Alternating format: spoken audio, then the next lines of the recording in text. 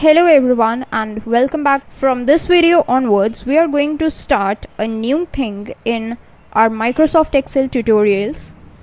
We are going to start about VBA macros. So this is a completely new topic, and in this VBA macros, what we'd be learning is how can we create macros using the Visual Basic for Applications editor.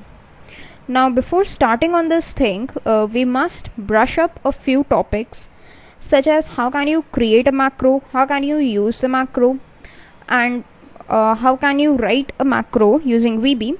Now we have already covered all this in detail in few of our previous videos, but since we are starting this topic as a whole new thing right now, so we are going to brush it up a little bit. Okay, so this is the introductory video. In this video, I will teach you that how can you record a macro or how can you edit the macro. And from this video onwards, we would be just learning our journey about the VBA macros. So let's start. First of all, what you got to do is learn how to record a macro. So what you got to do is just go to your View tab. Here is this macros button. You can go and click on record macro. Now first thing it asks you is for a macro name. What I'm going to do is I'm going to provide it with a name. It could be anything that you want, but there is a naming convention that instead of spaces there must be an underscore like here. Then you got to provide it with a shortcut key. Now we have learned all about the control shortcut keys in our previous videos about the shortcut series. So there are only some letters that you can use, but what I'm going to do is just press the shift key and press S. Control shift S is a new shortcut that I'm assigning to this macro. Then it asks you that what is going to be the scope of this macro, that is where you want to store it. So I want to store it in this workbook, or you can select any of these options. Then you can provide a description like this is a first test macro, okay, like this. And when you click on OK, you can see on the bar over here, status bar, that the macro is currently recording. So whatever steps you do would be recorded in a macro. What I'm going to do is just provide it with days, and I'm going to write here Monday, and using the custom list I'm going to just expand it till Sunday, and then I'm going to write another column name that is sales, and here I'm going to provide some sales data like 890, 570, 560, 350, 760, 460, 210. Now what I'm going to do is just convert it into a table by pressing Ctrl T. Make sure my table has headers is checked on, and then I click on OK. Now what I'm going to do is convert it into numbers. So go to the home tab for that and check on this accounting options. So this is converted into numbers, and this whole thing I want to store in a macro. Now this whole thing is recorded. Again, you can go to the View tab and you can stop recording your macro. Now what happens is your first macro is recorded, and all the steps that you followed over here have been recorded in the macro. If you want to reproduce the steps, you can simply do it by what steps you need to follow. You can go to a new sheet, you can go to the View tab. Here is the macros option. You can go to View Macros, and here you can see a list of all the macros that you have recorded up till now in this particular workbook. And here is this first macro. You can just select that particular macro if there is a list of macros, and then you can click on run. Okay, so yeah, that was some kind of an error. Okay, the error being that we just converted into an accounting range, and that was when this table was given a name. Like if you go to this sheet, so this table was given a name table 1, and in sheet 2 it could not be given the name as table 1. So it had given an other name table 1_1, and that is why the error was there. So it was basically because we followed that Control T command, and that's why we were getting that error. Otherwise all the steps would have been followed. Otherwise what you can do is just follow the shortcut for reproducing the macro. What shortcut what we had assigned to it was Control Shift S, and then again there is this error. You can click on end simply, and you can just select this and go to the home tab and change it to accounting as well. Now if you just select on this table like this, and you go to this design tab, here you can see the table name is table1_2, which means that there is a copy of this table. There are two copies of these table1, table1_1 and table1_2. So this step was done basically to show you that what is the usage of a macro, or how can you record a macro. With this you can also come to know that what are the advantages of a macro. So the advantages of the macro lie in the fact that you can reproduce the same steps again and again by storing it in a macro. It helps you to perform the different tasks with a simple shortcut. You can simply press the shortcut and all the steps that are recorded would be reproduced wherever you want. So basically macro is a piece of code or a set of instructions that you give to a Microsoft Excel sheet, and it is recorded in the form of a program which can be called a macro. Now what are some of the features of macro? If we talk about macros features, then macro is first written in a specific language known as Visual Basic. So if you have a knowledge of Visual Basic, then instead of recording the macros, you can simply write the macros. Now the question arises is where you want to write that language. So for that purpose, we have something known as the Visual Basics for the Applications Editor, or VBA, embedded in Microsoft Excel. Now Visual Basic for Applications Editor enables us to write the VBA code, and that VBA code, or the VB code specifically, helps us to perform these steps in macros. Okay, so that is what we are going to learn in this series of videos, that how can we create some Visual Basic code, how can we write macros for ourselves, and basically how can we go to the VBA editor. So for going to the VBA editor, one important step that you must do is, first of all, you can go to your tabs menu, and here you got to search for the developer tab. As you can see right now, my developer tab is not visible, but if your developer tab is visible, then it's cool. Otherwise, what you got to do is just follow some steps. You got to go to this file tab. Here is this options menu, and when you go to here, you can get this customize ribbon option. When you select over it, here is this customize the ribbon, which tells you that you can use this list to add, remove, rename and reorder the tabs, groups and commands and all. So what I'm going to do is add the developer tab from here. In the main tabs, you can see that there is this developer tab written, which is not checked. So if you just check on it, and right now you can see that it's not just added, but if you just click on OK, this is this OK button present over here. If you click on this OK button, then this developer tab would be added. So I just click on OK, and you can see after view and before add-ins, this developer tab is added. Now using this developer tab, you can easily go to the Visual Basic for the Applications Editor. If I just go to this developer tab, you can see all these options are given to you. So these are basically for the developers, that is the people who like to write code, who want to work with the code, and for them this developer tab is designed, and that is why it is not included generally in Microsoft Excel. You gotta perform some steps that we did just to include this developer tab in your Microsoft Excel. Now once you've got your developer tab, if you see over here in this code group, here are these options. Here you can record a macro as well, and here is this macros option, which is similar to the view tabs macros option that we got, and you can just perform any action that you want. Now this is this first macro. If you just go to this edit button, then you can see that this has opened the Visual Basic for the Applications Editor, but that is only possible if you have opened a macro or you have already created a macro. Then you can edit it using these options. So this is not the standard way of going to the Visual Basic for Applications Editor. The standard way is you got to go to the developer tab. Here is this Visual Basic option written. You can just click on it, and once you click on it, you can see that this window or this screen that is in front of you is actually of the Visual Basics for the Applications editor. You can see its name, Microsoft Visual Basic for Applications. It enables you to perform all these actions. And let me just close it for a while.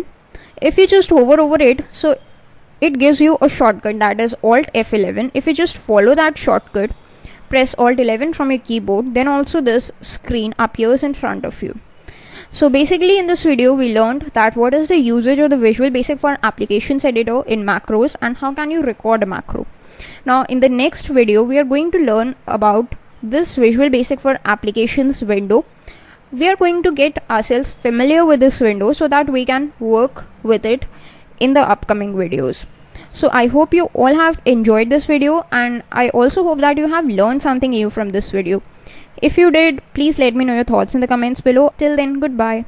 And welcome back. In today's video, we are going to continue our discussion about the VBA macros. So basically in today's video, we are going to discuss about the structure of this Microsoft Visual Basic for Applications editor. This is the editor that you get if you want to write any VB code, to manipulate the macros, to write the macros, to edit them, or to do anything related to macros. If you want to do coding part, then you got to come to this thing that is Visual Basic for Applications or VBA editor.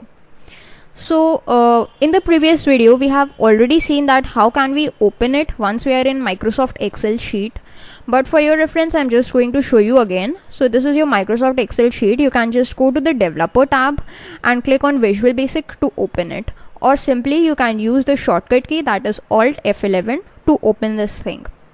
Now once you have opened it, since I have created one macro for my sheet already, so I'm getting this code of the macro. Now what I did, I recorded the macro using the GUI steps or the front end of Microsoft Excel, but what I am getting over here is the code written. So this is basically the code that is actually acting behind the steps that I followed. This is the code that I was not concerned with while following those steps, but actually Microsoft Excel has written this code for me and has stored in this VBA sheet. So if you have knowledge of it, you can edit it, you can make changes to it. Okay. Now first of all, let us make ourselves familiar with this window. This is the kind of the thing that you get to see. First of all, you can see this file, edit, view, all these things. It is the menu bar. Then the next is this toolbar, which has these different kinds of tools, like you can use the save option, you can find, you can undo, you can redo. From here you can run your code, you can break it, you can reset the code, and all these basic tools are available to you in the toolbar. Also it gives you the current cursor location, that is, it is in the 17th line, column 23. If you see right now, it is over here. So this is the actual position on the cursor given to you as well.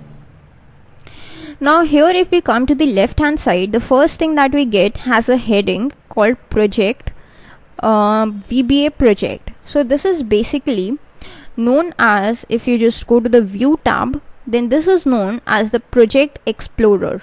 This is a shortcut for it, Control R. This is the project explorer. Okay. Now what does it do? It gives you a listing of all the things that you have. If we just go back to our Microsoft Excel workbook, then the name of the workbook that I have is book 1, and it has 3 sheets, sheet 1, sheet 2 and sheet 3. So these are the 3 sheets. Now if I just come back to this VBA, what I get is a list of all these things. VBA project is book 1, and then it has some Microsoft Excel objects. So sheets are basically objects of the workbook. Sheet 1, sheet 2 and sheet 3. Okay. If I just double click on this sheet 3, then you can see this thing changes. Simply if you just double click on book 1, this is this workbook, then this thing is also blank. But if you just double click on module 1, then you have got the code of macro. So the basic idea is, this is actually a code pane that enables you to write a code corresponding to a particular sheet, corresponding to a particular workbook, or corresponding to a particular module. So whatever code you write here is going to be executed in that particular thing. Okay. Now what happens if I just go back to my Microsoft Excel and I try to create a new workbook? So for that I go to File, I go to New, and I want to create a new blank workbook which has a name Book 2 and it has sheet 1. So I'm going to add some more sheets. Suppose I have total 5 sheets, sheet 1 till sheet 5, and there is another workbook, Book 2. Now if I go to this VBA editor, then you can see over here I have got 2 workbooks. First is Book 1, second is Book 2. In Book 2 you can see there are 5 sheets, sheet 1 till sheet 5, and in this Book 1 there are 3 sheets. Okay, so basically whatever objects that are opened right now would be shown over here in the Project Explorer panel of VBA. It helps you to take an idea or make an understanding that what objects are open right now, and like Book 2 or a particular workbook contains how many sheets. Okay, now if I just close this Book 2 and click on Don't Save, then what happens is I go to VBA back, and you can see that VBA project Book 2 has been removed and only Book 1 is present with its sheets. Okay, now this VBA project enables us to also add macros. Like when we were creating the first macro over using GUI, what we did was selected its scope as this workbook. So what it did was it enabled this module 1 to be stored under this Book 1, which means that this module 1 or this macro 1 can only be used in Book 1, and outside Book 1 it has no existence. Okay, now this is module 1. What if you want to add some objects? All these objects are actually added dynamically using Microsoft Excel, but what if you are in VBA and you want to add some objects? Then how can you add it? You can see there is this Insert tab. If you just click on it, and you can see all these options are available to you. What all you can add? You can add a user form, you can add a module, and you can also add a class module. So I'm going to just click on module, and it has added another module known as module 2. So this way you can add as many modules as you want. Like you can just go to insert module, insert module, insert module, insert module, and so on. Okay, now once you are in module 1 and you go to the insert tab, you can see this procedure is disabled. Similarly, if you are in module 2, again this procedure is disabled. But okay, if your focus is not in any of these modules, like right now, and you go to the insert tab, then also you can add a procedure to it. Now what is the usage of this procedure? This procedure enables us to perform a particular function. Like macros are a list of instructions, or they consist a number of instructions that are recorded, and they are basically stored in modules. So that is similarly the work of the procedure. A simple definition of a procedure is like if you want to perform some actions again and again and again, like you are going to use something, you are going to perform addition over the data again and again, then you can store it in a procedure and use that procedure in each and every macro. That would help you to just write the code once and use it again and again and again as many times as you want without having to write it again and again, saving you the development time and also reducing the length of your code. So this is how you can add a procedure. What things it asks for you is, first of all, it asks for a name. Suppose name it as procedure _1. Okay, then it asks for a type. It could be a sub procedure, it could be a function, or it could be a property. It is always advisable to go for a sub procedure in VB, but it may change as per your wish or as per the needs of the code that you are writing. Then it asks for a scope, public scope or a private scope. Public scope means it is accessible anywhere, and private scope means it has a limited scope. So I'm going to keep these default settings and I'm just going to click on OK. Then you can see what it has done is it has written this public. If I had chosen private, it would have written private over here. Since it is a sub procedure, so it has written sub. So that is how the procedure is created. Okay, so this is the procedure 1, and you can write any code over here, and then you can call this procedure anywhere that you want, and whatever the steps are there would be replicated over there. So this was all about this VBA project, that is the Project Explorer. There are other windows or other parts of this VBA as well, which we would be discussing in the next video. That is all for today's video. Thanks for watching. Hello everyone, welcome back. In today's Excel VBA video series, we are going to continue our discussion about the VBA editor. In the previous video, we started familiarizing ourselves with the VBA editor structure. The reason why we are doing this is because once you are familiar with the structure, you would be easily able to do coding over here, because in our upcoming video lessons we are going to start VBA coding very soon. So before that, it is important that you get yourself familiar with the structure so that you have you can easily work on it.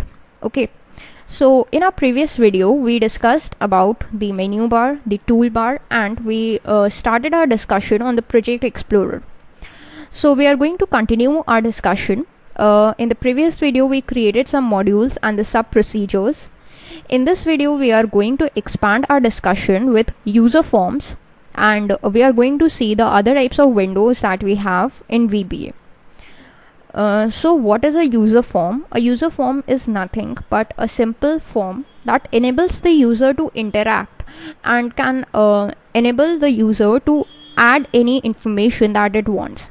Suppose you want to submit a feedback form, then what details it asks for you is usually your name, your feedback, and then there is a button that when you click on it, the form gets submitted. So that is a kind of a user form that we are going to create. So a simple step to create a user form is, first of all, a form is an object. So whatever thing is an object, it is actually a part of a workbook. Okay. So the user form cannot exist independently. It must be existing in a workbook so that it can be used inside Microsoft Excel. That is the thing that you need to know. So here we have book 1, and in this we are going to create a user form. So once you are in your Project Explorer, go to the Insert tab. Here is this user form option. If you just click on it, you can see that the user form has been created in front of you, but it cannot do anything. The reason why, because there are no controls over it, so we need to add some controls over this form. How can we add that? You can go to this View tab. Here is this toolbox option. Make sure you click on it, and here is this toolbox that you have got. It consists a list of the tools that could be added to this user form for its better usability. Suppose if you want the user to add its name in a text box. So first of all, a text box must be present. So this is a text box. But how can you prompt the user that you must enter your name in this text box? For this, there must be a label. So this is the label. You can just create a label over here and write name. This will give a message to the user that yes, I have to write my name in this text box. After writing the name, if you want user to submit this name, you got to provide the user with a button. So this is a button. Okay. Actually, if you just double click over this button, then it would open this thing, which is kind of a button handler event. What it do, it allows you to write some VB code, and when you write this VB code, this code would be executed every time the button is clicked. If you look closely at its syntax, it is private, sub, and the name of this event, that is command button 1 underscore click, which means it is kind of a sub procedure that we just created, but its scope is private instead of public, and what name it has got is command button 1, which is the name of the button, and at what event it appears as the click event. Okay, and then there is end sub to end this procedure. So whatever code you want, you gotta write it in between private sub and end sub. Now here, if you see in the code pane, there is this command button. Instead of command button, there are various other options like label 1, text box 1, user form, etc. All these options enable you to select any control. Suppose you want to add a control to text box event. Now this change is one of the events of text box. If you want to see all the events related to a control, you can go to the second tab. Here are all these options that you get, and these are actually the events which you can select. Okay, so suppose I want this event to occur when the key is pressed. So this is actually the event. This is the syntax. Right now I'm not going into the details, but that's how you can add these different kinds of events. So let us go back to a user form and try to change its name. Like it's showing command button 1, so it's not clear to the user that what it has to do. So simply I'm going to provide it with a caption, click me. Okay, so this is a very basic form. It basically does nothing, but only it's a text box and a button which the user can click. Okay, now if you want to run this text box or this user form, then how can you run it? In the toolbox there is this play button kind of thing. You can just click on it or use the shortcut F5, and here you can see that this user form 1 has run. Here you can provide a name. Suppose I provide programming knowledge like this, and if you are satisfied, you can just click on this button. Of course it doesn't do anything because we haven't written any code, but that's how it works. Okay, so if you just close it, you are back to here. So that was about user form. How can you add a user form, how can you add controls to it, and whatever. Now one more thing, if you just double click over this button, then you can go to this place where all these procedures or sub procedures are written. If you just double click to user form 1, then you are back to the user form where you can design the form. Now since in user form 1 the focus is on command button, here is this window that shows all the properties of command button, like its name, its size, its color, its style, its caption, and many more things. So this is actually the properties window or the properties explorer that shows all the properties related to a control. If I just click on user form 1, right now I'm in command button 1, and if I just go to drop down and select user form 1, so what will it do is it will show me all the properties of user form 1. Similarly, if I just go to module 1, it show me all the properties of module 1. If I go to sheet 2, it would show me all the properties of sheet 2. So this is the properties window or the properties explorer through which you can navigate to all the properties of a particular object. Okay, next thing is the code pane, which we have already seen and we have already been familiar with. If you go to the view tab, there is another thing known as immediate window. If you just click on it, then this kind of a window appears on your screen. So this immediate window, its usage is basically whatever question you type, you get its corresponding answer through immediate window. So its usage would be when we are actually running our VB code. So then I will show you the usage of this immediate window. But right now, just for the sake of familiarizing it, I have told you that what function does it perform. Next thing that is important is this object browser. You can go to the view tab. Here is this object browser. If you just go to this object browser, here are all these things given to you, and as you can see, there are a lot many things. So it's not possible for yourself or anyone to be familiar with these, but basically these are actually all the objects that must be present or that could be present in a sheet. I have sheet 2 as my focus right now in the tab over here. Now pivot table, we already know, can exist in a sheet. So we have got a pivot table object, and all these are members of the pivot table, that what actions can we perform. Here you can see, and what methods we can be associating with the pivot table. Similarly, if you can just go over here and search for something, suppose I search for chart, so it has given me all these things, that what is the library, its Excel library, what is its class is chart. So what is its member, all these things I have been given. So these are the search results actually. So if I just go over here, I've got this chart. If I click on chart, then these are all the members of chart. So this object explorer helps you to explore all the members related to a particular object. So this was basically the introduction of VBA. Now you're familiar with everything about VBA, and that's all you need to know for a general introduction of VBA.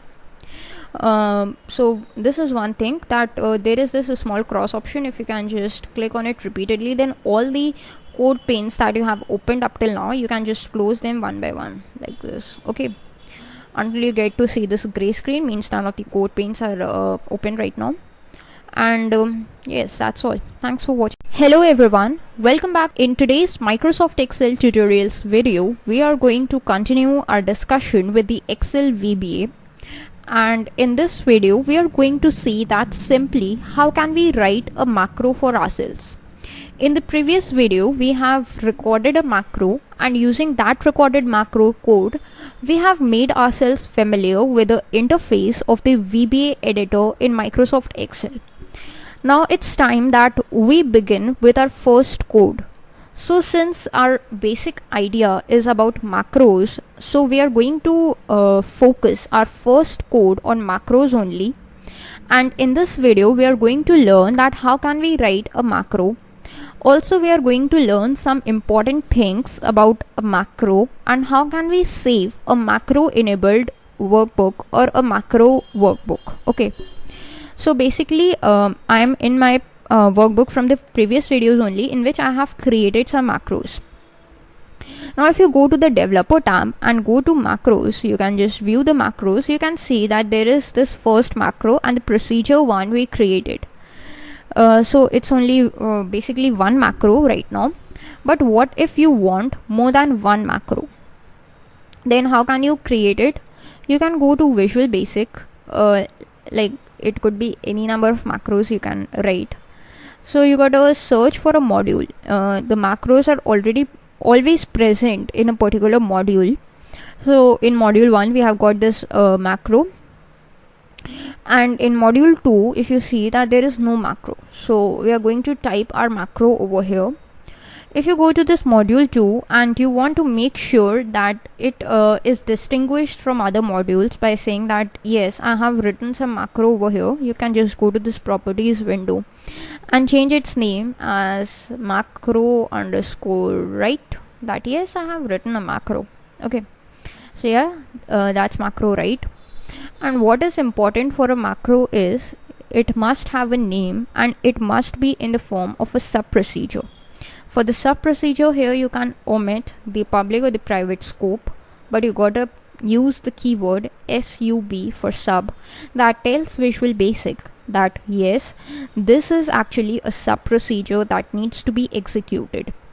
The next thing you gotta do is provide a name for your macro. Now the naming convention that we used while creating a macro in Excel was we omitted using spaces, and instead of that we used underscores. So that is the same thing that we are going to do in this as well. So suppose it's going to be write VB macro. So this is going to be the name of my macro, and as soon as I click on enter, what happens is this sub gets converted into a blue color and its S is capitalized, and I get this end subline.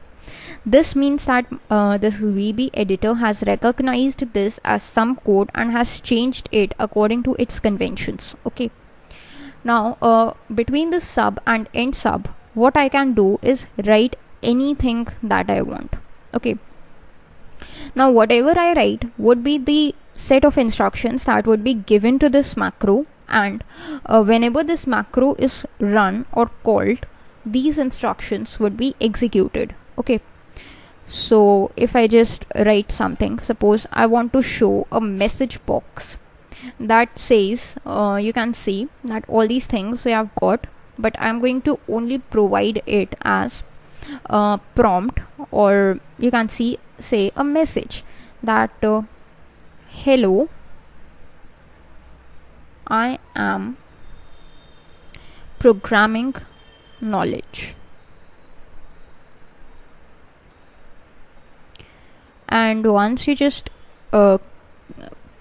end the double quotes, you can put a comma, and the next thing you have got is a number of the buttons that you can give, like abort, retry, ignore, application modal, critical, some default buttons, exclamation, information, help, and all these things. So this is kind of an information, so I'm going with VB information, put on a tab key, and if you just again put a comma, then there is this title which is optional, but I'm going to provide it with a title in double quotes again, greetings, and that's it. I can press on enter. So this is one message box that I have written. This message box would be shown whenever this macro is run. This is the actual condition or the actual instruction given to this macro. Now how can I run this macro? There are two ways. Either you can simply use this button or press the shortcut F5, or you can just go to run, and here is the same option. So you can just do this, and you see this is the message box that I have got. Greetings was the title that I gave it. VB information was its type, that's why I have got this I, and this is the message, hello, I am programming knowledge. You can click on OK. Now again you can go to Excel sheet, and again if you want to run this macro, either you can use the VBA or you can go to the macros tab. Here you can see right VB macro is present. If you want to run it from here, you can simply click on run, and the same thing it does again. Okay, so that's how you can create a macro using the VB code. That was a simple macro. Now this is only just one line instruction, but usually the macros don't contain one line instructions. They can contain many instructions or many lines of code. So suppose you have another line, say you want to show another message box, and this time it shows that I am a YouTube channel. This is the kind of the message I want it to show, in double quotes of course. I put a comma, and now what I'm going to do is I'm going for VB question. Okay, this is basically to show you that what these different kinds of buttons can do. You can check it as VB question, put a comma, and its title is question, like this. Basically it could be anything that you want.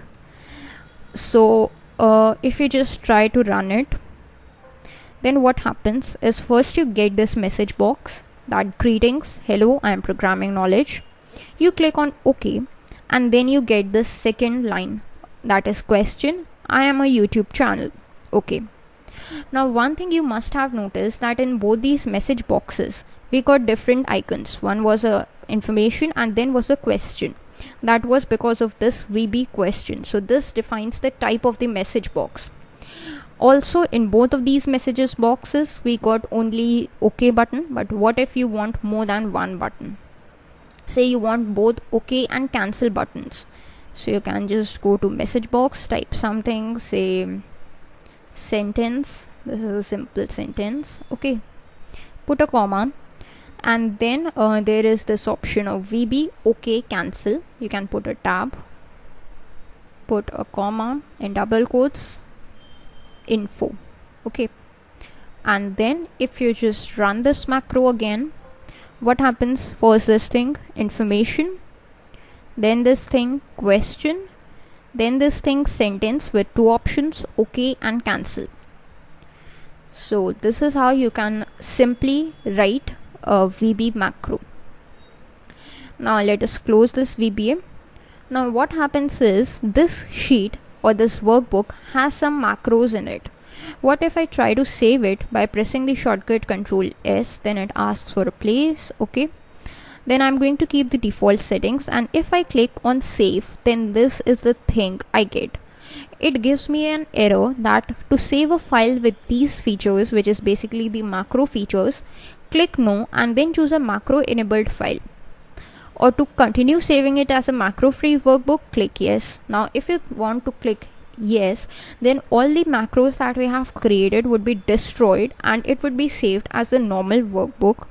But if you want to save it as a macro enabled workbook, or want to make sure that whatever macros you have created must be present, you should click on no.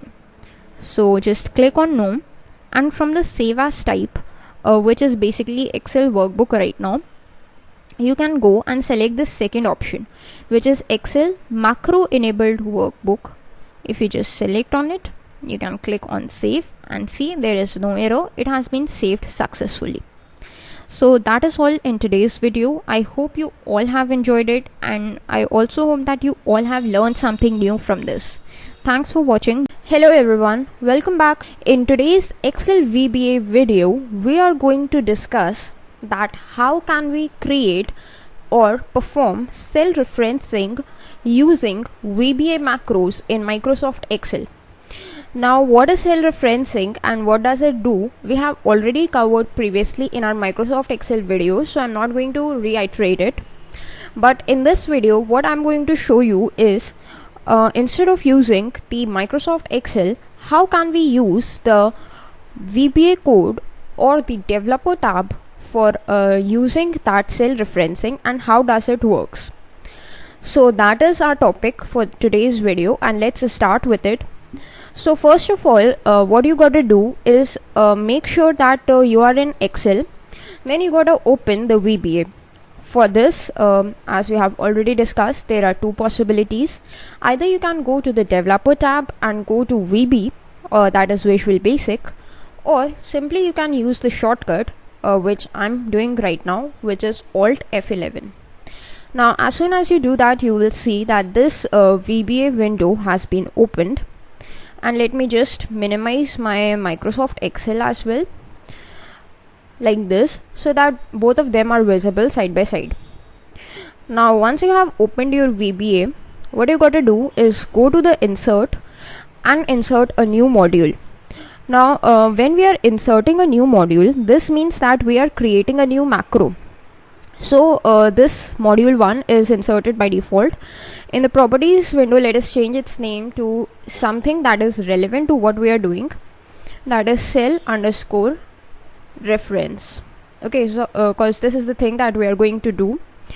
Then in the code panes, what we are going to do is first create a sub procedure. So for that, we got to write sub and then the name, which is going to be the name of our macro itself. So cell underscore reference. Then put an opening and closing parenthesis, and as soon as you press enter, VB automatically recognizes that yes, it is a sub procedure, and according to that the VB changes its code, like adding end sub and capitalizing S in the letter sub. Okay, so this was all about syntax, and let us now begin with cell referencing. So right now in our Excel, what we are doing is we are in a cell, active cell is A1. So suppose you want to write something on your current active cell, then how can you do it using the VB code? So here we are. All you got to do is type active cell, then put a dot. When you put a dot, you get a list of all the properties and methods that are associated with this active cell object, and you can use any of these properties if you're not sure that which property must be used. Okay, so I am sure that value property must be used, so just click on value property or just select it and put a tab, then put an equal sign and here you can provide it with any value. But if it is a string value, it needs to be in double quotes, and if it is not a string value, such as if it is a number, then it need not be in double quotes. Suppose I'm providing programming knowledge, and I'm just closing this double quotes. So this is what happens when this macro cell reference is started. Whatever the active cell is in the Excel sheet, its value would be changed to programming knowledge. So let us check that. So you gotta just press this play button, and you can see A1 was our active cell and its value has been changed to programming knowledge. Similarly, if you just change this active cell to something else and again press this macro, again you can do that same thing and again. So this is how this thing works. Whatever the active cell is, its value would change. So this was about active cell. Suppose you do not want to work with active cell, but you want to work with something else. Suppose you have a specific cell number and you got to change its value. So how can you do with that? How can you go with it? Okay. So for that purpose, just press enter in your VB. So we are going to write another line of code. First of all, you got to make in mind that what is the address of the cell in which you want to change the value. Suppose over here I have taken my desired address as F6. So F6 is the cell in which I want to add some content. Okay. So for that, what you got to do is use the square brackets. These square brackets are just present beside the P key on your keyboard. So just press this opening square bracket and write the address of the cell. F6 was our address. Then close this square bracket, put a dot and write value, then put equals, and then again write like the previous one, you got to provide it with a value, which could be string or a number or anything else. So I'm just providing a string value, like it is a YouTube channel. So YouTube channel, and then you can just close this double quotes. So this is what we have got. And now let us change our active cell to something else, say C18. And now if we just put a run, then C18 has got programming knowledge and our desired cell, that was F6, has got YouTube channel. Similarly, if we just change our active cell to something else, say J18, and now we run it, then only one change occurs, that is we have got this programming knowledge over here, but this YouTube channel is still over there because it's the same thing. Although the change has occurred, but we cannot see it. So that's how it occurs. There is another thing in VB, there is a line by line execution of the code. Means whenever we call this cell reference or whenever we just put this run key, then what happens is first this line is executed. When its execution is complete, then only this line is executed. Okay. So what is the benefit of this? Suppose we have written this active cell dot values programming knowledge. If we just copy this line and paste it over here, so what will happen is, first of all, the active cell value will change to programming knowledge, and say secondly we provide it with some number. Say 300 is what we have provided. Okay. So if we run it now, what will happen is whatever our active cell will be will contain the value as 300. So let's run it. Click on run. And what happens is we get directly 300 as the value, and we cannot see programming knowledge written anywhere. So what if you want to see it? How can you go with it? So for that, what do we need to do is go to this view, and actually there must be some debug window over here. Okay. Or you can just what you can do is just go to this debug menu, and there is this thing written as step into, which has got a shortcut as F8.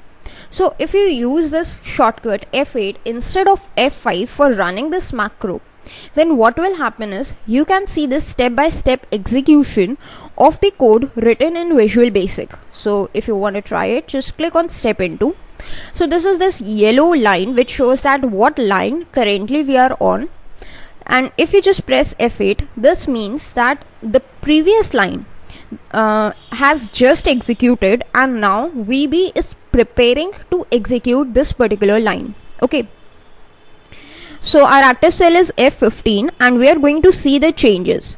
Now active cell dot value is programming knowledge. This is our line. If we just press F8, then you can see in the cell F15, which was our active cell, its value has changed to programming knowledge. Means that first line has been executed completely. Now what VB is preparing itself to execute the second line of code, which is the value of the active cell will now change to 300. Now if we press F8, what will happen is the value of this cell, active cell, would change to 300. So these two lines have executed and the third line is preparing for execution, which is F6 dot value is YouTube channel. So if we just press F8 once again, then what happens is we actually cannot see it because there is already the same value, which is YouTube channel. But actually now this this line is executed and the end subline is the last line. Now if we press F8, then its running has been complete. Now it has been completely executed this macro. So this is how the step-by-step execution of a Visual Basic code works, and if you want to see it, you can simply use the step into function. Now this is hint given to you by Microsoft Excel itself. How can you see it? This is the code, and if you just press this run button when there are like overlining codes, then you have got this kind of menu where you have get this step into function. If you use it, then also this step into works. So that was all about today's video. In the next video also we are going to continue our discussion with the cell referencing, because there are many more things that needs to be covered. So I hope you all have enjoyed this video. Thanks for watching. Welcome back. In today's Excel VBA videos, we are going to continue our discussion on cell referencing in Microsoft Excel.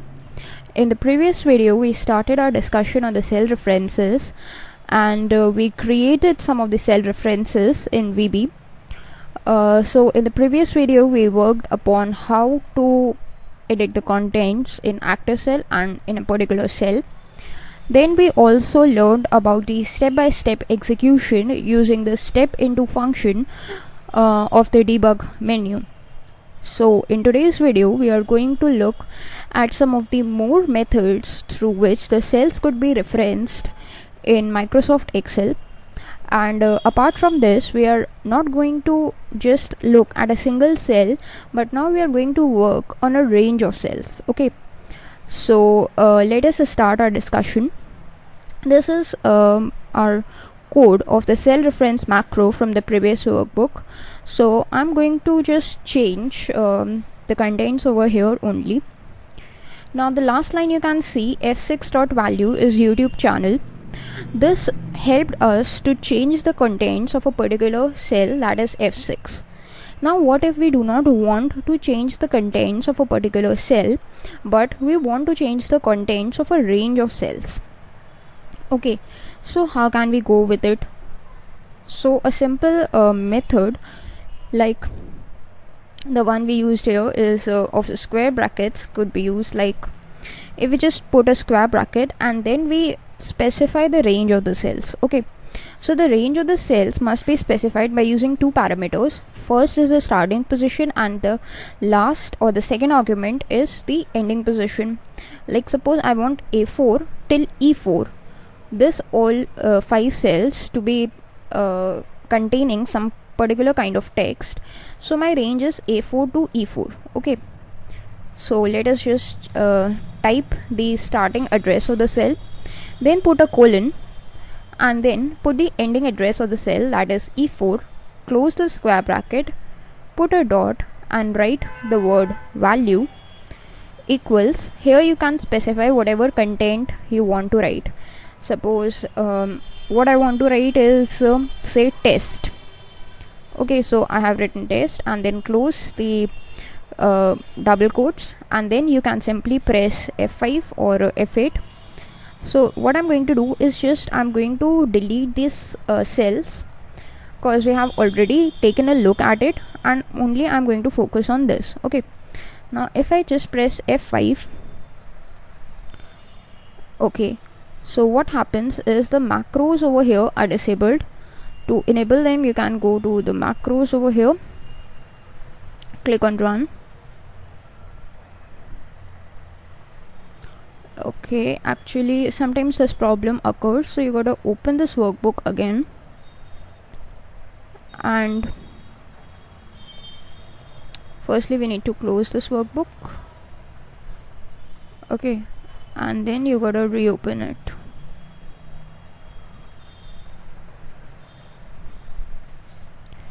And here there is an option where you gotta click on enable macros. Okay, now what happens is all our changes have been lost, so let us just change it once again. A4 colon E4 dot value equals test, and then you can run it.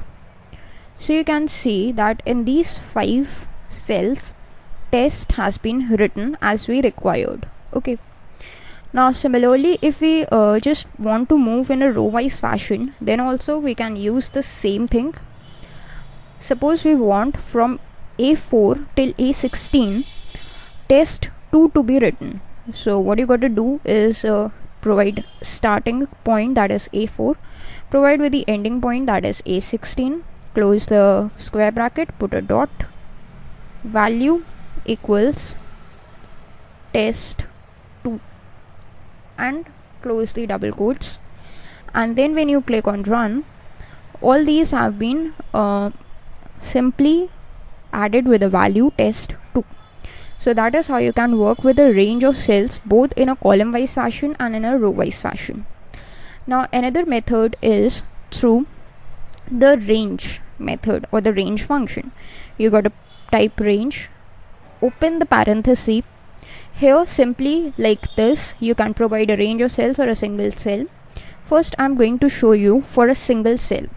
Suppose let us just clear all these contents first. Okay, that was an error. Just clear all these contents. Okay, now what happens is we just go to this range and provide the cell address, like E5 is a cell address. Close the double quotes, close the parenthesis, put a dot, and then we want to type value, so put a tab key, equals whatever value you want to provide. Like here I'm providing sample, so that's for a single cell. Okay, if you just click on run, in the cell number F6 we have got YouTube channel. A4 till E4 we've got test, but the value of A4 was overwritten by this third line, test 2, and in E5 we have got sample. Okay, now let us just delete this code for a while. And over here, suppose in the range function we want to provide a range of cells. Say we want to provide from H1 till H15. So write H1, put a colon, H15, that is starting colon ending, put a double quotes, close the parenthesis, put a dot, value equals the text that you want to write. Okay, and you can just click on run. You can see this all is covered with text now, sample over here. Okay, now this was about the string data, but what if you do not want to provide string data, you want to provide some numbers? So let us check. This time I'm moving in a column wise fashion from D17 till J17 is my target. So D17 colon J17, put a double quotes, parenthesis dot value equals simple text 2, like this, and you can click on run. So you can move in a column wise fashion as well. Instead of the textual value you got to provide a numerical value. You can work with that as well. So that's a numerical value. Now you do not need to provide the double quotes in case of the numerical value. So that was another method. Let us just clear it all, and the sheet as well, we got to clear it. Now what happens is we got another method of just adding the contents. So there is this function known as cells. You got to write it, put a parenthesis, and as soon as you do that, it asks for two things: the row index and the column index. So using this, but obviously you can only just connect or write a single cell or refer to a single cell, but instead of providing the exact cell address, you got to provide the row index number, which is obviously from 1 till whatever value you want to provide. So you can reference it from here, but for the column index, instead of ABCD, you got to provide corresponding numbers such as 1 for A, 2 for B, 3 for C, and so on. Suppose I want to write something in E7 or E6, it's my current cell.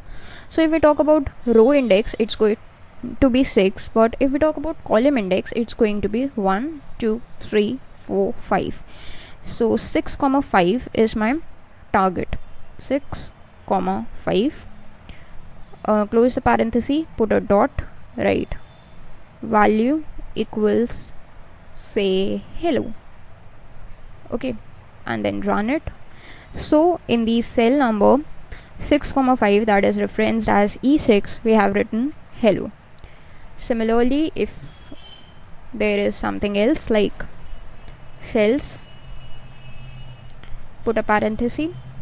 Suppose we are referring to E10, or sorry, C10. So this time it's going to be 10, 3 for C.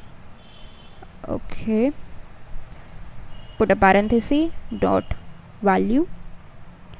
Now I'm going to provide it with a numerical value, say 800. And now if I click on run, so 800 is what I have got.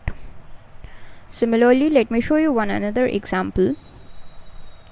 Cells 10, 3 only. If we want to overwrite the value, suppose I do not want 800 to be visible, but I want 850 to be visible. Okay, now we would be using the step into function. For that, go to the view tab. There's this toolbars, click on this debug, and here you can see the debug menu is present. Now this is our debug menu, and you can find this is the step into function with all these functions given. So you can click on step into like this. As we execute this line, its contents change to 850. So that is all for today's video. Thanks for watching. Hello everyone, welcome back. In today's Excel VBA video, we are going to look more and more about cells. In our previous video, we have understood all about cell reference.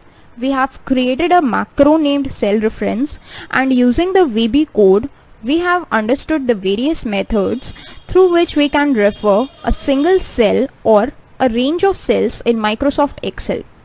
Now in this video, we are going to continue our discussion on cells, but instead of referring to a cell or a range of cells, what we are going to do in this video is we are going to learn that how can we manipulate the values that is already present in a cell. So to manipulate the values, we are looking at the different methods. The first method is the previous one only, that how can we add the contents to a cell, to a blank cell. The second method is when a cell is not blank or is having any kind of value, then how can we edit that value to extremely new content, or we can just add something. Suppose hello is written in a cell, then we can write hello word. So how can we manipulate that thing? Then the third thing that we are going to see is what is the method through which we can copy the value of one cell to any other cell. How can we paste that copied value into some other cell? Then how can we cut the value from a particular cell and paste it to any other cell?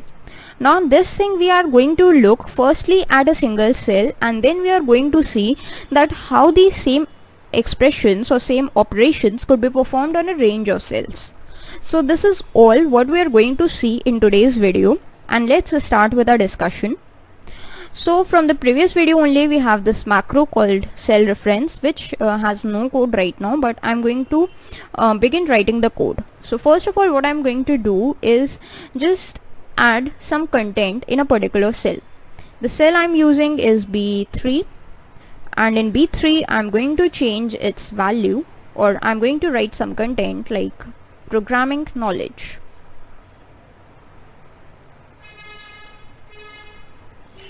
Then this is our first step, that is how can you provide a value to a blank cell. If you can just play it. So yes, value is provided to this blank cell. Now this was a string value. How can we provide a numerical value? So say B4, we got to provide a numerical value 50. That's our numerical value. Okay. Now then we have the second thing, that is how can we change the value. Suppose B3's value is programming knowledge, but we want to change it to something else. So how can we do that? Simply we want to replace its value, so you got to just provide the name. This whole syntax you got to repeat like this.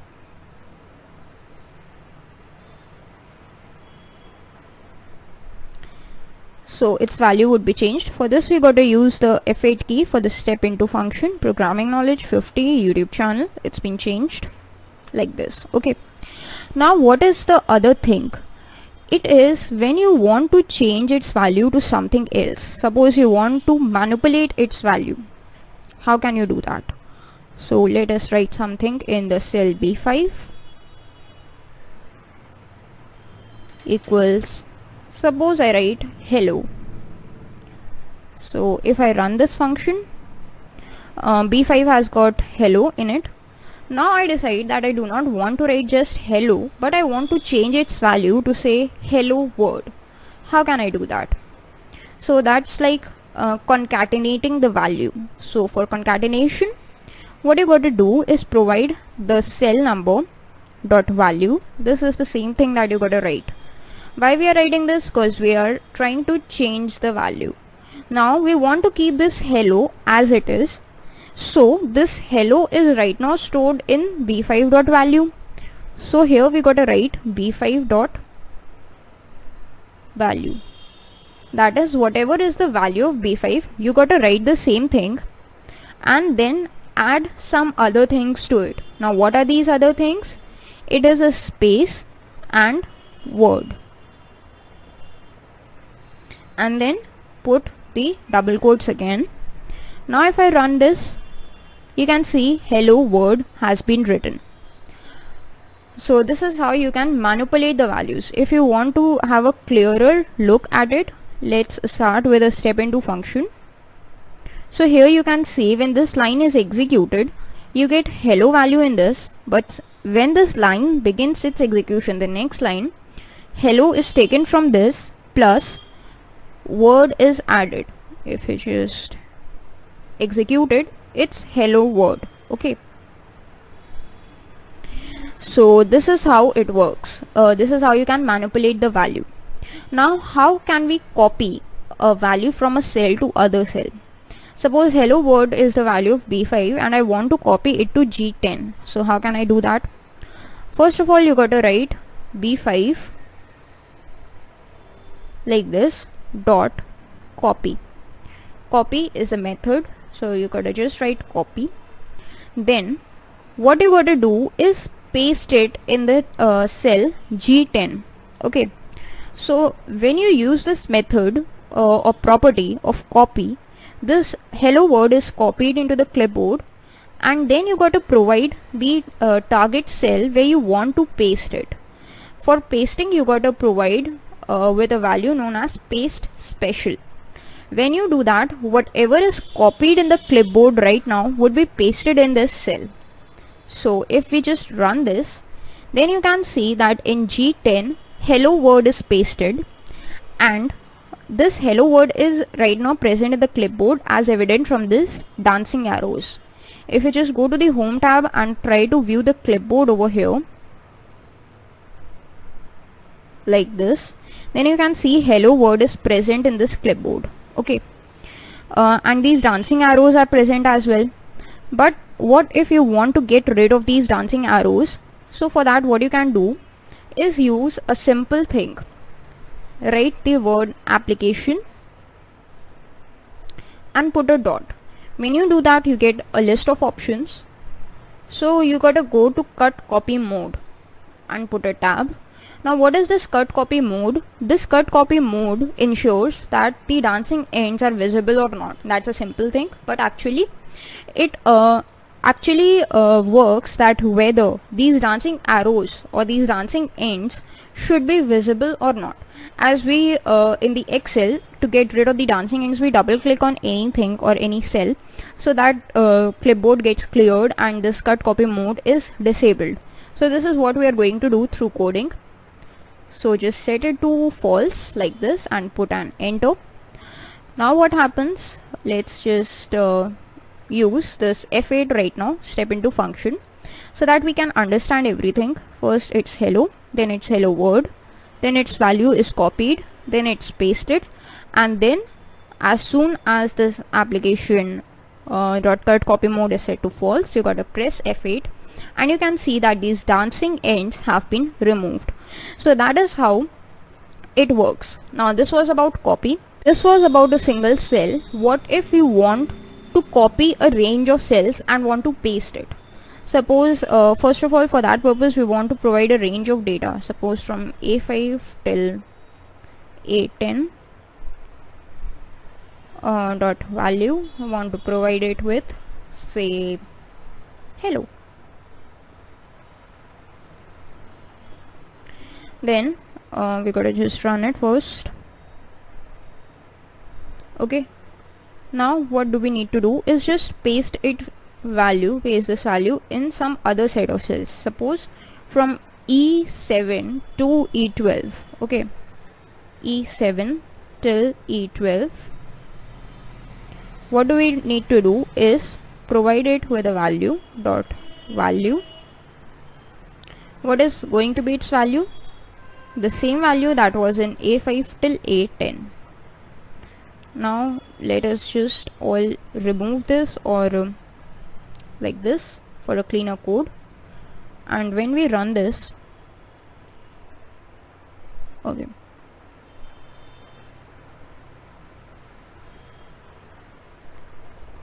dot value. Okay, so if you just provide it with this syntax, then this value is copied over here. And that was the simple thing on how you can work with the cells, the range of the cells. Now if you want to use the copy function, how can you use it? Suppose A5 till A10 dot copy is what we do, and then we got to paste it. Where you want to paste it? Say in B5 till B10 dot PasteSpecial, like this. Okay, now if we run it using F8, it's copied, it's pasted, ends out. Yes, and that's how it works, how you can copy the data from a single cell to any other cell, how you can copy a data from a cell range to other cell range, simply using the value function or the copy function and the PasteSpecial function. So that is all from today's video. I hope you all have enjoyed it. Thanks for watching. Hello everyone, welcome back. In today's Excel VBA videos, we are going to look at how can we work with fonts in Microsoft Excel. Now in the previous videos we have already worked with the cells and the data, and now in this video we are going to see that how can we change the appearance of the data that is present in the cells. So this is our sheet from the previous video where we just copied and pasted some values. So let us create a new macro which is going to be focusing on the fonts only, and in this video we are going to learn that how can we change the appearance of the fonts, how can we change the color of the fonts, how can we change the type, of the fonts, how can we change the size of the fonts. These 4 things are going to be our point of concern today. So first of all, we have to create a new macro for that purpose. And to create a new macro through VBA, what you got to do is go to the Insert tab and click on Module. So this new module would be inserted.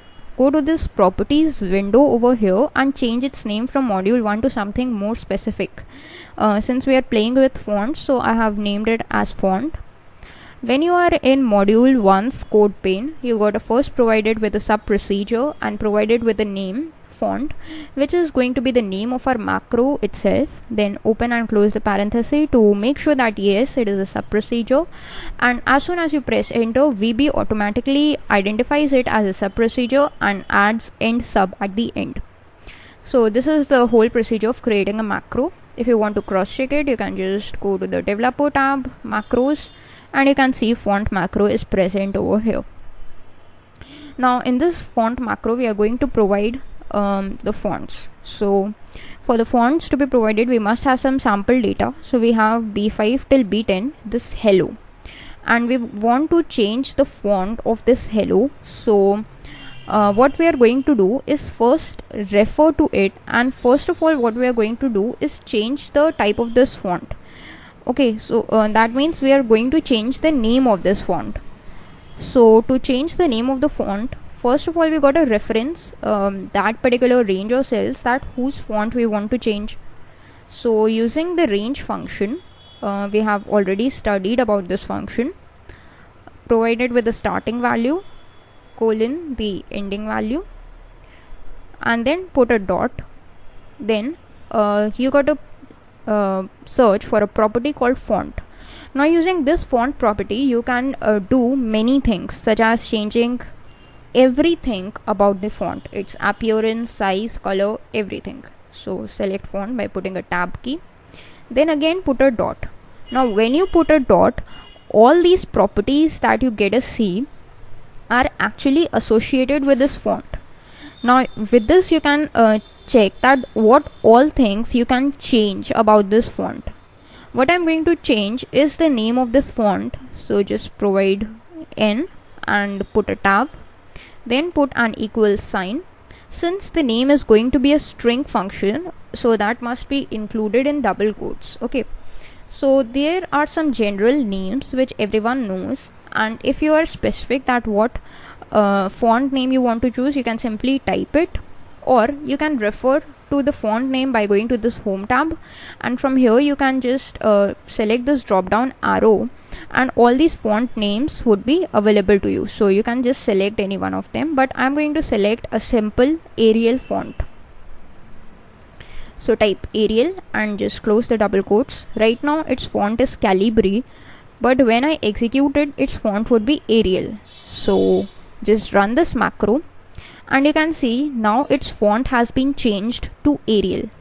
Right before it was Calibri, but now it's been changed to Arial. Simply you can change it to any other thing. Suppose instead of Arial you want something else, say Times New Roman. It's also a popular font, Times New Roman, and here it is, Times New Roman is changed. So that's how you can change the name of the font. Now that was a simple thing. Now what happens if you want to say change the appearance of the font? So we are going to just copy this thing up till font dot, because that is going to be the general thing for each and every line of the code that we are going to provide. Put a dot. Suppose we want to change its bold status. So bold status has two values. Just put a tab. It could be either true or false, because we can toggle with the bold button. So if we set it to true, the text would be bolded, and if we set it to false, the text would be unbolded. So let's set it to true, because right now it's unbolded, and just run it. So you can see our text has been bolded. Similarly, instead of bold, you can work with other things as well for the appearance. Say suppose you want it to be underlined, so you can provide underline, put an equal sign, write true. This will make the text underline. If you want to see the step-by-step execution, just press F8, F8, F8. So you can see it's been underlined right now. Okay. Now if you want some other thing, there are other options also available, like italics. If you want to change it to an italics, then also you can provide with either true or false. So I'm going to provide with true, and if you just put F8, so you can see it's now changed to italics, and you can see in the home tab all these things are changing as well. Okay. Now again, there is another thing called as strike through. If you want to do that, you can provide strike through as well. Click on true, you run it, and see that this all is now strike through. Okay. Now what I'm going to do is just change my data set. That is, instead of B5 to B10, I'm going to provide A5 to A10. There is something called as superscript and subscript. For superscript, if you want to change it to superscript, you can do that as well. Say the range of the cells or a single cell dot font dot superscript equals true, and if you just click on it, it's all changed to a superscript. Instead of superscript, suppose you want to just change the superscript status to a false, you can just copy it, paste it, then set its status to false, and you want it to be in the form of subscript instead of a superscript right now. So subscript equals true. Now let's use F8. First it is superscript, then superscript is false. Now it is normal when the superscript is set to false. Now it would be in the form of a subscript like this. Okay. So that's how you can work with it as well. Superscript and subscript. Now what if you want to change the size of the font? So you got to provide, suppose this is G10. Now I'm going to change its size. G10 size is what I'm going to change. Or suppose I'm going to change E7 size. Okay. E7 dot font. You can refer it using range. The reason why I'm using range is we get help from VB when we are using this range dot font dot. Now I want to change its size. So this is size, put a tab, equals. You can provide the customized size, like right now it's 11. Suppose I want it to be 20. You click on enter. Let's just get rid of all this code like this, and this is 20. You can run it. See, its size is changed to 20. You can see over here. Similarly, it could be changed to anything. It doesn't matter if this size is present in this drop down or not. 20 was present, let's change it to 19, as 19 was not present over there, or say something else, so that you can see the difference. Like 48, after 48 it's just 72. So let's change it to 56. You can see it's changed to 56. So no matter whether this size is present in the drop down or not, but if you're providing it here, the contents would be changed automatically. Okay. Now the next thing is, if you want to change the color of the text, then how can you do that? So to change it, you gotta first provide it with the text dot font dot color equals. Now what color you want to provide? Suppose I want to provide it red with red color. Okay, so red in double quotes, and let's see what happens. Okay, it doesn't change that because we are not having red color over here. What we are having is VB red. Okay, you got to provide VB red, and when you just click on run, so it changes its color to red. Okay, simply there are all these colors with a prefix known as VB. Simply if you provide VB green and run it, see it's changed to green. So using this you can provide a range of colors, And that's how you can work with fonts in Microsoft Excel.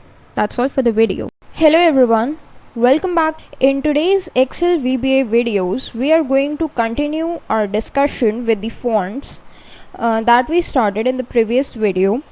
In this video also, we are going to just customize our fonts and see that how can we manipulate them to look better.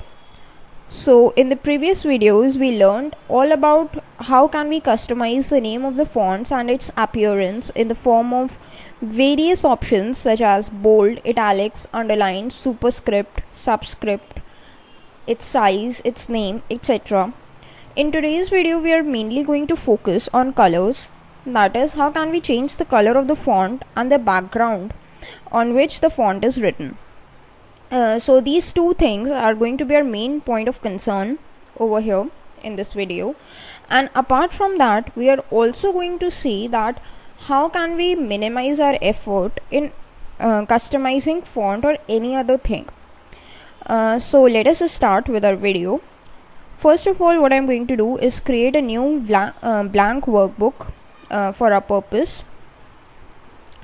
So this is our new blank workbook, and this was our previous workbook. So let's just close it and let's just place it over here. So this is our blank workbook, and once you've created your blank workbook, what I'm going to do is simply press Alt F11 from my keyboard to bring up this VBA.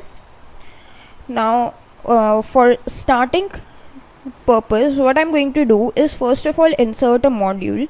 This module will be holding my macro, which is going to hold the VB code for performing the actions. So first of all, in the VBA, go to insert tab and insert a module. By default its name would be module 1, but I'm going to change it to something else. Since I'm customizing fonts, so I have changed it to fonts and press enter. Now once you click on fonts in the code pane, you gotta write a sub procedure first of all. So write sub sub and the name of the macro. So the name of my macro is going to be fonts underscore appearance, signified by APP, and then open and close parenthesis and press enter to make sure that VB recognizes this as a sub procedure. Now once this has been written, all you got to do is add some code to it so that it could be executed. Now first of all, to apply anything to the fonts, we must have some text. So first of all, what I'm going to do is use this range function and add some text to my cells. So I'm going to use cells A1 till A10. And in it I'm going to use the property as value, and then in the value I'm going to write something, say tutorial. Okay, so this is a Microsoft Excel tutorial, that's why I've written tutorial, and let's execute this. On its execution you can see it's tutorial written. Similarly, let's just copy it once again and keep us for ourselves a set of two text. Now from range B1 till B10, I'm going to provide the value of the YouTube channel you are watching right now, that it's programming knowledge. Okay, and let's run this as well. So we've got these two values over here, and that's exactly what we wanted. So now let's just get rid of these two lines because they do not serve any purpose now. Now whatever operations we are going to perform is on these two ranges of cells. Okay, so first of all, let us brush up our understanding of the colors that we performed in the last video.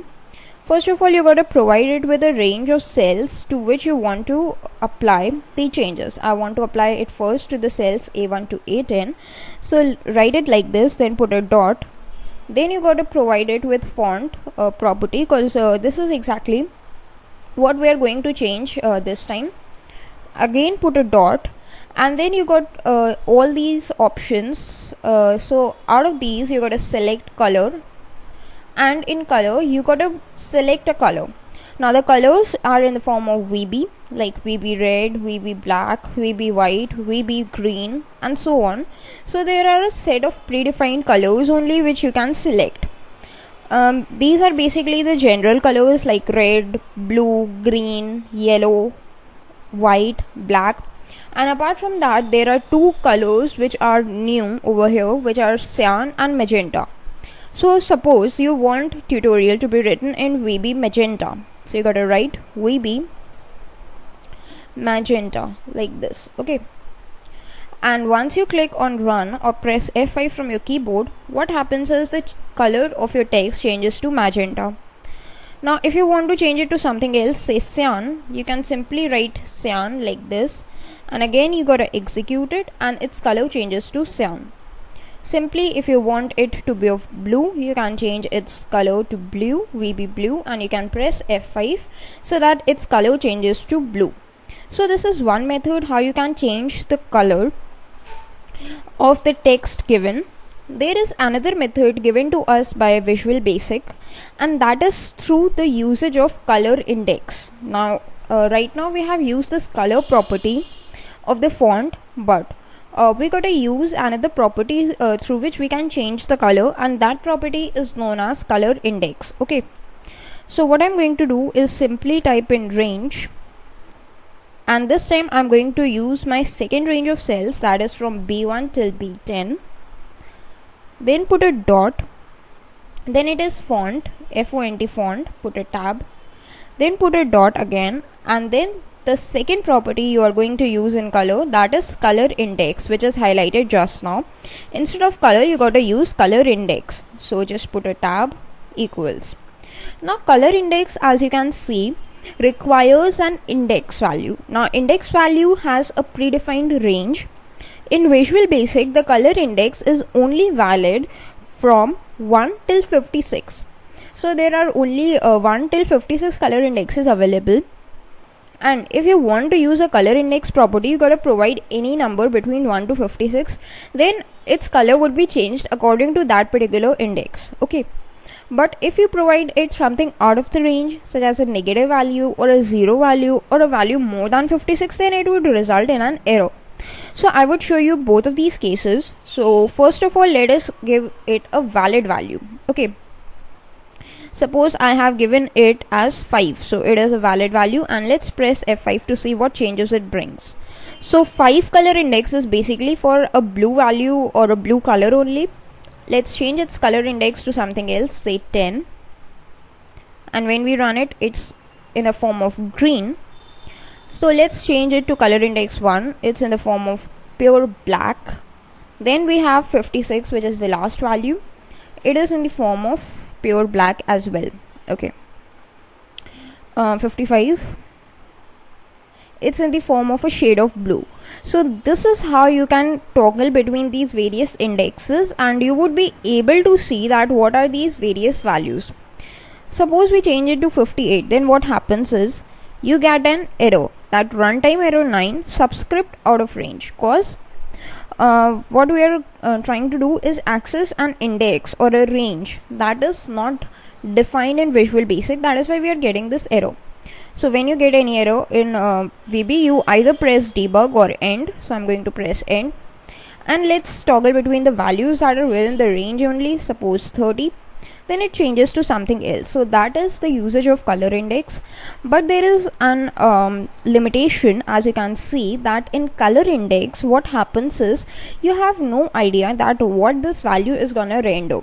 So you have to keep changing on the index until and unless you get a value that suits your mood or suits the setting that you are looking for. But a more generalized approach would be to follow the dot color property, which helps you to directly search for the color in VB, the exact color. If you want green, you gotta type VB green and the text would be colored to green. But in the case of color index, if you are searching for green, you gotta search for the right index by providing the different index values and then providing it with the right shade. So that is a limitation of the color index, but still it's totally up to you. It's totally your choice that whatever you want to use for colors, you can use everything that you want. Okay. So in this video we have basically learned about how you can apply colors in Visual Basic over the text. So there are two options, either through color or color index. But up till now we have only seen how can we change the text color. We have not seen that how can we change the background color. So in the next video we are going to focus on exact same thing, that how can we change the background color of our text. And apart from that, we are also going to see the usage of the with block in the next video. So that's all for this video. Thanks for watching. Welcome back. In today's Excel VBA video, we are going to see that how can we change the background color of the fonts using the VB coding through macros. And apart from that, we are also going to see that how can we use the with block in Visual Basic and what is exactly its advantage.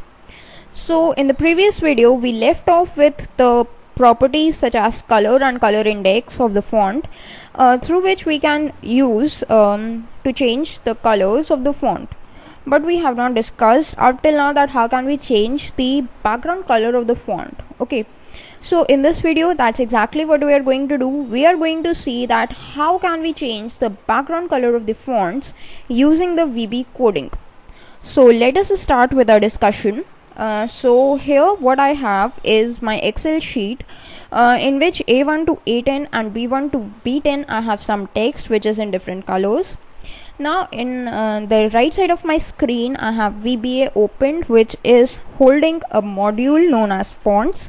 This module is holding a sub procedure known as fonts underscore app. That is actually the name of our macro, and this macro is holding some coding.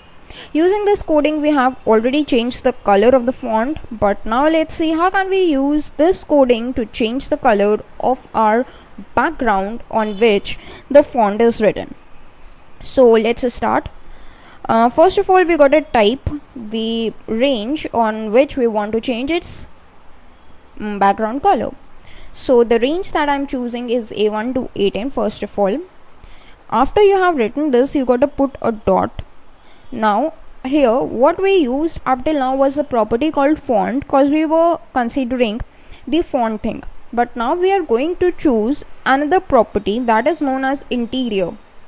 This interior property helps us to change the background or anything that is interior of a cell. This whole cell is actually accessed using the interior property. So in this video I'm just going to discuss that how can we change the color or manipulate the color using this interior property, but there are many other things which we are going to discuss in the upcoming video lessons. So you got to provide it with a value or a property known as interior. Once you have done this, you can put a tab key, then put a dot. Now when you do that, you can see that these are these range of properties which you can access using interior. And out of these, what we are concerned with is color. Using this color property, we can exactly do what we wanted to do, that is change the color of our interior. So put a tab and you will get this color.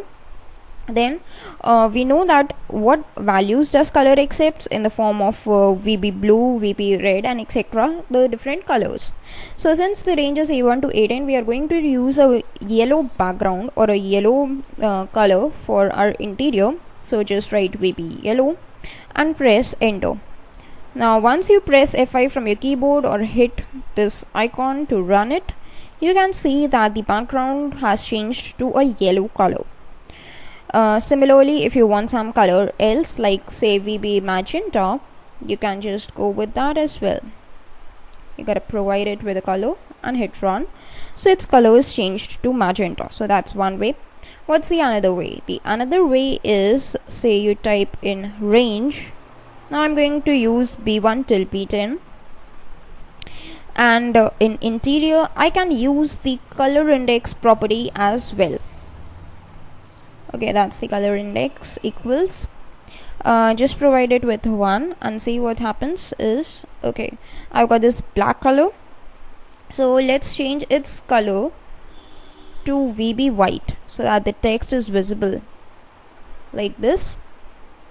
And now if we just execute it, then you can see this is how we can use color index property as well to change the color of the background along with the font color as well. It's actually similar to the font color, but instead of font property we gotta use the interior property. So that's how you can apply a solid color. Now what happens if you want to apply a gradient to it? How can you do that? So gradient is actually a different whole topic, but in this video I'm going to show you that how can you apply a predefined gradient to your range of cells. Okay, so suppose I want to provide a gradient to range A1 till A10. Okay, so that's what I've written. Put a dot, provide interior as a property, again put a dot, then search for a property called pattern. Now pattern is the property that helps you to set a gradient. You put a tab and then you gotta provide it with a pattern name. Now these are also predefined like the VB colors, so we gotta use a specified pattern only, otherwise it would not work. Okay, so the name of the pattern starts with Excel, then you gotta provide a keyword pattern. Excel pattern is what it prefixes with every pattern, like in the colors it prefixes VB, so Excel pattern. Then I'm going to provide linear gradient. Okay, and once you've done this, you can press enter and hit run. So you can see in A1 to A10 a beautiful linear gradient has been applied. So that's how you can apply linear gradient over your text. So that was about the linear gradient, and instead of linear gradient you can also apply these different patterns, but that's exactly a different topic which relates to the interior property, which could be covered in the upcoming video lessons. Okay, in this video what we are going to cover is the usage of with block. So if you see these lines of code, what is the problem over here is, if I want to access the interior property, interior's color property, then I have to type this whole thing. Again, I want to access the pattern property, which is of again interior, so I again have to type this whole thing to access that pattern property. So that is an overhead. I have to type the same code again and again. So to reduce this thing, what does VB do is provide us with a facility of with block. Using this with block, you can just accumulate all these same properties in a single block. Let us understand. Suppose we want to change the font appearance of our text. Okay, so what can we do is first write with, and what we are going to do is provide it with a common property. Suppose we are considering the font property, so in this the range of the cells is going to be same, this range part is going to be same, dot font part is also going to be same, so this part is common. We can write this common part over here. So what I'm going to do is just copy this part and write it over here, just paste it over here, then press enter and you can use end with.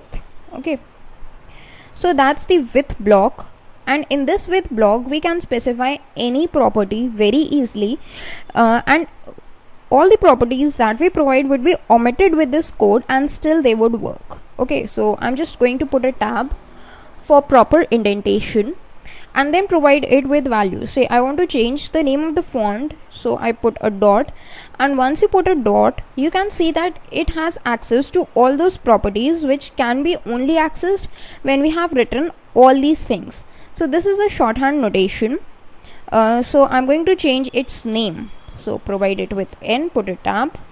The name I'm going to use is say Times New Roman. Okay, then I gotta change its bold status. I'm going to just change its bold to a true. Then I'm going to change its dot size property as well. The size I'm going to set at 50, and then I'm going to change its color as well to something as VB green. Then I also want it to be strike through. Okay, so this is strike through property is also what I'm going to set to true. So let us get rid of all this code like this, and only now we have this with block with us. So to clearly understand its usage, let's just change its fill to none and its color to say black. Okay, now if we just press F8 from our keyboard, what happens is nothing happens. Then first time, this is the name. If we press F8, you can see it has changed to Times New Roman. Again we press F8 from our keyboard, its bold status is now set to true. Then again if we press F8, its size is now set to 50, which is massive. Then again we press F8 over here, then its color is set to green now. And the last time we press F8, its strike through status is set to true, and this is what the changes happen to the text. So this is the shorthand way through which you can change the appearance of your text, but remember one thing, the property should be same. So that is all for today's video. Thanks for watching. Hello everyone, welcome back. In today's Excel VBA video, we are going to see the usage of a very special function that is given to us by Microsoft Excel. This function is known as PasteSpecial. So to understand PasteSpecial and its functionality, first of all let us see that what is exactly its usage by using simple Excel and not considering ourselves with a VBA code. So suppose I have some text written here in the cell A1 as text text. Okay, now I change its format, say I make it bold, I just change its size to 20, and then I change its color to a dark blue. So this is the format of the text along with the text, and now I want to paste the same format over something else that is written in the cell D6. Suppose I have written Excel in this cell D6, and I want not text text to be written over here, but its format, that is size 20, bold, and the color blue, to be applied over the cell. So what can I do is simply reproduce these steps, but that would be enormous. There are only 3 steps right now, but it could be where there are a number of steps where you have to just reproduce them. So Microsoft Excel has given you an opportunity of using the PasteSpecial function. How can you use it? Simply copy the text you want to copy, then go to your target text or the target cell where you want to paste it. Then in this home tab, there is this clipboard group where is this PasteSpecial option. Okay, you can see there are these different options given to you, like here. Okay, where you can just simply use these options, and you can even see its preview, that what happens to all these things. Okay, so these are all these options given, and if you want to just paste the format of the text in Excel, then you can use this option known as formatting. And when you do that, you can see that Excel is written as it is, as was before, but its format has been copied same as that of the text. So this is the usage of PasteSpecial.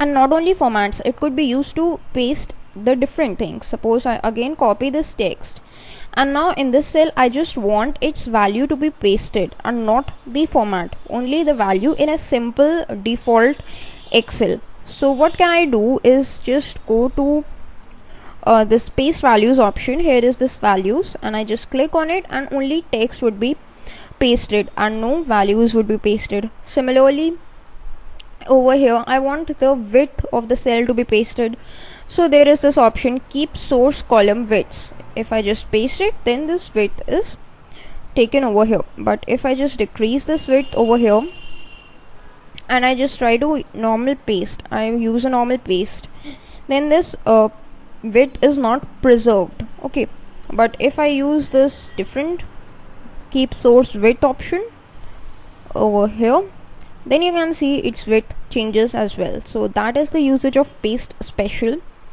and this is what we are going to see in today's video, that how can we apply PasteSpecial using the macros. Okay, so for that what we are going to do is just go to the insert tab and insert a new module. Let's name it something else, say PasteSpecial. like this and create a sub procedure in it, which is nothing but the starting point of a macro, and I have provided it with a name paste_special, and this name is actually the name of our macro. Now open and close the parenthesis, and as soon as you press enter, VB recognizes it as a sub procedure and adds end sub to signify the same thing. Okay, now what we can do is paste the text. So before pasting the text, we must have some text. So let's define some text. I've got a range of cells, that is range A2 till A8. That's what we are going to define now. Dot value equals, suppose we provide it with programming knowledge. Okay, then this is the target value, so let's run this. Okay, but before that, what can we do is just clear the contents of the sheet and run it once again. Okay, now if we just run it, so we've got this text over here. Okay, that's exactly what we wanted. Now this is our source text. We're gonna paste it in our target, that is G2 to G8. So first of all, let's apply some formatting to this. Now I'm going to use Excel for the formatting, but if you want, you can also use the VB code for formatting as well. The reason I'm using Excel is it's pretty handy, and it's no need to write the VB code for that, but still, if you want, it's totally up to you. You can use anything that you want. Okay, so this is some kind of formattings that I have applied over here. Okay, now in G2 to G8, okay, I have to copy this text programming knowledge without formatting. That's it. Okay, so for that, what I'm going to do is first use this range function to define my target range, which is G2 to G8, then put a dot, and then we got to paste it. But before pasting, we must copy the target text. So our text is programming knowledge, which is present in the cell range A2 to A8. We first need to copy it. So to copy it, what we're going to do is use this range A2 to A8 and put a dot, copy. Okay, with this, the text programming knowledge along with its formatting has been copied. Now in this, we got to use PasteSpecial. So here is this PasteSpecial. You put a tab, and as soon as you press this space key from your keyboard, what happens is you get all these kinds of options which you can use to paste over here. Okay, so here what we are going to use is Excel paste values. Excel paste values helps us to just paste the values. In G2 to G8, only the value, that is programming knowledge, would be pasted. You can press enter, and once you run this code, what happens is this programming knowledge is pasted over here, and this is actually over here because we earlier changed its format. Otherwise, you can see no formatting is copied, only the text is copied, or actually the text is pasted. Because of this thing, Excel paste values. Here it is also predefined in Visual Basic, where Excel paste is actually a prefix and values is what we are concerned with. Now let's change it to something else. Suppose in the range of cells, say D3 to D7, that's the range. We got to use this PasteSpecial function once again by pasting the formats that we have. Okay, so for that, what we have is Excel paste formats. Put a tab, and now if we press F5, let's see the step-by-step execution. Okay, so the formats have been pasted over here. You can test it by writing some text, as soon as you write some text, okay, you can see that the formats have been pasted, okay, like this up till D7, but if you write in D8 then it's normal. Okay, yeah, that was inside the range. Now we have another option available with us. Let's use another range of cells, say E3 till E8, okay, dot PasteSpecial. Put a tab and a space. Here you can see that in E3 to E8, what we want to paste is just the column widths. Whatever is the column width of A, our target, it would be pasted over here. If we just write it and then we begin execution,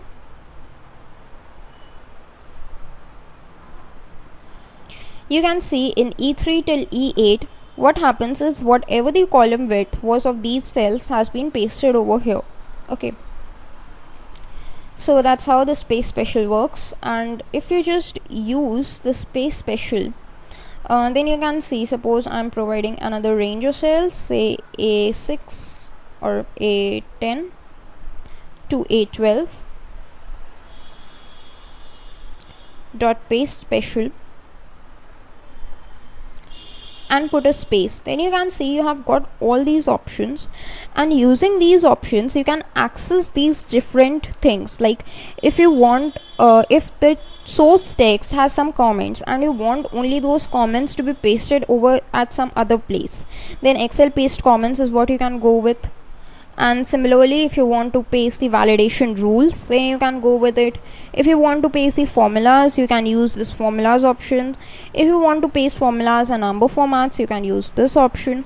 So these are all these different options. If you use Excel paste all, then what happens is whatever these formatting you have applied will be pasted. So let's use this Excel paste all, and the range, target range, is going to be F2 to F8, okay. Let's see what happens, and let's start its execution. In F2 till F8, everything is pasted. That is the formatting of the text text itself, and you can see it over here. So that's the usage of Excel paste all.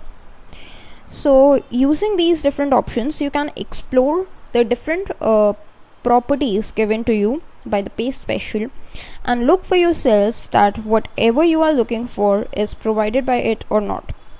So that is all for today's video. Thanks for watching.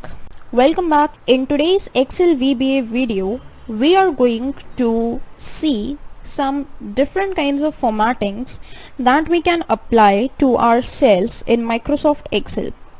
So up till now we have covered all about fonts and copying and pasting the text. So in this video we are actually going to move towards the alignment group in the home tab.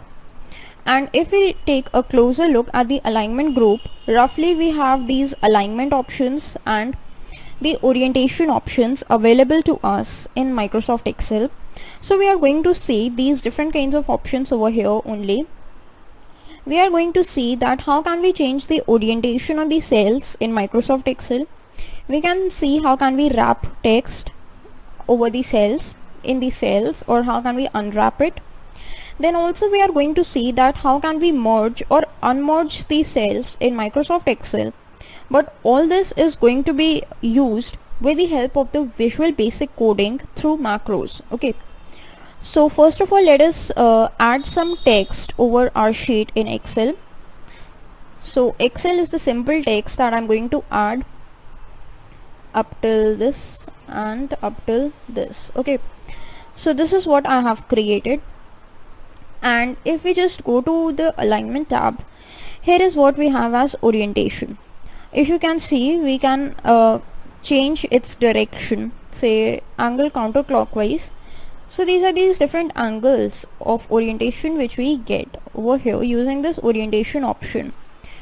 So this is what we are going to do right now. Then using the merge cells, we can merge these cells into one. Using unmerge, we can unmerge it. Suppose we have got these cells, and we use this merge option. You can click OK, and you can see it has merged them all into one cell. So these are all these things that we are going to see today using the Visual Basic coding. Okay, so let's start with it. We already have a Excel sheet with some data, and let's create a macro for this. So in VBA, go to Insert tab and insert a new module. Let's rename it to say formatting.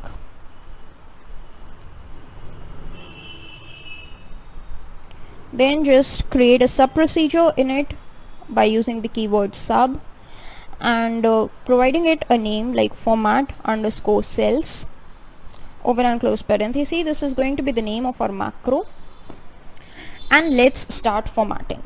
So first of all, what formatting we gotta apply is change its orientation. Okay, so the question is actually how can we change its orientation? So for changing the orientation, we can use two things. Either we can use a range of cells or a single cell. First of all, I'm going to show you a single cell only. Now for using this, I'm going to type the range function. The reason why I'm typing this range function is because using this range function, whenever you press dot, you get a list of properties through which you can toggle. So it's easy for beginners who have just started coding with VB to see what all properties do they have, and they can use it without any mistakes. Otherwise, you can use any of the options that we have discussed previously. So here what I'm going to do is provide a range of a single cell, that is simply A1, then put a dot. Now here that's what I'm talking about. This is the list of the properties which we have at our disposal. Now here the property that I'm looking for is orientation, and luckily I have got the exact property name in Microsoft Excel, so just press O. See, it's orientation written, put a tab and then put an equal sign.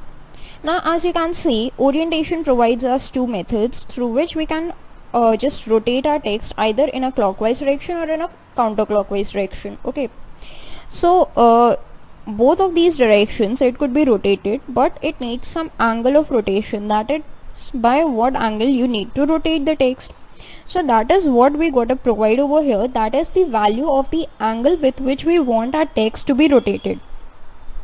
So suppose we want our text to be rotated by 90 degrees, so we just simply press 90, and what happens is our text in the selected cell would be rotated by 90 degrees. So let's see by pressing F5, and you can see the text has rotated to a 90-degree angle.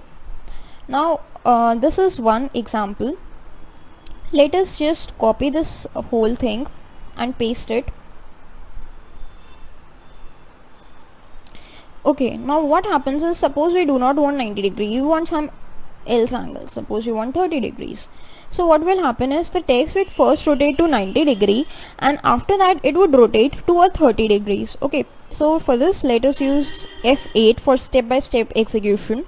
First of all, text would rotate to 90 degrees, which is already rotated, so no change would be seen. Then it would be rotated to 30 degrees. You can see it's rotated to 30 degrees. Okay, simply if you want some else value, you can provide it. Suppose you want it to be rotated by 50 degrees. Okay, so now that is what it would do, that first rotated by 90 degrees, then by 30 degrees, and then by 50 degrees. So that's how your text would be rotated by the different angles. But you have noticed one thing, that it is rotating only in one direction. What if you want to rotate it to some other direction, suppose to the opposite direction? Then what you got to do is simply use this thing only, but instead of this positive value you got to provide it with a negative value. Suppose you write minus 90, then what happens is it rotates the text in the opposite direction.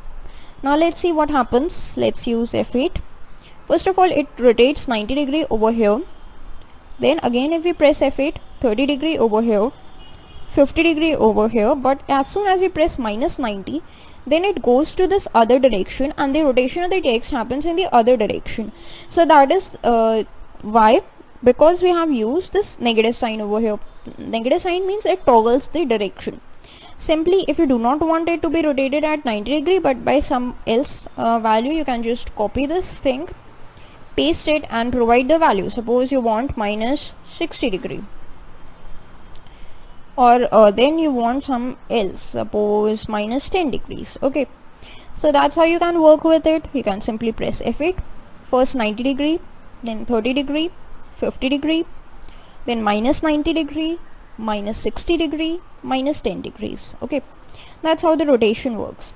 But now if you decide that you do not want your text to be rotated at any angle, you want a simple no orientation, then what you can do is you can just provide the orientation angle at 0. Whenever the orientation angle is at 0, your text returns to what it was by default with no angle of orientation. Okay, now let's see. Now what we have done is just get rid of all the lines of code, and we have got only these 2 lines. Let's execute it a step-by-step process. First of all, its orientation of A1 would be set at -10, and then when this line is executed where we are setting the orientation angle at 0, then you can see that the orientation angle of A1 is set to 0, which means it is now normal as the rest of the cells as well. Okay, so that was all about orientation. Now let us see that what happens if we want to wrap text. Suppose we are first going to set its orientation for that purpose at 60 degrees, and then what we are going to do is just use the property. When we put a dot, then we use a property called wrap text, and it accepts 2 values, either true or false. If we set it to true, then the text would be wrapped, and if this wrap text is set to false, then this text wouldn't be wrapped. So let us see. Execute it. Orientation -10, orientation 0, orientation 60. Now when we set wrap text to true, then what happens is this text is now wrapped. Okay, but when we set it as false, okay, so just copy this thing and paste it here and set its value of wrap text as false, and let's see what happens.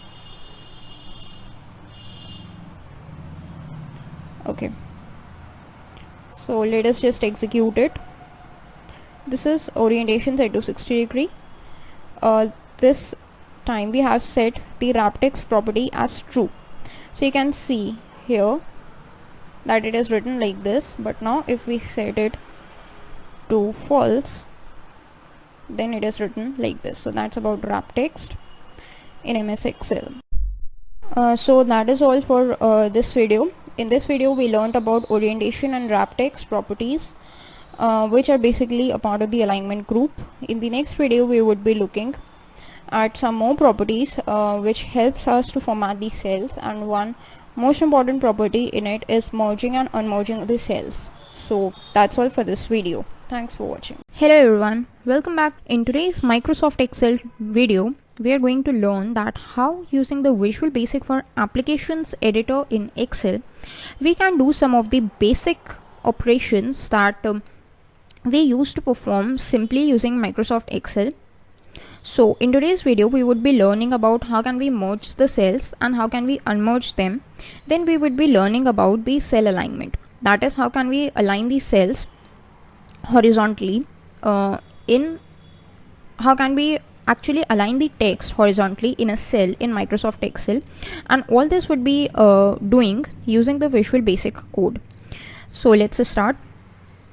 First of all, what we are going to do is we have got a new sheet in front of us, that is sheet 5, and let us add some data so that we can apply our manipulations over this data. And let's copy it across the cells up till cell F over here and up till 10. So this is the copies of the cells that we have created. First of all, what we are going to see is how can we merge the cells. So to merge the cells, there are 2 ways by which we can go. First is merging throughout the rows, that is this is the first row. So how can we merge all the cells of this row, and then is going through these columns. Suppose F is this column, so how can we merge the cells of this F column. Okay, so this is what we are going to see, going through the rows and going through the columns. So let us start. Once you have got your data and you are ready with creating macros, well, what you got to do is press Alt F11 from your keyboard. That is the shortcut key for bringing out the Visual Basic for Applications editor, which I have already brought out. Then what you got to do is go to the insert and click on module. This would help you to insert a new module by the default name as module 1. This you can change to anything that you want. This would help you to reference it in a better way. So I'm just going to change it as cell op, because we are just providing some manipulations over the cells. So cell op is something that I think is okay. Then just double click on it to make sure that the cell op is open in the codes pane. In the code pane, what you got to do is first create a sub procedure. So press sub sub, and then you got to provide a name for your macro. So this name could be anything again, but you got to make sure that instead of space you got to use the underscore. So what I'm going to use is simple name cell underscore op again, then open and close parenthesis, and as soon as you press enter, Visual Basic recognizes it as a sub procedure and automatically adds end sub in the end. So this is a sub procedure, and this whatever code we write in it would be the macro part, and it would be executed whenever this macro is run. Okay, so first of all, what we are going to do is actually see that how can we merge these cells in a row manner. So that is row wise merging. So this is what is known as a comment.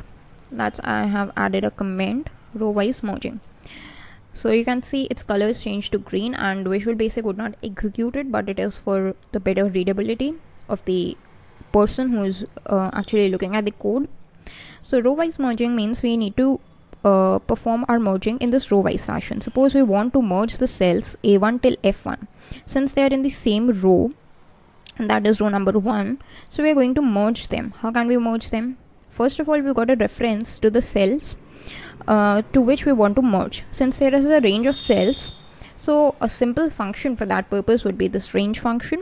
In double quotes, we got to provide the range starting A1, put a colon, and the ending, that is F1. Close the double quotes, close the parenthesis, put a dot.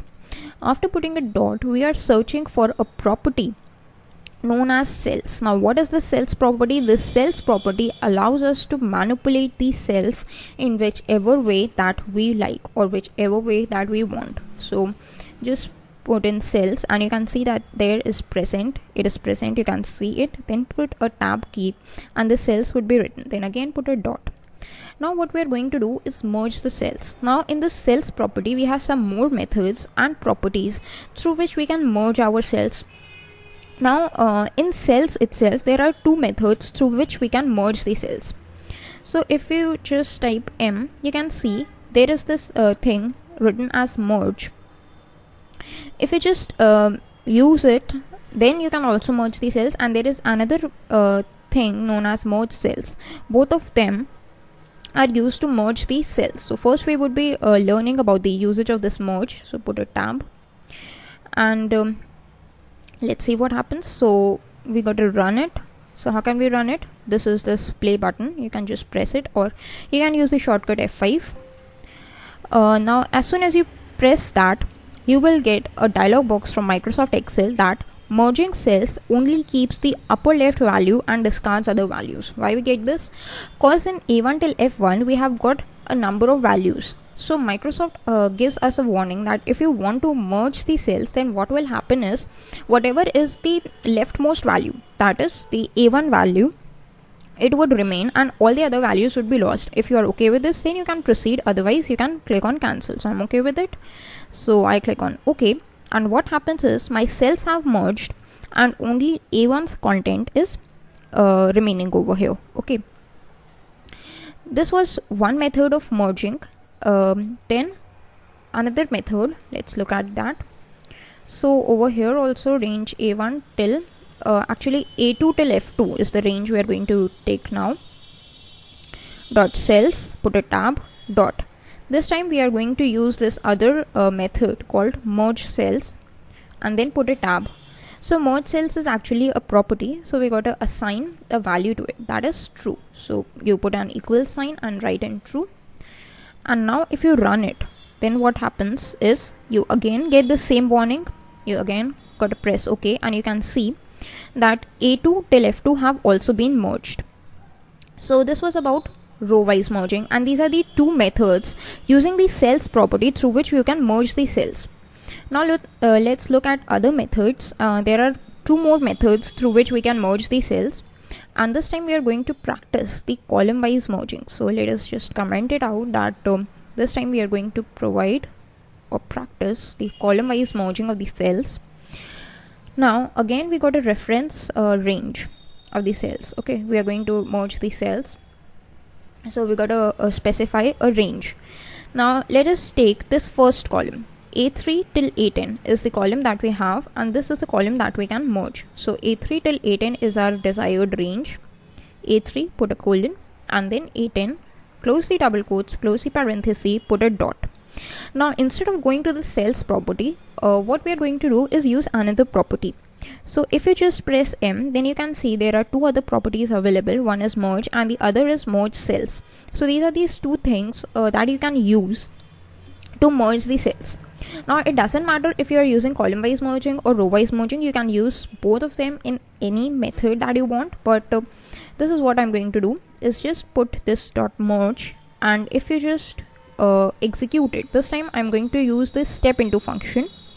So F8, and as soon as this line is executed, now this line would be executed if I press F8, you can see that again Microsoft Excel gives me the same warning. I again click on OK, and you can see that this is the answer that I get, that all these cells have merged, and what value do I get is Excel is what I get. And that is how you can merge the cells in a column wise fashion or in a column wise manner. So this was one method of merging the cells. There is another method. If you just type in range A3 till A10, then put a dot, and then we are going to use this merge cells. Since this is a property, we got to provide it with a name, say true. So let's execute it again. Nothing happens, and this time when this executes, okay, actually we provided it with A3 till A10, so we are going to change our column name this time, B3 till B10. This is what we are going to merge right now. So again Microsoft Excel gives me a warning. I click on OK, and again you can see Excel is written over here. So that's how you can merge the cells in a column. Now this was the four methods through which you can perform the row wise merging or the column wise merging of the cells.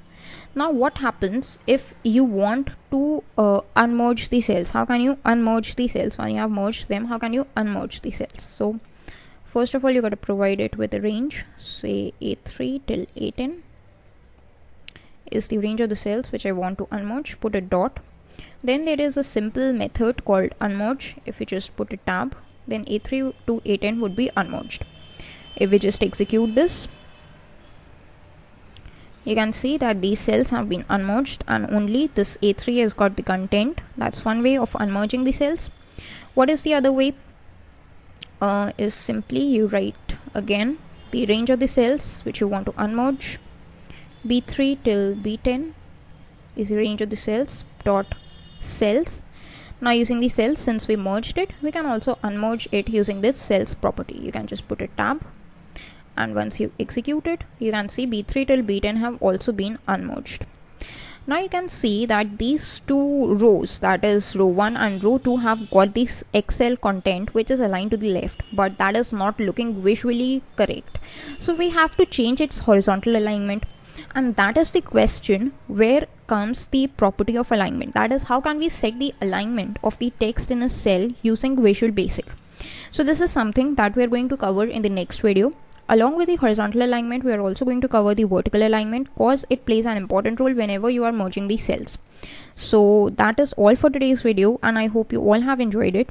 Hello guys, welcome back. In today's Excel VBA videos, we are going to look that how can we perform the alignment over the text in these cells in Microsoft Excel.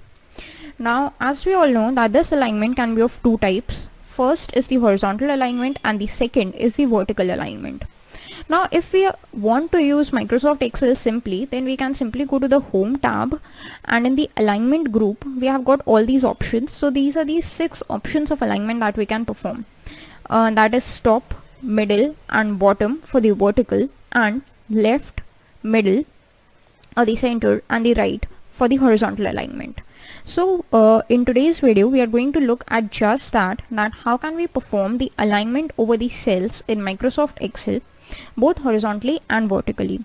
Now what is the usage of this alignment? In the previous video we learned about merging cells, and we saw that how can we merge cells over the rows or over the columns using the VB code in Excel. Now once we have merged cells, then how can we align them to look visually perfect? This is our sheet from the previous video itself, in which we performed row merging over these two rows, the row number 1 and row number 2, and this column merging over this column B from B3 till B10. We have merged the cells, but these are not aligned perfectly. That is why it is not looking very good when we are looking it as a whole. So when you are going for a presentation or any other purpose where you want to show your sheet to any other person, then what happens is you got to make your text visually presentable, and for that purpose this alignment thing is very important. So we are going to see that how can we align the text in Microsoft Excel. So first of all, let's see, this is our macro from this previous one. Let's run it once. So we have got this. Okay, so let's remove that unmerging part, and now if we run it, so that is this merging part. Okay, so what we have got is we have got two row merged cells and two column merged cells.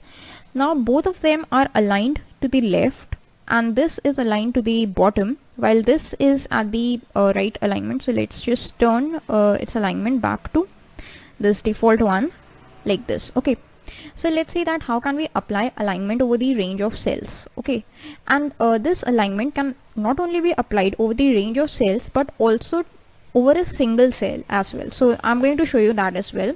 First of all, let's start with a single cell.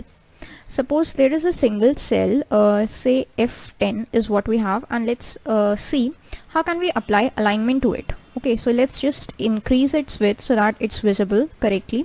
Right now it's aligned to the left. Suppose we want to change its horizontal alignment to say center. So how can we go with it? First of all, what you got to do is using the square brackets, and you got to provide the name of the cell, or you can simply use the range function, which is what I'm going to do. Just type in the range function, open the parenthesis and the double quotes, and then you got to write the name of the cell or the address of the cell to which you want to apply the alignment. So this is time for F10. So just provide F10, close the double quotes, close the parenthesis, and then put a dot. As soon as you put a dot, you got to search for a property known as horizontal alignment. So as soon as you press HO, you will get this horizontal alignment. To make its use, what you got to do is simply put a tab key. As soon as you put a tab key, what will happen is you would be able to perform horizontal alignment over this particular cell by providing it with a set of values. Now what values you can do, give to it, since there are three possibilities for horizontal alignment. So what three values we can give? It could be Excel left, it could be Excel center, and it could be Excel right. So there are three possible horizontal alignment: left, center, and right. So that is the three properties preceded by the term XL. Suppose we want to change it to the center. So simply write XL center instead of a simple center, and if we just run it, so let's just remove this all code to clean it up, and if we run it, you can see that F10's alignment has been changed to center. Simply, if instead of center you want to change it to the right side, so you got to provide the right but precede it with XL, and if you run it, it would get to the right side. And simply if you want to change it to left like this, then what would happen is it would change back to left. That's the default alignment. So that's how you can perform horizontal alignment over a single piece of cell. But what if you have the range of cells? Then what you can do, there is a simple thing similar to this only. So what I'm going to do is use the range of cells A1 till F1. So that has been row merged, and let's change its alignment to say Excel center. So we write Excel center, and as soon as we click on run, then you can see that this text has been changed to center, and that's how you can change the range of the cells horizontal alignment. Simply, if you want to do it for any other range of cells, say we have second range, that is A2 till F2. This is also the row merged cells, and its horizontal alignment we can also change to something, say Excel right. Let's write this Excel right. As soon as we click on run, then its alignment is changed to right, and this alignment has been changed to center as by default. But say you want to change it back to left, simply you can write in left, and when you run it, its alignment would change back to the left. So that's how you can play with the horizontal alignment property over the cells. Now if you want to play with the vertical alignment property instead of the horizontal ones, then how can you go with it? One thing that is common is this range function. You got to type in range and open the parenthesis. Now here you want to provide the range of the cells. So first I am taking up this range, that is from A3 till A10. So let's write it A3 till A10 within double quotes. So close the double quotes, close the parenthesis, put a dot. Since now we are concerning our cells with a property called as vertical alignment instead of the horizontal alignment, so what will we do is just type in vertical alignment. As soon as we type VER, then this vertical alignment property would pop out. Then put a tab, and VB would take this vertical alignment property, put an equal sign, and again in vertical alignment, as we all know, that we have three possible values. Now what are these possible values? The top, the center, and the bottom. So using these three values we can perform this vertical alignment. So first of all, let us say it's by default at the bottom. This Excel written is by default at the bottom, but we want to change it to the top. So what you got to provide is precede it with Excel and then write top. Now let's clear up this code, and only this code is remaining of vertical alignment. So let's click on run, and you can see that now this Excel is written on the top, that is its alignment has been changed to the top. Simply if we have this other range, that is from B3 till B10, this is the range highlighted right now, and you want to change its vertical alignment to say middle, then how can you go with it? Range is what you need to type, B3 till B10, then close the parenthesis, put a dot, vertical alignment equals, this time it's going to be Excel middle, but since in Visual Basic what we have is center recognized as middle, so what we are going to type is Excel center instead of Excel middle, because middle is nothing that this VB recognizes. Excel center is what it recognizes, be it the horizontal alignment or be it the vertical alignment. So let's keep it that way, Excel center, and when we run it, then you can see that Excel written over here has been changed its alignment to the center. Suppose we want to change it back to the bottom, so what we can do is just type in range, provide the range. Suppose B3 till B10 is whose range we want to change this time, again vertical alignment, and for the bottom the keyword is Excel bottom, like this, and you can run it. So again you can see it's changed back to bottom. Now what happens is, if you can just change the alignment of a cell both horizontally and vertically, then what happens? Suppose we have this range B3 till B10, we have changed its vertical alignment to the center, and suppose if you want to change its horizontal alignment as well, so you just write horizontal alignment, put an equal sign, and again I want to change its horizontal alignment to the center as well. Okay, so this is what I want to do. Let's just clear up this line of code because we do not want to use it anymore. This is these two lines of code we are concerned with, and let's use the step into function by the shortcut F8. So what happens is, first of all, when this line is executed, this Excel that is written over here goes to the center vertically. Then again when this F8 is executed, it goes to the horizontally center. That means both of them have been centered, that is Excel horizontal center and vertical center. Now when these two lines are executed, you can see in the alignment group both of these options have become activated, and as well as this merge cell option has been also activated. Why? Because the cells have been merged over here, and that's why when we are performing this operation, so that is why this merge cells option has also been activated. So that is how you can perform horizontal and vertical alignment over the cells. Hello guys, welcome back. In today's Microsoft Excel VBA videos, we are going to see that how using the Visual Basic code in Microsoft Excel we can apply the borders in cells and then we are going to see that how can we customize the borders of the cells. So basically this video is going to be all about borders and how can we manipulate them using the Visual Basic code. So let's start. First of all, let us create a new sheet, and this sheet is where we want to apply our borders. So before applying the borders, what I'm going to do is simply write some text so that I can identify that this is the cell on which I want to apply the borders, and let's change its zoom percentage to around 328% or the maximum zoom percentage you can get. The reason why I have chosen this is because we are going to apply borders and there are some things which are very subtle, so they won't be available or they won't be visible when we are viewing it at the default zoom percentage. So to show you all, I have increased its zoom percentage, and the cell in which I have written my text is the cell number E4. So on the cell number E4, I'm going to apply all my changes. Okay.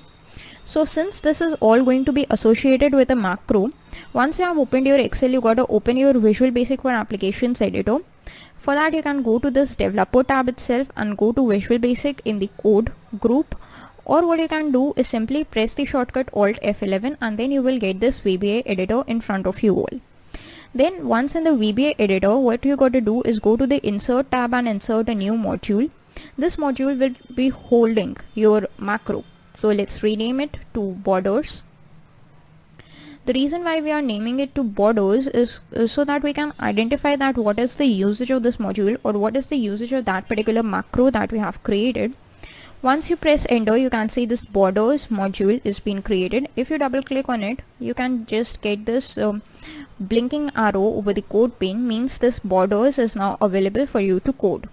So the first thing that we got to do is add a sub procedure. So to add the sub procedure, just write the keyword sub with a capital S, and then we are going to provide the name of the sub procedure, which is actually going to be the name of our macro.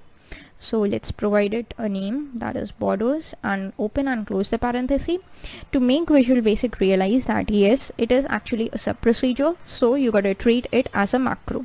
Once you press enter, Visual Basic does exactly that. It recognizes it as a sub procedure and adds an end sub to its end to signify that yes, you can add any code and I will treat it as a macro. So these are the steps of creating a macro. Now what you are going to do is, first of all, you got to select your cell on which you want to apply border. So my cell is E4. So to select a cell, we can simply make use of the range function. So just type in range. Since it is a function, we need to open and close the parentheses. So open the parenthesis, and within double quotes we need to provide it with the name of the cell. The name of the cell that we are using is E4, and you can just close this double quotes and then close the parenthesis. So with this, we are going to refer to our cell E4, and then we got to specify that E4's which property is what we are going to concern with. So which property? Borders property is what we are going to concern ourselves with. Okay, so this is the method through which you can go to borders. So just put a full stop or a dot. Okay, so now you got to search for borders. This is this borders property. Once you put a tab, you can get access to all the methods of this borders property.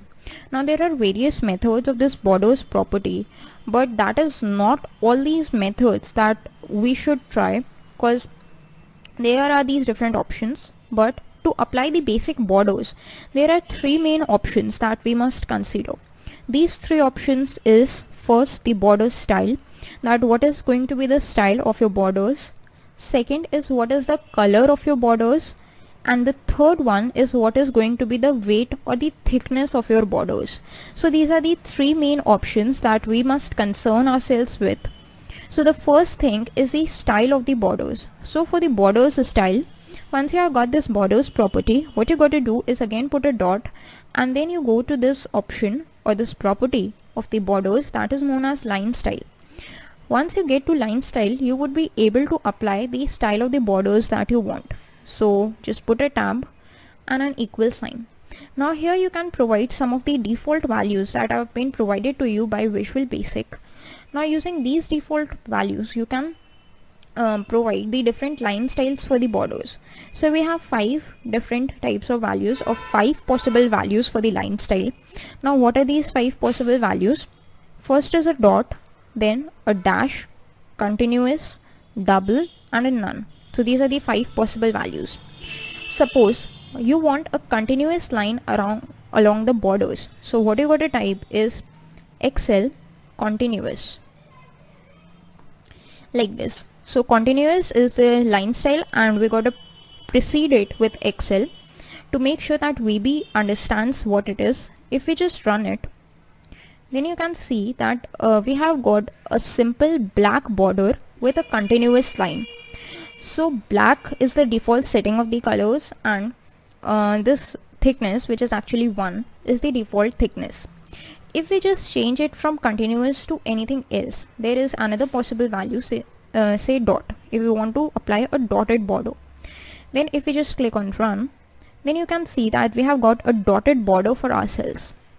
If we do not want dot, if we want a dashed border, so just provide Excel dash as the value, and when you run it, this is the dashed lines or the dashed borders that you have got. Now instead of dash, suppose you want a none, so just provide Excel none, and if you just run it, you can see all the borders have got off. So this Excel none is used when you want to get rid of all the borders that you have been applied previously. So this is a line style that you can go with. Then another option is available with us, that is Excel double.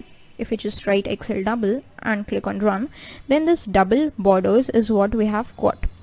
So by default, what border line do we get is continuous, and what happens if we just click on none, all the borders that we have applied up till now will vanish. Okay, so Excel continuous is over here. Okay, so let's just change it to Excel none and run it once. So that was about the line style.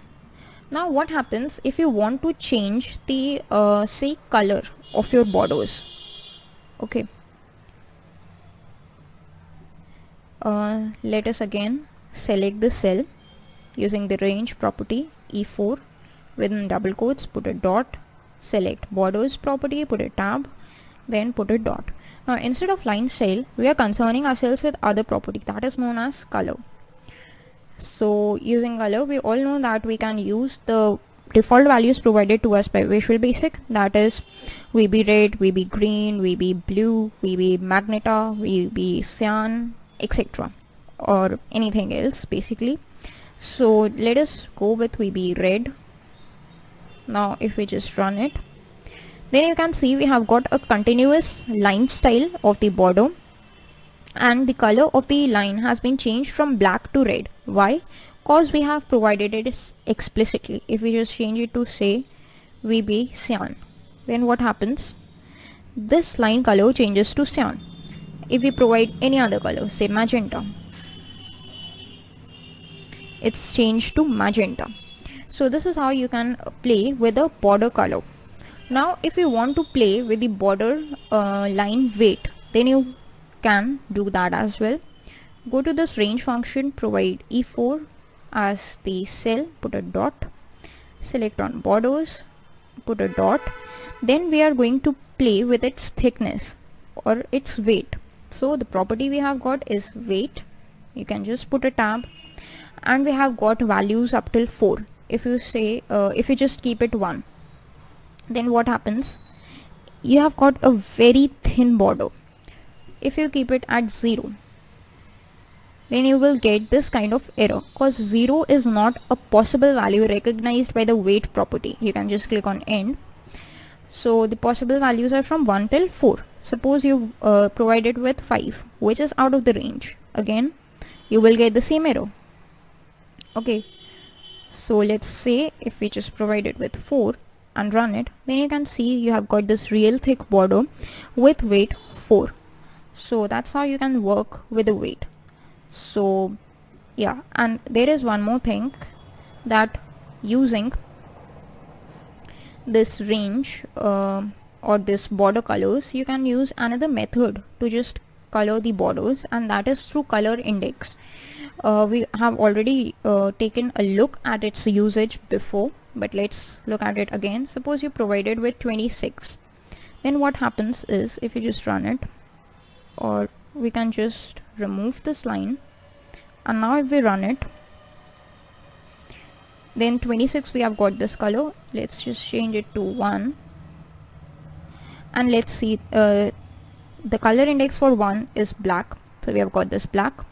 Suppose we want to change it to something else, say 3, then it's changed to red. So using this color index property as well, we can change the border color. So that is all about the borders that you need to know in Microsoft Excel. Thanks for watching. Hello guys, welcome back. In today's video for the Excel VBA, we are going to see that how can we use a very important feature of Microsoft Excel, and that is known as the clear cells feature.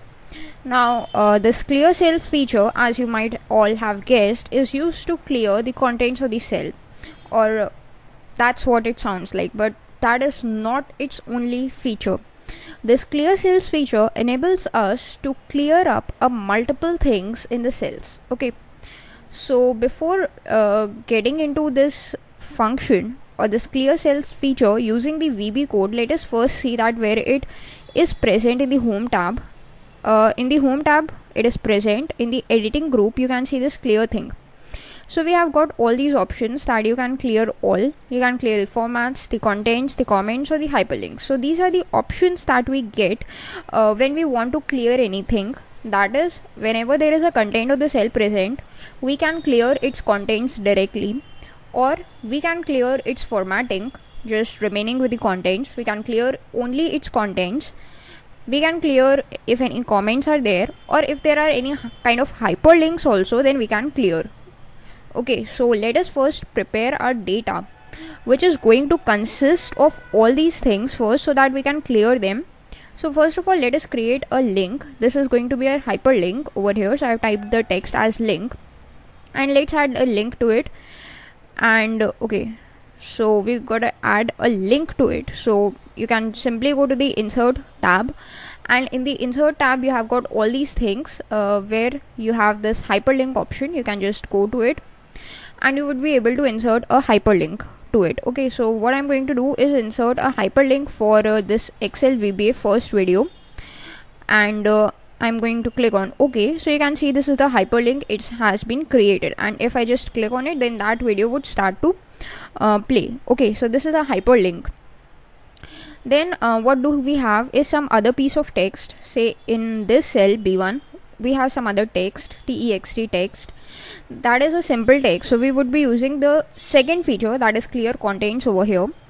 Then in the third cell, that is the cell number C1, what do we have here is another some text. Let's name it as format, and we are going to apply some of the formattings to it. Like we are going to just change it to a bold, we are going to change it to italics, we are going to change its font name to something else. Let us just choose this font.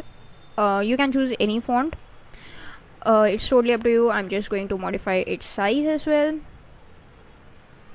Okay, and what I'm going to do is just increase its width, and then what I'm going to do is actually change its color to a dark blue, or this shade of blue. Okay, so these are all these formattings that I have applied over this text. Next we have another cell, and in which what I am going to do is apply some other things. Suppose I want to add some comments. Let us add a text, say comment, and let's add a comment to it. Now to add a comment, there is a simple shortcut that we all know is Shift F2. So if you just press Shift F2, then there is a comment would be added, and you can write anything, add comment like this, and to get out of it you can simply press the escape key. So if you go to it, there is this comment over there, and it is denoted by this red arrow, or this red end. Okay, whatever you want to say. Now these are these four things that I want to change, and then there is a simple text written with say underline. Okay,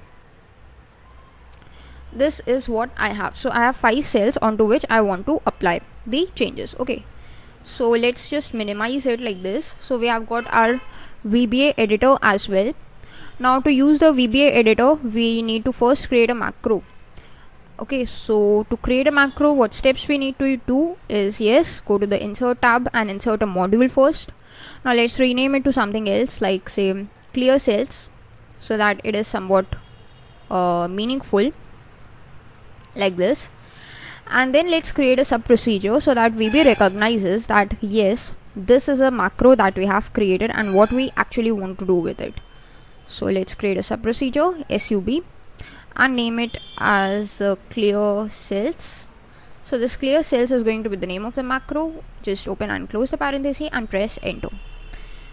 Now inside this macro we can add or write any of the VB code which is used to perform our actions. So what we are going to do is just use the, first of all, we need to access the cell.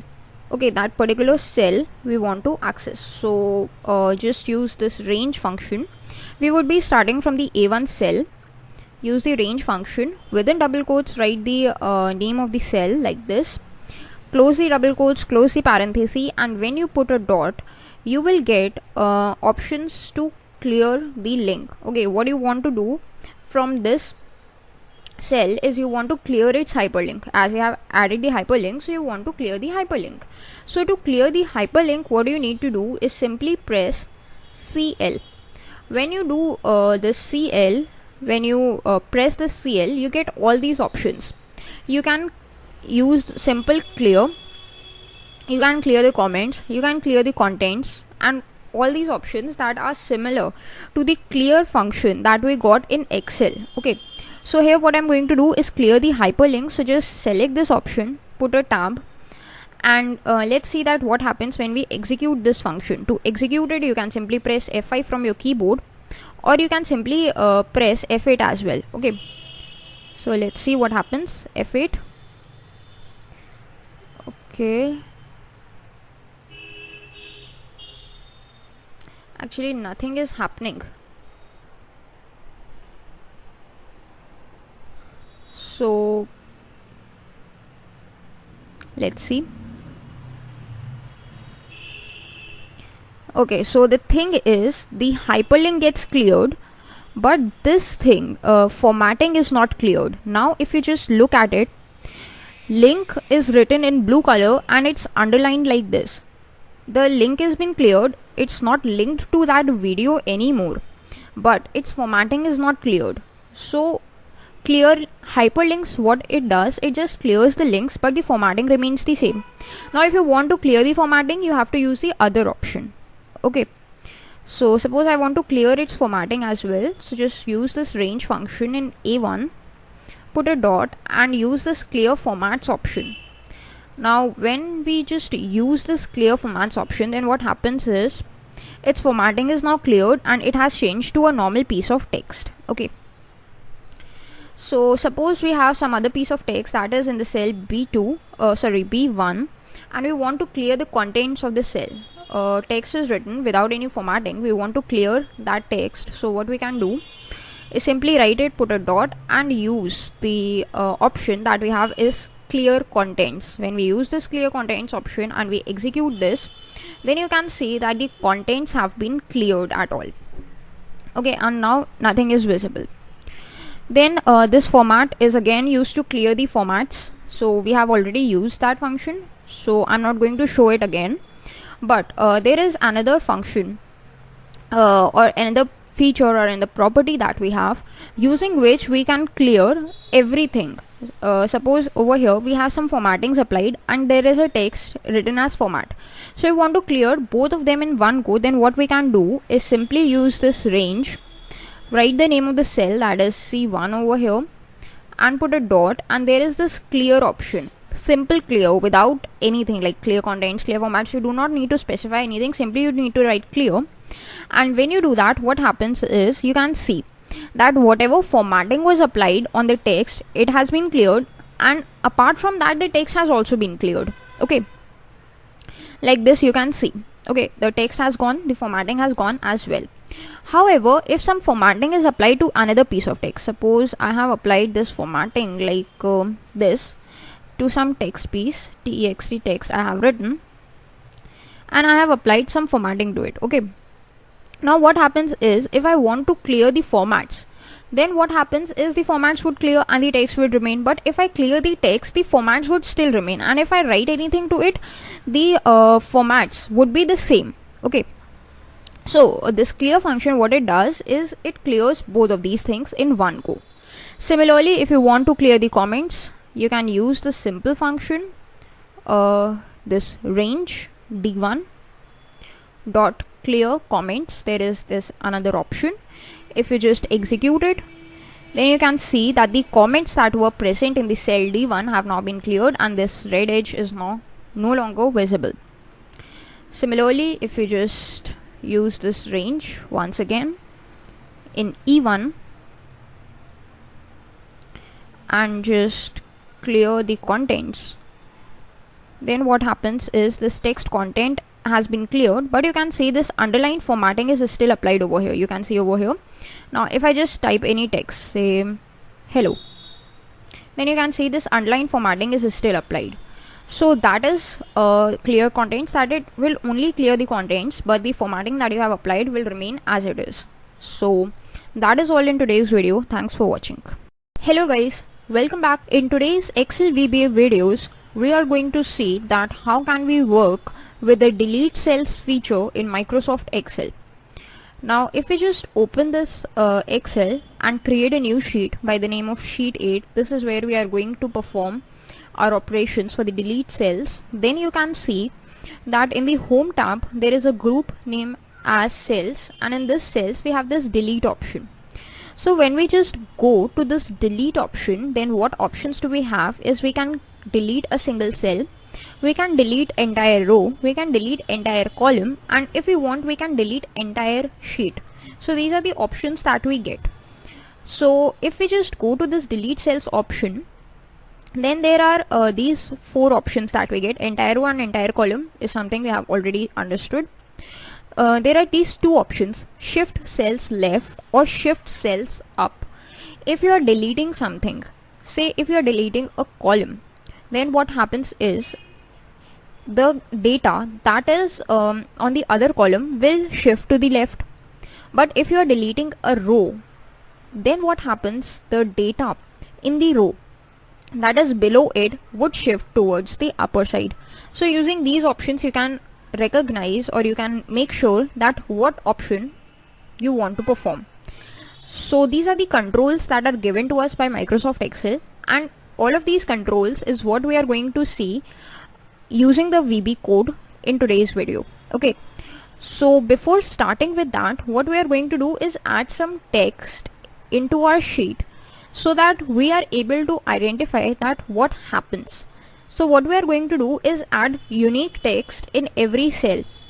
So for that, what I'm going to do is simply type text 011, and this text 011 or this number actually 011 will help us to identify that this is a unique text. And let's just extend it up till now. So we know that this is text is unique, and let's just okay,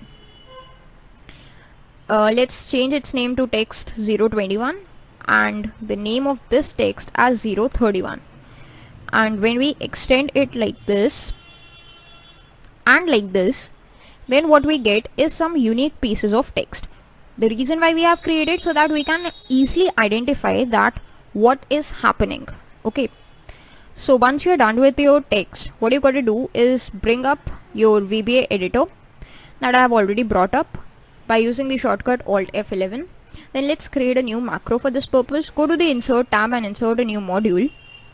Now the name of this module is going to be the delete cells module, or it's totally up to you, you can use any name for that purpose. Now in the delete cells module, you got to create a sub procedure. So let's name it as delete cells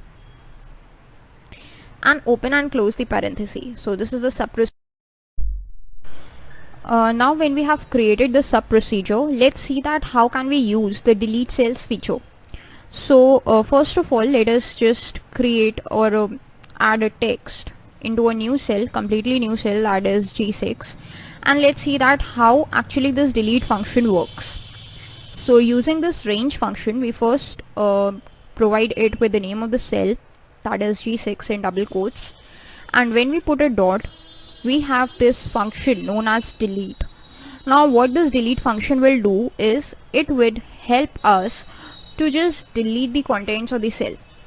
Now if you execute it, you can see that whatever was written in the cell G6 has been deleted, but you have no idea that what happens over here, whether the cells have been shifted towards the left, whether they have been shifted towards the right, whatever has happened, you have no idea of that.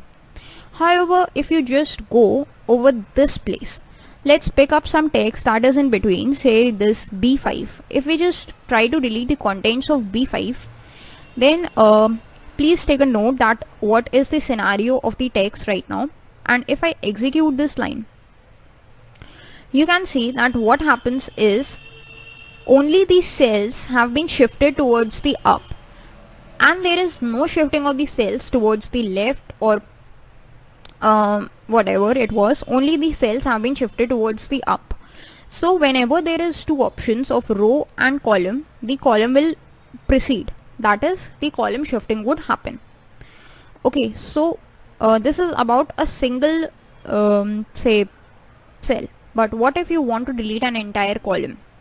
Then what you can do is simply just provide it with a range, put a dot, and you have a feature in VB known as entire column.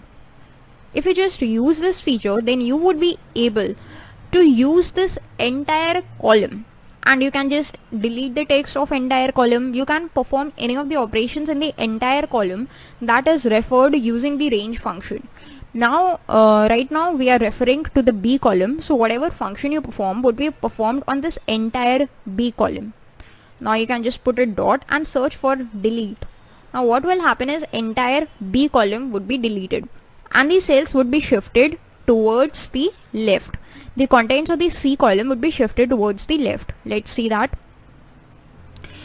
You can see that whatever was written in C has been shifted over here and the contents of B have been lost. So that was how the shifting left works, and that is how this entire column feature of the delete cells works. Okay, now that was about one feature, and we have another feature, that is how you can shift the cells towards the upwards using a single cell. We have already seen it. Now let's see that how can we do that on a range of cells. Now if we want to shift the cells towards the up on the range of cells, what do we need to have is we need to perform an operation on entire row. That is, we need to delete an entire row to see that operation. So as we have this entire column option available to us, similarly we have the entire row option also available to us. What will it do is will delete the entire row as it deleted the entire column. So deleting the entire row would then shift the cells towards the upwards direction. So let's see its usage. Let's just change this code only. Suppose I want to delete the uppermost row, that is A1. Row is referred by A1. You can just put it like this and use this option called entire row. Put a tab, again put a dot, and then use this delete option. And when you execute it, notice what happens. This first row, whatever was written previously, that is 11 and 31, has been removed, and this 12 and 32 have taken its place, and similarly all the other cells have also taken their preceders' place. That means all the cells have shifted upwards by one cell. So that is how shifting up and deleting an entire row works. So this was the usage of the inbuilt functions of deleting entire row and entire columns. Suppose you have no knowledge of the inbuilt functions, that such kind of functions exist, then how can you perform this operation? Okay, now in this case, if you want to delete rows, there are actually two rows only, and if you want to delete the contents of A1 and B1, simply you can write range A1 dot delete and range B1 dot delete. That's a simple thing. Okay, but what if you have thousands of rows and you have thousands of columns? Then what will you do? It would be tedious to write all these statements again and again and again, these similar statements. So what you can do is you can use this range function only. Simply put a colon, and with the starting point you can also provide it with the ending point. Now what is the ending point over here? B1 is the ending point, so let's provide it with the ending point, that is B1. And now if we just use this delete function, then what will it do? It will perform the exact same operation of the entire row function, but the disadvantage being you need to know the starting as well as the ending point of the row which you want to delete. If suppose your row traverses up till H, but you just provide it with B1, then only 2 columns would be deleted, and C to H content would not be deleted. So that's not what you wanted. That's why it's easy to use those functions, entire row and entire column. Similarly, if you want to delete the entire column, you can also use the range for that purpose as well. Suppose it's A1 till A8 that we have over here. Okay, now if you just execute it, then you can see whatever content was previously written in A1 till A8 has been deleted, and the contents of cell B1 till B8 have been replaced by these contents. Okay, now that was when the cells are shifting and you are trying to delete something. But what if there you want to delete the content of cell A8? So let's see what happens now. If you want to delete the contents of cell A8, put a dot and then use this delete function. Okay, now if you run it, what happens is only the cells contents A8 have been deleted and there is no replacement, as you can see it, because there was no content lying downwards which could be replaced by it. That's why there was no replacement. Similarly, now if you just delete any of the contents, suppose if you want to delete A1 contents, and let's just duplicate it over here as well. Okay, now if we want to delete the contents of B1, then no shifting left or no shifting up would happen. Why? Because there is no content to be replaced with. If you just execute it, then simply this text vanishes from here and there is no shifting operation. So that is all about the delete cells feature in Microsoft Excel. Thanks for watching. In today's Excel VBA video, we are going to continue our discussion that we started in the previous video. So in the previous video, we learned about the delete cells function in Microsoft Excel, and we saw that how can we delete the cells using the Visual Basic code. Now, what kind of cells we can delete? We can delete a single cell, we can delete a range of cells, or in one go we can delete an entire row and an entire column. We also looked at how can we delete entire rows and entire columns using two features, that is using the entire row and the entire column functions that are built in Visual Basic, or using the ranges. There was a drawback for the ranges as well, that is you need to know the starting and the ending point, otherwise your delete function would not work properly as you have wanted. So it's advisable to use the entire row and the entire column feature or the function. So in the previous video, what we learned about was basically focusing on a single row or a single column. We tried to delete a column, a single column, we tried to delete a row, but that was a single row. Now in this video, what we are going to see is how can we delete multiple rows and multiple columns in one go. So to understand it in a better way, suppose you want to delete columns B, C and D. These are these three entire columns that you want to delete. Okay, now what is the constraint over here is you have to delete all these three columns in one go. But if there was not such constraint, then what you would have done is you would have written the range function like this: range within double quotes B1, put a dot, entire column, then again put a dot and select delete. Similarly, you would have copied this and written the same piece of code but for the column C1, and simply you would have just pasted this for the column D1. But that's when your column name or the number of the columns that you got to delete is extremely low. It's simply 3, but still you got to do some of these steps, these huge steps you want to do. So to save your time and prevent you from writing excessive code, what Visual Basic has given you the opportunity is you gotta specify the range, the starting and the ending points using a colon. Just specify D1. So B1 till D1 is your range. These three ranges, that is B1, C1, D1, these three would be selected. And after this, we have got this entire column. What this entire column will do, will select the entire columns for whatever range is given. That means it would select this entire column, then it would select this entire column, and then it would select this entire column. And then what operation will it perform on all of them? It would delete all of them. So that is exactly what is we are going to do through this statement. So let's execute that. And you can see that that's exactly what happened. Whatever the contents were in cell E have been shifted to cell number B, and the contents of cell B, C and D have been completely deleted.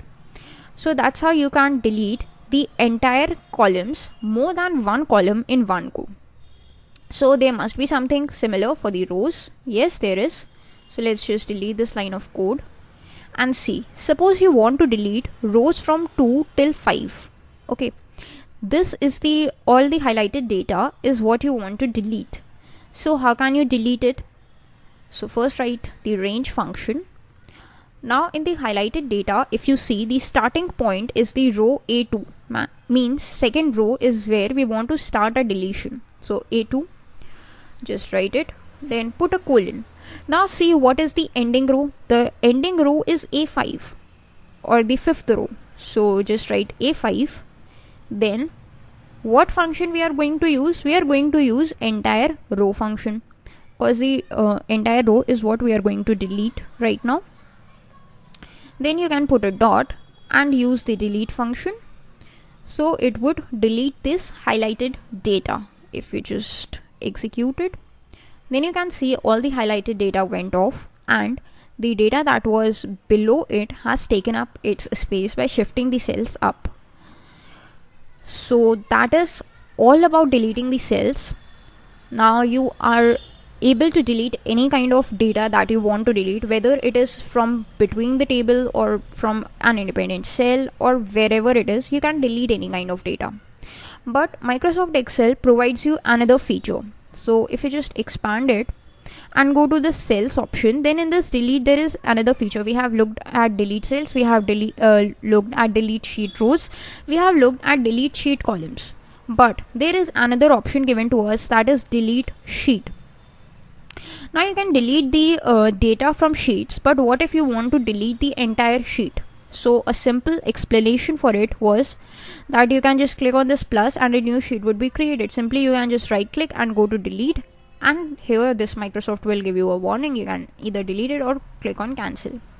But what if you want to achieve the same thing through the Visual Basic code? Then how can you go with it? Okay, so for that purpose we are going to look at a new function that is given to us by Visual Basic, and the name of that function is Worksheets.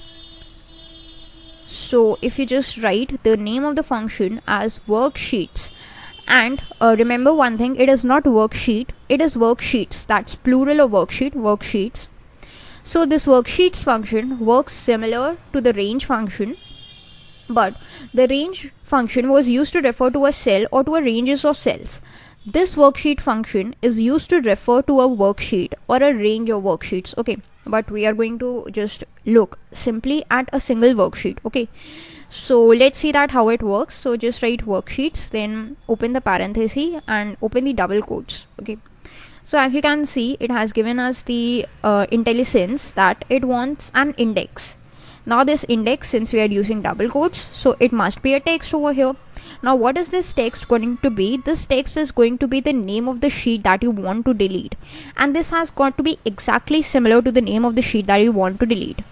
The name of my sheet over here is sheet 12, so I simply write over here as sheet 12, close the double quotes, close the parenthesis, put a dot, and now you can see you have not got any of the options, so you need to be very careful while typing this thing. Since I want to delete it, so simple, I am going to just type in delete, and when I execute it, let's see what happens. Yes, Microsoft Excel gives me a warning that you really want to delete this sheet or not? So yes, I really want to delete it. So just click on delete, and you can see that sheet 12 has vanished. Now there is no sheet 12 existing in my workbook. Only sheet 8 is existing. Simply, I want to show you one other thing. If you have sheet 8 and then you have sheet 13, there is no sheet 12 right now. Okay, but if you want to execute this statement, that is sheet 12, if you mistakenly write a wrong name, then what happens? So if you just execute it, then what you get is subscript out of range. This is kind of an error that you get. Why? Because Microsoft Excel searches for a sheet named as sheet 12 and it cannot find any sheet by this name. So that is why it has thrown an exception or thrown an error that I cannot find the sheet named as sheet 12. However, if you just change it to something that already exists, say sheet 13, then if you execute it, then Microsoft Excel recognizes it and gives you a warning that you really want to delete it or not. Okay. So that was the usage of this worksheets function, and first of all, let us understand that what this worksheets function will do. This worksheets function is actually going to refer to a bunch of worksheets that are actually existing in your current workbook. Okay. Now, using this worksheets function, you get to provide the name of the sheet that you want to access.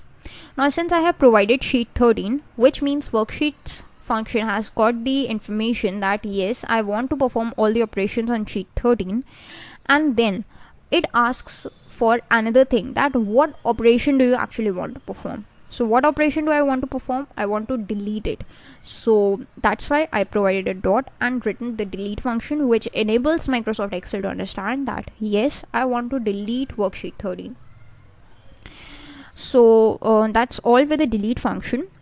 Now from the next video onwards, what we are going to do is actually start with a new function in Microsoft Excel, and that is known as the insert cells function.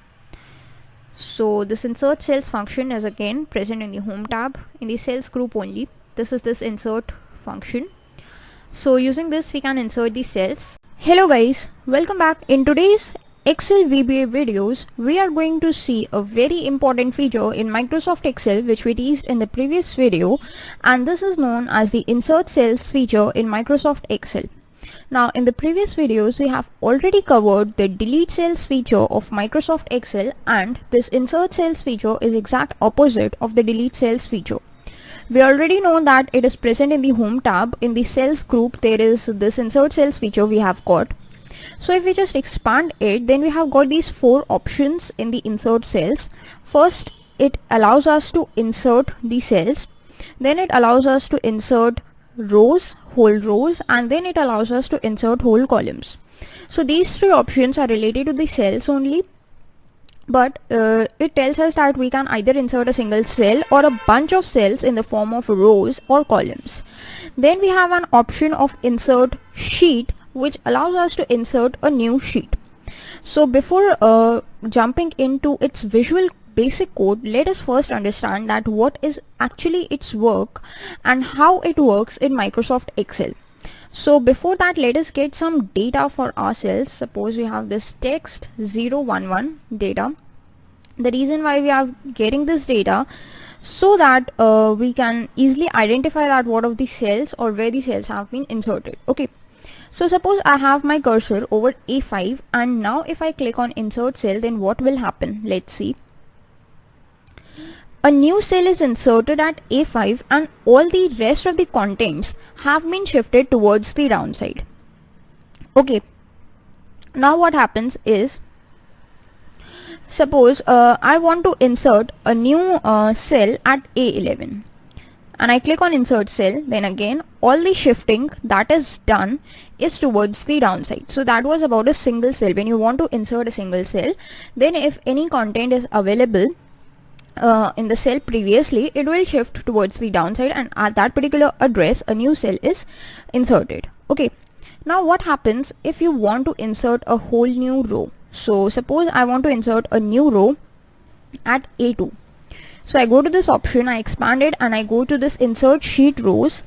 When I click on that, you can see at A2 and B2 the cells have been turned blank and all the previous data has been shifted towards the downside, means the cursor where I had was at A2, so at A2 a new row of cells is being inserted. Okay, now what happens is, if I want to insert a brand new column, then what happens?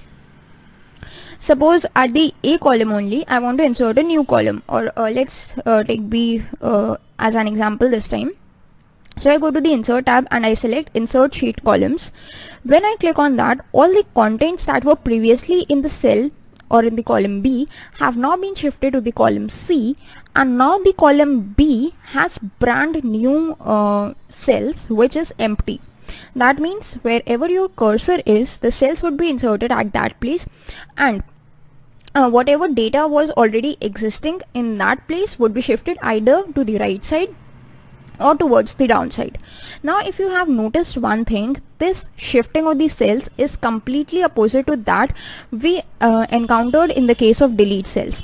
When we deleted the cells in a row wise fashion, the data used to shift upwards, and when we deleted them in a column wise fashion, the data used to shift towards the left side.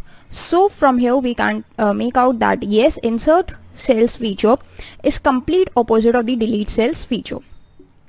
So that was about cells, how can we insert the cells. Now we have another thing. How about we insert a sheet? So right now I have sheet number 13 that I'm currently working on. If I try to insert a sheet, so I go here and I click on this insert sheet option. So you can see a new sheet by the name of sheet 9 is inserted over here, where sheet 13 was previously present, and the sheet 13 has been shifted towards the right side. Similarly, currently I'm on sheet 9. If I just go and insert a new sheet, then what happens is sheet 9 shifts towards the right and a new sheet with the name of sheet 10 is inserted at its place. So that's how it works. Whenever you want to insert anything, then the shifting is done at the right side or at the lower side or at the downside. Okay, so these are the two important things that you must keep in mind. So that was about how can we use the insert cells feature using Microsoft Excel. Now let us see what is the VB code that we need to write. So first of all, let us open our VB editor, and the shortcut for the same is Alt F11. When you do that, your VB editor would be opened. So let's just arrange it like this. Perfect. Now what we are going to do for this purpose is create a new macro, and to create a new macro, the first thing is go to the insert tab and insert a new module. Since this is insert cells, so let's just name it as insert cells. This is the name of the module. You can name it anything. Once it's open in the code pane, let's create a sub-procedure with any name that you want, and make sure that this name is going to be the name of your macro, so it must be meaningful. Okay, so yes, I have created a sub-procedure, and now it's time for me to write the Visual Basic code. Okay, so but before that, let's just change this data into something meaningful again. Text 011, text 021, and text 031. So let's extend it up to 10. Let's extend it up to 10 actually, and let's extend it up to 10. Okay, yes. Now let's see what happens. Let's just take up a cell. First of all, about a single cell, so we first need to reference to that cell. And how can we refer to that cell? By using the range function. That's the simplest way. Why we are using that? Because we get the help in the range function. Now within double quotes, you gotta write the name of the cell. So I want to insert a cell at B5. This here actually in the range function, you need to provide the location where you want to insert a cell. I want to insert a cell at the location B5. So let's just press B5, close the double quotes, close the parenthesis, put a dot, and as soon as you put a dot, you gotta search for a thing called insert or a method called insert. It works like this. That's it for inserting a single cell. If you just click on run, then you can see that at B5 a new cell has been inserted and all the contents have been shifted towards the downside. Okay, so that's how you can insert a single cell. If you just try to run it multiple times, then as many times as you run it, a new cell would be inserted and the previous cell would be shifted towards the downside. So that's how this insert function works. That's about a single cell. If you just provide a range over it, suppose B5 till C5, you want to insert cells, or from A5 till B5 you want to insert some cells. You click on run, then what happens is these 3 cells have been inserted newly and all the rest of the cells have been, let's just delete these cells. Okay, let's just delete these cells by shifting them towards the up.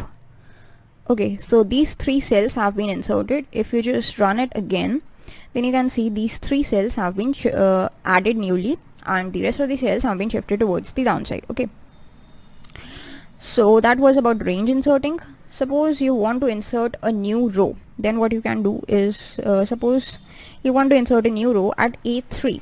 Okay, so you just provide a starting point, put a dot, then search for entire row. This is the option you gotta search for, entire row. Again put a dot and then search for the function insert. Now when you run it, let's see what happens. An entire new row is inserted over here. Okay, and all the cells have been shifted towards the downside. That's already we have known. Okay, now what happens if you want to insert an entire new column? So I want to insert a new column where this A is residing. Let's see that. Range, let's provide anything that you want. Suppose if you provide A8, say let's provide A8 dot entire column dot insert, and when you run it over here, okay, just a second. Yes, insert cell, you can just select the macro from here and you can click on run. When you click on that, you can see a new entire column is present at A and all the contents have been shifted towards the right side. Suppose instead of A8 you provide it with say D8. Now in D8 the columns would be inserted. If you just click on run, then yes, only here the columns have been inserted and only this text is shifted towards the right. Hello guys, welcome back. In today's Excel VBA videos, we are going to see an important feature of Microsoft Excel through the Visual Basic coding. So in today's video, the feature that we are going to see helps us to adjust the width and the heights of the cells.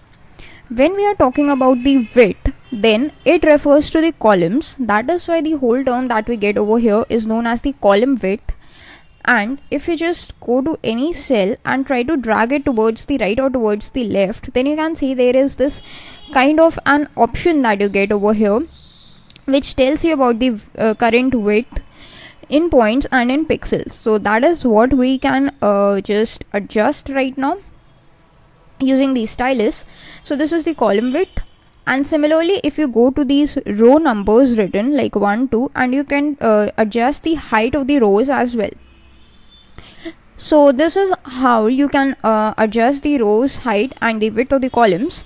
But this is exactly what we are going to see with the help of the Visual Basic code, that how can we adjust or manipulate it as per our choice according to the Visual Basic code. Okay, so before going into that, let's see that what is actually the significance of it. Suppose you are in the cell A1 and you write any data. I write here like textual data over here, and now if I come to the next cell, that is cell number B. Okay, right now it's all visible, but I come to cell B1 and I try to type some other data, like I type programming knowledge over here. Okay, and when I press tab, then what happens is now all of the contents of the cell A1 are not visible to me. Only those are visible which fall within the width of the column or the cell A1. Okay, similarly if I type something in the cell C1, then same thing happens with the contents of the cell B1.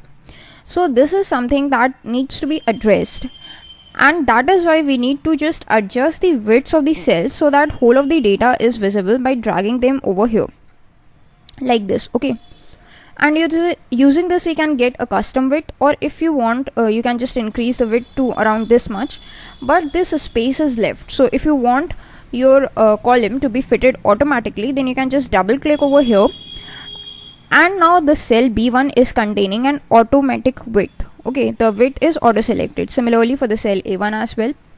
So that was about the column width, and similarly about the column or the row height. If you just come here and try to add some contents which span through multiple lines. So how can you do that? First of all, we have already read about it. So there is a shortcut called Alt and Enter. If you press that shortcut, you would be able to enter multiple lines of text in the same cell. Suppose you try to add like a YouTube channel. So you write YouTube in this line, and then you again press Alt Enter, and then you write say channel. Okay, and then you press enter. Then you can see that the row height has been fitted automatically. Why? Because wrap text is enabled. If you can just disable wrap text, then you can see that the row height is now not adjusted. You got to double click over here to just adjust it, or what you can do is just increase the row height like this to enable it. So that is what happens over here. Okay, so in this video we are exactly going to understand that how using the Visual Basic Code we can adjust the column width and the row height. Firstly, using the custom options, that is if we give a custom number, then what happens, and then how can we auto fit the height of the rows and the width of the columns. So let's start. First of all, we need to go to the VBA editor. So press the shortcut key Alt F11 and your VBA editor would be here. Let us just adjust our Excel sheet so that both of these screens are visible now to you. Okay. Now first of all, what we are going to do is insert a new macro. So go to the Insert tab and insert a new module. Let's rename it to say Cell Dimensions, like this. And let's just create a sub procedure for the purpose. Now I'm giving it a name as Cell Dimensions, but it's totally up to you. You can give it any name that you want. Then open and close the parenthesis and press enter to make sure that VB understands this as a sub procedure. Now once you're happy with it, let's start with a procedure. So let's just decrease the width and the heights. Okay. So first of all, we need to refer to that particular cell whose height or width we want to manipulate. We are currently working on the cell width first, or the column width. So let us work with the column width only, and then after completing this section we would move to the row height. Okay, so when we are referring to any cell, we first need to use a function through which we can get that particular cell, and an important function that we get is a range function. So just type in range, open the parenthesis, within double quotes you need to write the name of the cell. Right now we are concerning ourselves with cell A1, so just write cell A1 and just close the double quotes, close the parenthesis and put a dot. This will allow you to access all the properties or the methods associated with the range function. So let us just search for a property called column width. So if you just type COL, then you can get this column width property. You can put a tab, then put an equal sign. Now using this property you can give a custom number, and according to that number your column width would be adjusted. Okay, so let us give a number, say 50, and let's try to run it, and you can see that now your column width has changed to 50. Now if you just come here over here and try to drag it, then you can see that your width is near 50, or your width is exactly 50 when you are at this point, which means that yes, you can select its width over here, and the pixelated value is completely different, that is 355. That means you cannot manipulate the pixelated value. Okay, so that's how you can give a number. But what about its range? Since we are giving a number, so there must be some kind of a range within which we can give numbers. So let's see for that fact. Suppose you just turn it to a 0, then what happens is your column would not be visible anymore because its width is 0, but still it is existing over there. Okay, which means yes, you can give 0 as a width. It would not be visible, but yes, 0 is a possible value. However, if you try to give a negative number, like say -1 or say -10 is what I give, and if I click on run, then I will get an error like this, that this is beyond the range of the column width function. So you can just end it. That means you cannot give negative values to it. All you can give is positive values. But what is the upper limit for the positive values? The upper limit is 255. If you try to give it as 255, then what happens is, and you run it, then you can see that your column A has been turned into this much of white width column. You can see it's too much wide right now. So that's 255. Okay. But what if you try to give it a value of 256? That is beyond the range, and if you try to run it, then again we will get an error. So that is about the range. The possible values for the column width property are 0 to 255. Okay. Now this is one method through which you can select the width of the columns, but there are more than one methods. There is not just a single method, there are different methods. Suppose you want to use some other method, then how can you use it? For all of the methods, one thing that is common is the range, and within double quotes the cell number or the cell name, because it is used to refer to that cell, so it's going to be the same or common part for all of these functions. So let us just type range A1, put a dot. Now what we are going to do is, the second method says that you have to first make sure that what you want to manipulate. Since we want to manipulate the width of the column, now width of the column is associated with the column property of the cell, so we need to access the column property first. So just associate yourself with this column property. You can see column is written, put a tab, then put a dot, and then in column you can just access the columns property, this columns property, put a dot, and then you get a search for the same property, that is column width. Now using this method also you can change the width of the columns to a custom number, and its range also is from 0 to 255. Okay, so let us say keep it as 200, and let me just change it to 100 so that it is a possible value, it is a valid value. And now if I just use a step into function F8, then first of all the width of the column would change to 100. So let's just extend it and see, now it is 100.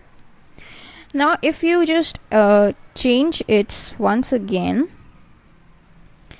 like this, you again press F8, then what happens is the width will increase and it would change to 200. Now you can see it has increased to around 200.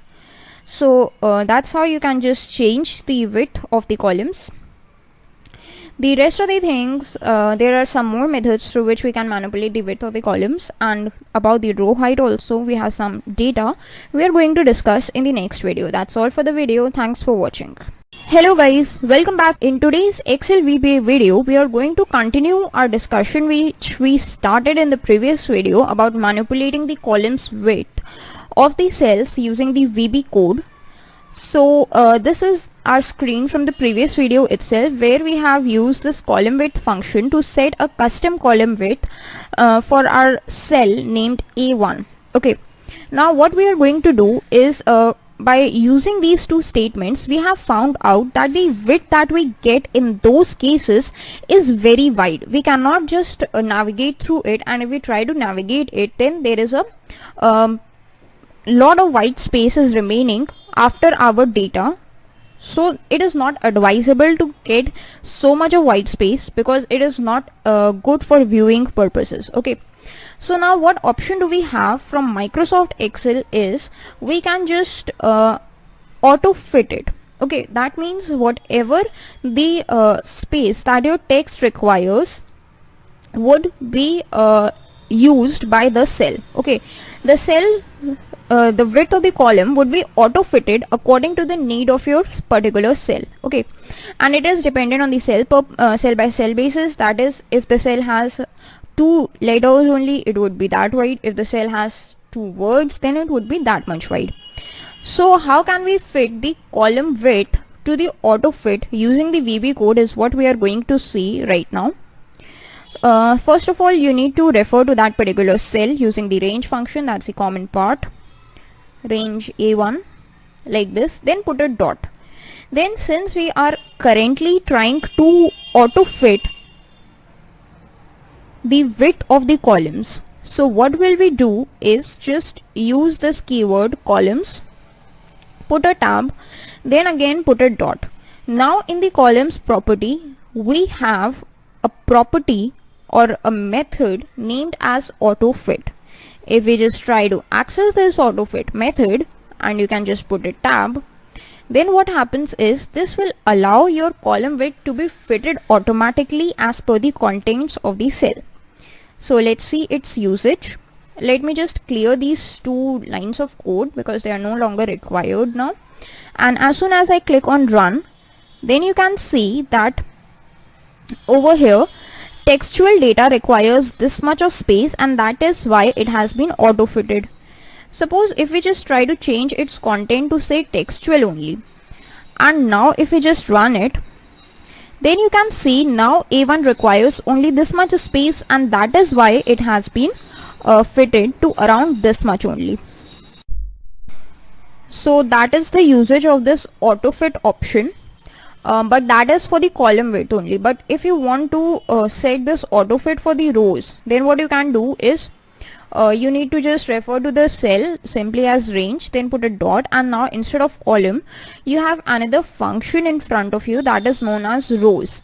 Now one thing that you must keep in mind is that there are 2 functions. One is by the name of row and the other is by the name of rows. So you do not need to refer to row or column, you need to refer to rows and columns. Okay, so just put a tab and then we put a dot. Then what happens is if you want to auto fit the height, you can just simply click on this auto fit option, and that would help you to auto fit the rows. Okay, so before that, let us just change its data to say add multiple lines of text so that we can understand it well. Textual data entered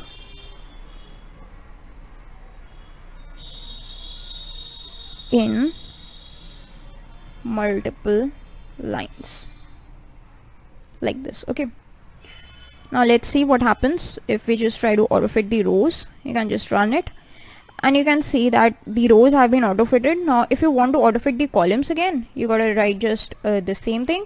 Instead of rows, you gotta write the columns, so that the columns would be auto fitted as well. Okay, now that was about the rows auto fitting and the columns auto fitting. We have already learned about the column width, how can we manipulate the column width. Now the next thing comes is how can you actually change the row width or the row height. How can you change the row height? So a simple thing is you can just drag it around here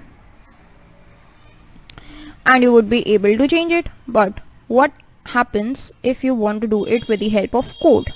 So you gotta write the code. First of all, you gotta refer to that particular cell using the range function.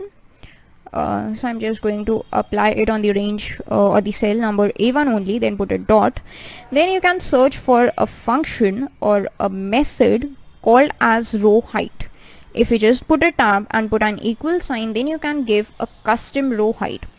As in the column width, we have already seen that you cannot give negative value. So here also, if you just try to put a negative value and try to run it, then you will get this error that it is out of the range.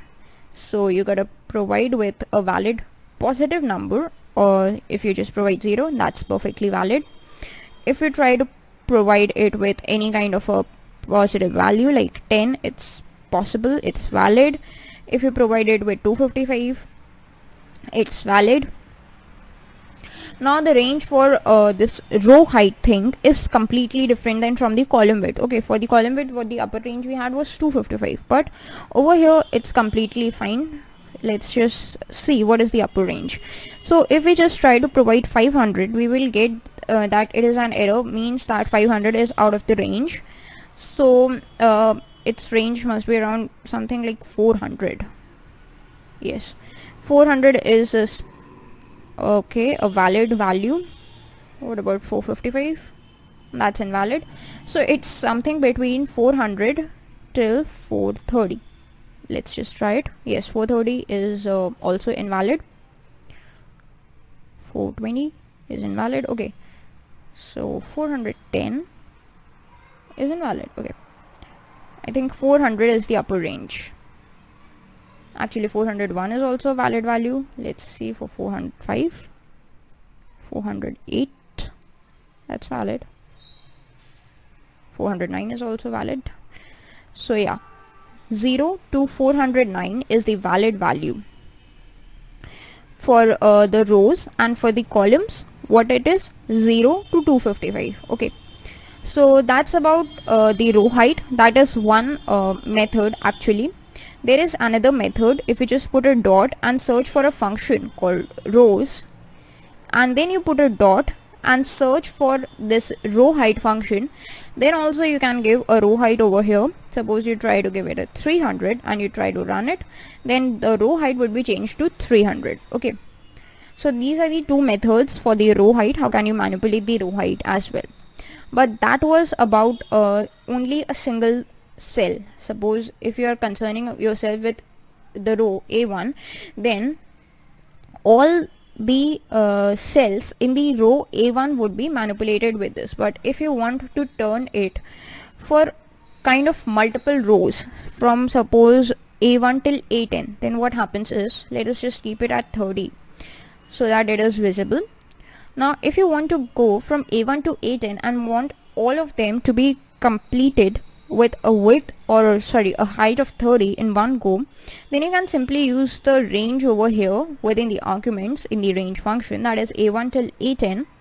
And if you just try to run it, then what happens is you can see that these 10 rows have changed their width in one go. Okay, and similarly if you want to do for a column also, you can just use this like range, and you can provide it with a column as well. Suppose you want to change the width of the columns from A1 till say J1, and if you just give it then what happens is column width say 50, all these columns would be changed to 50. You can see A1, and all the columns from A1 till wherever the last value of the rows is would be changed. Okay, so that's how you can work with it. And if you want to give it some other values, say you can give it a 30 or a 20 so that it is visible. Now you can see that A, B, C, D, E, F, G, H up till J, their values would have been changed, and from K onwards their values have not been changed. Okay, so in this video we learned about the different methods through which we can manipulate the row height at a custom value. We also learned about the range to which we can provide it with the values, which is from 0 to 409. In the previous video we learned about all the methods through which we can manipulate the width of the columns of a cell, and about its range, that is from 0 to 255. And also we learned that how can we auto fit the rows and the columns. Apart from that, we also learned how can we perform or apply all these methods over a single cell or over a range of cells. Now this was about all in the video. So with these two videos we wrap up our topic of manipulating the row height and the column width, and that is all for today's video. I hope you all have enjoyed it, and thanks for watching. Goodbye. Hey guys, welcome back. In today's video for Microsoft Excel VBA, we are going to look at the procedure using which you can select a single cell or a range of cells using the Visual Basic Code.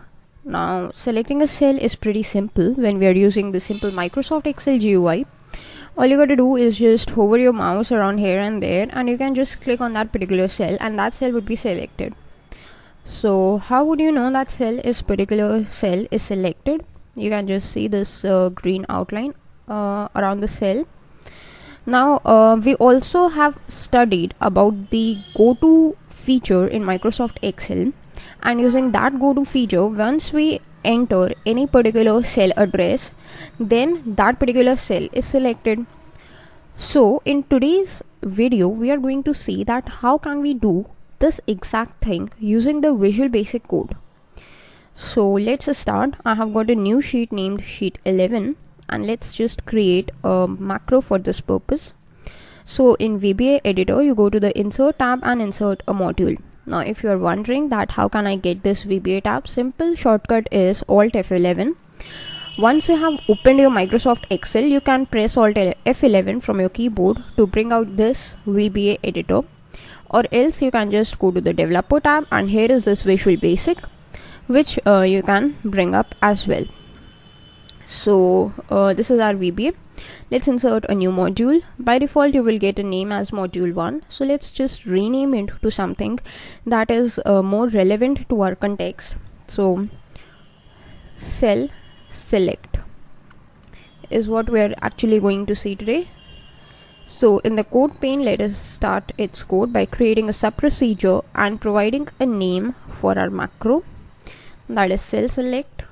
Open and close the parenthesis, and once you press enter, you can see end sub is present, which means that yes, Visual Basic has recognized it as a valid VB code, which is exactly what we wanted.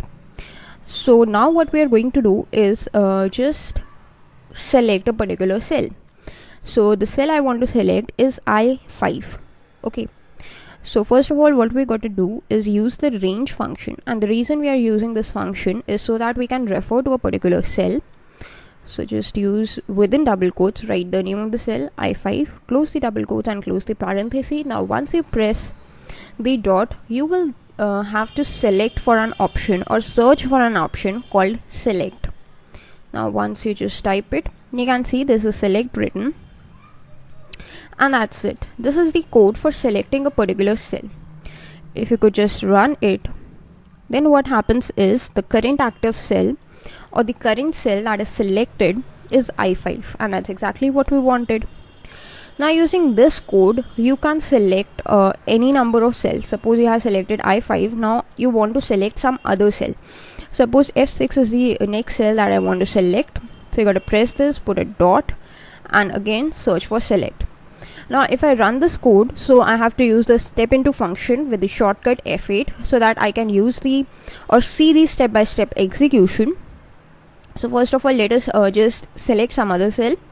Right now J11 is selected, but when this first line of code is executed, I5 is selected, and when this second line of code is selected or executed, F6 cell is selected.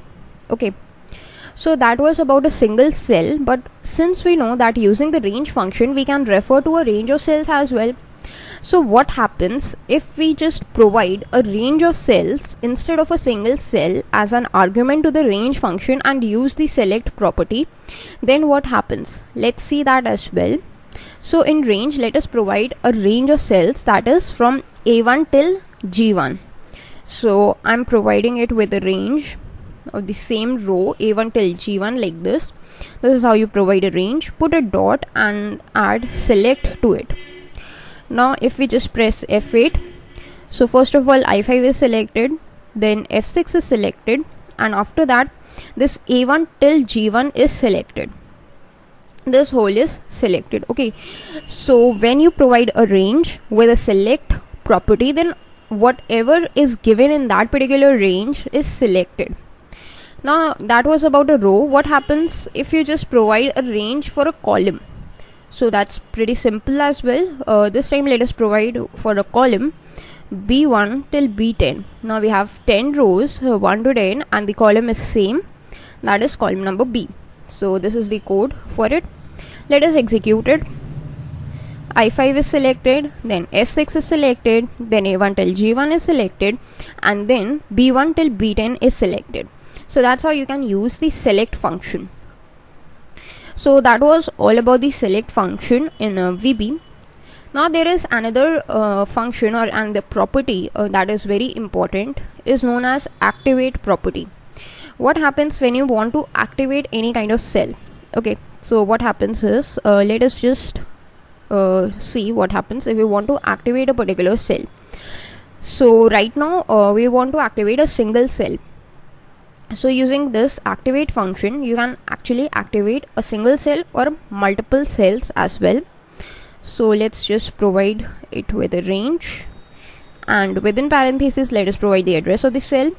H3 is the target cell that I want to activate, so just press H3, close the double quotes, close the parenthesis, put a dot and write activate. So once you just press A, you can see that activate is the first property of the range function that you have got, so just put a tab.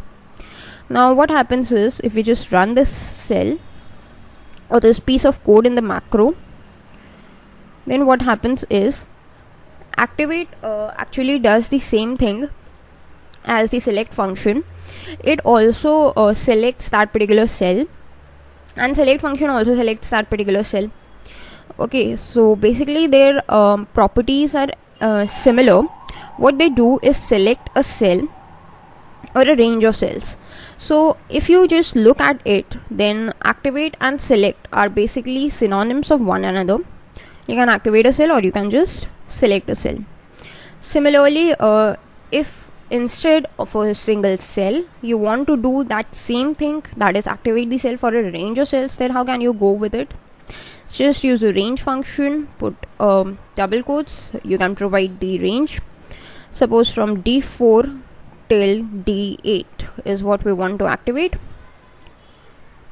and close the parenthesis, put a dot. Activate is what you got to select, and once you just run it using the step into function, then you can see that this range is activated. Okay, so the difference between a single cell and a range of cells is, when you are activating a single cell, the focus is on the single cell, but when you are activating a range of cells, and the focus or the same whole range is selected, but the focus is on the first cell of that particular range, whether going in a row wise fashion or in a column wise fashion. So that's the main difference. Okay, so, and one more thing, actually using the range function, we have seen two methods of selecting the cells, but there is one more method of selecting the cells using the range function.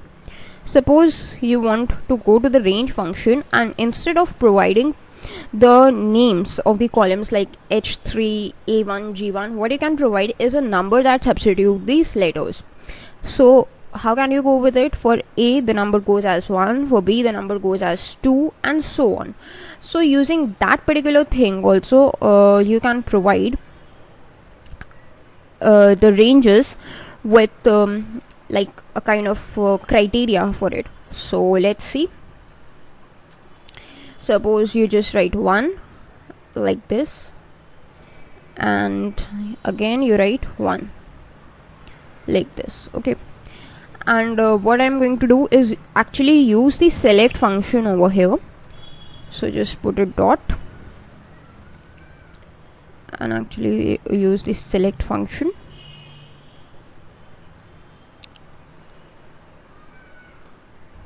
Okay, actually the error that we are getting over here is this.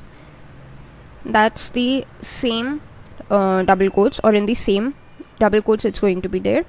So now if we just run it, this code is all similar. Now you can see 1 1. What would it do is select the first row and the first column completely. Now if I just maximize my Excel and try to move my stylus, you can see this whole first row is selected. That is what it does. It selects this whole first row, and that's how you can go with it. If we just change it to say 2, then what happens is first column, how many rows? 2 rows. First row and the second row, both of these rows are selected, and that's another usage of the range function. You can use that as well whenever you want. So that is all for today's video. I hope you all have enjoyed it, and thanks for watching. Goodbye. Hey guys, welcome back. In today's Microsoft Excel VBA video, we are going to see a very important thing and that is how can we hide and unhide the rows and columns in Microsoft Excel using the Visual Basic code. So first of all, let us understand that what is this feature and where is it useful. Suppose you have selected a particular number of cells. So I have selected these 4 cells from this first row, and if I right click on it, then I should get, actually let us just maximize it. So here I have selected these cells, and if I want to hide these cells, so you have to just click over here, and here you will get this option of hide. If you just select on it, then what happens is after C, the column D is hidden and you have got column E. Similarly, if you want to hide a particular row, you have to select that row like this, right click on it and go to hide.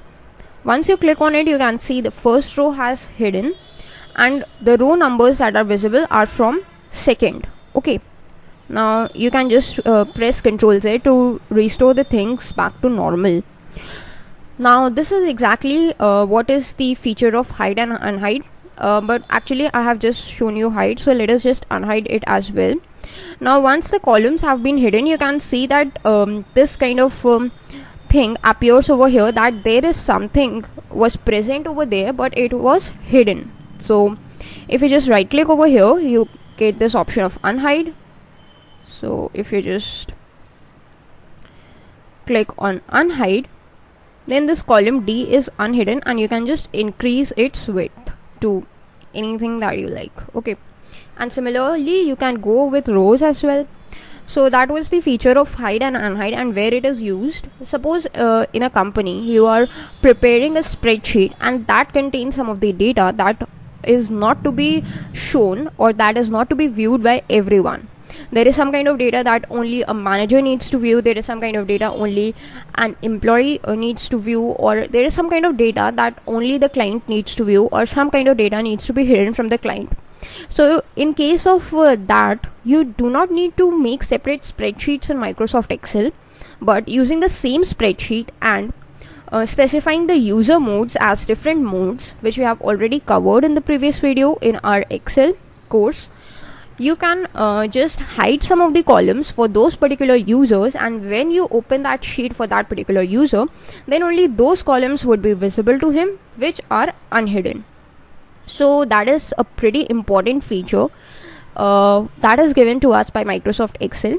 And let us see that how can we hide or unhide the rows and the columns using the Visual Basic or the VBA code. So let us just minimize our Excel. So both are code, VBA code, VBA editor and Excel are visible. Now first of all, let's create a new sheet, that's sheet 12. Go to the insert tab and insert a new module. Now let's rename it as row hide. Okay, so that's the name of our module, and let's first start by creating a sub procedure. So write SUB for sub procedure, and in the sub procedure you got to write its name, which is nothing but row hide. So this is going to be the name of our macro. Open and close the parenthesis, and adding of the end sub means that yes, Visual Basic has recognized this as a sub procedure. Now what we are going to do is actually write our code.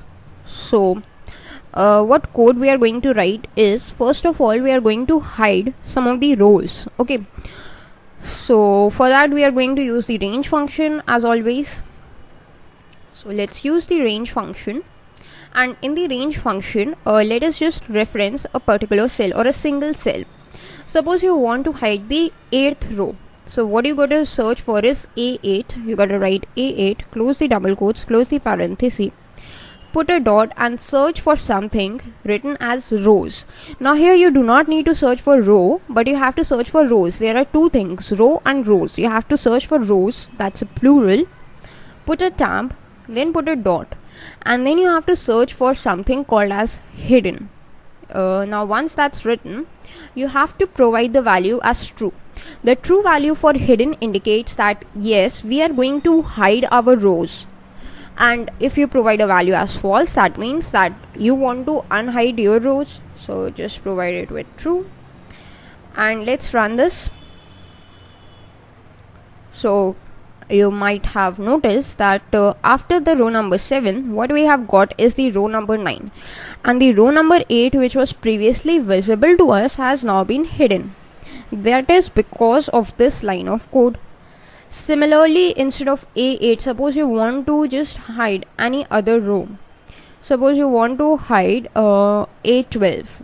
Basically, A is just for reference, so 12 is the row that we want to hide.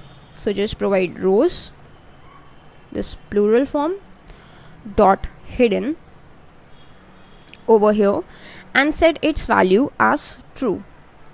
Now if you just run it, now you can notice that right now this 12 row is visible over here, but now if we just run this code using F5, then what will happen is this row would go away. Okay, so it asks us to select our macro row hide and just run it.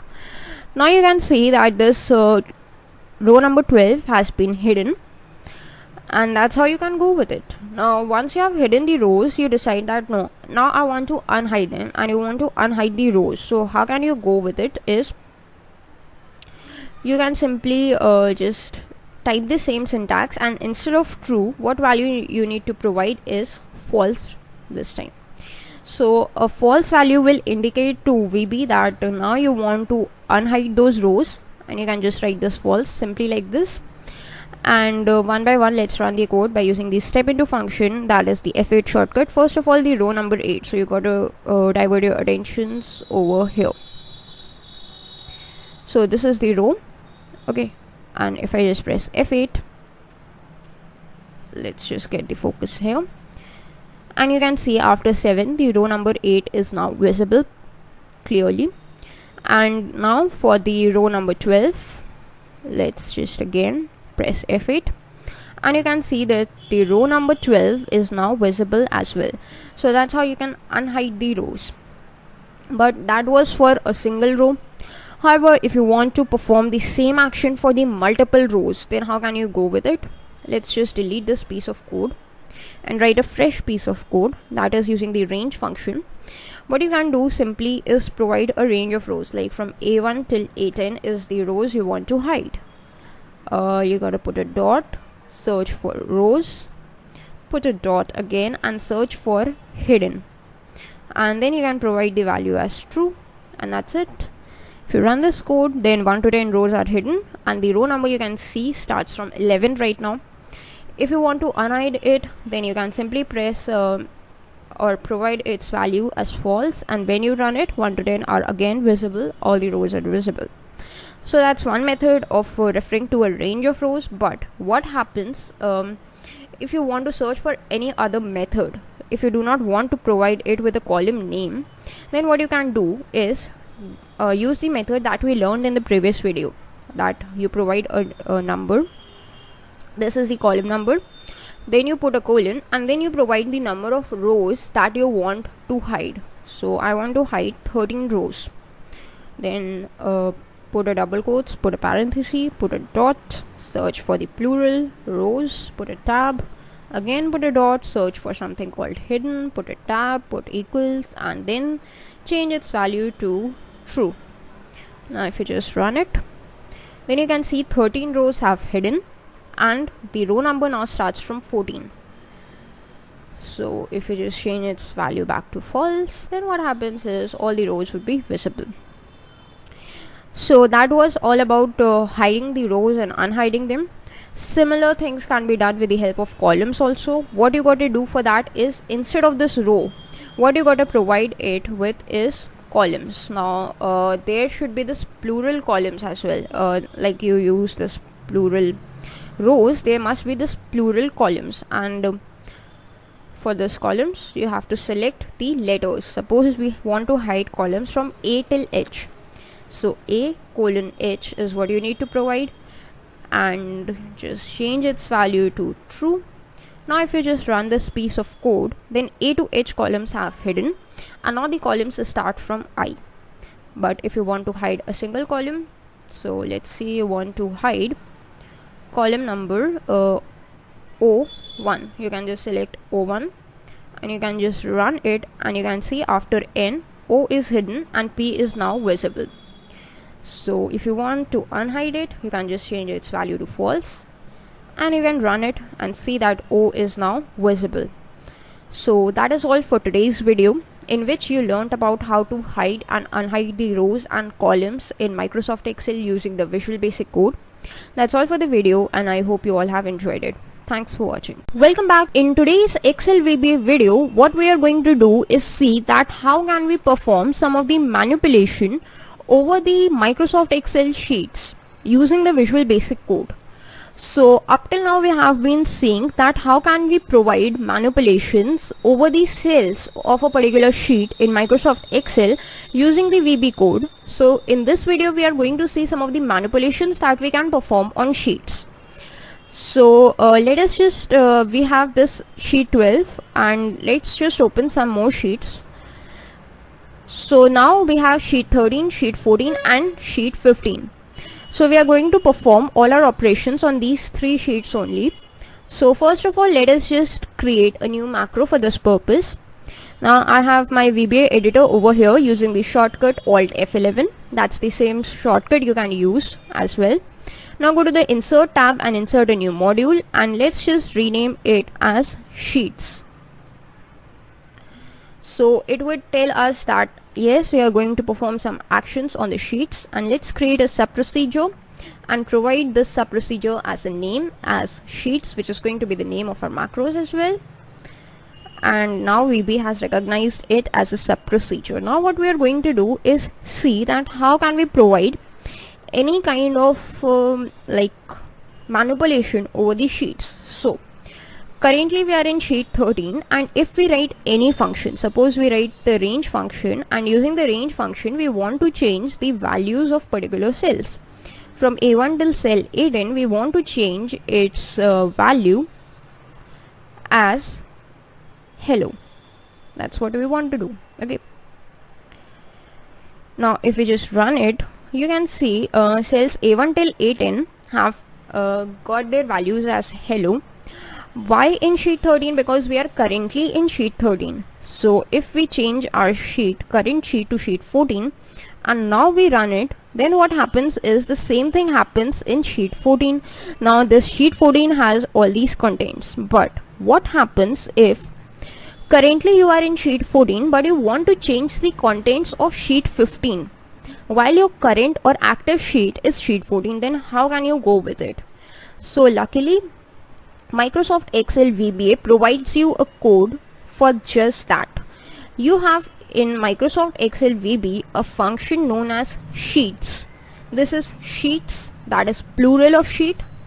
So let's just search for that function that starts with the capital S and sheet, and you gotta provide it with a S, that's the plural, and within the parenthesis you need to provide the number of the sheet.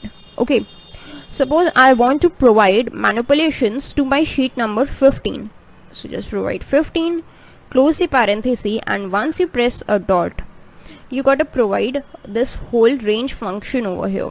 So let's just go to this range function, and now this is the thing that we are going to do. So let's just run this code.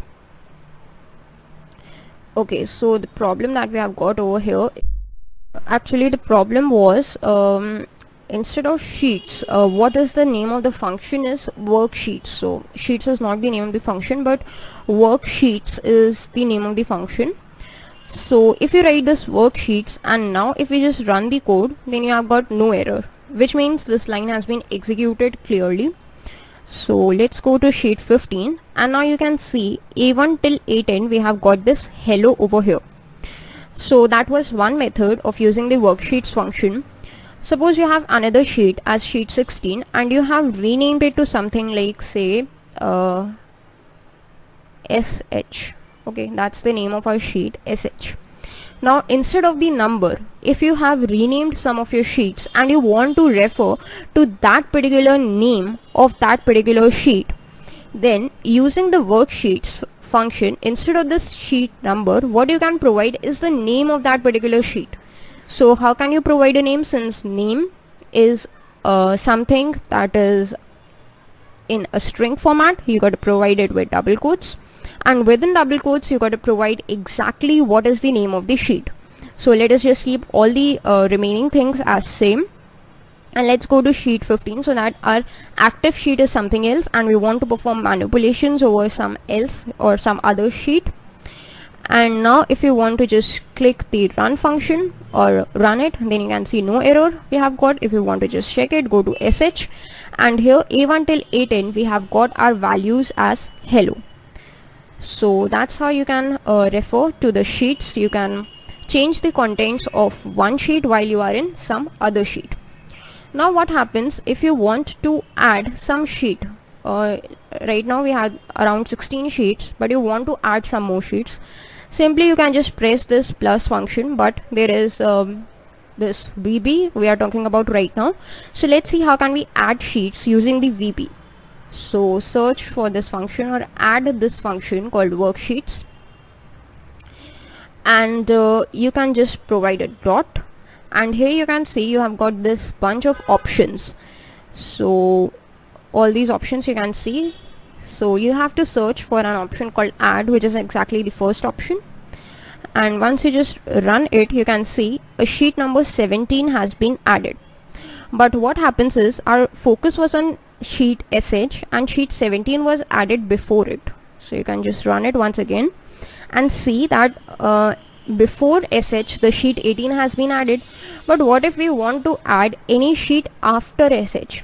That is you can just drag it, of course, but what happens if we want to change it through the Visual Basic Code? Then what happens is you have got actually a method just for that. So let's just see. You can just go to worksheets dot add, put a tab, then you got to provide it after. So once you just put a space, then you have got all these options that you want to add before, you want to add after. So I want to add after, put a colon, put an equals sign, and after which sheet. So you need to identify that after which sheet you want to add. I want to add after sheet 18. So to refer to that, you again need to use the worksheets function. Within parenthesis write the name of the sheet, that is sheet 18, close the double quotes, close the parenthesis. So let's just omit this code, let us just clean up this code, and now if we just run it, then you can see sheet 19 is added, but it is added after sheet 18. Similarly, if we just run it again, then sheet 20 is added after sheet 18. So that's how you can go with it. That's how you can specify that after which particular sheet you want to add a sheet. But instead of after, if you want to go for before, if you want to add a sheet before, say sheet 17, we have sheet 17 with us, and this is sheet 17. Before sheet 17 we have got sheet 15. So we want to add a new worksheet before sheet 17, so you got to provide this parameter as before, and once you run it, you can see the sheet number 21 is added before sheet 17. So that is exactly how you can work with it. You can provide this sheets option, how you can go before, how can you go after. So that was about with the name, but as we know that the worksheets function also accepts another argument, that is a number. So if you want to add a worksheet before worksheet number 21, so that's the number that we have provided with it, that is worksheet number 21. And if we just run it, then you can see over here this sheet is added after sheet 22. Now when we are referencing with a number, then sheet 19, which was the last sheet, is treated as sheet 21, and before sheet 21 means before sheet 19 a new sheet is added, that is sheet number 22. Similarly, right now sheet 19 is on sheet number 22. So if you just provide 22 and we click on run, then before sheet 19, which is referenced as number 22, a sheet named as sheet 23 is added. However, if we just go for it like after, and instead of 22 we need to just change it to 23 right now, and we click on run, then after sheet 19 sheet 24 is added. Why? Because sheet 19 is given the number 23 internally. So that's about how you can add worksheets using the VB code before particular sheet, before a particular sheet referenced with a number or a name, and after a particular sheet referenced with a name or a number. So that is all for today's video. I hope you all have enjoyed it. Thanks for watching and goodbye. Hello guys, welcome back. In today's Microsoft Excel for the VBA video, we are going to see some of the basic operations that we can perform over the sheets in Microsoft Excel. So up till now, we have been looking at the various functions or the various operations that we can perform over the cells or a range of cells using the VB code in Microsoft Excel. But from the previous video, we started about our sheets. So from this video onwards, or basically the previous video onwards, till some other videos, we are going to concern ourselves with some of the operations that are associated with the sheets in Microsoft Excel. So here I have created a new workbook. I have not saved it yet. That is why it has got the default name of book 1, and currently I am on sheet 1.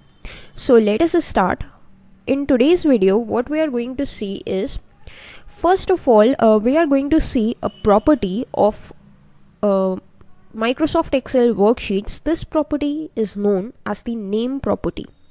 Now using this name property, what all operations we can perform is what we are going to see today. So let us start with our code. So for that, first of all, we need to bring up the VBA editor. So for that, we have a shortcut with us, Alt F11, and this is our VBA editor. So let us just adjust the position of the Excel as well, so that both these screens are visible to you now. Now go to the VBA editor, go to the insert menu and click on a module. This will enable you to insert a new module. Now let us rename it to something meaningful. I'm naming it as name sheets, because we are going to work with the name property of the sheets. That's why I've given this name, but you are free to choose any name for yourself. Now you can just select this module and minimize this Microsoft Excel objects, because we do not need to work on that. We currently need to work on the modules. Now in the modules, we need to create a sub procedure first. So just type sub for the sub procedure and provide a name.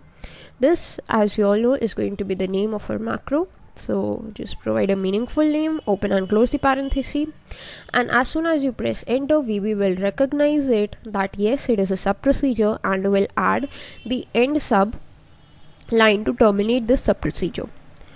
Now what we are going to first look at is how can we add the sheets using a custom sheet name.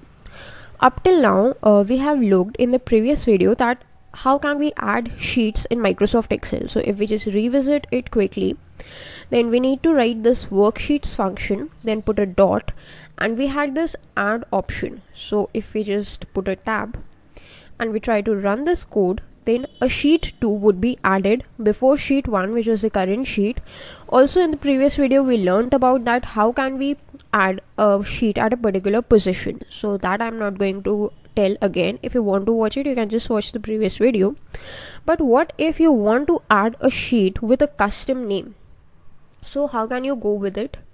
You have to assign or access a property known as the name property. Okay. Now here, if you just type it, then it would go like worksheets, because we are going to work with worksheet. So just type in worksheet, then put a dot. Since we are going to add a sheet, so this add property must be there. Then again you need to put a dot, and now what we are going to do is actually use the property known as the name property. Now if we just write name, then we need to provide it with a custom name, and this is the same name with which the sheet would be added. So you just put an equal sign, and within double quotes you gotta write the name. Why double quotes? Because it is a string value, so it needs to be provided within double quotes. So what I'm going to write is custom name, put a space and write NAME name, and you can just click on run. Then you can see that what happens is one of the worksheets is added. Up till now we had two sheets, sheet 1 and sheet 2. Now using this line of code, worksheets.add a new sheet, sheet 3 is added with the default name. But using this line of code, a new sheet is added which was named as custom name over here. So if we just try to rerun it with the help of the step into function, so that you would be able to understand it in a better way. So but what we need to do for that is change the name of this worksheet, because there cannot be two sheets with the same name in the same workbook. So let us just name it as custom sheet. Okay, now if we use the step into function using the shortcut key F8, then what happens is, first of all, this worksheets.add function is going to execute. If we just press F8, then you can see the worksheets.add function executed and it added a sheet with the name as sheet 5 in our workbook. Now we have this second statement which would add another worksheet in our workbook but with a name as custom sheet. So if we just press F8 again, then you can see that a new sheet before sheet 5 has occurred over here or is added in the workbook, and its name is now custom sheet. So that is how you can actually add a sheet with a custom name in Microsoft Excel, or with any other name, any name that you like. Okay, now the question is, once you have added the sheets, can you rename them? Suppose I have this sheet 5 and I want to rename it. So a general procedure is, you just right click over here, go to this rename option, and then you would be able to rename it, or you can just simply double click over this name and you would be able to rename it. But since we are looking at VB, so we want to rename a sheet that is already added with the help of the macros. So is it possible to rename a sheet using macros? The answer is yes. There are two ways to do that. First way, let us first just clear up this code. First option is, you got to access that sheet. So there are two ways to access the sheet. We already know that. One way is using the position of the sheet, and the second way is using the name of the sheet. So suppose you want to access the sheet using the name of the sheet, then how can you go with it? You use the worksheets function to access a sheet. Just type in worksheets, then open the parenthesis. Within the parenthesis, in double quotes, you need to provide the name of the sheet which you want to rename. I want to rename sheet 5, so I'm just typing sheet 5 like this, then close the double quotes, close the parenthesis, then put a dot. Now what property you need to access right now is called as the name property. You need to access the name property. So NAME is the name property, and using this name property you can assign a custom name or any other name that you like. So within double quotes you need to provide it with a name. So I'm just providing it as renamed sheet. Okay, and let us just run it. So you can see that after before custom name there was a sheet named as sheet 5, but now there is a sheet named as renamed sheet. The reason why, because sheet 5 is now renamed as renamed sheet. Okay, now what happens if you want to access it using a position? So if you just right click over the arrows given over here, you will get all the sheets that are currently present in your workbook. So here you can see that we have a sheet called as sheet 3 and its position is 4th. If we start from 1, 2, 3 and it's at the 4th position. So okay, let us just rename it. So how can we go with it? You can just clear up this piece of code and just leave this worksheets function over here. Okay, you need to write the worksheets function, you need to open the parenthesis, and within the parenthesis, instead of the name you need to provide the number. Since we are providing the number, so it is no need for us to provide it within double quotes. Simply just type the number, since the position we are targeting is the 4th position. So just type in 4, close the parenthesis, put a dot, And again, you need to access the same property that is known as the name property. Put an equal sign, and now within double quotes you need to provide the name of the sheet to which you want it to be renamed to. So what I want is rename sheet. The previously we had renamed sheet, now we are providing rename sheet. The reason why, because there cannot be two sheets with the same name in the same workbook. So that is our piece of code, and let us run it. We know that sheet 3 is at the target position, so it's after sheet number it's after custom name and before sheet 2. So just keep an eye over there what happens. We just run here, then you can see that sheet 3's name is now changed to rename sheet, and that's how you can work with the name properties of the sheets. So this is all for today's video, but you would be learning more and more about sheets in the coming videos, so stay tuned. Hello guys, welcome back. In today's Excel VBA videos, we are going to continue our discussion from the previous video itself, in which we started our discussion about the name property, and also we are going to discuss another property of the sheets in today's video. So let's start.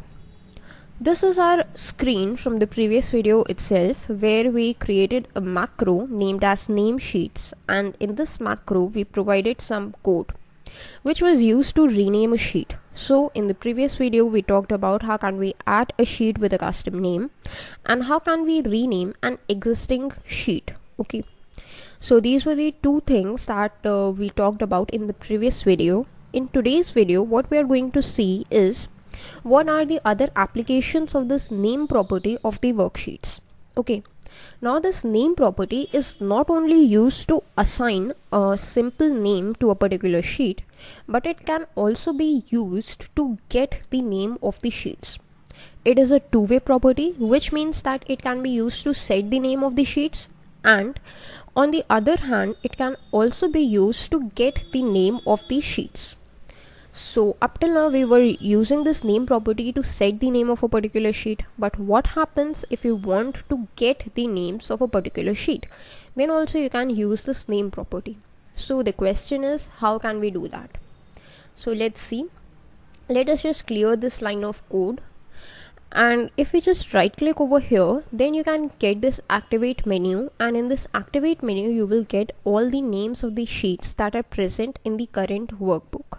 Okay, so from here we can find out the position of a particular sheet, and if you want to use the name property for getting the name of the sheet, then you must use the position for that purpose. Okay, so suppose I want to know that what is the name of the sheet that is at the second position in my workbook, then what code do I need to write? Okay, so let us jump to our VB. Actually the name is renamed sheet, that's what we are hoping to get. So let us go to our VB code, and here we first need to type in the worksheet function.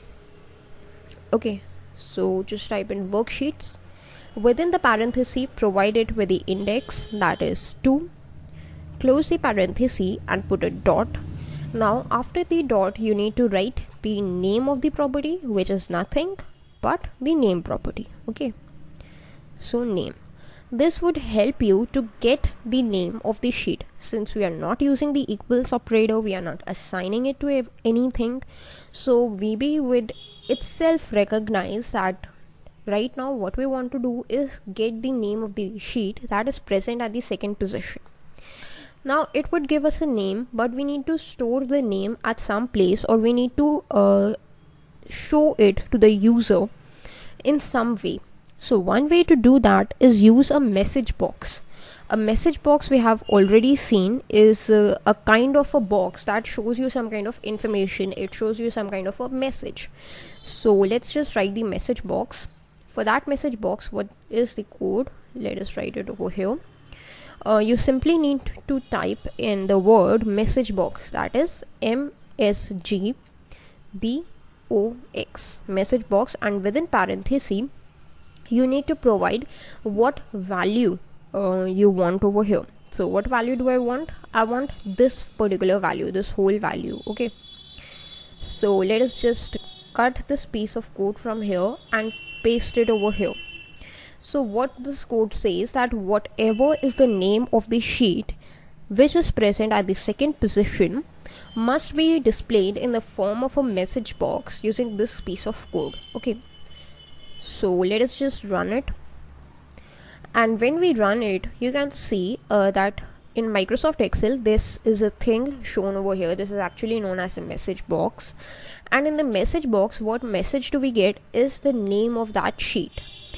And now you can click on OK, and this is the exact function of message box. But whenever you are trying to access the name of a sheet, it is not a very good practice to use a message box. The reason why it would show the sheet name in the form of a message, and you cannot copy that name or you cannot use that name anywhere else. Okay, so what you can do is simply use a particular cell, and in that cell you can store the value of that particular sheet. So for that purpose, what do we need to do is first access the particular cell, and we have been working with cells for a pretty long time now, so we know that to access the cell simply we can use the range function. Within double quotes in the parenthesis we need to provide the name of the cell. So suppose I want it to be displayed in A5, and you put a dot and provide it with a value operator. So put a tab equals. Now what value we need to provide is worksheets2.name. So you can either type the code, or I'm simply using it as copy and paste it. Okay, so let's see what happens right now. So just press the F8, which is the shortcut for the step into function. First this line of code would be executed, which would show us a message box. Yes, we get this message box. You can simply click on OK, and then if we again press F8, then you can see that in the cell number A5 we have got the name of the sheet, which is nothing but renamed sheet. And you can just again press F8 to complete the execution of the macro. So this was how you can put your sheet name in a cell. Now there is one more thing that you need to know about the message box, that if we just try to run it again, if we try to run this piece of code again, then what happens is we have got this message box. Now while this message box is open, if we try to click anywhere else, then you can see it gives us that ding from the computer, which means that we cannot use any of the functions of Microsoft Excel while this message box is open, which is again a drawback for us, and that is why it is not advisable to use a message box. And that is why you can obviously use a cell to display the name of the sheets. Until and unless you click on OK, you cannot use any of the functions of Microsoft Excel or VB. So this is what a drawback is. So now you can just press the F8 function, so we get our sheet over here. And that's how you can actually use the multiple sheets. We just showed the name of a single sheet, but if you want to show the name of multiple sheets, suppose you need to use the range function and show the name of any other sheet.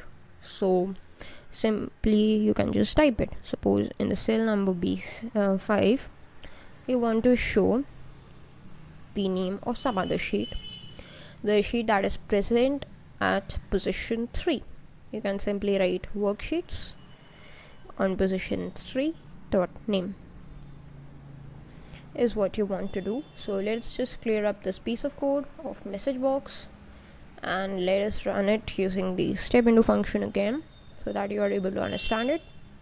First this line of code is executed, but no change is shown because it is already present over there. Then again if we press F8, then you can see custom name, which is the name of the sheet that is present at the first position, actually is shown over here. Okay, now you can just open it by right clicking over here, and you can see over here that what happens here. Okay, you can just see that custom name and renamed name, and similarly using this option you can access as many sheets as you want. So that was about how you can use the name property to get the names of the particular sheet in Microsoft Excel. Now what happens is once you have got the names of the sheet, This was actually all about the name property, and now we have another property with us, and this property helps us to copy the sheets from one place to another. So basically what a copy function do, we all know that it copies the data from one place to another. We can copy the data of the cells simply using the Control C and Control V function. But what if we need to copy the whole sheet, or we need to move the whole sheet? Then what we can do? This is the exact procedure that we need to follow. So instead of the VB, first of all, let us look at what are the steps in Microsoft Excel for the copy function. If you want to copy any sheet, suppose this is the rename sheet, this is what I need to copy. Okay, actually yeah, this is the rename sheet that I want to copy. And okay, actually this renamed sheet is what I want to copy. I want to create a copy of this renamed sheet. Okay, so what can I do is just right click over here, and there is this option of move or copy. So using this particular option is what I need to copy it. Okay, so this is simple using Microsoft Excel, but in the next video we are going to see that how can we use this option using the Visual Basic Code. So that is all for today's video, and I hope you all have enjoyed it. You must have learned something new, and stay tuned for the next video to learn about the copy function. Thank you. Hello guys, welcome back. In today's Microsoft Excel for VBA video, we are going to continue our discussion which we started from the previous video, and this discussion was about copying and moving sheets in Microsoft Excel.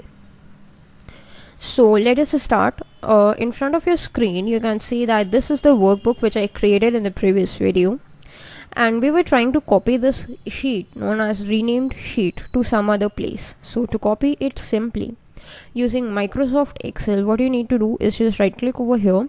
When this sheet is present, you need to just right click. There is this option to move or copy. You can just click on this option, and when you do that you will get this kind of a menu which is a move or copy menu. From here you can select the workbook that you want to paste it in a particular workbook or in a new workbook. Okay, so I just want to paste it in the same workbook, that is book 1. And then there is another option that before which sheet you need to perform this action. I want to perform it before sheet 1, so you can just provide it with that particular sheet. You can just select that particular sheet, and your sheet would be moved to that particular position. Right now renamed sheet would be moved before sheet 1, and if you click on OK, then what happens is from here this sheet moved towards here, that is before sheet 1, and that's exactly what we wanted. But this is how you can perform the move function. What if you want to perform a copy function? Then what you can do is simply you can just right click over the sheet, go to again this move or copy option. The workbook is going to be the same, and when you want to create a copy, then there is an option of create a copy. You need to check this box and your sheet's copy would be created. So here again you can select that before which sheet you need to create a copy. But if you want to create a copy of this particular sheet at the very end, then this is this last option called move to end. You can just select this option, and once you click on OK, you can see that a new sheet is created over here, or a copy of renamed sheet is created over here, and by default or by the naming convention its name has been changed to renamed sheet, and within parenthesis you have got a 2, which means that yes, this sheet is actually a copy of this sheet. This sheet is original one and this is a copied one. Okay, so that's how the move and the copy function works. But that was about the Microsoft Excel. That was the easy way. But what if you need to perform the same action using the Visual Basic Code? So how can you do that? For that, let us just minimize our Microsoft Excel or restore its size so that both of the screens are visible. And okay, so let us just create a new module. Go to our VBA editor. If you do not have the VBA editor in front of you, simply you can use the shortcut Alt F11. Go to the insert menu and insert a new module. Let's just rename it as copy sheets. Okay, So that's the name of our module. Press enter, and once you open copy sheets in the code pane, let us just create a sub procedure, and in the sub procedure let us again give it a name. This is actually going to the name of our macros. Open and close the parenthesis, press error in sub is what you get at the end to recognize that yes, it is a sub procedure. Now let us start with our thing, that is we need to just copy the sheets. First of all, let us understand the copy function. Okay, so for the copy function, what you need to do is first access the sheets. Okay, if you just right click over here, then you will find all the sheets list. So what I'm going to do is perform all my options on this custom sheet, on the sheet named as custom sheet. Okay, that's the first sheet, so click on OK. Now we need to first access the sheet named as custom sheet. Okay, so for that what we need to do is use the worksheets function, which we have already read about, and within the parenthesis you need to provide the name of that particular sheet. So let's just provide as custom sheet actually, and just close the double quotes, close the parenthesis. Then you need to put a dot, and after the dot what you need to do is provide it with a property or a function known as copy. So I've got this inbuilt function called copy, and after you press a space you have an option of providing that before which sheet you need to copy. So that is similar to our menu that we got over there, the move or copy menu that we got over there. We can select that before which sheet we need to copy it. So if you just right click over here, you will get all the sheet list, and I want to copy it before say sheet 1. Okay, so for that what we need to do is simply type in the keyword before like this, and after typing before you need to provide it with a colon and an equal sign. So just put a colon, put an equal sign, then again put a space, and then you need to provide the name of the worksheet. So again use the worksheets function, and in parenthesis with double quotes write the name of the sheet before which you want to copy it. So that's sheet 1 in our case, and that is our line of code. Let us execute it.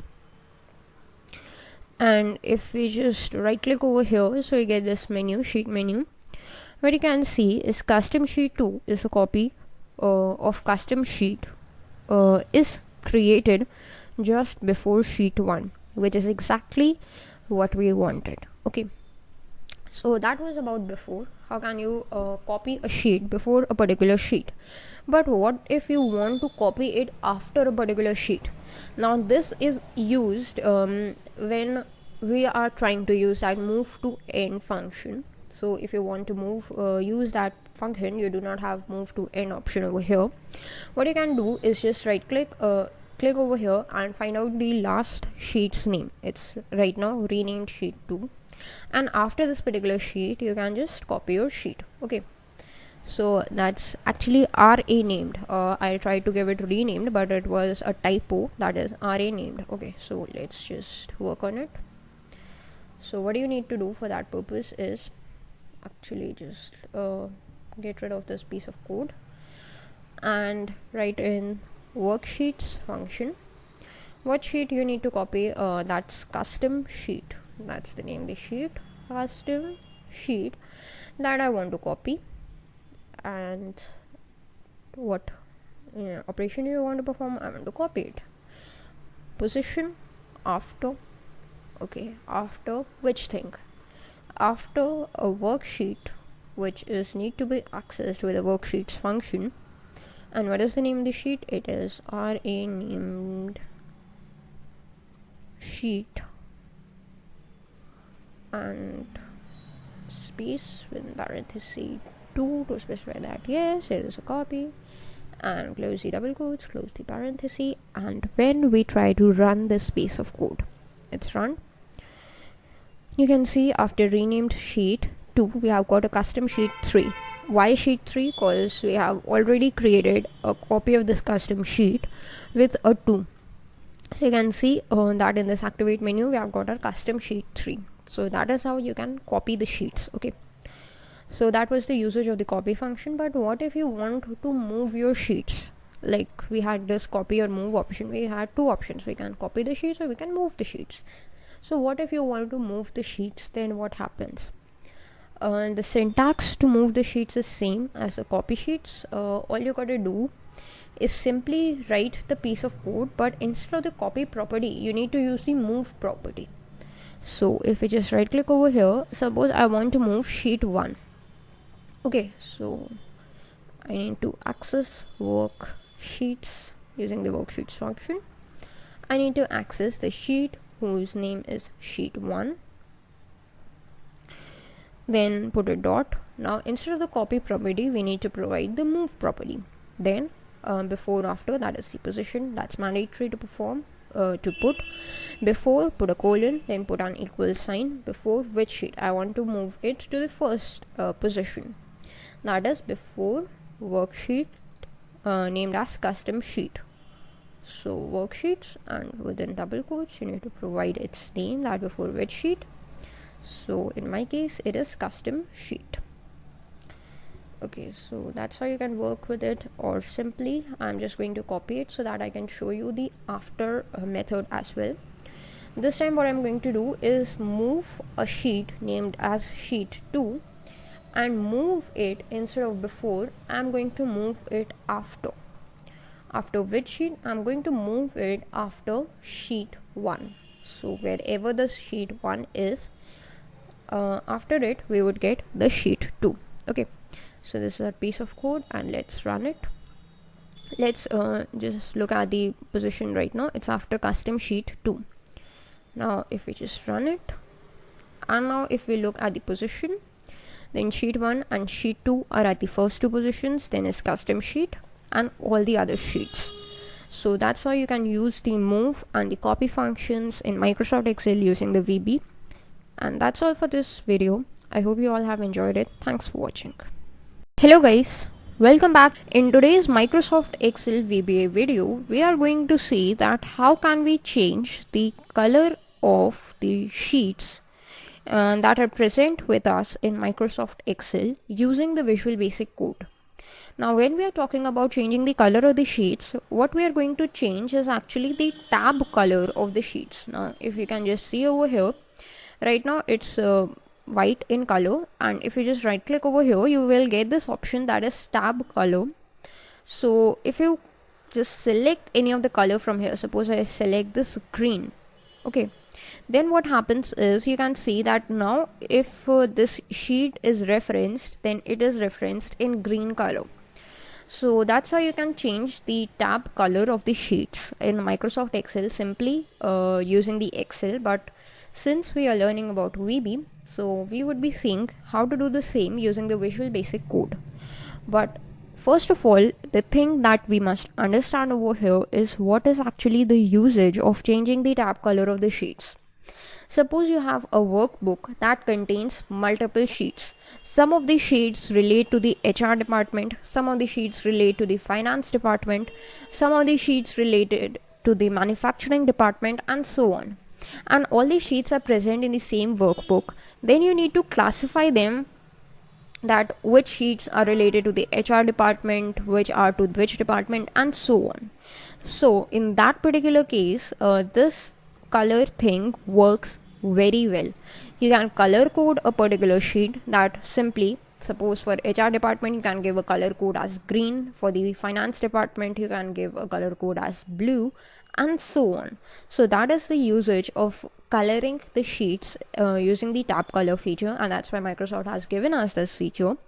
So let us see that how can we use this feature using the macros in Visual Basic. So let us just open our VBA editor. I have already opened it from the previous video itself. If you need to open it, you can simply use the shortcut Alt F11 and you will get this screen in front of you. So go to the insert menu. Once you have opened it, go to the module to create a new module. Now in this module, what you need to do is provide the name of the sheet, but it could be anything that you provide. So it doesn't really matter that what you type over here, but you need to make one thing sure, that this name must be something that you should understand, so that afterwards if you see your code, you are able to understand that what this particular module does. Okay, now if you just press enter, so color sheets is what I have given this as a name, because we are going to actually color the sheets. Okay, so once you have opened your color sheets option in the VBA, what you are going to do is create a sub procedure, and in this sub procedure you need to provide a name, which is going to be actually the name of our macro. So usually I just provide the same name as the name of our module, which is color sheets. Open and close the parenthesis and press enter. Okay, so first of all, what do we need to do is actually change the color of the sheets. So for that, first of all, we need to reference that particular sheet whose color we need to change. Okay, we know to refer the sheets, we have got the worksheets function, and using the worksheets function, there are two ways through which we can refer a sheet. You can simply type worksheets within parenthesis. You can either provide the sheet name or the sheet position. First of all, let us see with the help of a sheet name.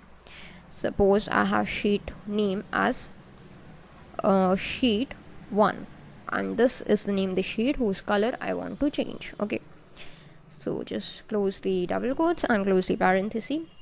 Now what property we need to access is the tab property, since the option that we had in Microsoft Excel was the tab color. So first property we need to access over here is known as the tab property. You can just put a dot, and you can just get the tab option, or if you do not get the option, you can simply type tab, then again you put a dot. In the tab property, what property we need to access is the color property. So you need to simply provide it as color color, and then you can put an equal sign. Now we have used this color property with our cells before in our previous videos, so we know that when we are using these colors, what value we need to provide. We can provide 8 basic values, that is the 8 basic colors which Visual Basic gives us, which are black, red, blue, cyan, magenta, yellow, green, and so on. Okay, so if you need to access or provided with a particular color, then you need to write the name of the color prefixed with the VB. So I want to color it in magenta, so VB magenta is what I write, like this. Okay, and this is what we are going to do. So just run it. Yes, color sheets is what I'm going to run. So just select it, and you can see that sheet 1 is now colored in magenta. If you just go to any other sheet, and you will see that sheet 1 is now colored in magenta. Sheet 2 is colored in green color, and sheet 1 is colored in magenta, which we wanted. Now the other method is, there are actually 4 methods basically. The other method is, or the 4 ways which you can change the color of the sheets. Use the worksheets function, and instead of the name you need to provide the index. So for providing the index, let us right click over here. Custom sheet is whose color I want to change now, and it is present at the index 3. So worksheets and the index, you need to provide it as 3. Then close the parenthesis, put a dot, write the property value as tab, again put a dot, and you need to use this color. And using this color, you can specify any of the colors which you can use. So I'm going to change it to cyan. So let us provide it as VB cyan, because that is the convention that Visual Basic follows. Now VB cyan is what we're going to do. Let us just clear up this line of code, and when we run it, you can see custom sheet has been changed to cyan. Now if we just change our current active sheet to something else, you can see that custom sheet is now colored in cyan, and that's how you can go with it. So that was the second method. If we talk about the third method, so we already know that we can actually change the color of anything, be it the cells or the sheets, using 2 methods. One is the color method, and the other is the color index method. When we are using the color method, we need to provide the name of the color prefixed by the letter VB, but when we are using the color index, we need to provide the index of the color. Okay, so let us just use this color index property. instead of color you need to write color index like this, put an equal sign, and you need to provide it with a value. So the value I'm providing is 20, and instead of 3 I'm just going to change its position at 4, which means the current sheet is custom name, or actually custom name sheet is what whose color I want to change with a color index of 20. So if you just click on it,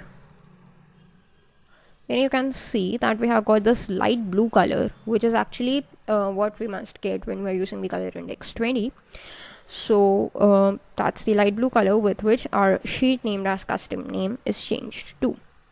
Now what happens, we can use this color index property with instead of the sheet index, if we provide the sheet name in the worksheet function. So that is the fourth method. So within double quotes you need to provide the name of the sheet, which is nothing but rename sheet, like this. And the color index, this time I'm going to change its value to a 50, okay, like this. And if you just click on run, then you can see it has got a dark green color shade. So that's what it is. That's what we get on color index 50. So that was the fourth method. The first method, using the sheet name in the worksheet function and the color property. The second method, using the sheet index in the worksheet function and the color index property. The third method, using the sheet index again in the worksheet function but using the color property. And the fourth method, using the sheet name in the worksheet function and using the color index property. So these are the four methods. Using any one of them you can actually change the name of your sheet, the color of your sheet. Okay, now what happens is, once you've colored your sheet, if you want to change it back to normal, if you do not want to provide any of the color to this particular sheet, currently we are having the rename sheet over here. So right now it's of green color, but if we want to remove any color from it, okay, so what we can do is, using the worksheet function you need to reference that particular sheet. So right now we are using this name. Then you can just put a dot and use the tab color property. So you need to provide tab, then again put a dot, and then you need to provide color and equals. Now in this equal sign, instead of providing it with a color, what you can provide it with a value known as false. When you provide it with false, then what will Visual Basic do is, it will just remove any of the colors that is present in that particular sheet. Okay, so now if you just run this code, you can see the rename sheet is now colored, is now removed its color, and it is now normal like the other sheets. Okay, so if you want to just change the color of any other sheet, like I have custom name, so let's just take a note at its position. It is at the 4th position. Now simply using the position or the index value also, you can just remove the color of a sheet. So the index value I've provided it is 4, and if I just run this piece of code, then you can see custom name is now not colored at all. So that is all about the color property or the tab color property that you need to know in Microsoft Excel. And that's all for the video. Thanks for watching. Hello guys, welcome back. In today's Microsoft Excel for the VBA video, we are going to see a very important feature that is used to protect your data from unauthorized usage. So this feature is basically the hide and unhide feature in the worksheets. And why do we need to use this feature? The reason being that we have already covered about hiding and unhiding the cells. So the same thing applies to actually the sheets as well. Suppose you are having your workbook and you want multiple people to access this workbook, the same workbook, but you do not want the same data to be visible to all people. Suppose you have a single workbook that includes the records for the HR department, for the finance department, for the logistics department, etc. You do not want the HR department to know about the data of the logistics department, and you do not want logistics department to know about the data of the HR department, but all the data is in the same workbook. And when you show the workbook to the HR department, you need to make some settings that all the sheets of the logistics department or the finance department are hidden from the HR department, and similarly for the logistics department you want them to only show the sheets of the logistics department only. So this feature of hiding and unhiding sheets is what comes into play. Now we have a collection of sheets over here. Suppose we want to hide any sheet, you can simply go to that particular sheet, right click over here, and there is this option to hide it. Once you click on that, your sheet is hidden, and you right click over here, you cannot find that sheet over here. Okay, so that's how you can hide the sheets actually. Okay, so that was a simple method. But what if you want to do the same thing using the macros, using the Visual Basic Code? Then how can you go with it? Similarly, that's what actually we are going to see today. So simply, you know that you first need to open the VBA editor by using the shortcut Alt F11. Once you've got that, go to the insert menu and insert a new module. Now its name you need to change to something meaningful. So let's change to hide sheets. Okay, because that's something meaningful. And when we just open it in the code pane, let us provide it with a sub procedure and the name, which is going to be ultimately the name of our macro. So hide sheets, open and close parenthesis, and end sub would be added automatically by VB. Now when we need to hide the sheets, first of all we need to refer to that particular sheet which we want to hide. Suppose RA named sheet is what I want to hide. So how can I go with it? Use the worksheets function. Why we are using this worksheets function? Because we need to refer to a particular sheet. Now we are referring to that particular sheet using the sheet name. So let's just use the sheet name as RA named space sheet. Okay, then since we are using name, which is a string property, we use the double quotes. When you have written this, then you can put a dot, and you can use a property known as visible. Now there are two possible values for this visible property. The first value is true. If we just set it to true, then nothing would happen, no change would happen, because it is right now visible. So in order to hide it, we need to set the visible property to false, and when something is already hidden, then to unhide it we need to use the value of the visible property as true. So first we need to hide this sheet, so let us just use the visible value as false, so that it is not visible to us anymore.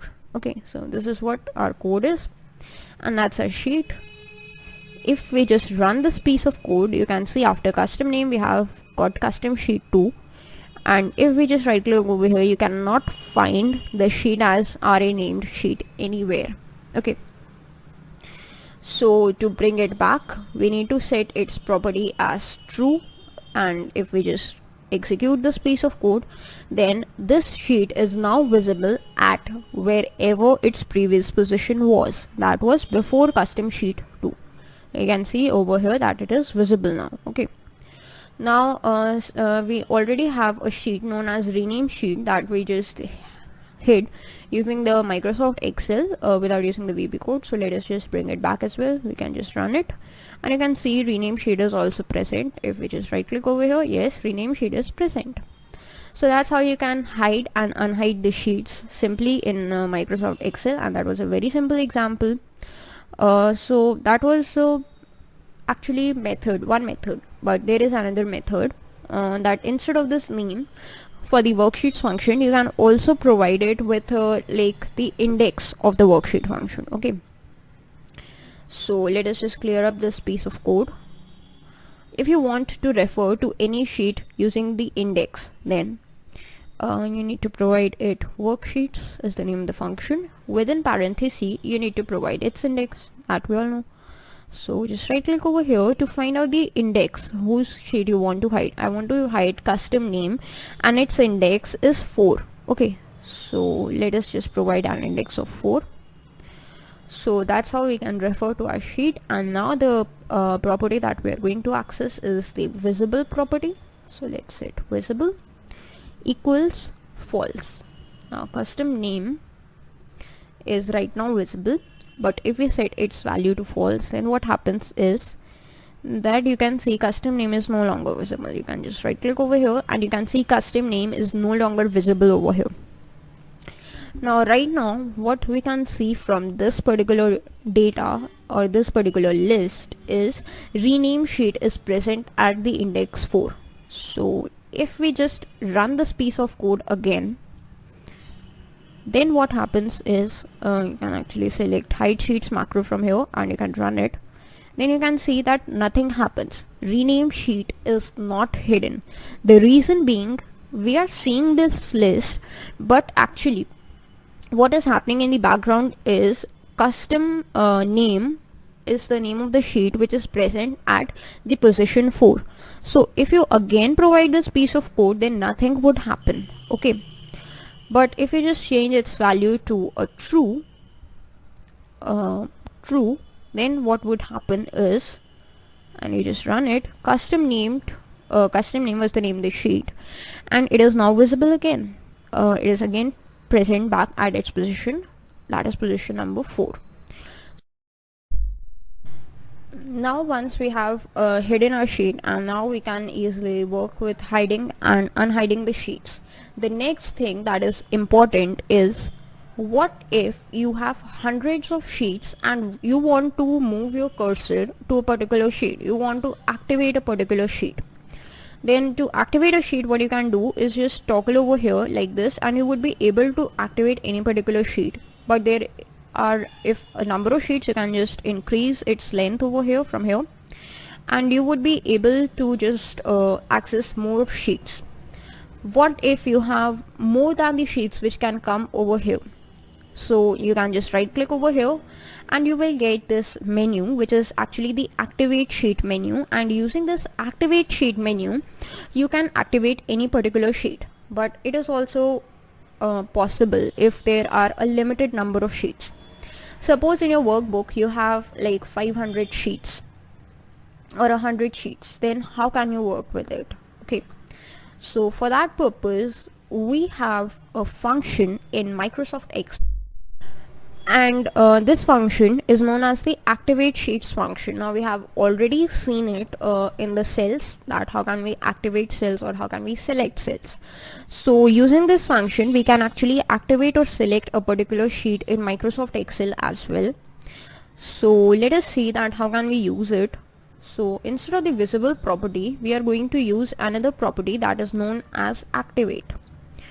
So worksheets 4, that is whatever the worksheet is present, whichever worksheet is present at the index 4, you need to activate it. So the sheet is custom name and we need to activate this custom name sheet. If we just run it, then custom name sheet is now activated. So that was using the index. But what if instead of the index you need to provide the name of the sheet? The name of the sheet that we need to activate right now is sheet 1. So if we just provide this piece of code, then what will Visual Basic do if we just run it is, currently we have a sheet 1 activated and our cursor is in sheet 1. If we just right click, then in this activate list also we have got this sheet 1, which means sheet 1 is activated right now. There is another method to activate the sheet. Instead of activate function, you can use the select function, and let's just change the sheet name to say sheet 2, and when we run it, you see sheet 2 is activated. And if you just right click over here, then again in the activate list you can get this sheet 2 is activated. So that is all on how you can activate the sheets. How can you select a particular sheet using the VB, how can you hide or unhide the sheets. So that's all for the video. Thanks for watching. Welcome back. In today's Microsoft Excel tutorials video, we are going to see that how using the Visual Basic for the applications editor and using the Visual Basic programming language, we can actually implement sheet protection over the sheets in Microsoft Excel. Now the first question arises is, what is sheet protection and why do we need it?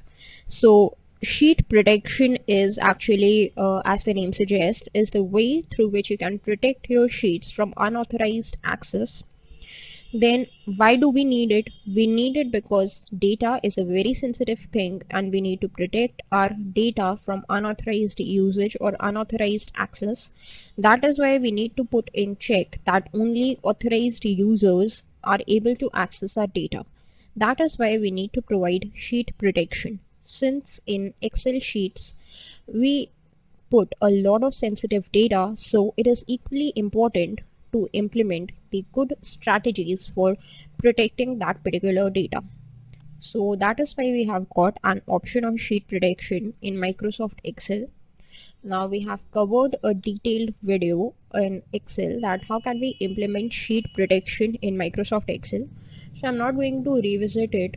Instead, I'm going to show you in this video that how can we implement sheet protection using the Visual Basic Code. Okay. So let us start with a procedure. We have our workbook named as book 1 and we have a bunch of sheets. Okay. Now in the sheet named as rename sheet, we have got some data. So we are just going to protect this sheet only. Okay. So you need to open up your VBA editor.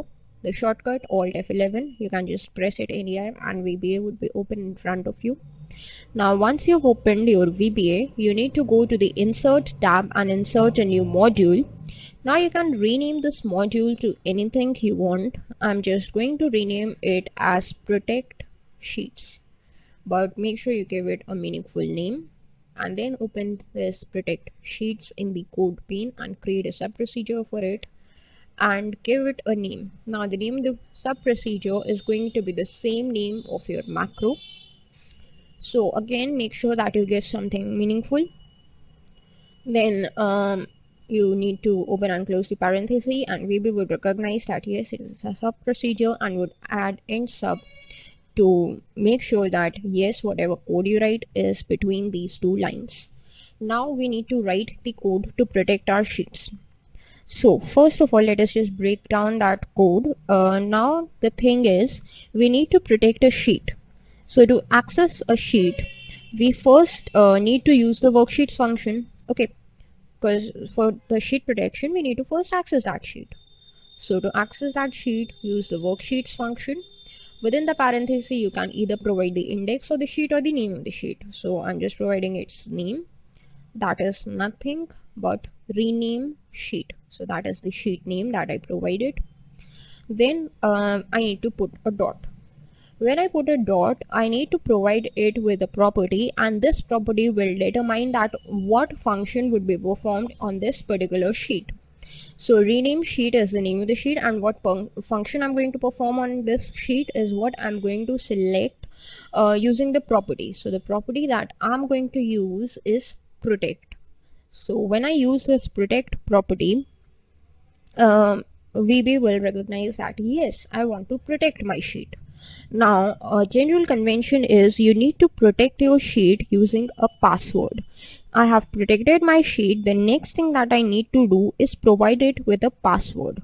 So for the password, you just need to put a space, then write the keyword as password. And we know that in Visual Basic, whenever we write a keyword, we need to put a colon and then we need to use an equal sign. That is the same convention we used when we use the after and the before keywords. So this is the same thing we are going to do here as well. That is use the colon and the equal sign, and then you need to provide a password for your sheet. Here I'm going to provide a simple password because I'm just using it for the demo purposes, but if you want to protect your sheet, it is recommended that you provide a strong password. So I'm providing 1234, a simple password.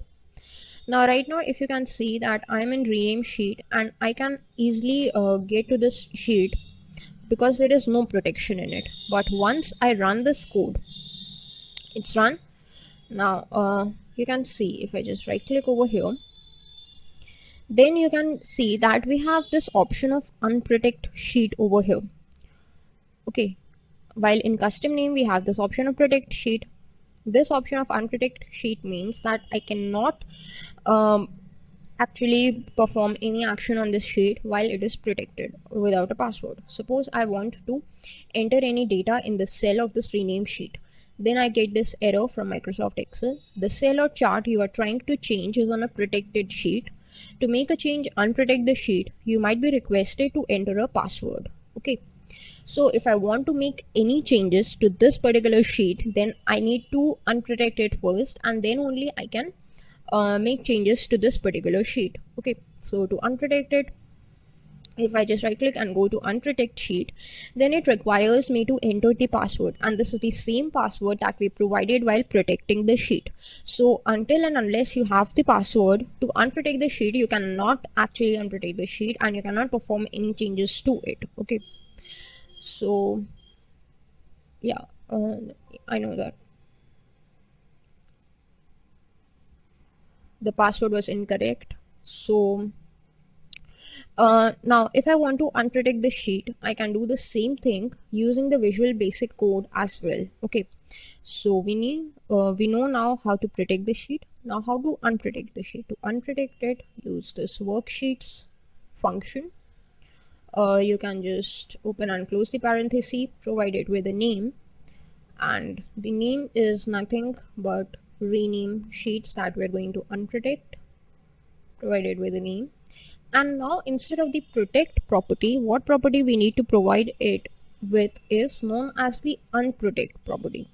So you need to write the keyword unprotect instead of protect. And now we know from Microsoft Excel that once we want to unprotect our sheet, we need to provide the password to unprotect it. So once you write this unprotect keyword, you need to provide password with which you need to unprotect it using the keyword password. Put a colon, put an equal sign because that's the convention, and provide the password, that is 1, 2, 3 and 4. Now your sheet would be unprotected only if your password is correct, but if your password is wrong, your sheet won't be unprotected. So let us just comment this out, and when we run this, then you can see rename sheet is unprotected. If you just write anything over here, over any of the cells, then it is possible to write. Okay, so now one thing more. Let us come to VB again, and let us just uncomment it and comment this. Now we are again protecting our sheet with the password 1234, and protect sheets is what I want to run. Now rename sheet is again protected. You can see this all menu bar has been disabled. Now what if I want to unprotect it again, but I provided with the wrong password? Then what happens? 1234 was my password, but I provided with simple 123, which is a wrong password. Now if I just run it, then I will get this error. The password you supplied is not correct. Verify that the caps lock key is off and be sure to use the correct capitalization. You can just debug it, you can end it, and now you know that if you provide the wrong password, then also you are not able to unprotect your sheet using VB as well. So in order to unprotect your sheet, you must provide a correct password, which is 1234 in this case. So if instead of 123 you provide it with 1234, and then let us just stop its execution right now, and if we try to again execute it, then what happens is simply press F8 from your keyboard, again F8 from your keyboard, and again F8 from your keyboard. You get no error, but instead in the rename sheets you can see that all this tab is now visible, is now enabled, which means yes, you can perform any kind of editing that you want, which means yes, your sheet is now unprotected. And again you can press F8 to bring yourself out of the macro protect sheets, and that's how you can protect a sheet. But there is another way, which we already know, that using the worksheets function, either we can use this rename sheet function or the index of the sheet to refer to that particular sheet. So if instead of the name of the sheet you want to provide the index of the sheet, then also you are able to protect or unprotect your sheet. So that is all about how you can actually refer to your sheets, you can protect your sheets in Microsoft Excel, and that's all for the video. Thanks for watching.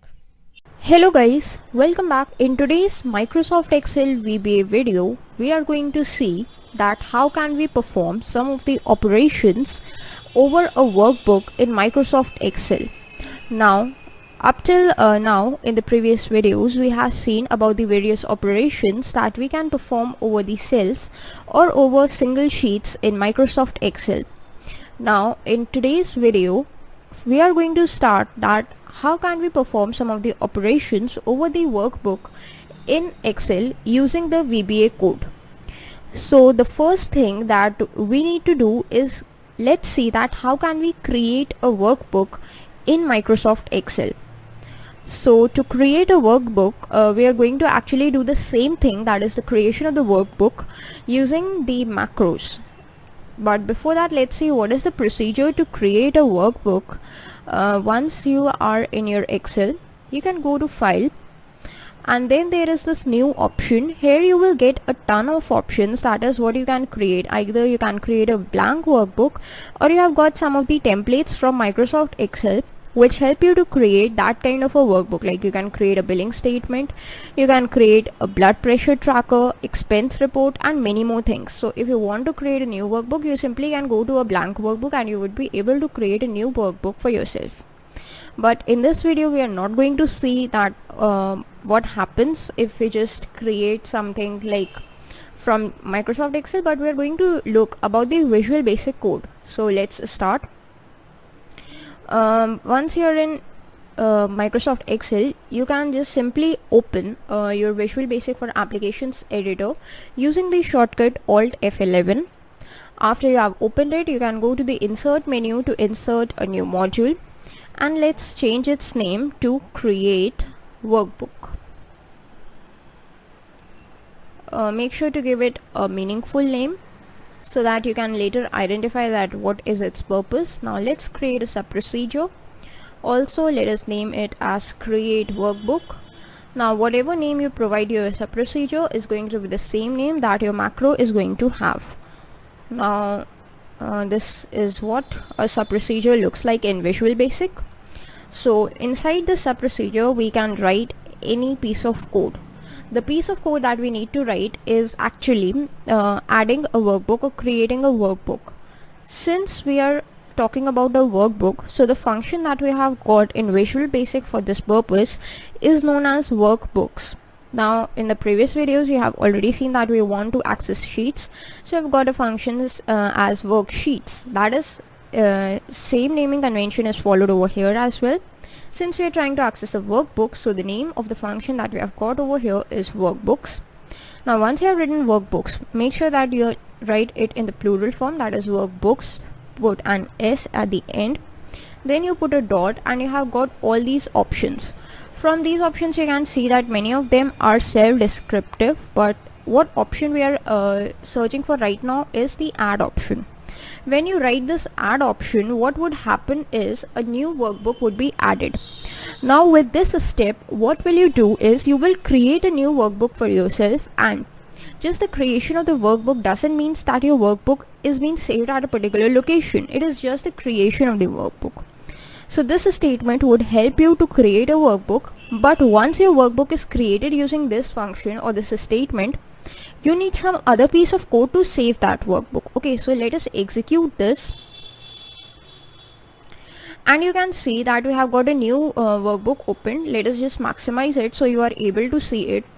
You can see we have got a new workbook by the name of book 1. If you want to cross check it, you can see now 3 tabs are.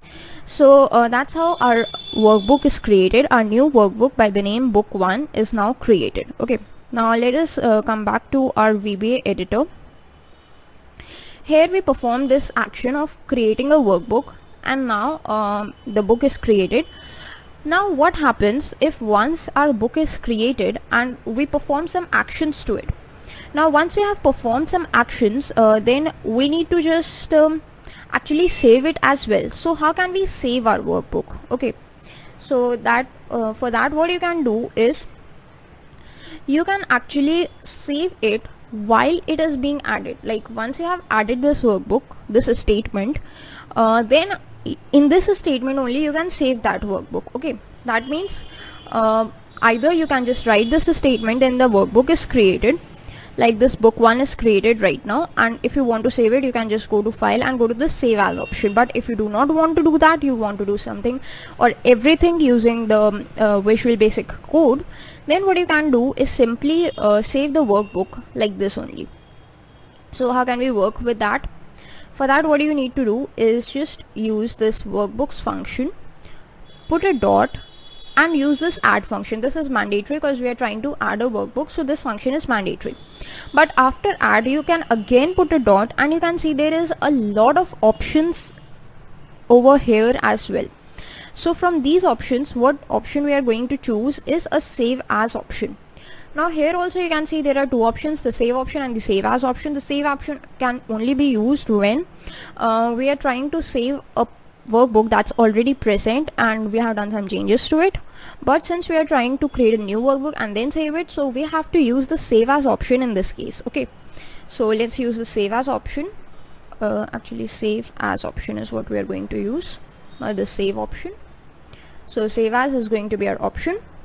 Then you need to put a space. Now once you put a space, you can see that there is a syntax that Visual Basic has given you, and using this syntax you can easily find out that there are these bunch of things which you can provide, such as first thing, you can provide it as a file name, then you can provide a file format, a password if it is password protected, if only read only, if you want to create its backup, what is its access mode, and many other things. But since all these things are given in square brackets, which means that all these parameters are optional, you can provide either one or more than one or none of these parameters. Okay, so what we are going to provide it with is a file name. Using this we can provide it with a custom file name, and also we can specify the path that where this workbook is going to be saved. So we are going to use the file name parameter, and we know to use the parameter, what thing we need to do is we need to write the name of the parameter. So this name of the parameter that is given over here, that is in the bold, file name, you have to write it as it is, that is file name. The convention should be same, that is F should be capital and N should be small in file name, and they should be as a single word.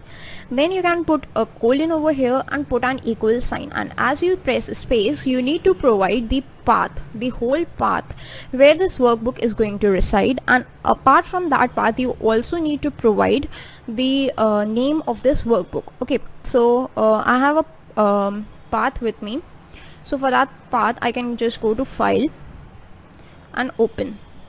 So where my sheet VBA is present actually.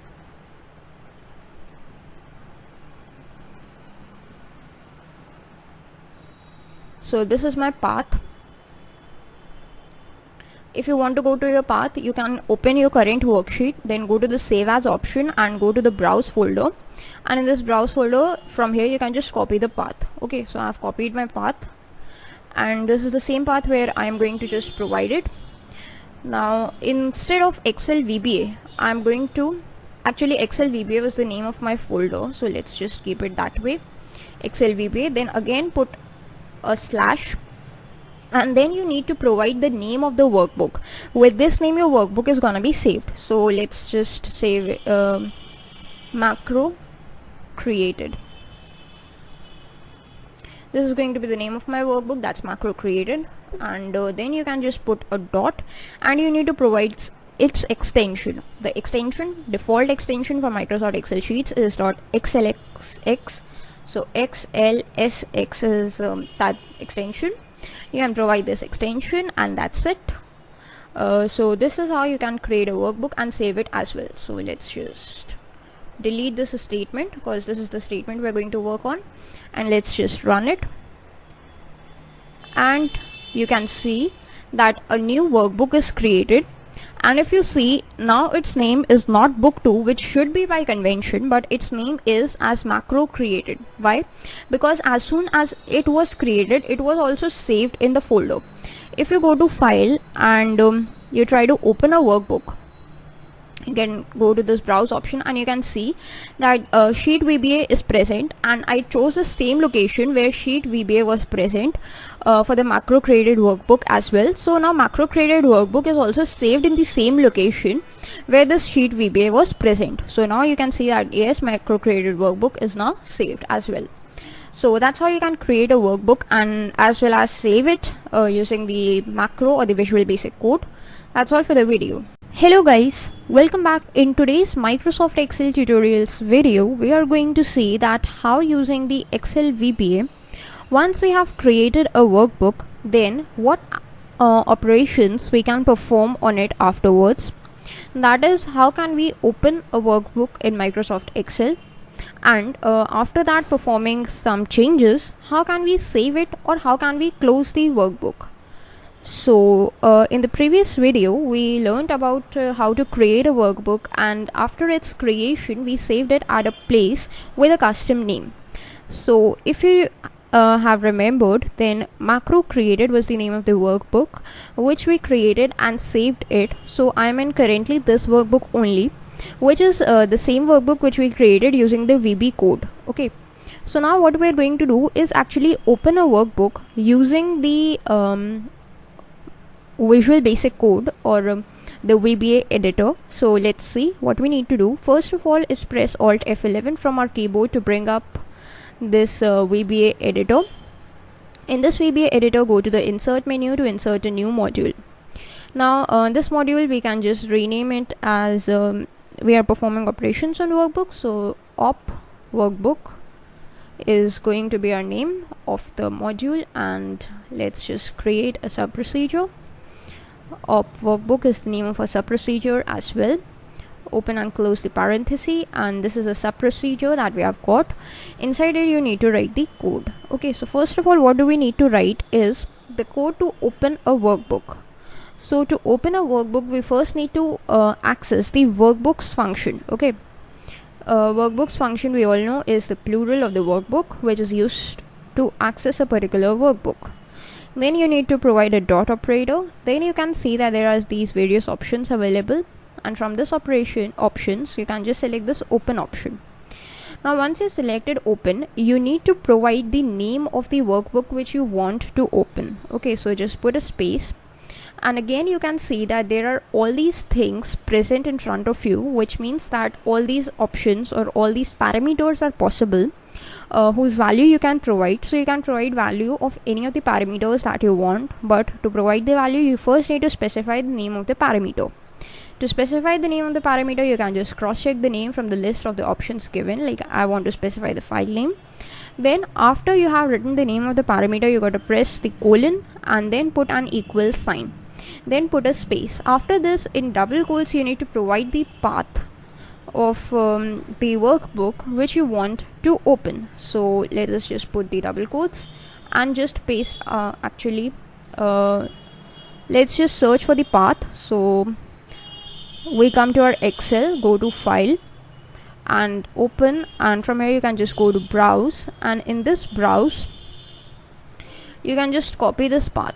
Okay, and sheet VBA is the name of the sheet which we want to open. So let's just go back to our VBA, and within double quotes we can just paste it, put a slash and then write the name of the sheet, that is sheet space VBA.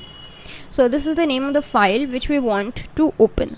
The reason why we are opening this file, because this is a macro enabled workbook, so we would be able to execute our macros very easily in it. So let's just see if we just try to run it, but let's just minimize it, and now if we try to run it, then you can see that our new sheet VBA, or our previous sheet that we had closed, sheet VBA, is now opened.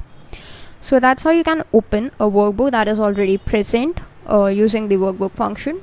Now let us make some changes to it. Suppose I just delete this value and I add some values like changes, anything that you want to, like changes made here in workbook. So that's what I want to just make the changes over here.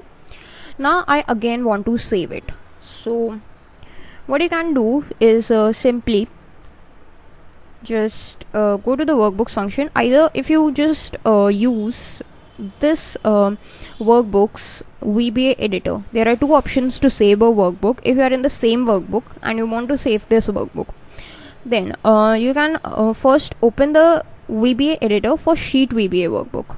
Okay, now if you open the VBA editor for the sheet VBA workbook, you can see there are 9 sheets available and all these modules are available. Now if you want to save the workbook from here, what you can do is simply just use this workbooks function, put a dot, and then there is this option of save. Okay, or you can just use the parenthesis, and within double quotes you can just specify the name of the workbook that you want to save, and you can just simply save it. So let's just provide it with a name. The name is macro created dot XLSX, that's the extension. Then again put a dot and you will get the option of save. So if we just try to execute it, okay, so that is that you need to use a different name, and the reason why we got this error in this line was because we have already created a workbook with the name of macro created in the same place. So let's just comment this line out, and now if we try to run it, then you can see that actually cannot feel anything, but actually this macro created workbook is now saved. So that's how it works. That's how you can save a workbook. Now if you want to close a workbook, then how can you go with it? Suppose we are in sheet VBA and we bring up its VBA. Okay, now if you want to close a particular workbook, suppose we wanted to close macro created XLSX workbook. We right now have macro created workbook, sheet VBA and book 3. There are 3 workbooks open. So we want to save macro created workbook. Actually we have saved it and now we want to close it. So how can we close it? You can just go to workbooks function and put a dot. You can see there is this close option. So if you just use this close option, then what will happen is you can just comment this line out, and let's see what happens. We can just run it.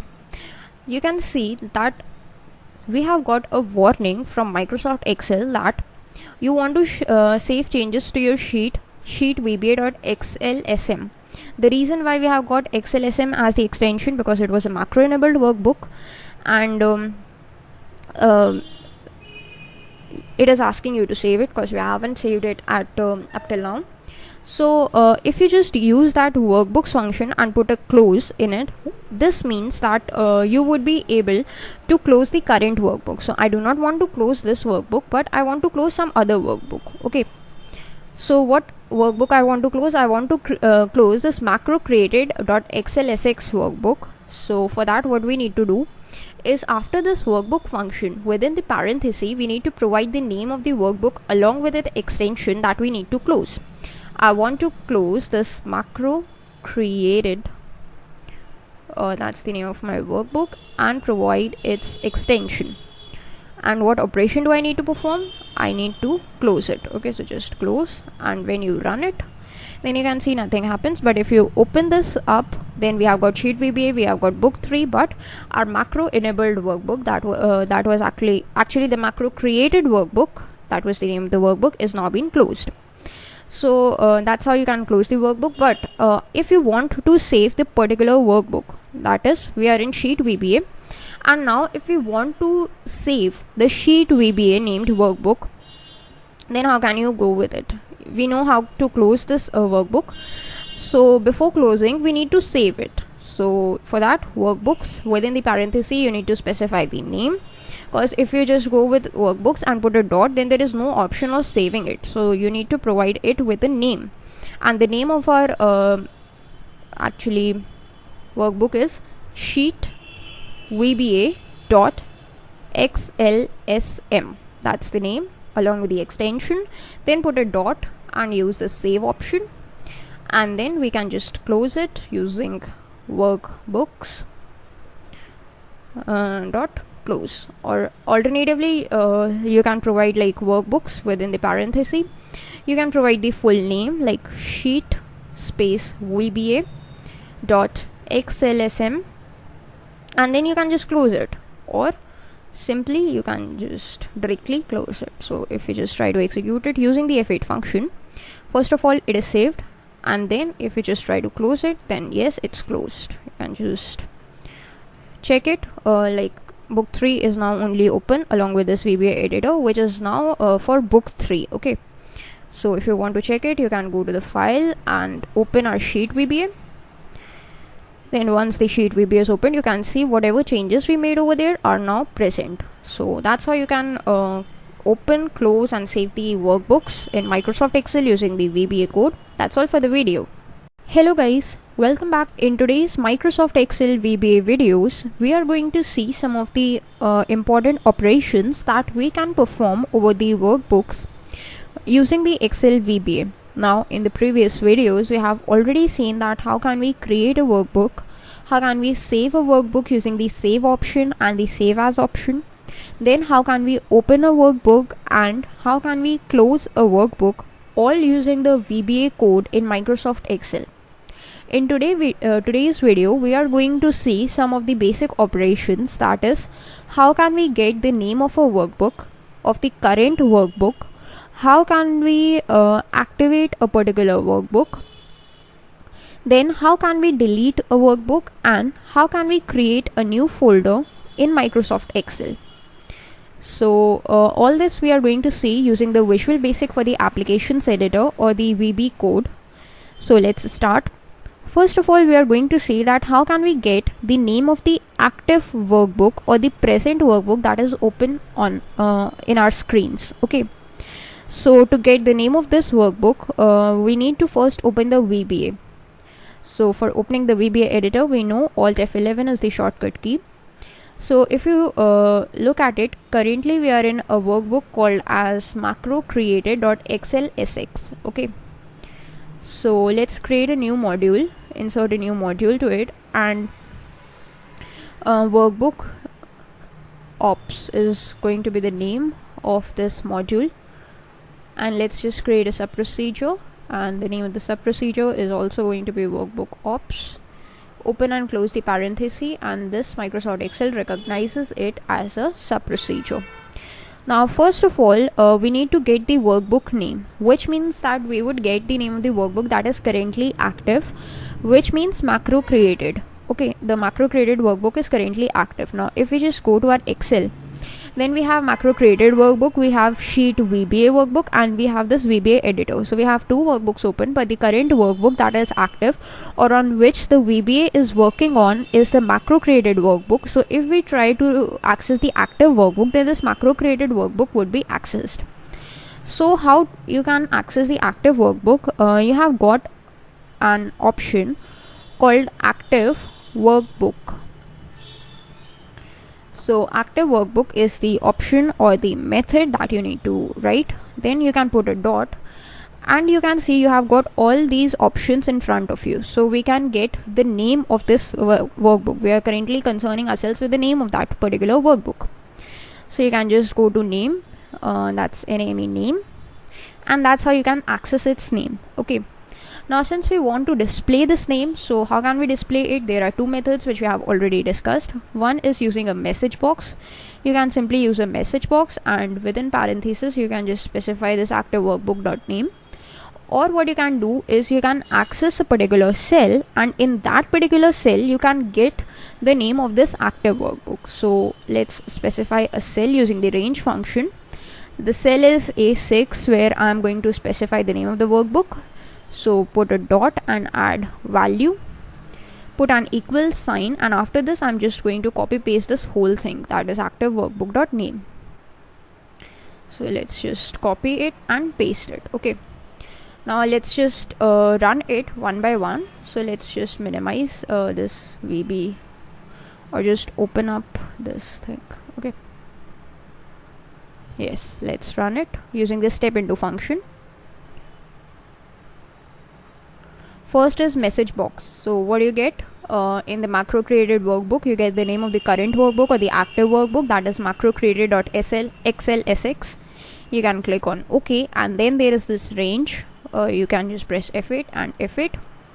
Now it must have been executed. Yes, if you just open this macro created workbook, then you can see in the cell A6 you have got macro created.xlsx. Okay, that's the name of the workbook. Now that was one method through which you can access the current workbook. There is another method, and that is known as this workbook. Instead of active workbook, you can specify this workbook. Okay, so suppose in the cell A10, instead of active workbook, we can just give it as this workbook, or we can actually give it in the form of a message box as well. Instead of active workbook, you can simply type this workbook, and now if we try to run it using the F8 function, okay, So that's the message box. You can see we have got a message box with a workbook name, and this time we used this workbook instead of active workbook. So that's how also you can do it. And now you can see that in the cell A10, what we have got over here is actually the name of our workbook, macro created.xlsx, but that's for the current workbook. If you want to access some other workbook, okay, then how can you go with it? If you want to actually activate some other workbook, then what you can do is let us just comment out this code, because we do not need it anymore. We need to activate some other workbook. We have opened a workbook named as Sheet VBA, so the workbook must be opened to activate it. Otherwise you need to first open it. You need to use the workbooks function, because this function is used to access the workbooks. Within the parenthesis and within double quotes, you need to provide the name of the workbook which you need to activate. So the name of my workbook is Sheet VBA.xlsm. The reason why we have this extension, because it's a macro enabled workbook. Once you have provided that, you can put a dot, and there is this option of activate. You can see this option activate. You can just click over here, and this is the option that you need to use. You can just run it, and you can see that you got a blinking option. So that was to activate this VBA. Okay, so let's just see it once again. This is this thing. This we need to run. Okay, so let's press F8. Actually it's right now active, so it's not working. So let's just change its name to macro enabled or macro created. That was the name of our workbook.slxx. That's we need to activate, and let's use F8 and see. That was this blinking. That is what tells us that yes, now our workbook is activated. Okay, so that's how we can activate the workbook. That's how we can access the current workbook. How can we display the name? Now if you want to delete a particular workbook, then how can you go with it? So for that purpose, we have a command or an option known as kill. You can just write kill, and then within the parenthesis you need to provide the whole path name of the workbook that you want to kill. So for that, what we need to do is actually go to this workbook, and let's create a new workbook for us so that we can kill it, because we are not going to create kill our already existing workbook. So right click, go to new, and let's create a Microsoft Excel worksheet, and let's name it as killed. It's going to be killed anyway. So let's come back to our VBA, and what we are going to kill, we need to provide the whole path name actually. So for the path name, what you can do is just go here, go to the file, open, browse, and that's killed. That's what we need to kill. Okay, you can just copy the path name from here, then come back to your VBA, just put the path name killed dot xlsx is what we are going to kill. So let's just comment it out, and let's perform the action using F8, F8 and F8. You can see nothing has happened, but if you just open it, you can see that killed is now no longer available over here, which means that yes, it's been killed. If you want to cross check it, you can simply go to the browse, and here you can see that killed is not present at that particular location. So that's how you can kill a sheet, you can kill a workbook. Now we are going to see one more thing, that's actually how you can create a new folder in Microsoft Excel using the VBA. Actually, how can you create any folder in a particular path? So let's just use a command that is called mkdir. So that is actually the short for make directory. The make directory means make a folder. That's what it does. Within the parenthesis, you need to provide the path where you want to create a folder. So that's my path, and then you can just put a slash, and then you can provide the name of the folder. So let's provide it as Excel created. That's the name of our folder, Excel created, and that's it. That's what you need to do. So if you just run this code, then you can just go to that particular path, that's our Excel VBA folder, and you can see there is a new folder Excel created. If you right click over it and go to the properties, you can see that we have got all these properties. It's created right now at this time. It's all these options given, that is we have created it just now. Okay, so that is all in today's video. We learned about how can you get the name of the current workbook using two options, activate workbook and this workbook. Then we learned about how can you activate a particular workbook. Then we learned about how can you delete or kill a workbook that's already been created, and then we learned about how can you create a new folder in Microsoft Excel using the VB code. So I hope you all have learned something new. Thanks for watching. Hello guys, welcome back. In today's Microsoft Excel tutorials video, we are going to see a very important topic in Microsoft Excel VBA, and this topic is about the variable usage. That is, how can you create variable, what is a variable, and what is the usage of the variables in Microsoft Excel. So first of all, let us understand that what is a variable. A variable, as the name suggests, is something that holds varied values or variable values. Now suppose you have a container in which you can add any number of things. You add 10 apples to that container. Then you take out one apple, then the value of that container changes. First of all, it was 10, then when you take out one apple, its value was 9. So variable is just like that particular container which can hold a number of values, and you can just perform any kind of operations on those values, and you can use the value of the variable to as many places as you want. So that is the basic usage of a variable. It is called variable because its value can change n number of times. That is, as many times as you want, you can change the value of the variable. So that's what is a variable. And if we talk about its usage, then variable is used.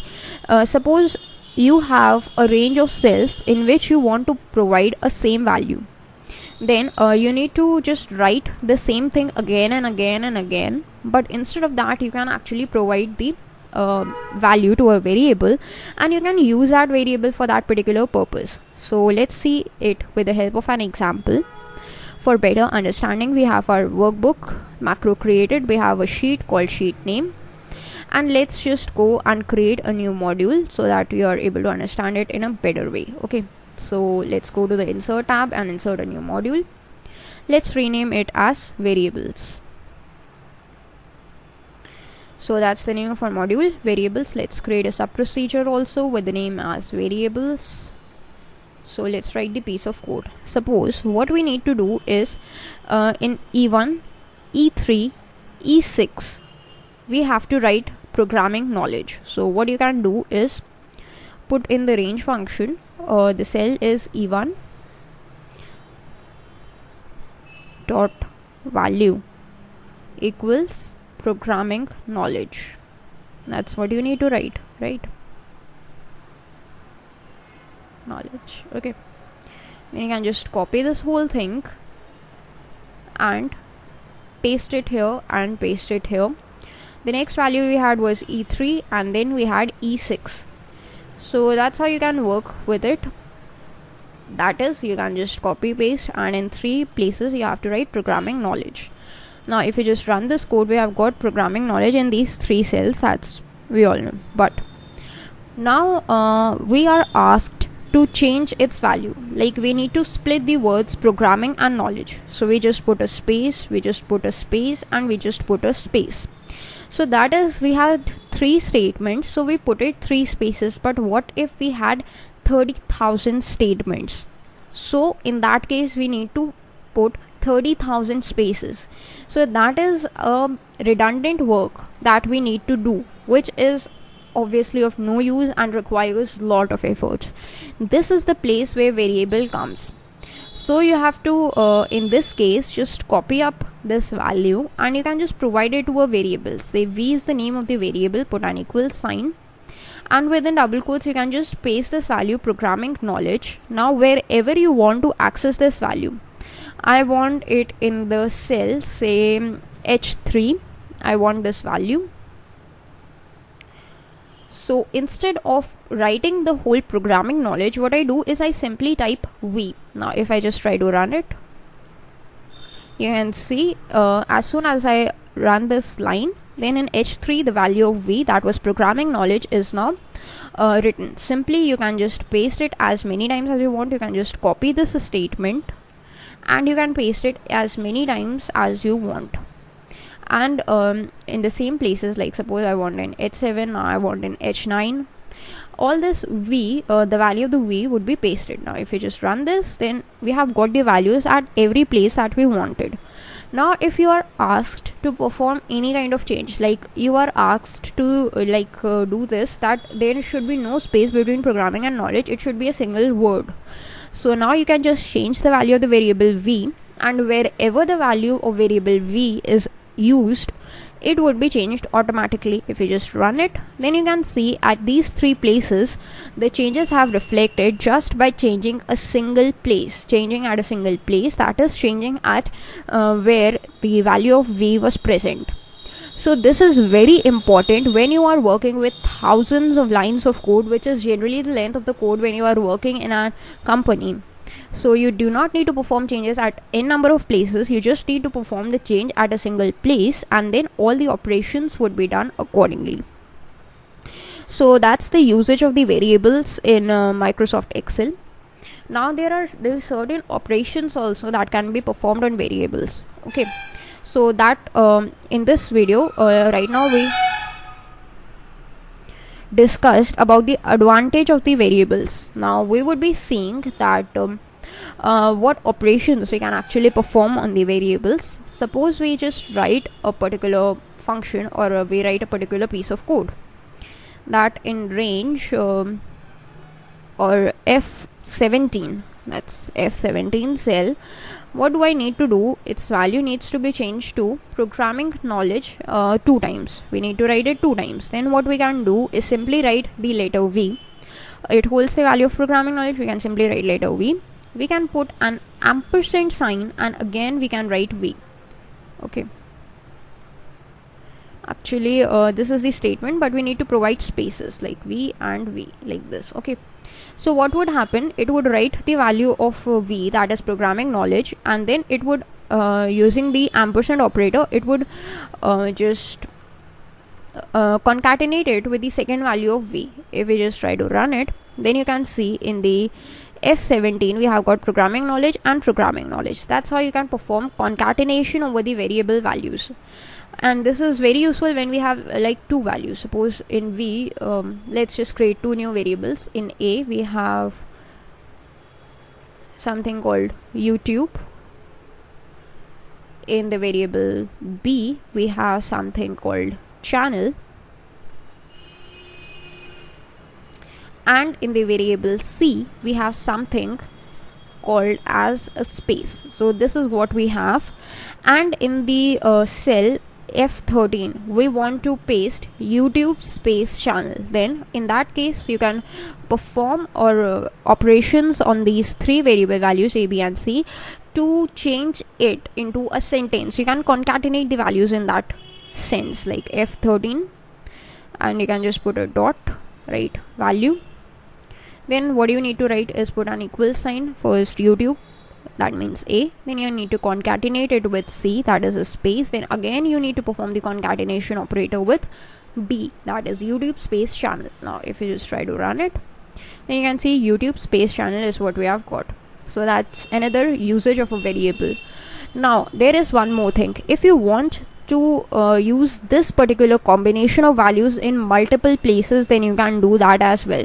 So how can you go with it? You can just store this combination of values in another variable. Suppose you create a variable called D, and in D you just store these things. This is the whole value, and you can just store it in D. So instead of writing this thing every time, you just need to write the another variable, that is D.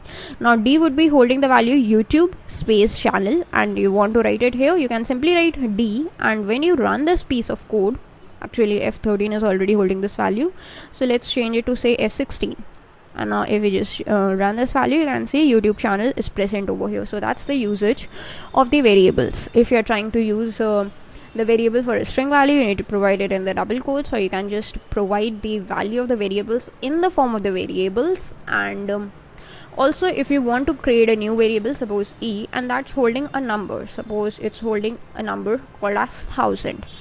So what would happen is you can simply write this as well, like you just use a range function to provide the cell.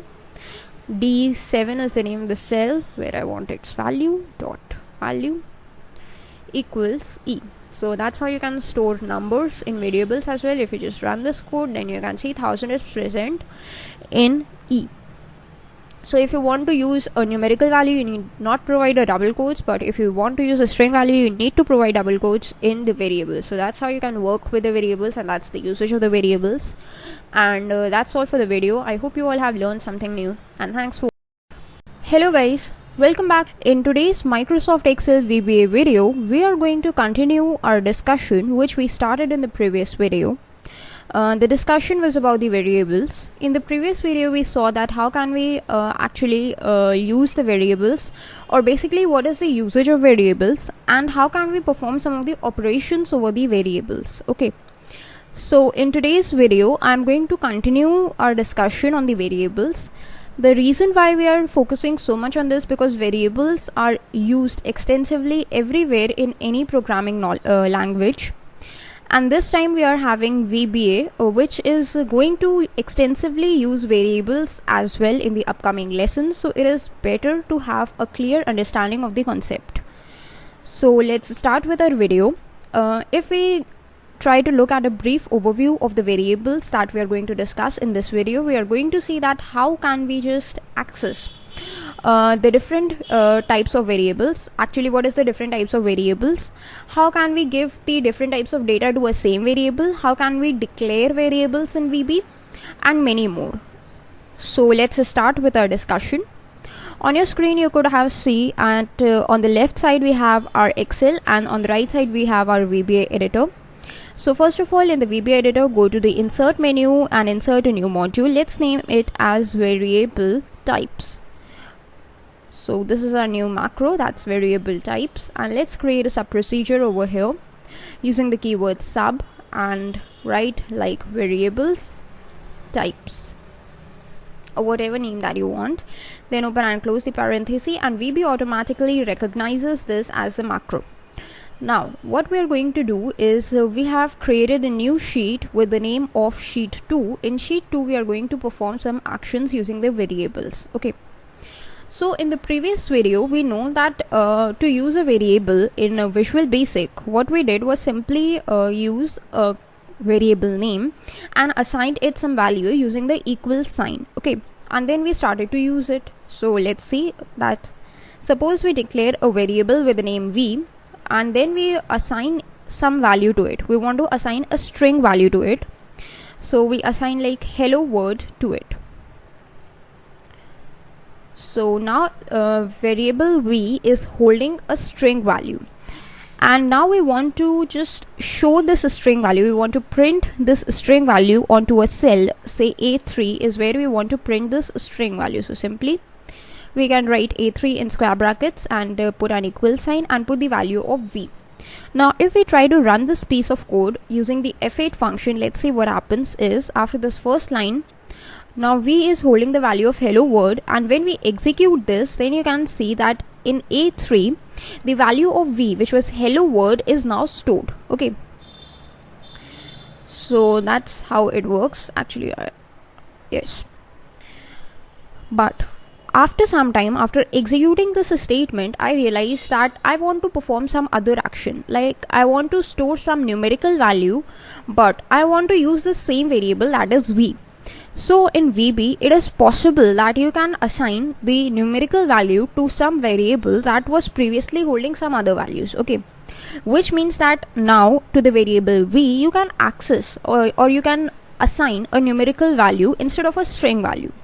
You want to see that example? So let's just type v again, put an equal sign, and this time I'm going to assign a numerical value to it, say 80. After this, what I do is I want to just show this value somewhere. Suppose I use a cell A4 to show this numerical value right now, which is nothing but the value of v, which is now holding 80. So let's see that what happens if we are able to execute this piece of code or not. So first of all, hello world, that's simple and that's shown.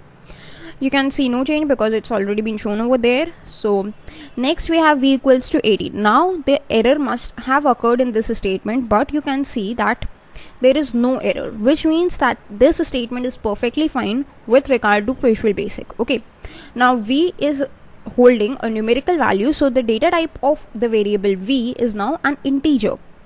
And if we try to execute this last line, that is a4 equals v, you can see in the cell a4 we have got the value as 80, which means that it is perfectly fine with Visual Basic that once a variable is declared with a particular data type, then you can reassign it to any data type that you want. Okay, so this was a single example. Let's see another example.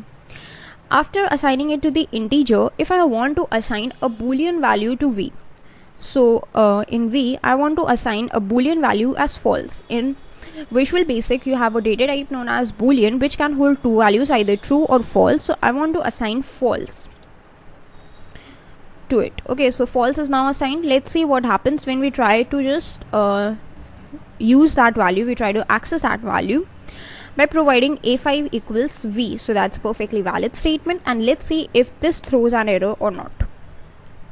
So you can see first statement, second statement, third statement, fourth statement. Now fifth statement is the new one, it doesn't throws an error. Sixth statement is the new one, it doesn't throws an error. And you can see that in the cell a5 on the left side of your screen we have got the value as false. So that is a very important thing that you must know, that in order to reassign a variable with any of the data types in Visual Basic, you do not need to do any efforts, only you need to simply assign that value to a variable. Okay, so that was an important feature that you needed to know. So right now what we have done is simply we use the variable, that is we initialize the variable in the first statement and we started using it. We have not declared the variable. So what if you want to declare a variable in Visual Basic, then what do you need to do? So to declare a variable in Visual Basic, you need to just use a simple keyword that is known as dim, dim, dim. You just write dim and put a space, and as soon as you put a space, you must have noticed that the color of this dim has changed. Okay, the reason why it's changed because it is a keyword that is recognized by Visual Basic, and so its color is changed. So identify that thing.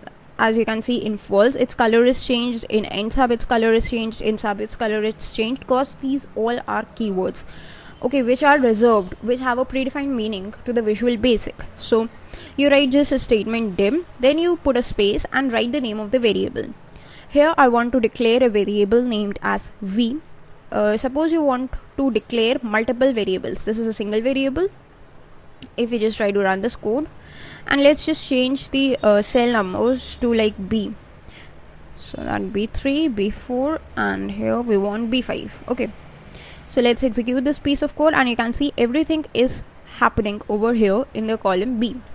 So this means that once you declared a variable and you have not provided any particular data type, then you can just toggle between the different data types of a particular variable. That's perfectly possible with Visual Basic.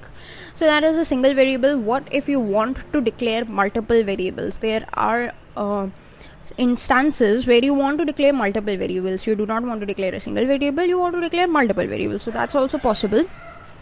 All you need to do is, after declaring a single variable, you need to put a comma, and then you can just declare or add the other variable. Suppose the second variable I want to add is a.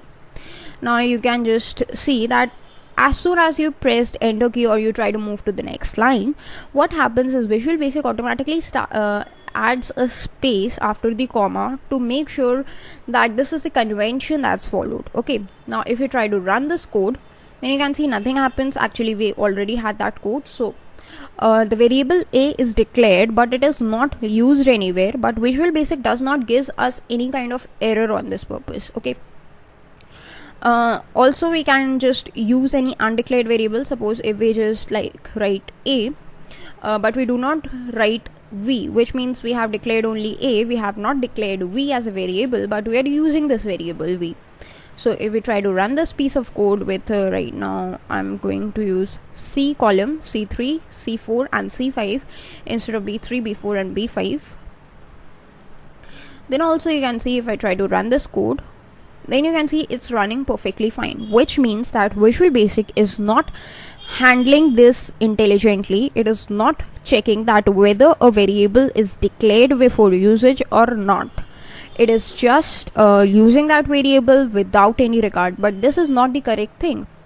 As a programming language, it must be checked that whether a variable that is being used is previously declared or not, or if there is some kind of a variable declared, then it must be used. So this is what is a drawback right now, but luckily in Visual Basic we have a method through which we can draw out this drawback. So this method is very simple, but basically we are going to discuss about this method in detail in the next video. That is all for today's video. In today's video we learned about how can we assign the different values to a variable and how can we declare a variable in Visual Basic. So that's all.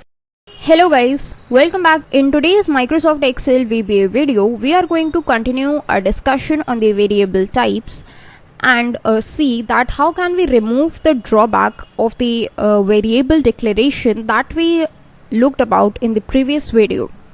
In the previous video, we know that in Visual Basic we can actually use a variable that is not yet declared, or we can declare a variable in Visual Basic but not use at all, and Visual Basic would not throw us any error.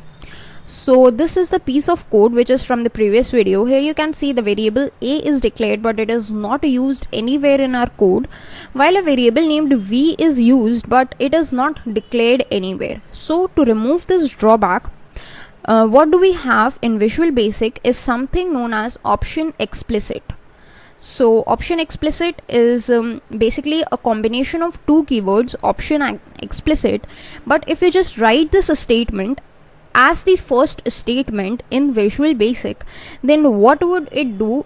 It would provide a method through which this discrepancy could be removed. Okay, so whenever you are in a module and you are going to use the variables, then it is advised that the first thing that you must do is write the statement option explicit. So let's just write it, option, put a space and explicit. As soon as you press enter, you can see these both words are turned into blue, which means that yes, Visual Basic recognizes it as the set of keywords and these statements have a predefined meaning in Visual Basic. Then you can see it has added a line. That means it has separated our sub procedure from this option explicit. Now after writing this option explicit, if we try to run our piece of code, then we get an error that variable is not defined. We have got a variable named as V which is not defined.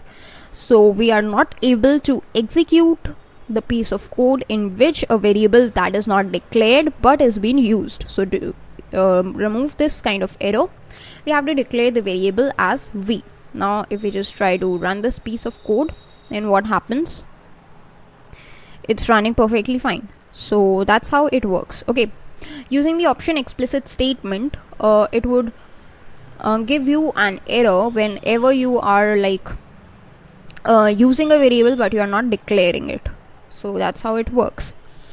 So in the previous video we also saw an interesting thing that if the variable V is right now a string variable, we have used that value as string, then it could be just changed to anything else. Like now it is integer with the integer value, and now it is boolean in Visual Basic with a boolean value. So that is possible in Visual Basic, but that is only possible if you just write this statement as dim V, but you have not specified any particular data type for your variable. So you need to specify the data type for your variable when you are declaring it to lock it into that particular data type. So how can you specify that particular data type? Suppose I have written dim V, then I put a space and you have to write this keyword as, which is basically a keyword in Visual Basic, and as soon as you press space you can get all these options. So these are basically the different things in which the variable can be defined as. Like you can see this kind of an icon shows its data type. It could be defined as a byte, it could be defined as a boolean over here, if I want to define it as a string value. So you can see as soon as I press str, you can see string is what is a possible data type with this kind of an icon. So yes, I want to specify a string value for v. Now the data type of the variable v is locked as a string, which means it can only hold string values. And if I try to just change the column name from C to D, that is C3, D3, D3, D4 and D5, and I try to run this piece of code. Now let's just move in a step-by-step fashion. V equals hello world, which is a string value, and we have defined the variable type of v as a string, which is perfectly fine, so it would run. D3 would have the value of hello world. Now what we are going to do is assign an integer value, that is 80, to a string type of variable, which is v. And if we try to execute this statement, then you can see that there is no error. It gets 80, it gets this, it gets everything. There is no problem in this. Okay, now instead of string, if we just define any other type, say integer. Okay, so what happens? Let's just execute it in a just stepwise fashion, and we get the error on the first line, that is type mismatch error, which is after the execution of this first line. The reason being, we have declared as an integer, but we are trying to access a string value to it. But this type of an error, or this type of a discrepancy, was not shown when we declared the type of v as a string, because whenever we just declare something as a string and we provide any value to it, like we provided 80, we provided false, so what did Visual Basic do? It implicitly converted this 80 into string, which means 80 was not stored as a simple 80, instead it was stored as a string value of 80, and simply the false was stored as a string value of false, like this, in the variable v. And the variable v was able to access it as a string value instead of the boolean and the integer values. But this type of conversion is not possible with any of the other data types. Like as soon as I declared v as an integer data type, I got an error on the very first line that this is a type mismatch error, which means that my data type is integer, but I'm providing it with a string value. So that is something that is beyond comprehension for Visual Basic, and that's why it has thrown this error. To just remove this error, what you can do is either just omit this statement, or you can just declare v as a string value. So in order to use this feature of Visual Basic, in which you can just toggle between these different data types, there are two options. Either you just don't declare a variable at all, or if you declare a variable, you just declare it as a simple dim statement without specifying its data type. And if you want to specify its data type, then you need to specify its data type as string. Okay, so that's how you can work with it. That's how it works. And there is one more thing. Suppose you want to just use these different variables. Suppose I just write integer here, and I declare multiple variables, like I put a comma, dim v comma a as integer. Then what happens is I just write some other statement, like in a I want to store the value as 70, and I want to show it in the cell E6. Okay, E6 will hold the value of a, and here also let's just change it to E everywhere.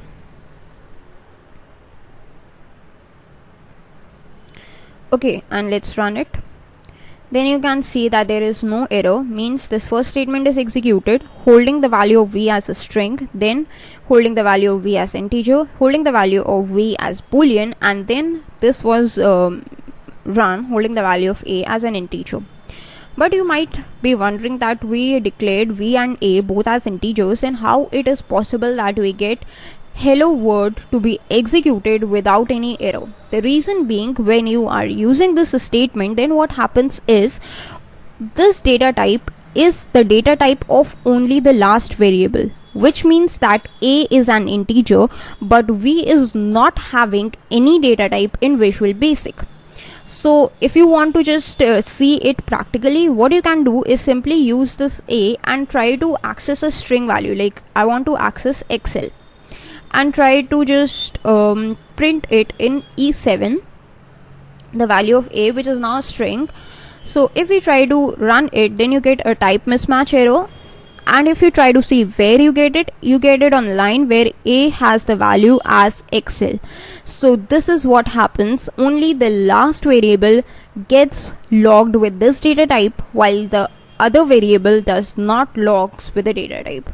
You can specify as many variables using this comma as you want, but it would not be logged with the data type. If you want to lock it, then you have to just declare the variables in different lines, like dim v as integer, then dim a as integer, and so on. You have to use those different dim statements for as much variables as you want to access. So that is also a convention, that is also a rule that you need to follow in Visual Basic. So that is all about the variables in Visual Basic, and I hope you all have enjoyed it. That's all we need to know about the variables, and this wraps up our topics of variables in VBA. Hello guys, welcome back. In today's Microsoft Excel tutorials video, we are going to see that what is a comment in Microsoft Excel VBA and what is the usage of this comment. Now we have already seen the usage of the comments in Microsoft Excel, that is how can we add comments, but those comments were for Microsoft Excel. But what if we want to insert a comment in this Visual Basic for Applications editor for the VB code? All those of you who have read or learnt about any of the programming languages up till now, you know that each and every programming language has a comment, and this comment is used to help the reader of the code who has not written the code to understand that what the code does. If I just show this piece of code to you, you might take 2 seconds or some time to just process that what is written in this code and what is the meaning of this code. But this is a very simple code. Imagine if there is a very complex code, then you would take minutes or even hours to understand that what is the logic over there and what is the purpose of this particular statement. So it is a good practice to write the comments in that case by the programmer who is writing the code. So when the programmer writes the comments, then any person who is reading that code afterwards is able to understand that what actually the code does and is able to perform the actions that is required by that particular piece of code. So what is the usage of comments? We know that where the comments can be used, one, wherever the programmer thinks that the logic is something that needs to be explained to the user. Suppose the programmer has carried out some mathematical operation with the help of a combination of the mathematical operators, then the programmer needs to explain it to the reader that yes, I have done this operation or I am trying to perform this task over here. So in that case, the programmer can write the comments so that the reader can understand. Or the wherever like you have written some piece of code but that code is giving some kind of error, so you can write the comments over there to make sure that those piece of codes are omitted from the compiler. Suppose right now if I see that I have declared dim v as an integer value, so I have executed these statements where the value of v is a string, but I have written this statement, I do not want to execute them. So what I do is I write a comment on it, or I can comment this line. So in Visual Basic, how can we comment it? You can just put this single quote over here. This key is just present beside your enter key and after the colon key in your keyboard, and that's a single quote you need to just write here. So as soon as you write there, you can see that whichever statement in which you use the single quote, it has turned into the green color. Green color indicates that now this statement would not be executed by the compiler because it is a comment. It would not be recognized as a valid VB statement. It would be omitted by the compiler whenever the compiler tries to execute this piece of code. So let's just do that same thing for this boolean value of v as well, and as well as for this string value of a. Okay, like this. Now we have dim v as integer, dim a as integer. Let's just change it to say f4 and f6 respectively. And if we just run it, then you can see only the possible values or only the correct values have been executed, and all the rest of the code which we knew would give us an error were not executed, and thus we didn't get any error in Visual Basic. So that is the usage of comments. Another usage is that you can just specify what a piece of code is doing. Like here we are declaring a variable, so you can just specify it with a comment. Like you can just write this single quote, and then you can write that variable declaration,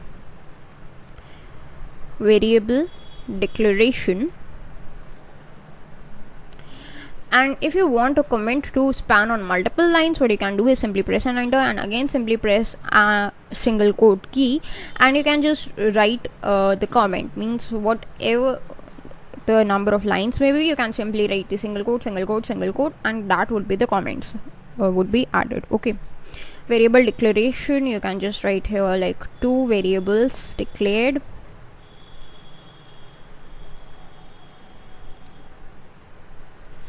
and here you can write like integer variables, which means that there is no need, no compulsion for you to add a single line of comment. If you want, you can write multiple lines of comments as well. So that's how you can write multiple lines of comments. But what if there are multiple lines, like there were 3 lines, however if there are a 10 lines or a 50 lines in one go that you need to comment, then in that case, if you just go on like here is some lines, I have just written there some garbage data, this all data I need to comment in one go, then what happens is I have to write the single quote every time. I have to go at the start of every line and I have to write this single quote at the start of every line, which is a cumbersome process. It requires too much effort, but that is of no use because this code would be commented. Okay, so in that case, in Visual Basic we have an option of a comment block and an uncomment block. So that option is present in the edit menu. If you just go to your edit menu, you can see that there is no such option of comment or uncomment block. So you must be wondering that where it is.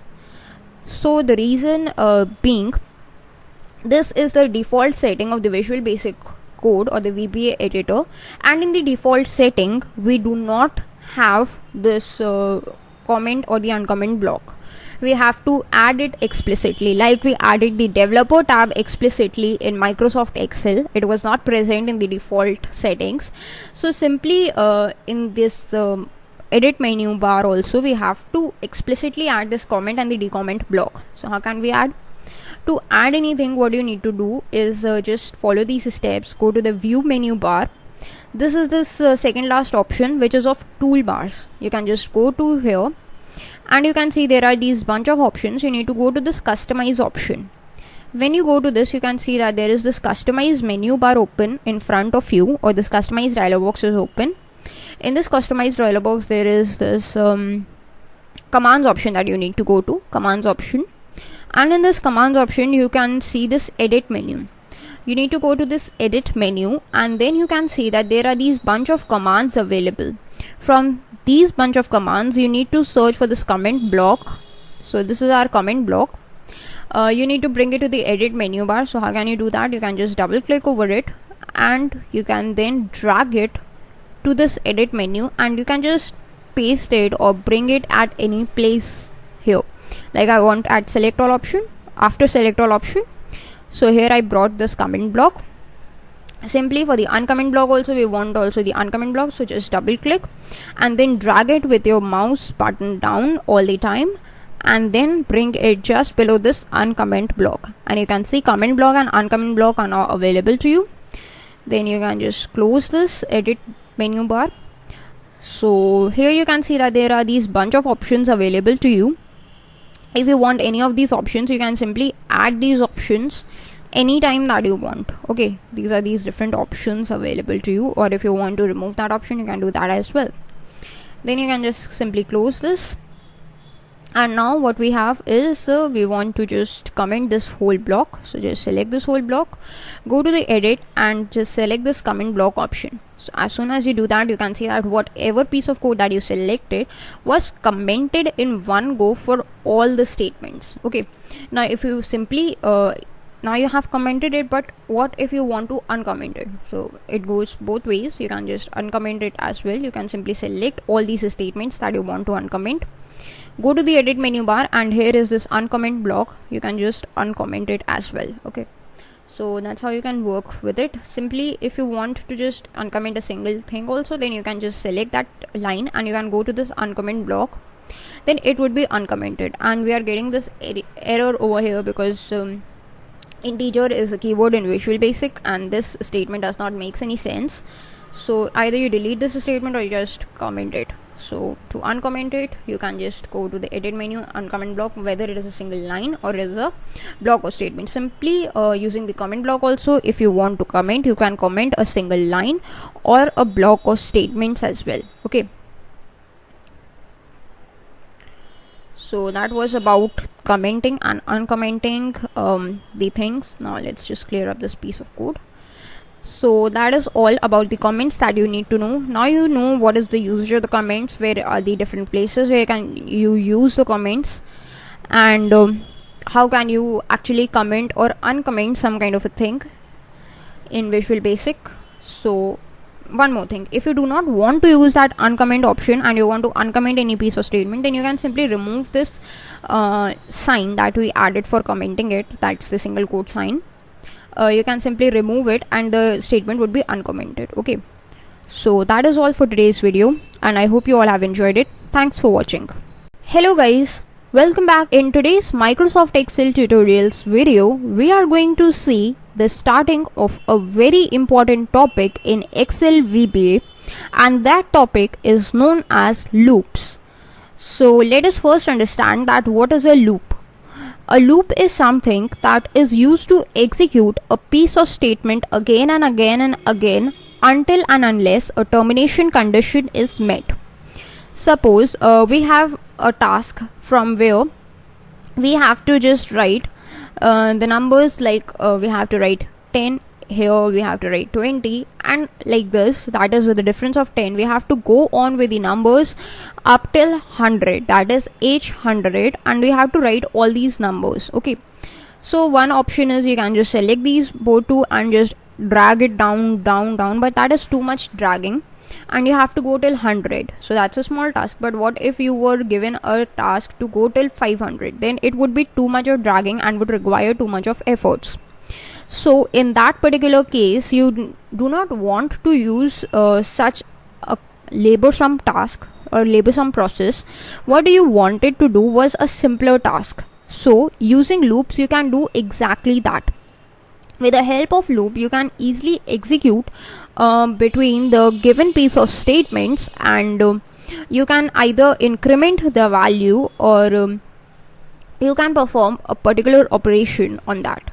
So in this example or in this video, we are going to start our discussion with a for loop. For loop is the simplest of all the loops, and that's why we are going to start our discussion with it. So let's start. What I'm going to do is simply just create a new sheet, and let's insert a new module. Go to the insert tab in your VBA and insert a new module, and let's just rename it as for loop.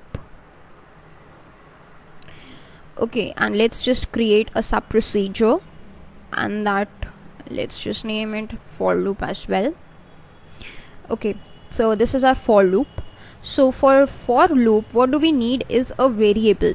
First of all, we need a variable which is preferably an integer, because we are needing an integer because we need to just execute, or we need to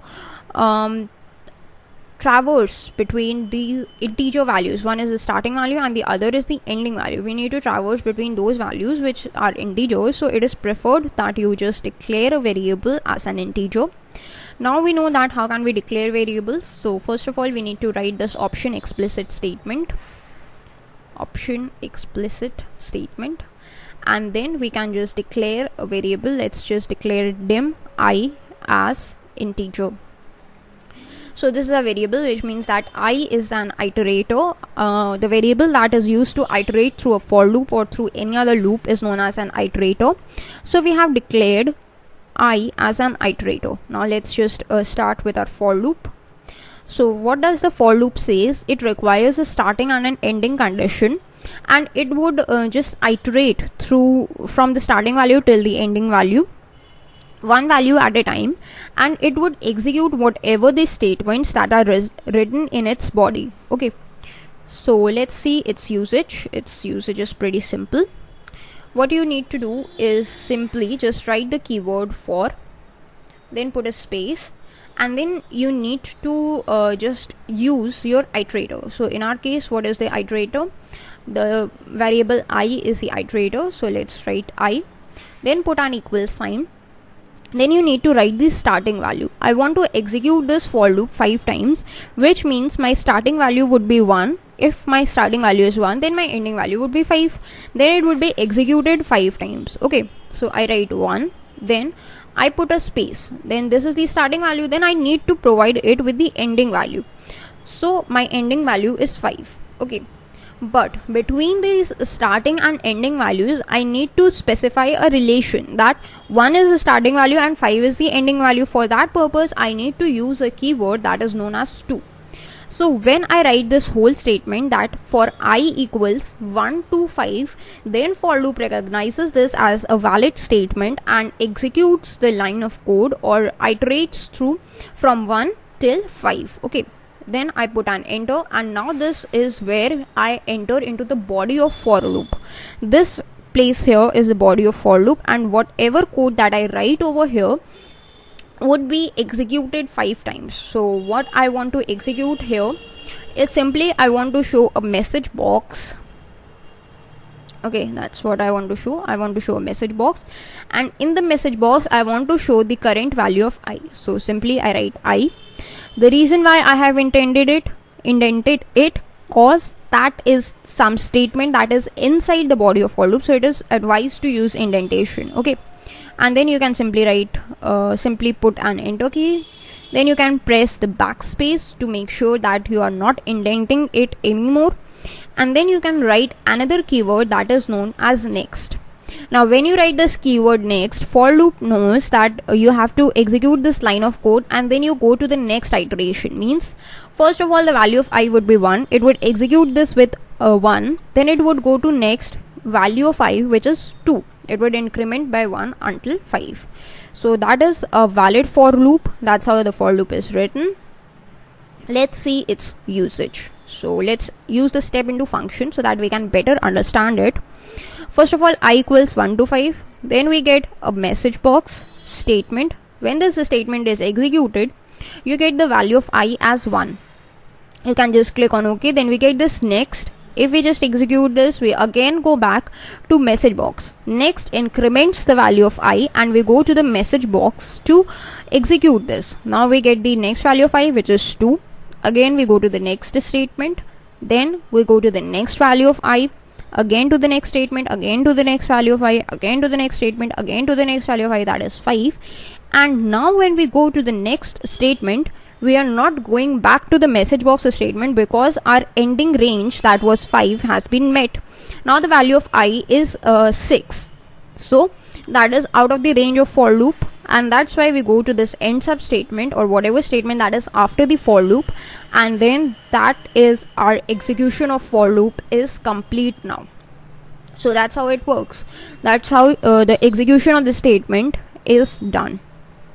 Okay, so this is actually showing the values through the message box. But what if you do not want to do that? Suppose you want to store this value in a range of cells from A1 till A5. I want to store the values 1 to 5, or I want to store the values 10 to 50 in A1 to A5. Then how can I use it? Okay, what do I need to do? Let's just write it. Store 10 to 50 in A1 to A5. So that's my problem statement. I have written it as a comment so that anyone else who's seeing this code can understand it. Now what I need to do is use a function that is named as cells. Okay, and in this cells I can just specify 1, which is A for the column, put a comma, and then for the column index, the row index was 1. Okay, actually the row index must be I and the column index must be 1, that is I comma 1, which means in A1 till A5 what I'm going to store is within parenthesis I into 10, which means in I comma 1 I'm going to store I into 10, and this is what I have written as a statement, and let us execute it. Since I have already explained to you the running of the for loop using the step into function, so I'm not going to do that again. I'm simply going to use F5. If you want to understand it again, you can use the step into function. So you can see here I have got 10, 20, 30, 40 and 50 in A1 till A5. Why? Let's just understand its execution. So when I execute this, when the value of I is 1, what statement does VB understands as 1 comma 1 equals I into 10, that is 10. Then VB understand this statement. Now the value of I is 2, so VB understands it as 2 comma 1 equals 2 into 10, that is 20. Simply in the third line VB understand it as cells 3 comma 1, that is 3 is now the value of I, equals 3 into 10, that is 30. So that's how VB understands it, because we have just given it all in a form of a loop, in the form of a for loop. So that is the usage of for loop. Instead of writing these statements, I simply write a logic, and when this logic is executed, I get my desired output. So that is a simple explanation on the for loop. In the upcoming videos, we are going to explore more about the for loops for a better understanding of the concept. That is all for today's video, and thanks for watching. Hello guys, welcome back. In today's Microsoft Excel VBA video, we are going to continue our discussion with the for loop. In the previous video, we started looking at the topics of loops, and we started our discussion with the for loop itself.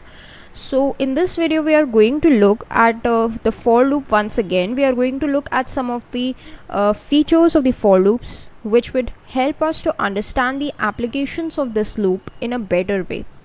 The reason why we are doing this, because loops have a great importance in any programming language, and whenever we are using the Visual Basic Programming language, for loop is going to be of utmost importance, so it is better to understand its basic clearly. So let's start. This is our screen from the previous video itself, in which we used the for loop. So we used this for loop for a simple value, that is from 1 to 5, and we displayed that value multiplying it by 10. Now we all know that suppose if we want to just show like the color over here and the color index over here, that is if we want to show the color of any particular thing, or we want to assign a color using the color index, then we have possible values from 1 to 56. Now 1 to 56 is an integer value, so if we want, we can just show it using a for loop. So this would help us to understand the working of a for loop in a better way. Let us just change the code here. I'm just deleting this piece of code which we wrote in the previous video, and I'm going to start with a new code. So the first thing that we are going to do for this purpose is declare an integer. That is, we can declare any kind of integer. I'm declaring I as an integer over here, and then I'm going to use this for loop in I. So for I equals, what is going to be the range? We know for the color index the possible range is 1 to 56, so this is exactly going to be a range 1, then 2, which is a keyword, 56. Now this is the starting of for loop, and the ending statement for the for loop is nothing but next. It is a good practice to write the starting and the ending statement and then fill in the rest of the statements to make sure that there is no error while we are trying to run this piece of code. Okay. Now once we have done this, the next thing we are going to do is in these cells we have to write what is the color index? That is, we have to display the values in one cell. Suppose in the A column cells I display the values from 1 till 56, and in the B column I display the corresponding colors. Okay, so this is how it works. For that purpose, what I'm going to do is simply I'm going to just add like cells. I'm going to use cells x comma 1. The row index is x, which is going to change, and the column index is 1. Here I'm going to display the value of x, that is the color coding value or the color index value, and then in the cells x comma 2, that is second column, that is the B column, I'm going to display the value as, I'm actually going to change its color. So we know that in order to change the color we need to use a dot function and write interior, then again put a dot, and here we need to write color index equals x, which means that we are going to first show the value of x, and then we are going to show the color index. Okay, so this is what our code is going to look like, and let's run it by using the F5 function. So first of all, you can select the macro. For loop is the name of the macro, and if we click on run, then we get an error. Okay, so actually the variable that we defined here was I, but I have written here as x. So let's just change the name of the variable to x. This is actually the name of the variable, which could be anything that you like. I have chosen x. If you want, you can choose I or any other variable name. If I just run it, you can see this is what we have got as the output. So this is the whole color band. You can see that it starts from color index 1 and goes up till color index 56, which means these are all the possible color values, and this is the method through which you can get your color band in front of you.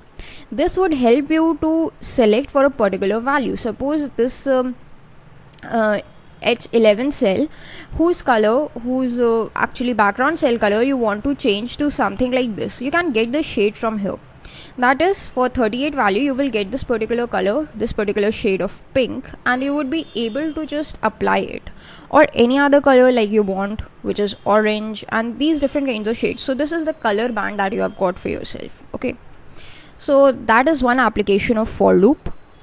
Another application, or we can say another important thing that we need to understand in a for loop is, up till now we just wrote 1 to 56, and what did it do? It traversed the for loop from 1, 2, 3 and so on up till 56, which means there was a gapping of 1 every time in the for loop.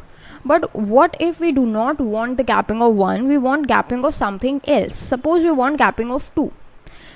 Suppose I want to show the color bands of 1, then 3, then 5. I want to show the odd color bands in the column D, their values in D, and the color bands in column E. Then how can I go with it? So I need to just change these values. For D I have this as 4, and for E I have it as 5. Okay, so to skip something or to iterate with something other than 1, we use something in for loop that is known as step. If I just write this keyword step and I put a space and write as 2, then what will for loop do? Step is again a keyword. It would execute for loop for value of x as 1. It would take the value as 1, execute these two statements, and then when it encounters the next statement, it would see that the step value is 2, which means instead of incrementing the value of x by 1, for loop will now increment the value of x by 2, which means the next possible value for x would be 3. And this is how it works. So let us see it. I'm just going to run it all in one go using F5 key, and you can see that we have got the value as 1 in E, then I have got the value as 3 here, value as 5. And as you can see, we use this x, which means in the 1, 4, that is the D1 cell, we got the value of x, that is 1, and then the next value was 3. That is why we have got we have escaped this cell which was of 2, and we have got this thing as 3, which means this cell, this value of x was 3 over here. If we just try to look over here, it was 3, which means the cell number or the coding in the cells would be like this: 3, 4 equals to 3, and the color index value it took as 3. That is why one of these rows have been left blank everywhere. So that is how you can use the step function to just iterate through the values by skipping some values. This was 2. If you want, you can just keep it as 3, keep it as 4, or any of the integers that you want. Also, you can put a negative value to it, but what is the significance of a negative value? So let's just show its application in 7 and 8. And if we just put a negative value, say -1, then what would happen is it would just execute the for loop in the reverse order. That is, up till now we searched for the values from 1 till 56. Now when we are using the step function at -1, then the for loop would execute in a similar way. That is, the step function would be at the value 1, but -1 means that it would execute in a backwards order. That is 56, 55, 54, and so on. The value will keep on decrementing until it comes at 1. So let's see it example. Let's just run it using this fi function. Okay, so that is giving actually no output, and the reason is we have to just change its order also from 56 to 1 like this, so that it would just execute the for loop in the reverse order. And let's just see it. If we just run it, then you can see over here.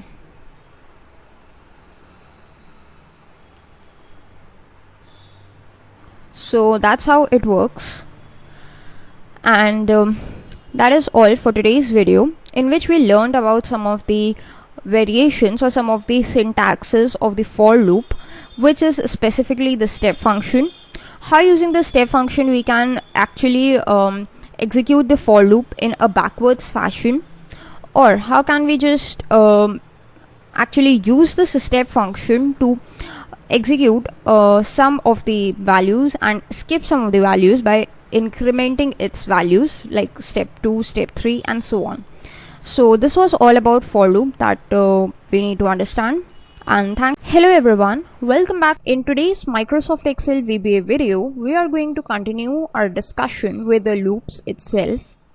In the previous video, we learned about the for loop, and we took a look at the step keyword, and we came to know that when we use a negative value, then the step keyword would just execute the for loop in a backward fashion, which means from bigger value to a smaller value, okay, which is in the descending order. But when we just used it, there was no difference shown to us. Like in this value of h, we use the for loop in the backwards fashion, and in this column B and A, we used it in the forward fashion, but there was no difference shown. So in order to see this difference, you have to execute this loop in a step-by-step fashion. Right now, this is the same piece of code which I used in the previous video, but I am executing it in a stepwise fashion using the F8 shortcut key instead of all of the piece of code in one go using F5. So let's just write F8. And you can see that over here, that is x13 comma x14, which means m for 13 and n for 14. What I'm getting here is actually the values. Okay,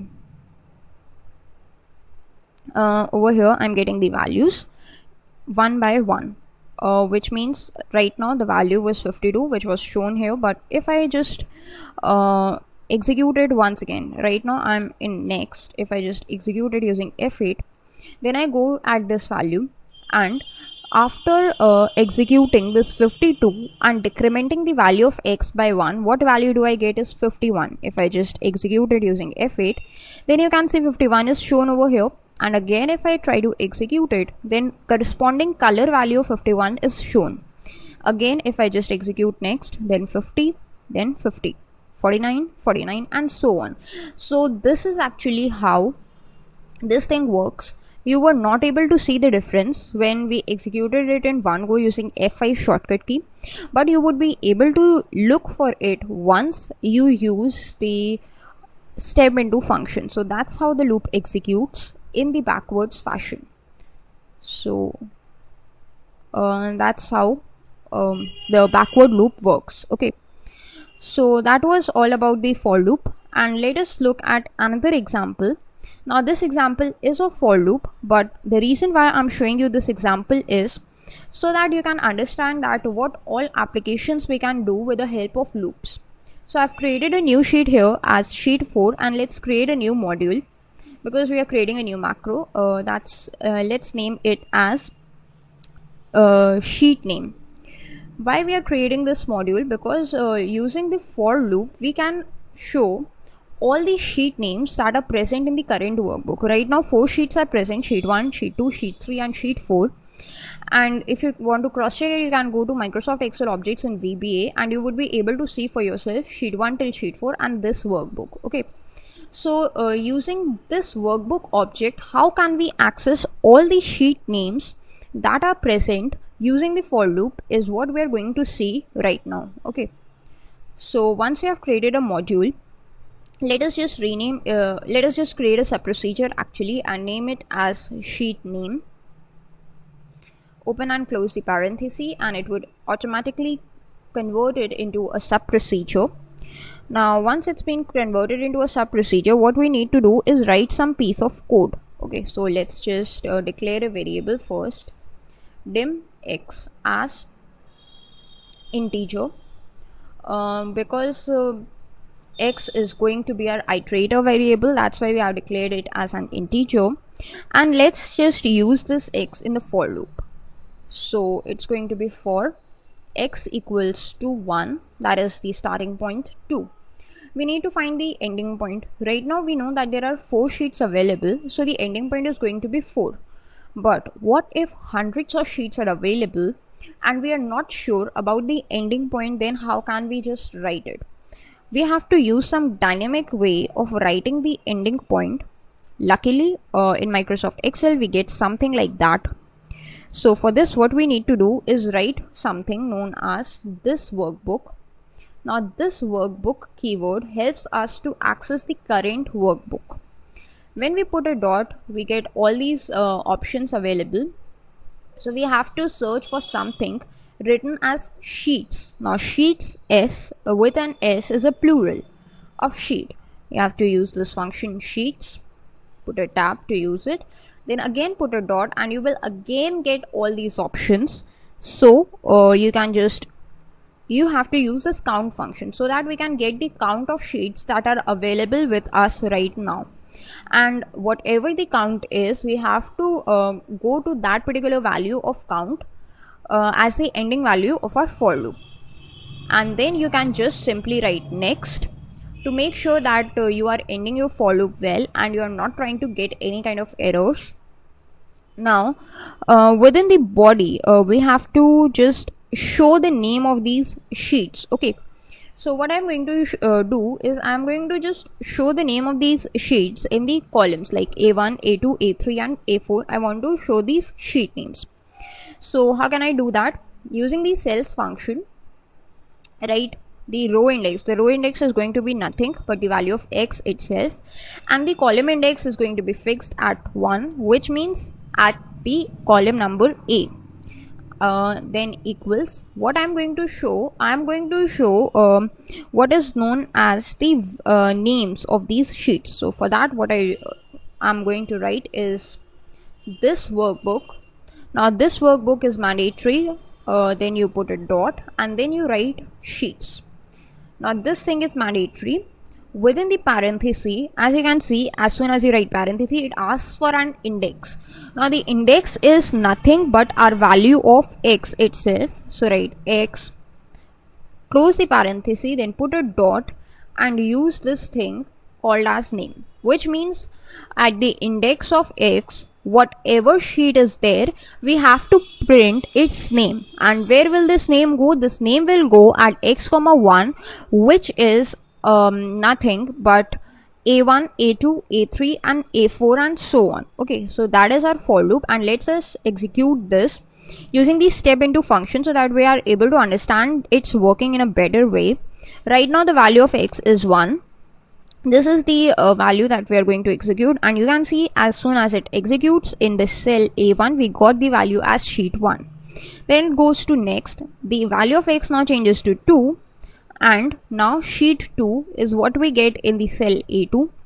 Again it goes to next. Sheet 3 is what we get in cell A3. Then sheet 4 is what we get in cell A4, and as soon as it completes, the for loop begins, stops its execution actually, and it comes to end sub, and that's it. That's how it works. That's how you can access all the names of the sheets using the for loop, and you can actually display all these names. Now there were only 4 sheets, so that's why we have got these 4 occupants. If there were multiple sheets, if there were n number of sheets, we would have get the n number of names over in these columns up till n rows. The reason why we are able to do this, because of this thing known as this workbook.sheets.count, which helps us to find actually the number of the sheets that we have. And if you just omit this statement, then what you can do is actually declare another variable. Suppose I declared v as integer. In v I just store the same thing, and from from x equals to 1 to v, if I try to execute it in this way, then also I get the same thing. But let's just change the column number to 2 so that you are able to see it. Using F5 I just execute it, and you can see sheet 1 till sheet 4 we have got the values similarly as in the previous example. So that's how you can actually use the for loop. There is one more application actually. Instead of using this, suppose let's just clear all these contents, right click and just click on clear contents.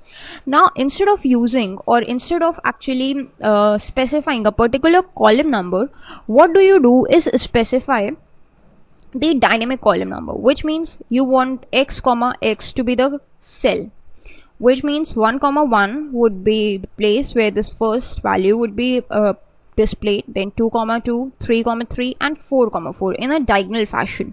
Then you can specify it simply as x comma x, and the work would be done. So if you just click on the run button, you can see that the filling of the values is now in a diagonal fashion. That's how you can work with the values in a diagonal fashion using the for loop, that is not specifying the row number and not specifying the column number or the column index as well.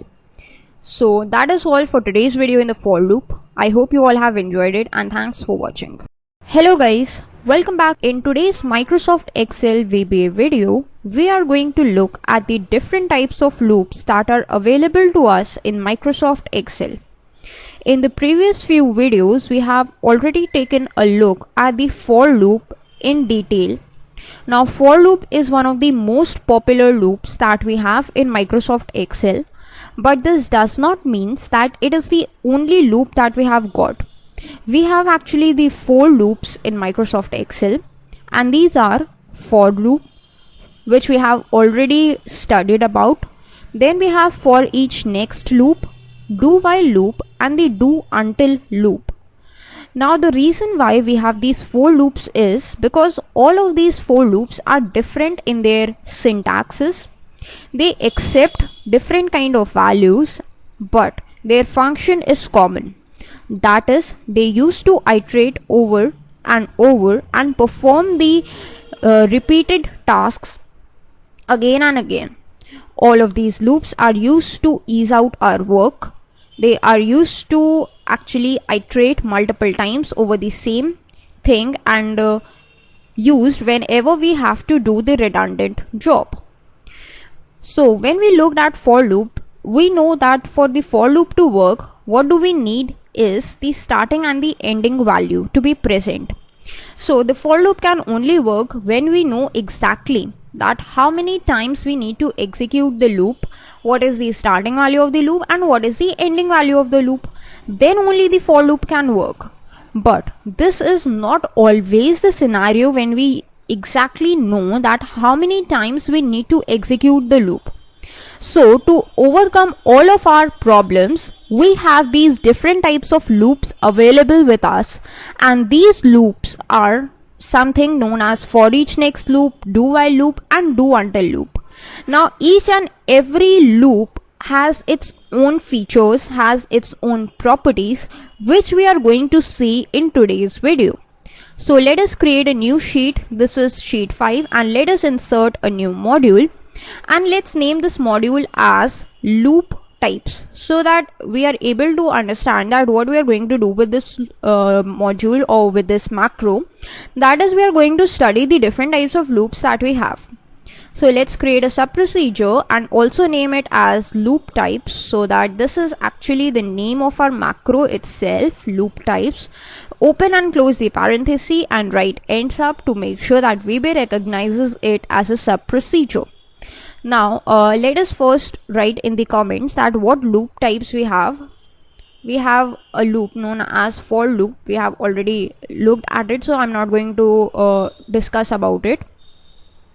Then we have next loop, which is known as the for each next loop. Then we have something known as the do while loop. And then we have something known as do until loop. So these are the 4 types of loops that are available to us in Visual Basic. Let us start with the for each next loop. So to start with it, let us first look at its syntax. In the for loop, we looked at an example in which we displayed the name of all of the sheets that were available in the current workbook to us. So we are going to look at the same example, but with the help of the for each next loop. So for that purpose, let us just write the for each next loop. So first of all, let me just write this code: dim sht as worksheet, and then I'm going to write this for each loop, each ht as this workbook dot sheets. Actually, it's going to be in this workbook dot sheets, and then you need to write the piece of code which is the name of the sheet. So let's just write this next statement, and here let's just display it in the form of a message box as sht dot name. So this is the piece of code that you need to write, this whole 4 line of code that you need to write for the for each loop to display the name of all the sheets. Now we have taken a message box over here. So let us understand the working of the for each loop. First of all, we have declared a variable named sht as a worksheet variable, which means sht will hold the worksheets as the whole. Okay. Now using the for each loop, we have to write the in keyword. Like in the for loop, we wrote the keyword to. So in the for each loop, we have to write the in keyword. Sht is the variable that is of type worksheet. So we write for each worksheet in this workbook dot sheets. Now this workbook, we know this is an object which is used to refer to the present workbook. When we write dot sheets, which means that it is going to hold the collection of the sheets that are available in the present workbook. So this is basically, this workbook dot sheets basically holds the collection of all the sheets that are available in the current workbook, and all of these sheets would be stored in sht one by one. That means when the iteration is at number 1, sheet 1 is stored. Then when it executes this statement, which is in the body of the for each next loop, the operation that we require would be performed on the first sheet, that is sht.name. Right now in the first execution, SHT is holding sheet 1. So the name sheet 1 would be shown in the message box. And then when we go to next, then the next sheet from this workbook.sheets, that is sheet 2, would be stored in SHT. And then the execution would be taken place with sheet 2. So that's how the for each next loop works. That is, it does not require any starting or the ending value. The only thing that it requires actually is the sheet itself or the object itself, the collection of the objects, which is nothing but this. And to access that collection, a variable or an iterator of the object type. So whenever you are trying to use the objects, you are advised to use the for each next loop. And let's just look at it by using the step into function. So this is the first statement, message box sheet.name. When we execute this, we get sheet 1. Then we go to next, then the second sheet name, that is sheet 2. Then again next, then the third sheet name, that is sheet 3. Then again next, then the fourth sheet name, that is sheet 4. Again next, and then the fifth sheet name, that is sheet 5. So that's how it works. So you must be wondering that it may only work for the message box, but that's not the case. You can also show it in the form of the cells. How can you do that? For that purpose, you need to declare an integer variable. Suppose I declared him I as integer, and I just initialize I with 1. So in the cells I comma 1, I want to show the sheet name, and once it's been shown, then I want to change the value of I want to increment it by 1. So I equals to I plus 1. This is what I write. Now if I just try to execute it, then what happens is, right now the value of I is 1. So in 1 comma 1 we get sheet.name, sht.name, that is sheet 1. Then the value of I increments by 1, that is it changes to 2. Then the next option, so now 2 comma 1 sheet 2, and so on, 3, 4 and 5.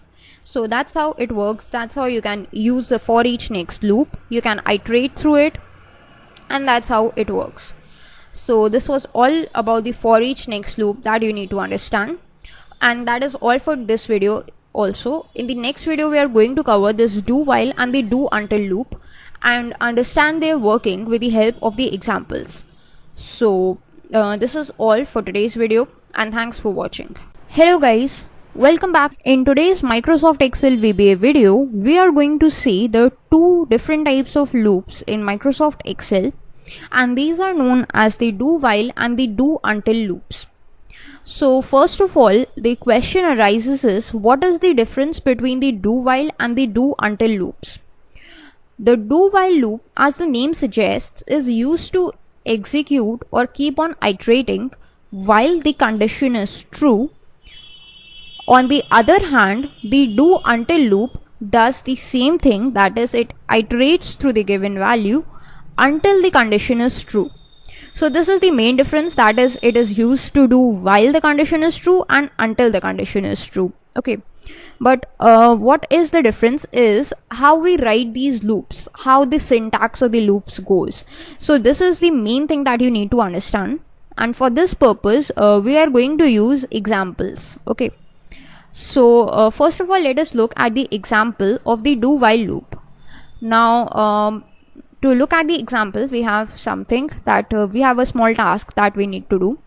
This is sheet 6, and we have some numbers over here like 50, 67, 54, and all these random numbers is what I have written over here.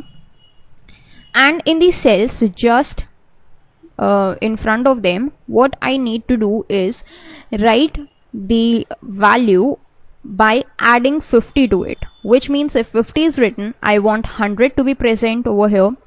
If 67 is written, I want to add 50. If 54 is written, I want to add 50, and so on. This is what I want to do.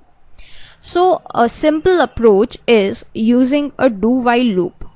Okay, so let's see that how can we work with it. Let us just clear all these piece of code. This was from our previous video in which we learned about the for each loop. So let's write this do while loop. So first of all, for this purpose, what I am going to do is declare an integer like dim I as integer. Okay, and then I'm going to initialize I as 1. Okay, so that is a simple step, you all must have understood it. Then let us begin the do while loop. So write do, put a space, while. This is how you write a do while loop, and then you need to provide with a condition. Okay, so let us just provide it with a condition. The condition is you have to do it while the value of cells at I comma 1, that is the row index must change. It could change, but the column index is going to be 1, that is at the A column, and the different row index we have values till 8, so it's going to be executing till 8 dot value,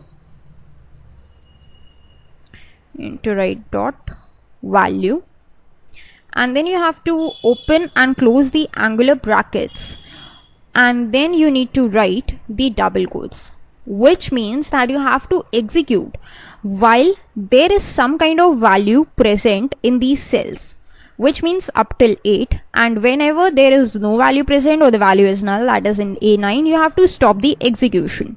So that is the condition you need to give to the do while loop. Okay, and then as in the for loop and the for each next loop, what we do was write the keyword next to make sure that VB understands this as the end of the statement.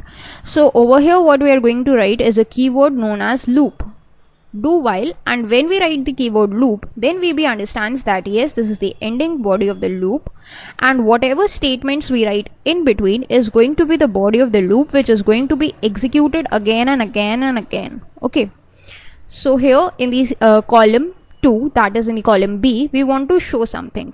So first of all we need to refer to that particular column, that is through I comma 2. This is how we are going to refer to that column. Dot value, what is its value going to be? Its value is going to be nothing but whatever the value of the cells I comma 1, and we have to increment 50 in it. So let's just write here cells I comma 1, whatever is the value of the cells in the column A, we have to write that same thing, but we have to add 50 to it, and then we have to show it in the column B. Now what we need to do is increment the value of I by 1 so that it executes like A1, A2 and goes to the next statement. Okay, so I equals I plus 1, and that is it. That's how you are going to just work with the loop. So let us understand its working by using this step into function F8. Right now the value of I is 1, so what would it do is just write 50 plus 50, that's 100, and then it would increment the value of I. Then it executes the loop statement, which means it goes to the next iteration. In the next iteration it again checks for the value. The value is present in A2, so it would execute it like this. Again goes to loop, again checks for value, again executes the statements again. It's going to work in this way. Okay, so let's just go to here. Now after the loop, it goes to the first statement and realizes that there is no value present. So this is the statement where the execution goes or the control goes, and it realizes that there is no statement.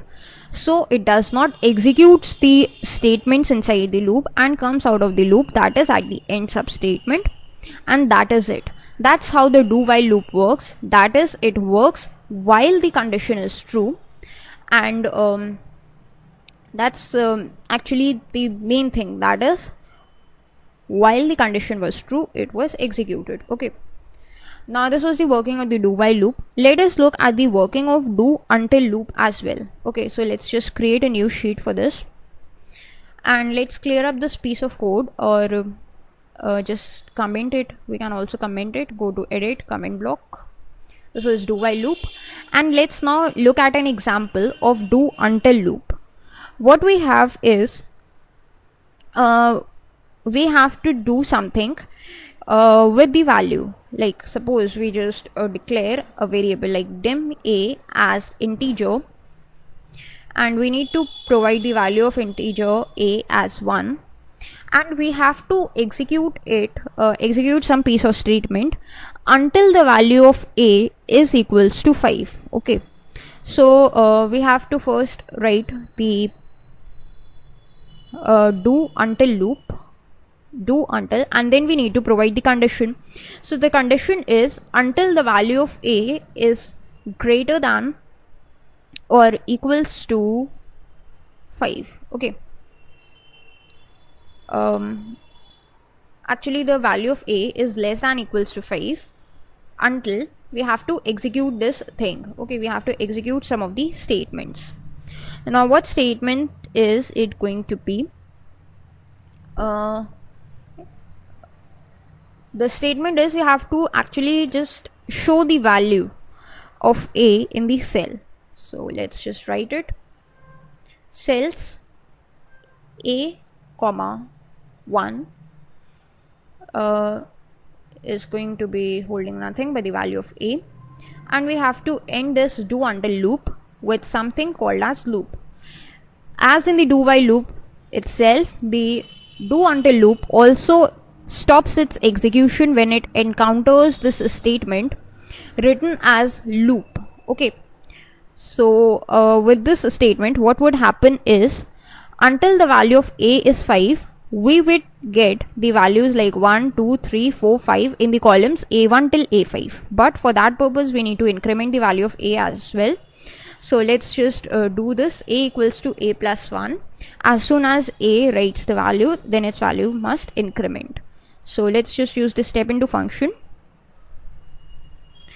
Okay, so it didn't execute it at all. The reason being, we have got this thing. The value of a is less than equals to 5, which is the right condition. The value of a is 1, but it is less than 5, so it must execute. But this is the important thing that you need to know. In the do until loop, you do not provide the condition for execution, you provide the condition for termination. That is what happens when or at what condition you want to terminate the loop. So whenever the value of a is greater than 5, I want to just stop the execution of this loop. So let's just provide the termination condition, that is a greater than 5, and this is what is going to execute our do until loop. So let's just run it, and you can see 1 till 5 is what we have got, and that's exactly what we wanted. So this is one most important thing, that in the do until loop you do not write the execution condition, you write the termination condition.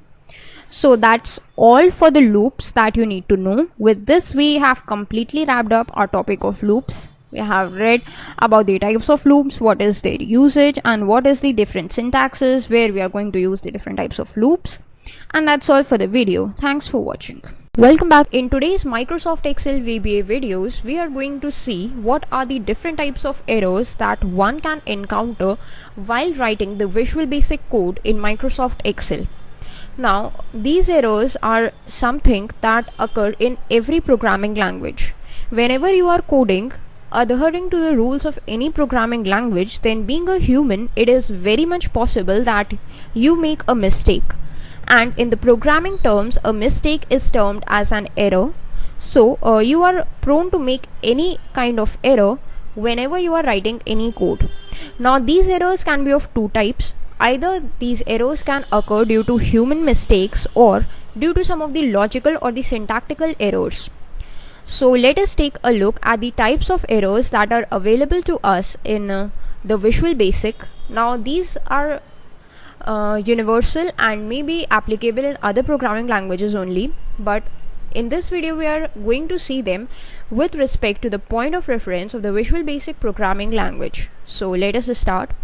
The first error that one can encounter is a runtime error. The next type of error is known as the compilation error, and the third and the last type of error is known as the syntax error. Now out of these three errors, syntax error is the one that is most frequent. The syntax error occurs whenever there is the mistake of the programmer and the programmer forgets or makes a mistake in the syntax of the programming language. So these errors are basically of one line and can cause the compiler of that particular programming language to confuse itself whenever it is trying to compile that piece of code, because the syntax that the programmer has written is not understood by the compiler. The compilation errors are the ones that occur when the code begins its compilation. It is similar to the syntax error. The major difference is the syntax errors occur only on one line of code, while the compilation errors may occur on multiple lines of code. The third and the last type of errors, that is the runtime errors, are the errors that occur when the code is compiled successfully. That means there is no mistake in the code. The programmer has not done any mistake, has not made any syntactical error or any compilation error, but whatever the logic is written, the logic is not according to the general rules, and the compiler is not able to execute the particular logic, although it's syntactically correct. The examples for a runtime error could be out of range exception and a division by zero errors. So this was all about the errors that you need to understand theoretically, and let's look at them with the help of a practical example. So I'm in my VBA and I'm going to insert a new module, and I'm going to rename it as error types, so that I'm able to understand that what is this module going to hold. And let's just create a new sub procedure that's also going to be named as error types, and this is how Visual Basic recognizes that yes, it is a sub procedure, and it would create a macro with the name error type, so that whenever I try to run that macro, I would be able to do that. So first of all, let us understand about the syntax errors, because these are the simplest errors and are the ones that occur more frequently. So suppose I just declare a variable in Visual Basic. So I know to declare a variable I have to use a dim statement, and with the dim keyword I have to provide it with a variable name. So the variable name that I provide over here is I write I. This means that I am declaring a variable as I, but I have not specified its data type, which means that I could be of any data type right now, but if I want to specify its data type, I have to write the keyword as, which we already know. Then I have to specify the data type.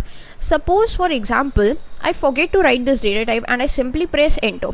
Then as soon as I do that, the compiler recognizes it automatically that this is an error, because I have not specified any kind of the data type for this particular variable. So the compiler instantly gives me an error, and this is what is known as the compile error. But since this error is occurring only on a single line, so we can refer to it as a syntactical error in this particular case. So I click on OK, and then I specify the data type, such as I want I as an integer, so I have specified I as an integer. Another example of the syntax error is, suppose right now I is an integer and I try to access a string value in I. So I write ABCD without the double quotes, and now I want to print this, or I want to store the value of I in a cell known as B3. I want to store the value of I. So this is my code. I have written this code, and let's run it using F5. Nothing happens. I'm running it. Just click over here. I'm running it, but nothing happens. I'm not getting any output in B3. The reason being, compiler or the Visual Basic compiler actually is not able to recognize this as a valid code. So if I just try to keep it in double quotes and then I try to run it, then what happens is I again get an error, but this type of error is a different error. This type of error is a runtime error. I get an error code on this, which is a runtime error, which I will try to explain later. But many a times when any kind of error occurs, we do not get any message from the compiler itself. That is because usually in the syntax error this happens, that we do not get any message. So that is a syntax error. Okay. Now this was the example of the syntax error. Let us just comment out all this piece of statements. The next type of errors that we are going to look at is a compilation error. So the second type of error is a compilation error. Now when a compilation error occurs, the compilation error also occurs in the similar case of the syntax error. That is whenever there is any kind of a problem in the syntax, or whenever the mistake is of the programmer himself. So whenever this type of error spans through multiple lines instead of a single line, then the error we get is known as the compilation error. So let us take an example. Suppose we are going to write a for loop. Then what happens is I declare a variable like dim I as integer, and then I use a for loop with I equals 1 to 10, and I want to show this value in cell I comma 2, that is in the B column from B1 to B10. I want to show the value of I itself. So this is my loop, and I try to run this. Okay, I have written this code and I try to run this. Then I get a compilation error that 2 with a message that for without next. And the reason why I have got this error, because I have made a syntactical mistake. We all know that whenever we are writing a for loop, it is mandatory to use the keyword next, because that is what Visual Basic understands. If we just write this thing, we omit the next statement, then Visual Basic does not recognizes this as a valid statement and gives us an error in the form of a compilation error. The reason why this error is not occurring instantaneously, because it is not a syntactical error, it is a compilation error. So if we just write next over it and then we try to run the code, then we get the desired output over here. But that is when the code is correct. So we are not getting any kind of error. So that was the compilation error. And a major difference you must have noticed that the compilation errors occur when you press this run sign, and the syntactical error do not need to be run to throw out the error. Okay, so that was about the compilation error. Let's start covering just now the third type of error we are having is the runtime error. So let's take a look at the runtime errors. What is a runtime error? Runtime error is the error that occurs whenever the compilation has finished. After the compilation process, the running of the program occurs. So after the compilation process, the errors which are encountered are known as the runtime errors. Now these errors are the ones that do not occur because of the programmer's fault, but usually because of the logical statements or some of the rules of the programming languages or the mathematical rules. A good example of this would be a division by zero error. We know according to mathematics, division by zero is not possible. So if we try to divide any number by zero, then we would get an error that is known as the runtime error. So let's just see it. Suppose in the cell D3, I want to store something as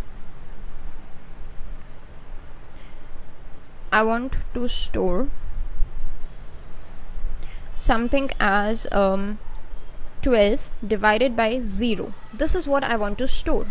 So it is a perfectly correct statement. I want to store the quotient of 12 divided by 0.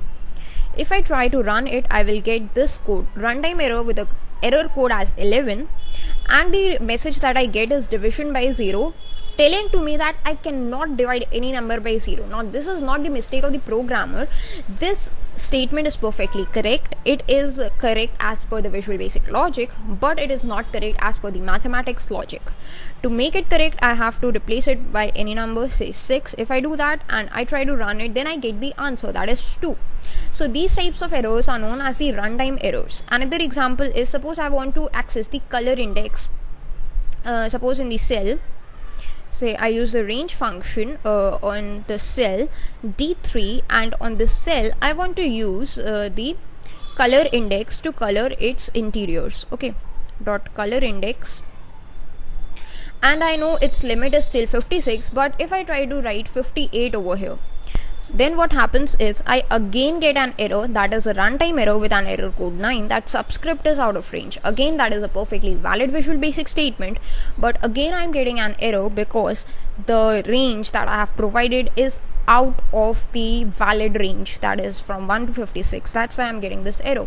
So this is the runtime errors which occurs whenever there is no syntactical error but the logical errors. So that's all for the today's video, in which we learned about the different types of errors in Visual Basic, and thanks for watching. Hello everyone, Welcome back. In today's Microsoft Excel VBA video, we are going to see that how can we handle the errors in Visual Basic.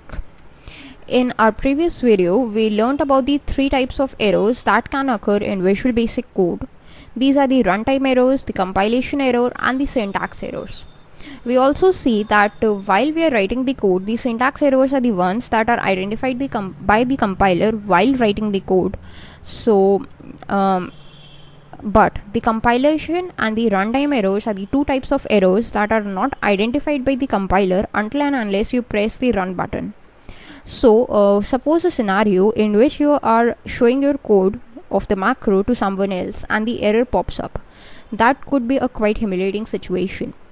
So it is advised to all the developers around the world that you must handle all your errors, because an error message is the one that must never be visible to the client. The best error message is one that never is visible to the client. So let's see how can we handle the errors in Visual Basic. So first of all, we have created a new sheet, a blank sheet, sheet 2, and let's create a new module. For that, you need to go to the VBA editor using the shortcut Alt F11. Then go to the Insert tab and insert a new module. Now this module is going to be named as Handling Errors. Okay, so let's just rename it as Handle Error. And the same we are going to do with the sub procedure, that is, we are going to name it as Handle Errors, so that Handle Errors is also the name of our macro, and make sure that VBA recognizes it as a valid sub procedure. The policy for that is it automatically adds end sub in the end. Okay, now what we are going to do is just write some piece of code. So now we know that the compilation and the runtime errors are the ones that needs to be handled, because syntactical errors would be recognized just as we are typing it by the compiler. So first of all, we are going to take our focus into the runtime error. A general example of a runtime error is a division by zero error, which we have already seen in the previous video. So we are going to show you to handle this division by zero error only. Now I'm going to show you only one example, but remember one thing, that you can handle all types of errors using the same technique. Okay, so let's start. Let us write a few statements. Suppose I'm writing some of the mathematical statements whose results would be shown in the corresponding cells. In A1 I want this result, in A2 I want this result, and in A3 I want this result as actually I want it in A3.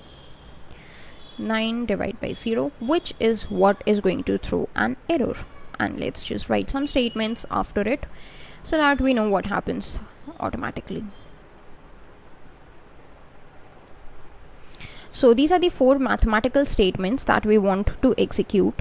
If we just run it, then what happens is we get two statements, and on the third statement we get this runtime error, that is division by 0. So this is an error message which we are shown, but we do not want that. We do not want any error message to be shown to us. So in that case, what can we do is, let's just clear up these contents.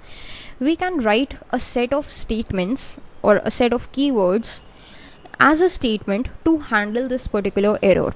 Now what statement do we have? The first keyword that we need to write is on, and the second is error.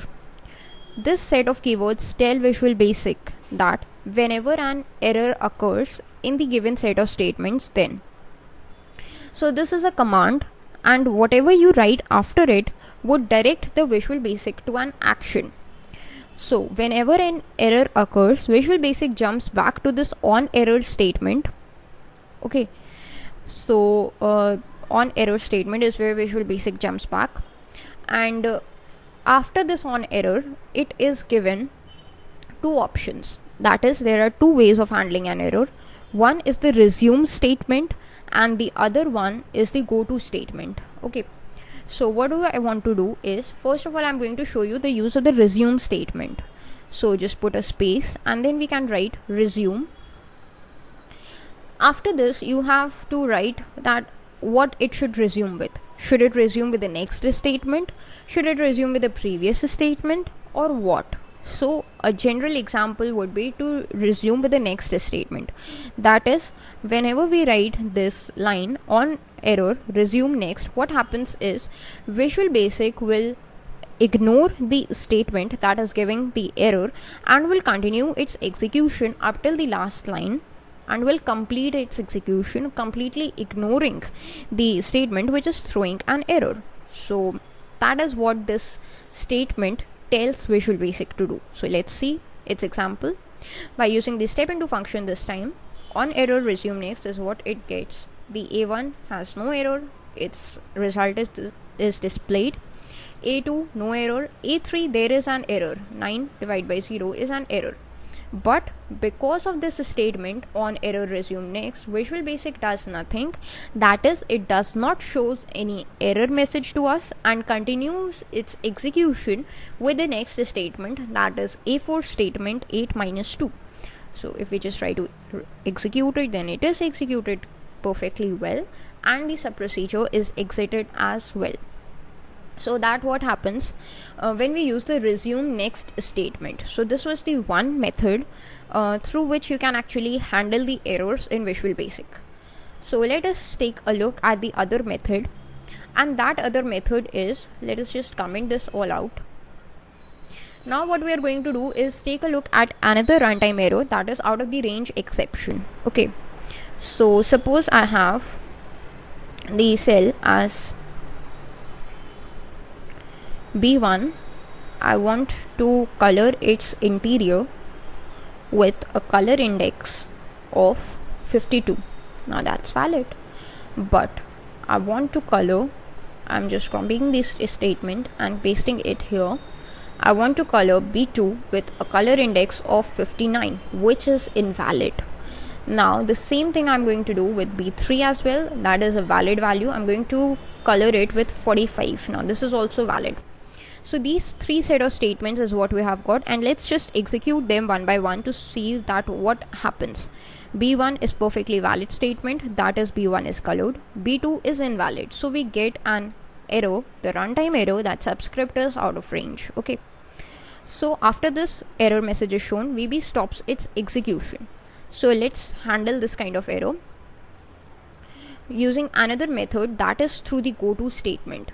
Now goto statement causes an abrupt jumping of the control because goto is a jumping statement, so it is not advised to use the goto statement. Usually it is advised that you use the resume next statement only, but whenever you are trying to find that on which line the error occurs, then you can use the goto statement, because when you are using the goto statement, you are able to identify that at which line the error occurs. However, if you are trying for the smooth execution of the program, ignoring the line of the error, then you must use the on error resume next statement. Okay, so let's see that how can we use the goto statement. So first of all, you need to write the same line on error, then instead of the resume keyword, you need to use the goto keyword. Now after the goto keyword, what you need to write is something known as a label. Label could be named anything. You can name you can give any name to a label, it's totally up to you. LBL is what I'm giving it. It is not a keyword, it's totally up to you. Now what happens is whenever any error occurs, then Visual Basic will go to that particular label. So instead of executing the rest of the statements, Visual Basic would jump to that label. Now let's specify that label, that's LBL, that's our label. And let's specify something. I want a message box to be shown, and that message box will give us a custom error message, and that message would be error occurred. Okay, so this is my custom error message I want to show, and after that I want Visual Basic to stop its execution. So let's see what happens. We are using step into function. C1 would get the color, C2 the error occurs, and then the Visual Basic control automatically jumps to this statement, and I get a message box that some error has occurred, and then I go to end sub, which means the rest of the statements are never executed. So I'm able to identify that at which line the error occurs using the goto statement. Okay, Suppose no error occurs. Suppose I get here as 53 and no error occurs. Then in that case, what happens? I'm able to execute all of them as well. Again, I get this thing in the label that message box error occurred, which I must not get. So to handle that, we have to write a statement as done, and in this done, I need to write exit sub, which means when no error occurs, the control needs to exit the sub procedure through exit sub. If I try to run it again, then this exit sub happens and I do not get to see that error message in the case no error occurs. So that's how you can handle the errors in Visual Basic. Thanks for watching. Hello everyone, welcome back to the YouTube channel Programming Knowledge. In today's Microsoft Excel VBA video, we are going to see that what is the process of debugging the Visual Basic code in Microsoft Excel. What is debugging? That is the first question that must come into your mind, and the answer is debugging is the process through which the developer who has written the code takes a look at the code or checks the code and tries to remove any kind of bugs or errors which may lead to the wrong execution of the program. Debugging is the removal of bugs or the removal of errors by the developer himself. To make this process easier, there are many of the debugging tools that are available in some programming languages. In the same spirit, Visual Basic also provides its developers with some of the debugging tools which we are going to take a look at just now. So let us start with our video. Let us create a new module in the Microsoft Visual Basic for the Applications editor, that is the VBA editor. For that, we need to go to the Insert and select a new module. Let us rename this module to anything that we like. So I'm renaming it as Debugger. Now in this module, we need to create a sub procedure. To make sure that the VB recognizes this as a valid sub procedure, we have to follow the correct syntax. That is, write the keyword sub and provide it with a name. Now this would be the exact name of our macro. That is, our macro would be created with the name debugger. And then you can see that when you write this piece of code, VB automatically recognizes this as a valid sub procedure. Now whatever code we write in it would be executed whenever we try to execute the macro by the name debugger.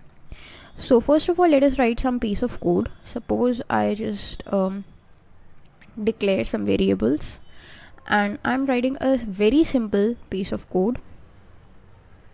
This is just for an example to make you help to understand that how the debugger works in Visual Basic. So I have declared 3 variables. All 3 of them are integers, which means the default value they would be holding would be 0. Now let us run a for loop.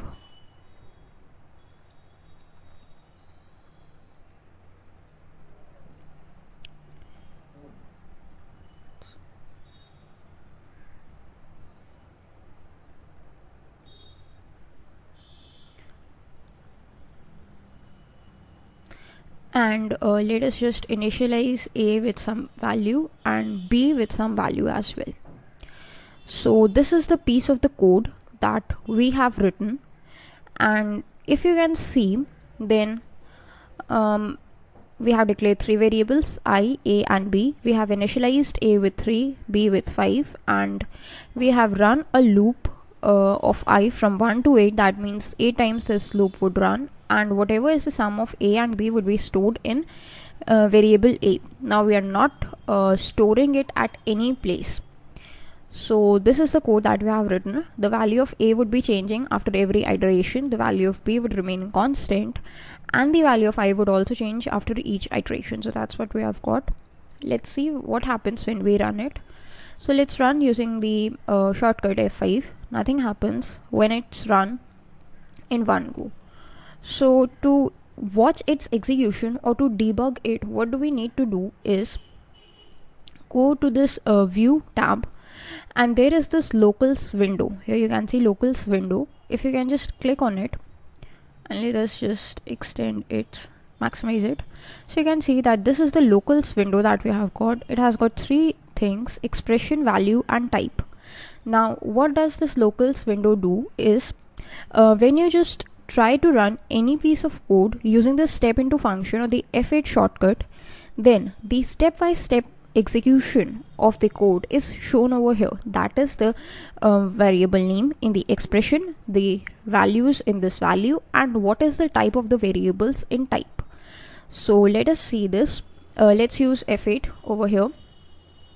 So first of all, you can see that as soon as we started up this sub-procedure, that's the name of the sub-procedure, that's the debugger, you can see we have automatically got three variables, I, A and B.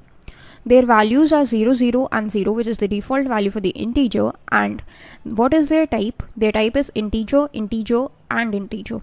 If you just try to run it again using F8, then nothing happens. Now after this statement is executed, the value of A has been changed to 3. Similarly, after this statement is executed, now we have got the value of B as 5. Now when the first iteration of the for loop completes, the value of I is changed to 1. And similarly, you can see the value of A is changed to 8 over here. Again, the value of I changed to 2. The value of A changed to 13, while the value of B remains constant because we have not made any changes to it. So you can see in a stepwise fashion that how the values are changing. Okay, now here this is A, this is the final time the values are changing. So the final values that we would get of these variables are 8 for I, 43 for A and 5 for B. Now when you press F8, then you can see that the value of I changes to 9, but the value of A remains at 43, which means that since this condition becomes false, so the for loop does not execute itself and the control goes to this end sub procedure. And when you press F8, then this execution is complete and everything runs out of the locals window. So that is how a for loop works. That is how the values of the variables change, and that is how you can see the practical example in the locals window. Now there is one more thing. I have discussed about this in the previous video when we were discussing about the variable types, that in order to declare a variable, you have to use the different statements like this. Okay, if instead of this you could have declared the variables like this, I, A, B as integer, then what would happen? Let's just comment this statements. If you do something like this, that is declare all the three variables in the same line as an integer, then only B would be treated as an integer and I and A would not be treated as an integer. So let's see this as well. As soon as we press F8, you can see I is having a value as empty and A is also having an empty value. While you look at their data type, then it is variant/empty. So variant is a common data type that is assigned to each and every variable in Visual Basic, and it enables the variable to be converted to anything. It could hold any type of data, be it string, be it integer, be it boolean, anything. But it is not advised to use variant because it takes up a lot of memory space. On the other hand, you can see that B, that was the third variable, is declared as an integer over here with its value as 0, which is the default value of integer. So this is a practical example of what we discussed before. Okay, so let us just clear up this code and bring it back to its original form, that is uncomment this. Now we have taken a look at the locals window. There is another window. If you just go to this view tab, and you can see there is this watch window. So this watch window is also used for the debugging procedure. How? Let us just open this watch window. Now instead of all the variables that are available in the piece of code, if you are only interested in tracking the value of a single variable instead of all the variables, then you can use this watch window. So I'm interested in tracking the value of A, because I'm getting it's going from 1 to 8, and for another iteration it would go to 9.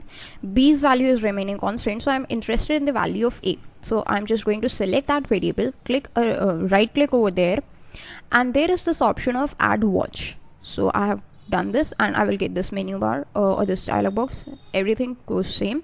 Just click on OK. Now you can see a watch is constructed over here. Now if we just run a piece of code using F8, then what happens? You can see that in the locals window, all the variables values we are getting, if you just turn off this local window, then you can see in the watch window we are only getting the value of A. Instead of all the variables, I'm only getting the value of A in which I'm interested. You can see with these all iterations, I'm getting the values of A. And as soon as it completes, what value I get is out of context because A is no longer available in the memory. So that is why its value goes out of context as soon as the code execution is complete. There is another method through which we can perform debugging, and that is through the breakpoints. So what is a breakpoint? Suppose this is our piece of code, we are trying to execute it and we want to watch a particular line or a particular statement. So in that case, we can add a breakpoint to it. So a simple method to add a breakpoint is you can just click on this, you can see this dark gray ribbon, you can simply click on it and this kind of a red stop icon would be shown. This means there is this breakpoint over this piece of code. Or there is a shortcut as well, that is F9. If you just put F9 on the line where your cursor is right now, so my cursor is here, and I put F9, then the breakpoint would be added. Now what is the usage of this breakpoint? If you can see, this is our code, and if we try to run it, then what happens is when we run this, all the iterations must have been completed, but because this breakpoint is available, so what happens in the first iteration itself, we get a break at this line. So if you just go to the view tab and get a locals window, then you can see the values have been halted over here. That is our main line of calculation. Again, if we just run it, then the second iteration, the values have changed. Third iteration, fourth iteration, fifth iteration, sixth, seventh and eighth iteration. Then finally everything goes off. So that is the usage of the breakpoint. And once you have got the breakpoint, if you want to remove it, you can simply click over here or use the shortcut Ctrl+Shift+F9 to remove the breakpoint. So this is all about the debugging tools that we have got in Excel VBA. Thanks for watching. Hello everyone, welcome back. In today's video for the Microsoft Excel, we are going to see the usage of immediate window. Now first of all, let us understand that what is an immediate window. As the name suggests, immediate window is a window that is used to display the output to us immediately. What does it mean? It means that whenever you are trying to do some of the simpler tasks in Microsoft Excel, then you can do it very easily using the immediate window.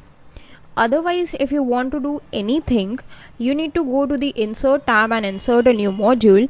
Then you got to rename this module to something such as tasks. And then in this tasks, you have to create a sub procedure like say tasks, and then in this tasks you got to write the code. But what if you are going to do a very simple task such as you want to find out that whether a number is greater than another number or not, or simple calculations like you want to find out the count of sheets or you want to change the name of the sheets, then these simple calculations could be done very easily using the immediate window.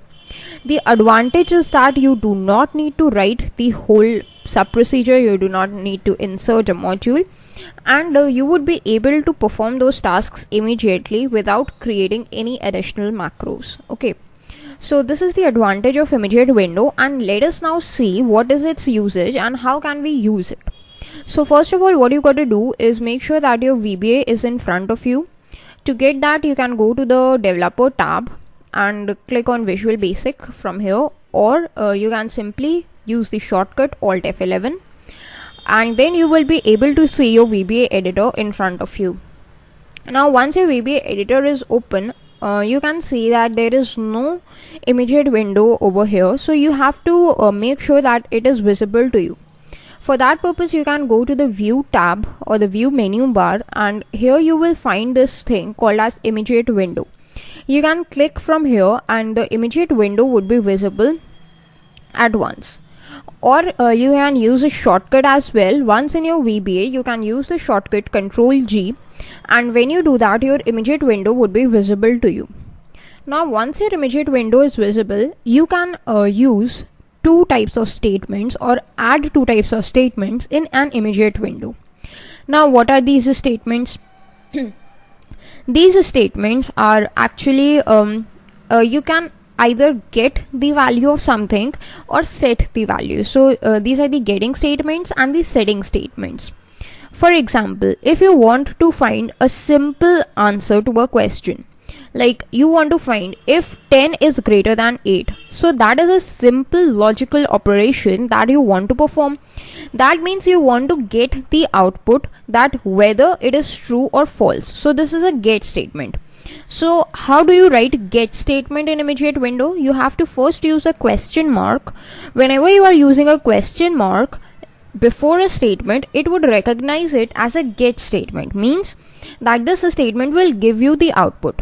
So I'm trying to get an output, that's why I've used this question mark. Then type in your statement like 10 greater than 8. This is my statement. After you have written your statement, then you can just press the enter key. As soon as you press the enter key, you will immediately get the output as true, which means that yes, it is correct, 10 is indeed greater than 8. Similarly, if you want to use some other thing, like if you want to use, say, is 4 less than 9, then again you will get true as the output. It is a boolean operation which gives true or false as the output, so we've got true. But what if any condition is false? Suppose I write 8 greater than 10, so that's false, and I will get false. So you would be able to get either true or false as an answer using this. So these are the get statements, simple get statements. But not only that, you can use a simple coding as well. Suppose you want to find out that what is the name of this first sheet. So since you are trying to find it out, you need to use a question mark signifying that yes, it is a get statement, and then you can write sheet 1 dot name. As soon as you write this code, once you have done this code, you can just press enter, and as soon as you press enter, you will get the name of sheet 1, and that is nothing but sheet 1 itself. So that is another usage of get statement. Another usage is, suppose you want to find out the count of sheets, that how many sheets are there. Right now we know that there are 3 sheets, so let us find out and check whether it is working or not. So use the worksheets function, worksheets.count, and then as you press enter, you will get 3 as an answer. Similarly, if you just increase the number of sheets, if I just add some sheets, now I have 7 sheets. And now if I use this get statement, then what happens is I just write worksheets.count, and then I press enter. Then what happens is I get 7, which is the count of the worksheets. So these were the get statements that helps us to get some output. Now what if we want to set some output, that is we want to provide some value to it. Okay, so suppose I want to change the name of the sheets. I want to change the name of sheet 1 to something else. Then how can I do it? So for that purpose, you have to make sure that immediate window realizes that it is a set statement and not a get statement. And as we know, for the get statement to work, we need to use a question mark. That is, if we want to use a set statement, then we do not need to use a question mark. That's simple. So here you do not need to use the question mark, simply write the code that you want. So it would be sheet 1 dot name equals, and you can just assign any name to it. What I'm going to assign it as programming knowledge.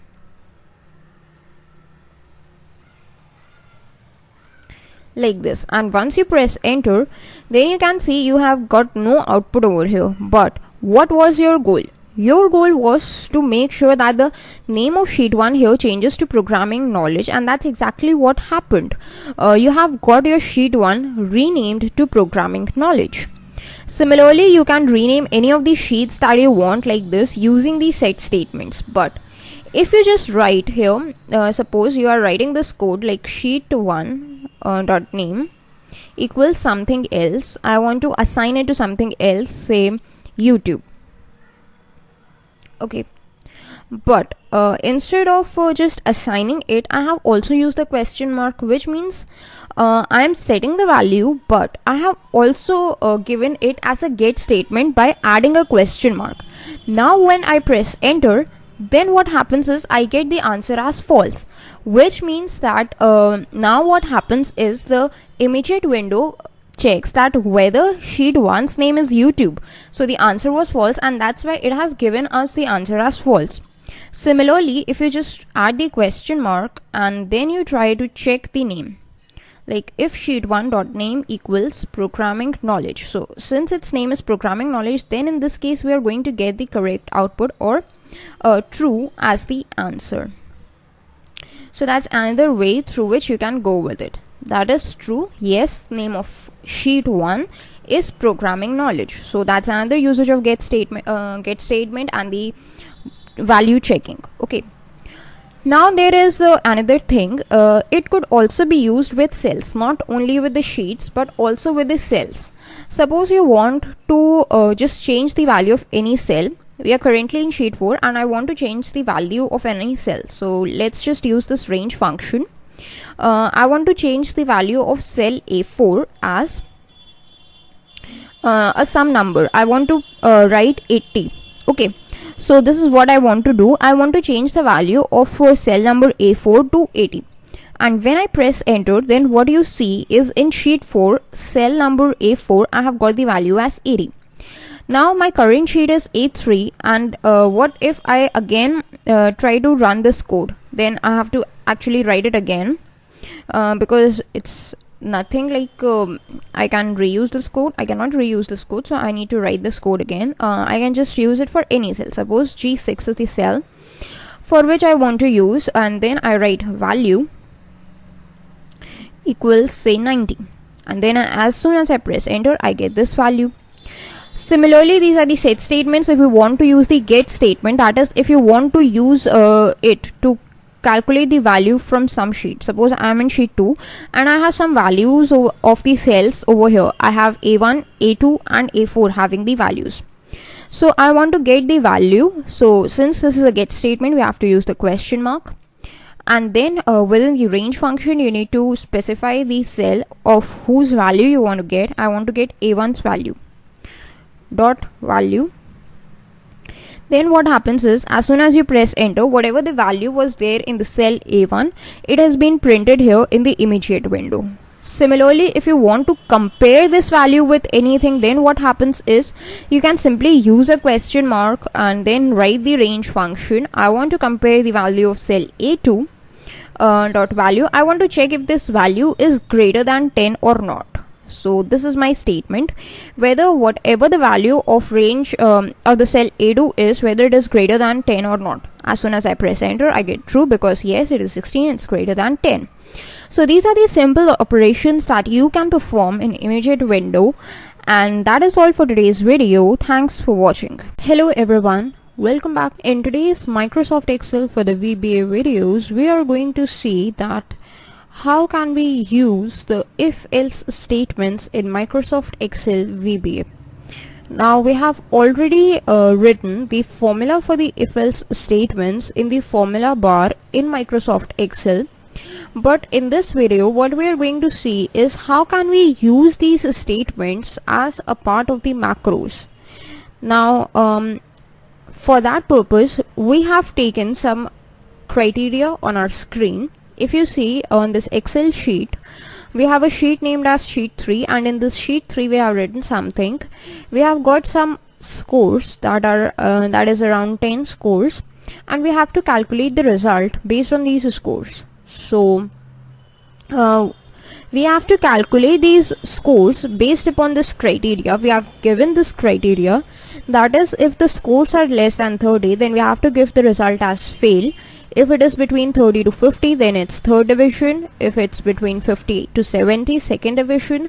70 to 90 gets first division, and 90 plus gets incredible result. So this is the result we got to give. So for this purpose, what we are going to do is use the if-else statements. Okay, so let us start without any further ado. First of all, what you got to do is make sure that your VBA editor, that is Visual Basic for the applications editor, is open. For that purpose, you can just use the shortcut Alt F11 in your Microsoft Excel, and this editor would be open in front of you.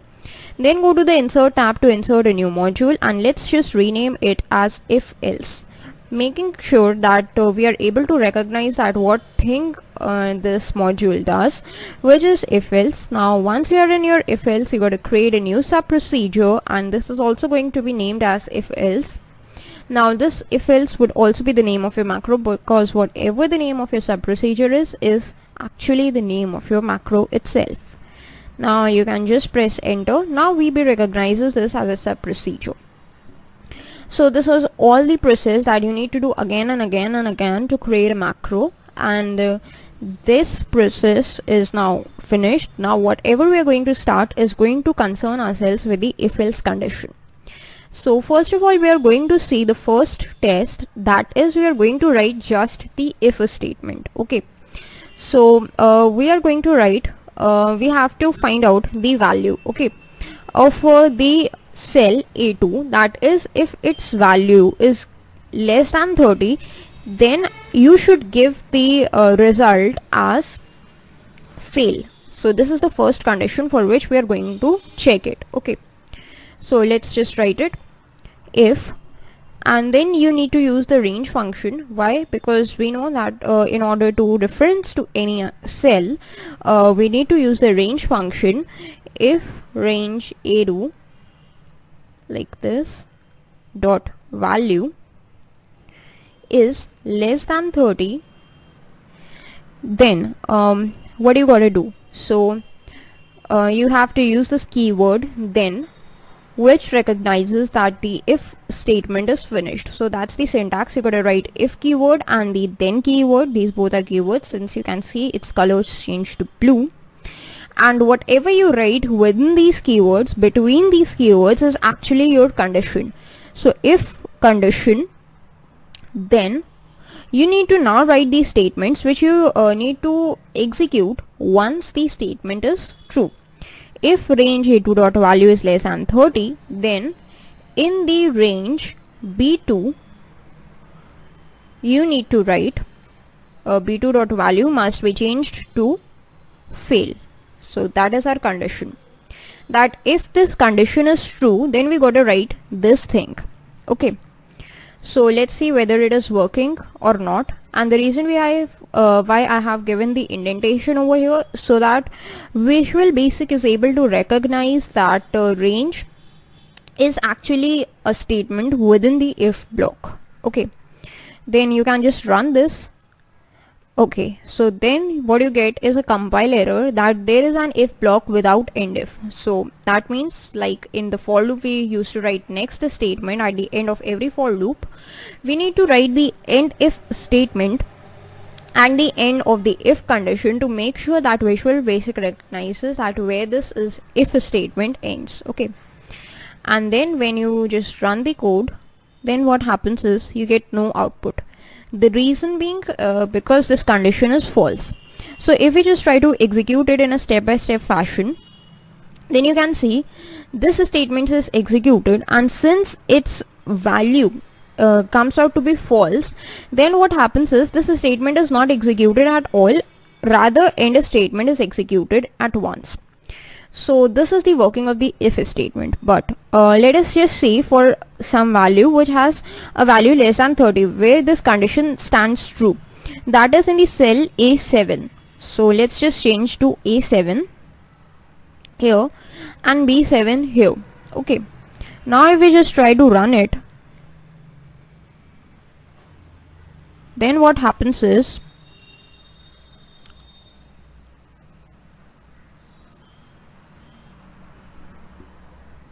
okay, we need to just use it in double quotes.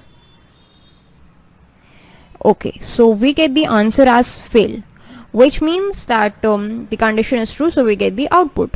Similarly, if we just use it for A5, then also the condition is true, so A5 and B5, and then we try to run, then again this condition is true. Now we have seen that what happens with only the if statement, that is whether the condition is true. When the condition with the if statement is true, then the statements associated with it are executed. But if the if statement's condition evaluates to false, then nothing happens. So what we are going to do is actually try to take a solution for this problem by adding the else statement. That is, if one condition is evaluated to false, then you need to do something else. Okay, so that is the usage of the else statement. Now before that, you must note one thing, that since we have written only one statement in the if block, this doesn't mean that only the one statement could be there in the if block. There could be a number of statements. Any number of statements that you want could come inside the if block, but it could be one statement also, it could be multiple statements also, but you need to use the indentation over here, and that's mandatory. Okay, now once you've written this if statement, now what we are going to do is use the else statement. So let's just write the else statement. Make sure that you write your else statement before the end if statement, because if else both are a part of if statement and must come before the end if statement. Okay, so here you need to write the else statement and just write the keyword else and press enter, then indent it. So what happens is you have to come out of indentation to write the else statement.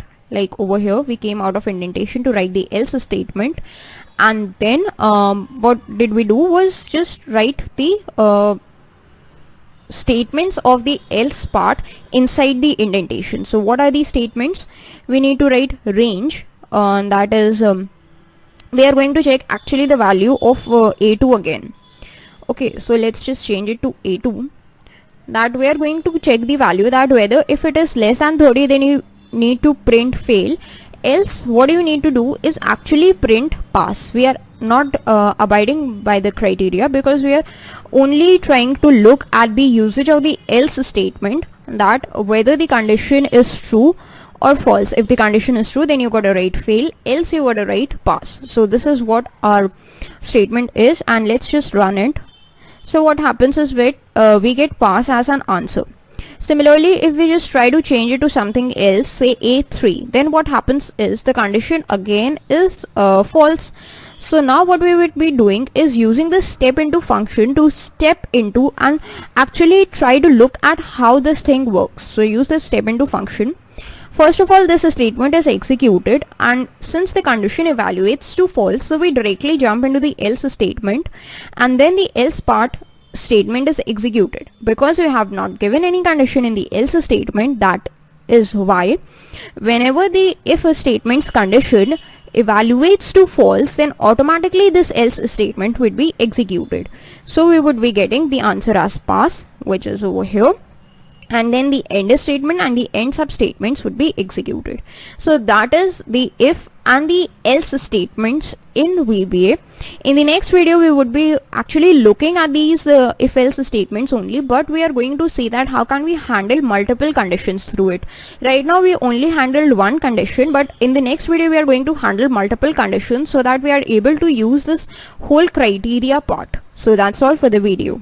Hello everyone, welcome back. In today's Microsoft Excel VBA video, we are going to see that how can we handle the multiple conditions using the if-else statements.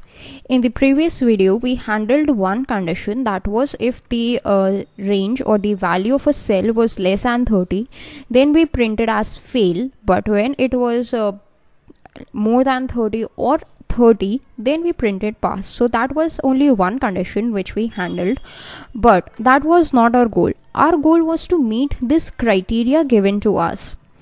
So in today's video we are going to see that how can we actually handle this criteria. Now to handle this criteria, we have to use these multiple conditions. That is, first condition is if the scores are less than 30, then if the scores are less than 50, and so on. So this is the criteria that we need to handle.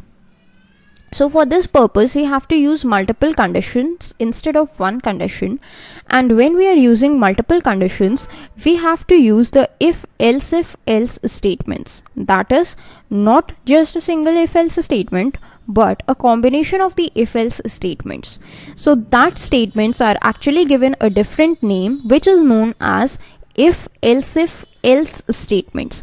This is what we are going to use in today's video and see that how can we actually create the result based upon the criteria given to us. So let's start. So this is our code from the previous video, and let us just make some changes to it only. This was if else condition. Now when you are using the if else statements, then what happens is after this if statement you got to write the else if statement. Okay, so after this statement you have to write the else if statement, and since it is an else if statement, so you need to provide a condition to it here as well. So the condition that we are going to provide is that if the value or the scores is less than 50, then we want the value in the corresponding B column to be third division. So it's going to be like this: if range A3 dot value is less than 50, then okay, it's going to be like this.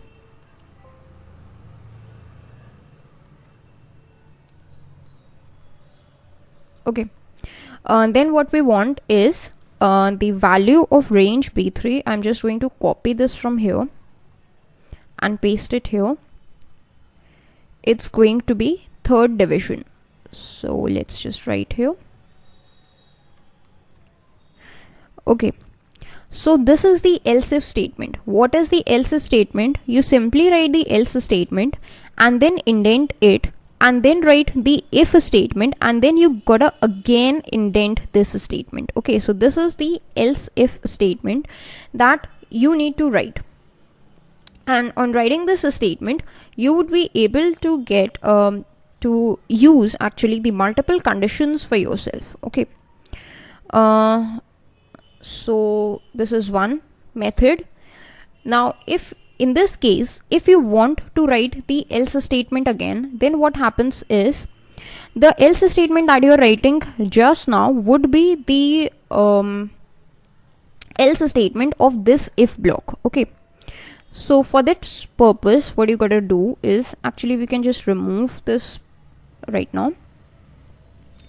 You have to just make sure it is over here, and then write the else statement, then put a tab, and then write the if statement, which is range A3. Actually we can just copy this two statements because we are going to actually repeat them again and again. So we are just going to copy it and paste it, and now instead of 50, what I'm going to do is 70, and then indent the range value, and then the division is going to be second division. Similarly, after this you gotta write the else statement again, and then indent it and paste it, again indent it.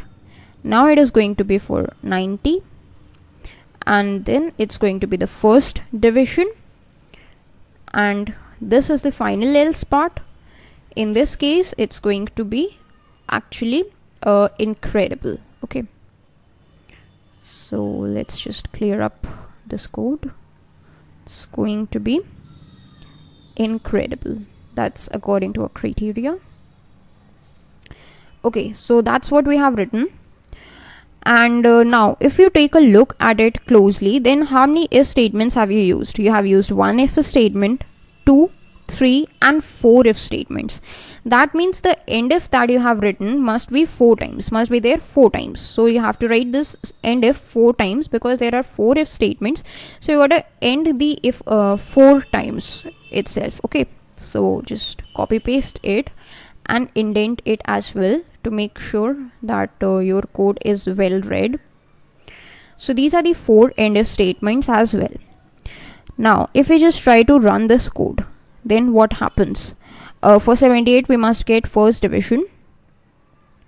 Okay, actually we used for A3, that's why we have got third division, because it matches with this criteria. But if instead of A3 we just try to use say A2, so we have to actually change it for every place over here. Okay, like this, and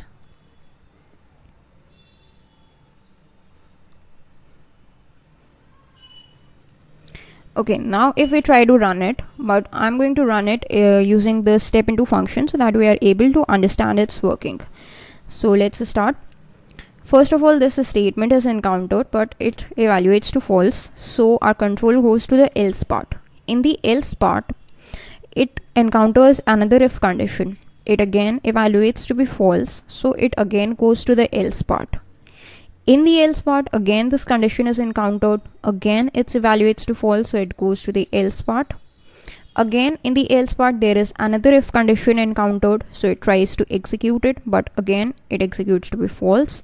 So actually this condition is true that yes, 78 is less than 90.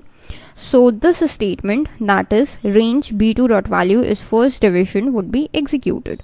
So if we again press F8, then we get the result as first division over here. And after this end if statement is encountered. This and this, these 4 end if statements are encountered, and finally the end sub is encountered. So that is how the working of the else, if else statements is done. But these if else statements are actually nested statements. Okay, this is an example of nested statements. Now what are the nested statements?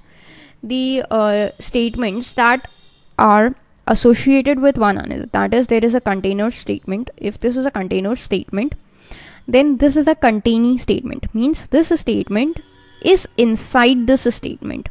So these are known as the nested if statements. This is one way of executing it. However, if you want to skip the nested if else statements, then what you can do is simply just write the else if without any kind of space over here. So what happens when you do that is like this.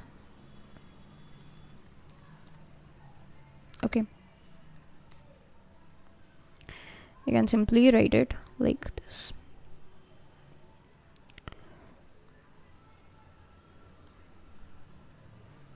Okay, so if you just try to omit a space between else and if, then there would be these if else if statements, and you need not write these end ifs. Only one end if will do the trick, it would do the work.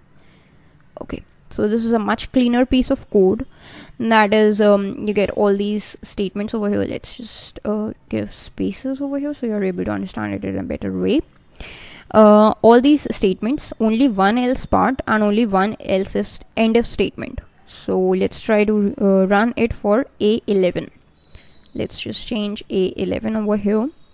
So this is actually a more preferred way because the code is cleaner. You gotta write less code, it's easier to understand. But it's totally up to you, whatever piece of code you want to write, because both are correct. You can either write the nested if statements, or if you want, you can write this statement as well. So if we just try to run it, then we get the answer as incredible. All the conditions evaluates to false. So we get to the final else part where the output is incredible, and we get the answer as incredible. So that is how you can actually match these different conditions using the if else if statements. There are two ways for that, either the nested statements or the simple else if statements. So that's how you can do that. And we have I have actually shown you do it for 3 cells only. So if you want, you can just copy it for multiple cells. It's going to be the same thing, but I'm not going to show you because it's a redundant process. So that's all for the video, and thanks for watching. Hello everyone, welcome back. In the previous Microsoft Excel VBA video, we have already seen the usage of the if else if statements, and using those statements we saw that what is the process through which we can actually write the multiple criteria. This was the multiple criteria. We saw that how can we actually match this criteria using the if else if statements. That was the multiple conditions. So in today's video, we are actually going to see a drawback that we could face while writing those conditions. Now what is this drawback? In the previous video we wrote about this A11 cell, so let's just make some corrections over here only. Suppose if our score is less than 30, say if it is 12. Now if we try to execute it, then we get fail as an output. Similarly, if we have any negative value, say minus 90 as our answer, and then we try to execute it, then again we get fail. But what if our condition is or our marks are not in the form of a numerical value? Suppose there are some kind of words like A, B, C, D. Then if we try to execute it, then what we get is incredible as the result, which is not correct. The reason why we are getting, because ABCD is a value which does not matches with any of the conditions. So the else condition that we encounter over here is where it matches, that is we get incredible as the answer, but it is not correct. So for that purpose we have to find a solution for this problem, and the solution is using the AND operator. So we have to write the same piece of code, but this time we are going to write this piece of code with the help of the AND operator. Now when we are using the AND operator, we have to simplify the conditions. Like over here we were given a criteria that whether when the scores are between 30 to 50, that is we assumed it that when the scores are less than 50 we are going to give a third division. Similarly, when the scores are less than 70 we are going to give a second division, and so on. But whenever we are trying to use the AND operator, we have to have the well-defined starting and the ending condition. Like in this case it is going to be if the scores are greater than equals 30 and the scores are less than 50. Similarly, we have to just resolve this condition as well, that is we are not going to accept any of the negative numbers. So our range is going to be from 0 to 30 in this case. That is, if the scores are greater than equals to 0 and they are less than 30, then we are going to give the result as fail. And similarly for 90 plus, it does not means we can just give like 1000 as a marks out of 100. We cannot give 1000 marks. If we give 1000 and try to run it, again the result is incredible. So we cannot give 1000 as a marks. So we have to define the boundaries over here as well. So it's going to be 90 till 100. Okay, then we are going to give incredible as the result. So this is how you can actually manipulate your criteria to make sure that your code is more well understood. So let's just create a new module. Go to the insert tab and insert a new module, and that's the AND operator. So AND op, that's what is going to be the name of a module. And let's create a sub procedure like this. Now we are going to write our code. So let's write it.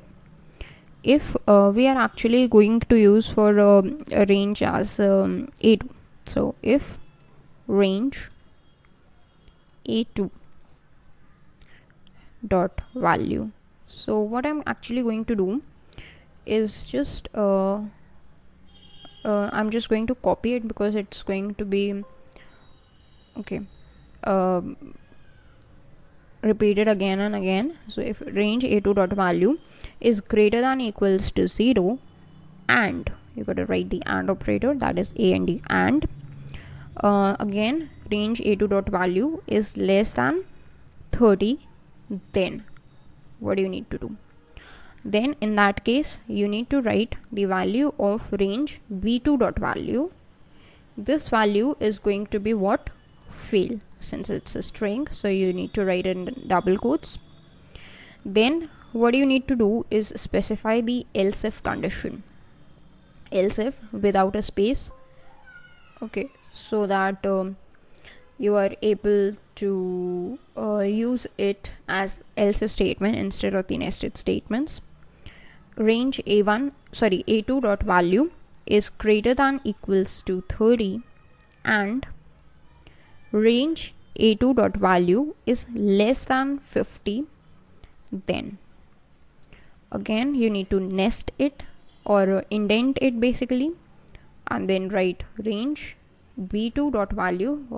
In that case, what is the value going to be? It is going to be third division. So that's how you are going to repeat it again and again. So what you can do is actually just copy this else if statement and just paste it over here. So this is going to be if it is greater than equals 50 and it is less than 70. Then we are going to provide it with second division, and again you can just paste it like here.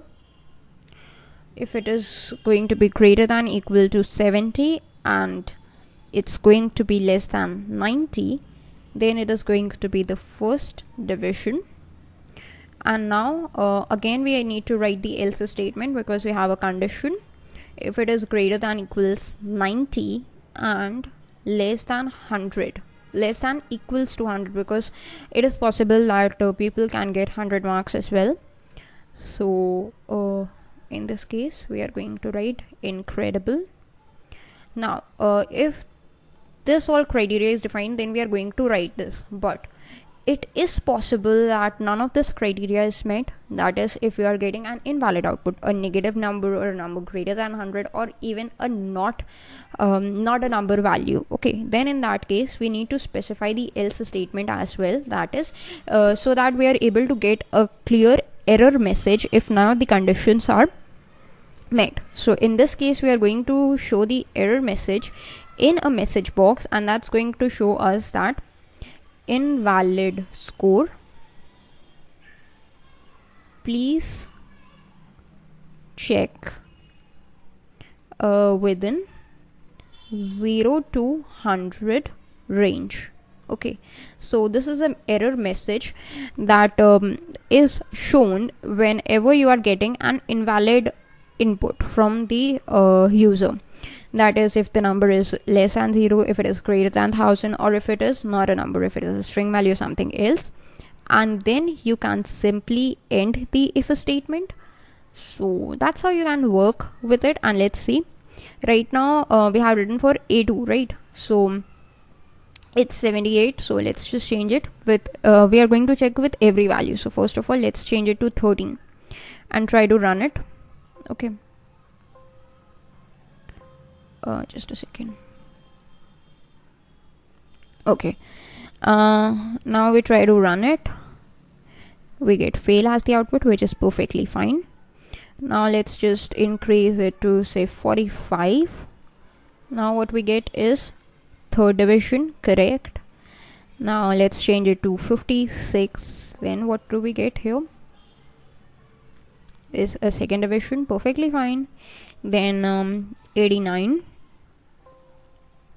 With 89, what do we get? Here is, okay, sorry. With 89 we get first division, that's correct. 99. With 99, what do we get here is incredible.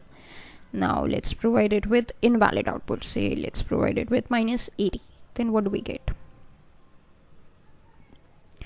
Invalid score, please check within 0 to 100 range. So whenever I get this error message, I remember that okay, it might be incorrect, so I go to check there and I can remove this error. So suppose I want to write 80 as the marks, so then I write 80 whenever I get this error message, and then I get the correct result. Similarly, if the number is greater than 100, say if it is 101, then also I get the error message, that's correct. And similarly, if it is of any other type, say if it is of text type, then also I get this error, which is that yes, I cannot recognize, Microsoft Excel cannot recognize it as a valid number. So that's how your code should be to make sure that it matches each and every criteria. And the reason why we are doing this, because whenever there is thousands of data, then it is prone to give you some error, and that's why we have done this. So that's all for the video. Thanks for watching. Hello everyone, welcome back. In today's Microsoft Excel VBA video, we are going to see that what is a select case statement and what is its usage in Microsoft Excel VBA. Now the first question is, what is a select case statement? So a simple answer for it is a replacement for the if-else statements. In the previous video, we saw these if-else statements in which there was a bunch of conditions given to us, and according to that we wrote this much piece of code to execute those conditions. But with the help of the select case statements, this code could be drastically reduced. So that is the usage of the select case statement. It does the same work as the if else statements, and it does the same work in a very few lines of code. So in this video we are going to see each and everything about the select case statement, what is its syntax, what is its usage, and everything with the help of an example. So the example that we have taken up is very simple. We are going to ask the user to input a number, and on the basis of that number we are going to give the corresponding month name, which means the user is bound to enter the numbers between 1 to 12, and on the basis of the numbers entered we are going to give an output. Like if the user has entered 4, we will give April as the output. If it has entered 7, we would give July as the output, and so on. So this is what we have taken up in mind, and this is exactly what we are going to do with the help of the select case statements. So let's start. On the left side of your screens you can see that there is this Excel sheet open. Currently we are in sheet 4, and we are going to make some changes to it. So what I'm going to do is actually create a kind of a table in which there is a column called number, and the other column is titled as month name. I want the user to enter the number in the cell number B3, and in the corresponding cell, that is in cell C3, I want to display the month name. So let's just change it into a table. Just select these 4 cells and press Ctrl T, and actually make sure that you check on this My Table Has Headers column and click on OK. And then in the design tab, go to table style options and make sure that you uncheck this filter button. So this is the table that I have got, and if you want you can just go to the home tab to apply the borders to this table. So this is the appearance that I like. You can change its appearance, but that's not our point of concern right now. So let's begin with our coding part. So for this purpose what we are going to do is come back to our VBA editor. If you are not able to see that on your screen, you can go to your Excel sheet and press Alt F11 from your keyboard, and that would bring up this VBA editor.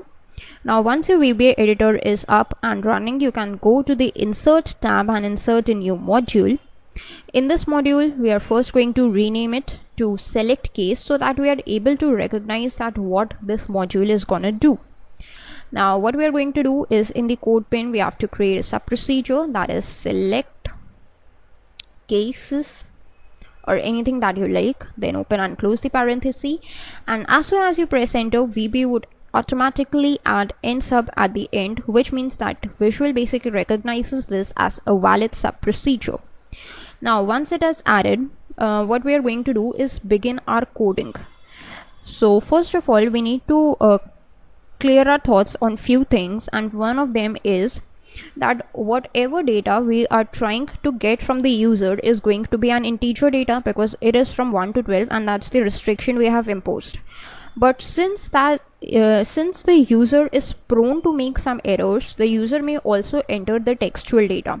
So if we take a data or a variable to store that data, and if we specify its type as integer, and in case the user enters something that is non-integer value, if the user enters any text, then we will get a runtime error, which is not advisable, and we have to actually try to handle those errors. So in this case what we are going to do is declare a variable without any data type, which means the variable will be of range data type, and whatever the data that the user enters would be valid for that particular variable. So let's create a variable with dim keyword, dim v, and that's how we are going to create a variable.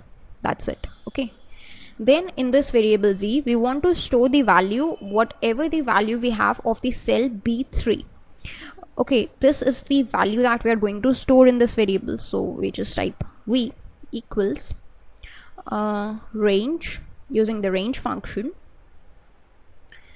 and within parenthesis and double quotes just write b3 dot value. So whatever the value of b3 is would be stored in the variable v. Now why we are storing it in the variable v? Because whenever we are trying to use the select case statements, we need to specify the place from where the select case statement must take the value, and it is always easier to use a variable.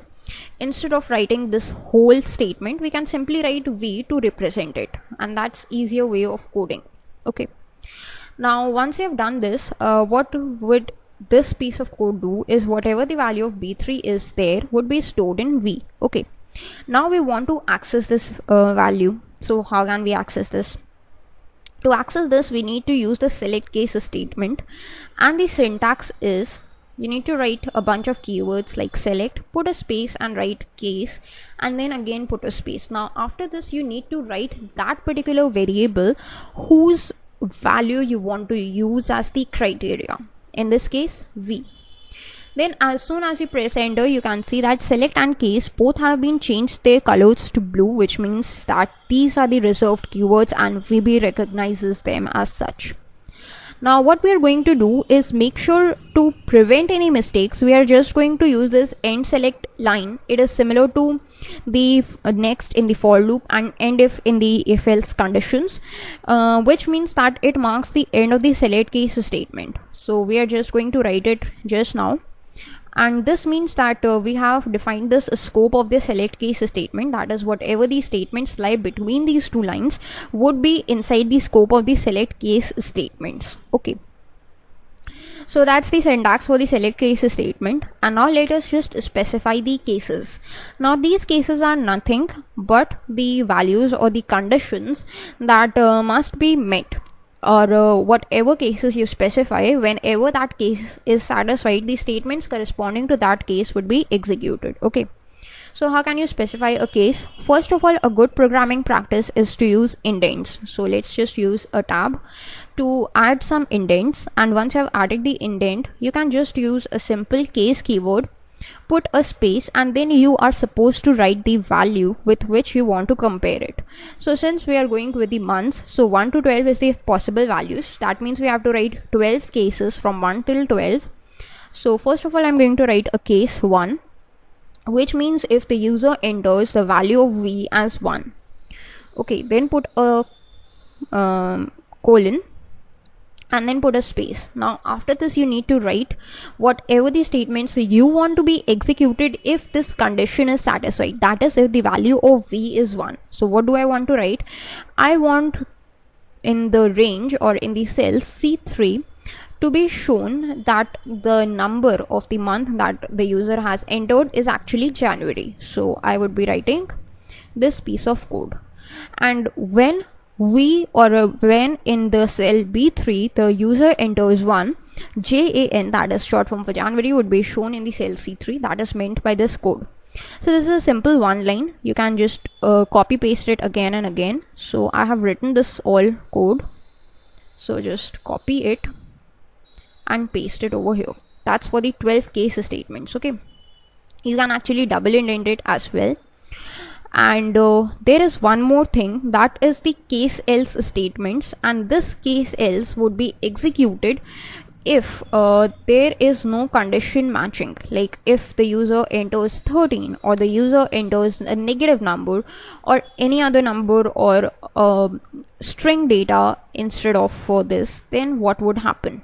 Then the select case statement would go to invalid. Okay, so that's how it works, and let's just try to run it. First of all, we would give a valid output, that is 8, and let's see what happens. We run it and we get AUG, that is August over here, which is perfectly fine. Now we are trying to try to give an invalid output, like I give 90 over here, and let's use the step into function this time to see how it works. We have got V. It matches with each and every case. It doesn't actually satisfy any case, so it goes to case else, and in the case else the statement is here and that's executed. You get invalid as an output. Now the advantage over here is if we just try to write A, B, C, D, that's the output or that's the input that the user has given. Now if we try to run it, we get nothing, which means invalid would be the output that we'll be getting. But if we would have just taken V as an integer, and in this case what would we get is a runtime error. That's why we have not bound V to any of the data types, and we have keeping it as a general, which means it would be treated as a range variable, so that if any other kind of the input we receive from a user, then also we get invalid as the output. So that is all for the select cases statements that you need to know in VBA. Thanks for watching. Hello everyone and welcome back. In today's Microsoft Excel VBA video, we are going to see a thing known as the input box. This input box is used to take input from the user, and that is evident from its name itself, input box. So its basic purpose is to just take input from the user. And why is it used? Is it used because there is no other way to take input from the user? No, there are other ways to take input from the user, but input box helps us to process the input data in a better way.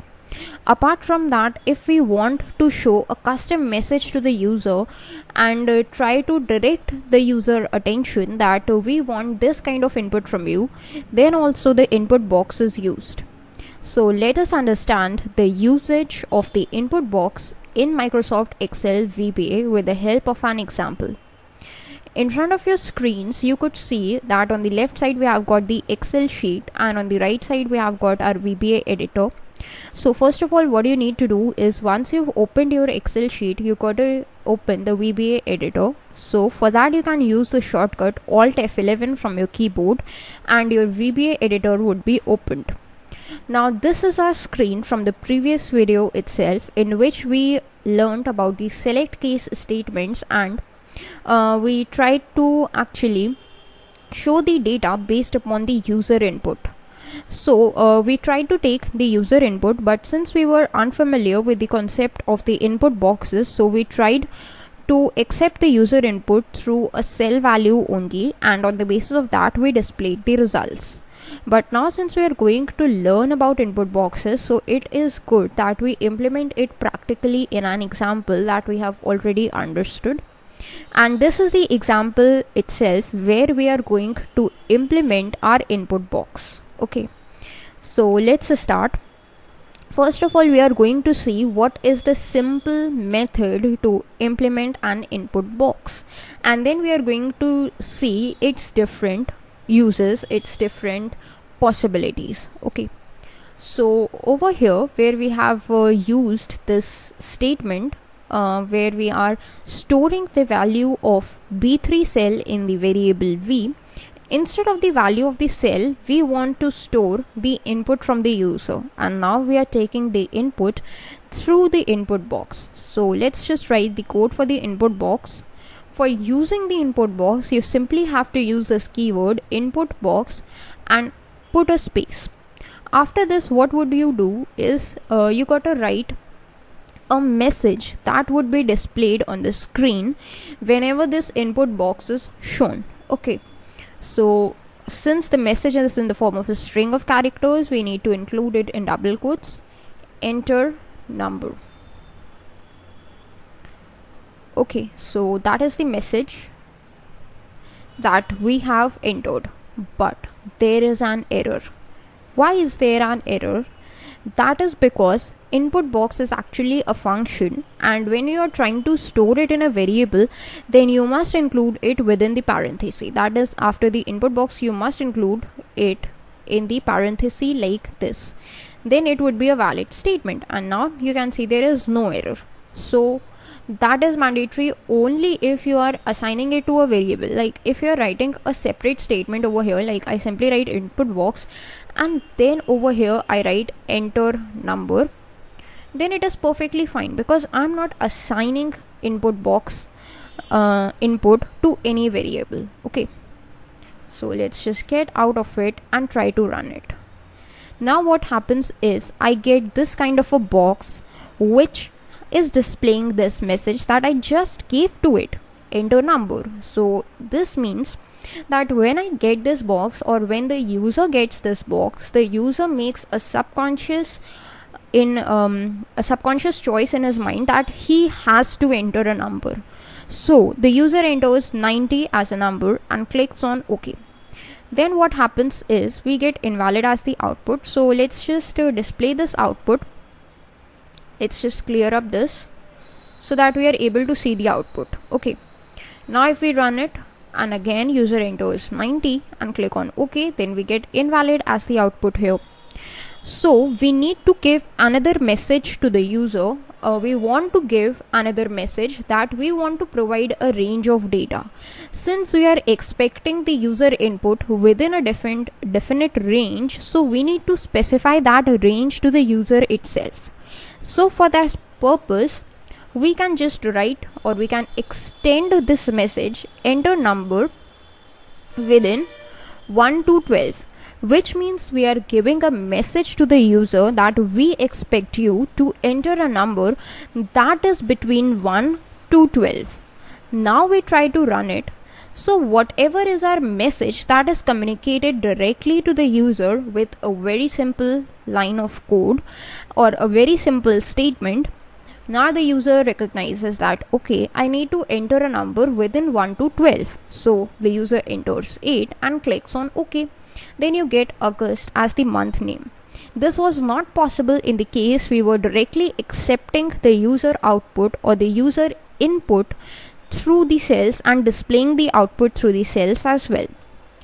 Now, when we are trying to give this user this message, then we should also just try to give purpose to the user, that why we are expecting this kind of input from the user. So we know that we are going to convert it into a corresponding month name, but we have to communicate this to the user. So for that, what we have is another thing that is known as the title of the input box. If you just write this input box function, the first thing is prompt, and this is mandatory for you to write a prompt. Then the second thing is a title, which is within square brackets, which means that it is completely optional for you to write. If you write a title, then it's good. Otherwise, it would take the default title as Microsoft Excel. So within double quotes, I'm going to write month conversion, which means whatever the data that the user is providing me is going to convert itself into a month. Okay. Now this is what I have written, and now I try to run it. You can see now we have got an input box with the title as month conversion instead of Microsoft Excel, which was previously displayed, and the user gets this kind of a message. So the user enters like 6. Now he knows that what happens when I type 6. The user is clear of the motive of this input box, and as soon as he clicks OK, you get June. One important thing is, if we run it right now, user enters something, say 8, and instead of OK, the user clicks on cancel. Then what happens is you get invalid data. Why? Because when the user clicks on cancel instead of OK, then a blank data is given or is passed into this variable v. And since we have not handled the case for blank, this means we are getting to case else and we are getting the output as invalid. Okay. Now what happens is we do not want this blank thing to be visible. If the user does not want to provide any kind of data, then also we want some data. We want the current month data to be shown if the user forgets to enter something. So in that case, we can specify something that is known as default. Now default is the third parameter in the input box, and it is also optional. That's why it is in the in the square brackets, as you can see in the syntax. So what we are going to provide is with the current month, that is August 8. So we are trying to just use an integer value. That's why we have not used the double quotes, and we have simply written as 8. Now after this, we try to run it. Then what happens? I get this input box, but instead of a blank thing, I get 8 as an entry. If the user does not want to give any entry and simply clicks on OK, I get August over here. Also, if the user clicks on cancel, still we get invalid, because no matter what the input the user has given. If the cancel button is clicked, you are bound to get blank as the output. That is used to recognize that whether the OK button is pressed or the cancel button is pressed. But we are not going to discuss about that because it is very detailed topic. So that was about the default value. Now the thing is, what about the position of the input box? Many times we run this input box and we get this input box here only. If we close it, again run it, this is the fixed position. But what if you do not want this input box to be shown over here? You want it to be shown at some place else. Then what is the process? Well, you can specify the position of the input box using the X and the Y coordinates as well. After the default value, you put a comma, and then there are two parameters, that is X position and Y position. Both of them are optional, but you can specify any numbers. Suppose I specify 800, 1200. Now when I do that, this is going to be the position of my input box, where 800, 1200. X is 800 and Y is 1200. Let's run it. You can see this is where I get my input box, because 800, 1200 is where this translates to. And if you want, you can just change it to anything that you want. Suppose I just change it to say 400, 800.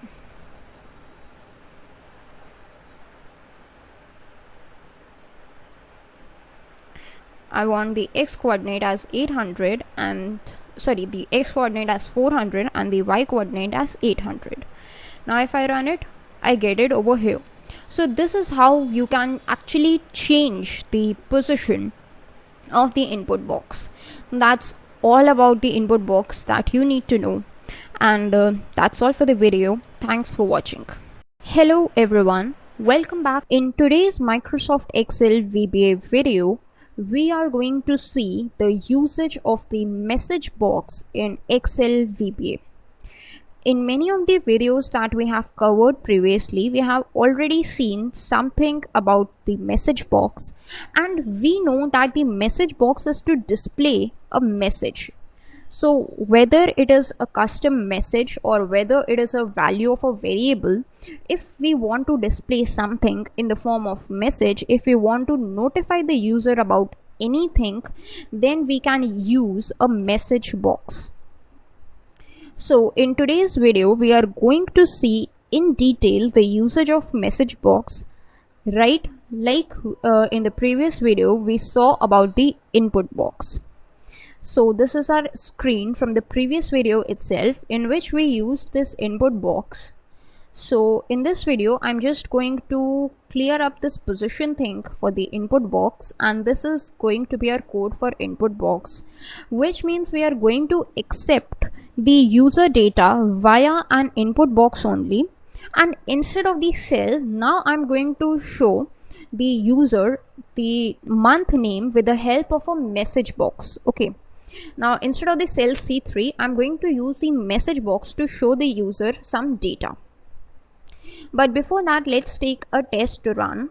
And here what we are going to do is actually show the value of V with the help of message box. So this is a very simple process. All you need to do is type message box like this, put a space, and then you got to write the prompt. That is the exact message that you want to be shown to the user. So instead of any kind of message, I want to show the value of variable V. So I have typed V simply. And now if I try to run this code, then first of all I get an input box. So I type in 9, I click on OK, and what do I get through the message box? I get 9, which is the value of V. I click on OK, and also this month name changes to September. So that is a very simple usage of message box. But when I show this value 9, nothing is understandable. No one is able to understand that what this 9 is for. So we have to make some changes into the coding of message box, so the viewer who is seeing it is able to understand that what is happening. So for that we have to customize the message box just like we did in the case of input box. So let's just clear up this piece of code. Actually we should keep the message box, so just type in message box once again and open and close the parentheses. Okay, now whatever we are going to type for this message box is going to be in these parentheses. The first thing is a prompt, which is a message that you need to display. I need to display something like this: value of v is, and then I want to print the value of v. Let's see if it works or not. Like this, I want to show something that value of v is, and after this colon, and after this I want the value of v to be printed. So let's just run this piece of code and let's keep the default value. Just click on OK and I get the message: value of v is 8. So this is completely valid statement. That is, if you want to combine the two different types of data, like I combined string and the integer data over here, so it's perfectly fine for you to do that until and unless you specify whatever data is in string within double quotes. So that was of the prompt. Now after this we put a comma and then I get buttons as VB message box style. It is in the square brackets, which means it is completely optional. What is its usage? It is used to specify the type of the buttons that we are going to get in the message box. Okay, now up till now we didn't specify anything, so the default type that we got was the OK button only.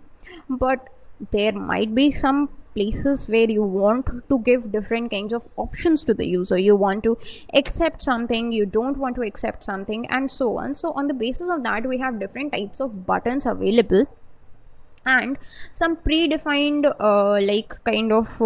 sets available to us. Like the first option you can see, VB abort retry ignore, means it is going to show a message box with 3 buttons. First is going to be the abort, then retry, and then ignore, and so on. You can see like this, like VB OK cancel, VB OK only, that's the default one, VB question, and so on. So what I'm going to do is go with VB OK cancel. So just put a tab, and VB OK cancel is the type of the button that I have chosen for my message box. That means I can accept the value or I can put a cancel on the value as well. So if I try to run it, okay, now since I'm using this VB OK cancel, I need to use it or store it in a variable, say m. So let's just store it in the variable m, because if cancel is there we need to handle it. Okay, that's why we have to store it in a variable. So I'm going with the default value. Now I get 2 buttons, OK and cancel button. I'm going to use OK only because it doesn't really matter right now. But if you're trying to handle it, then you need to make sure that you check which button is pressed, whether OK is pressed or whether cancel is pressed.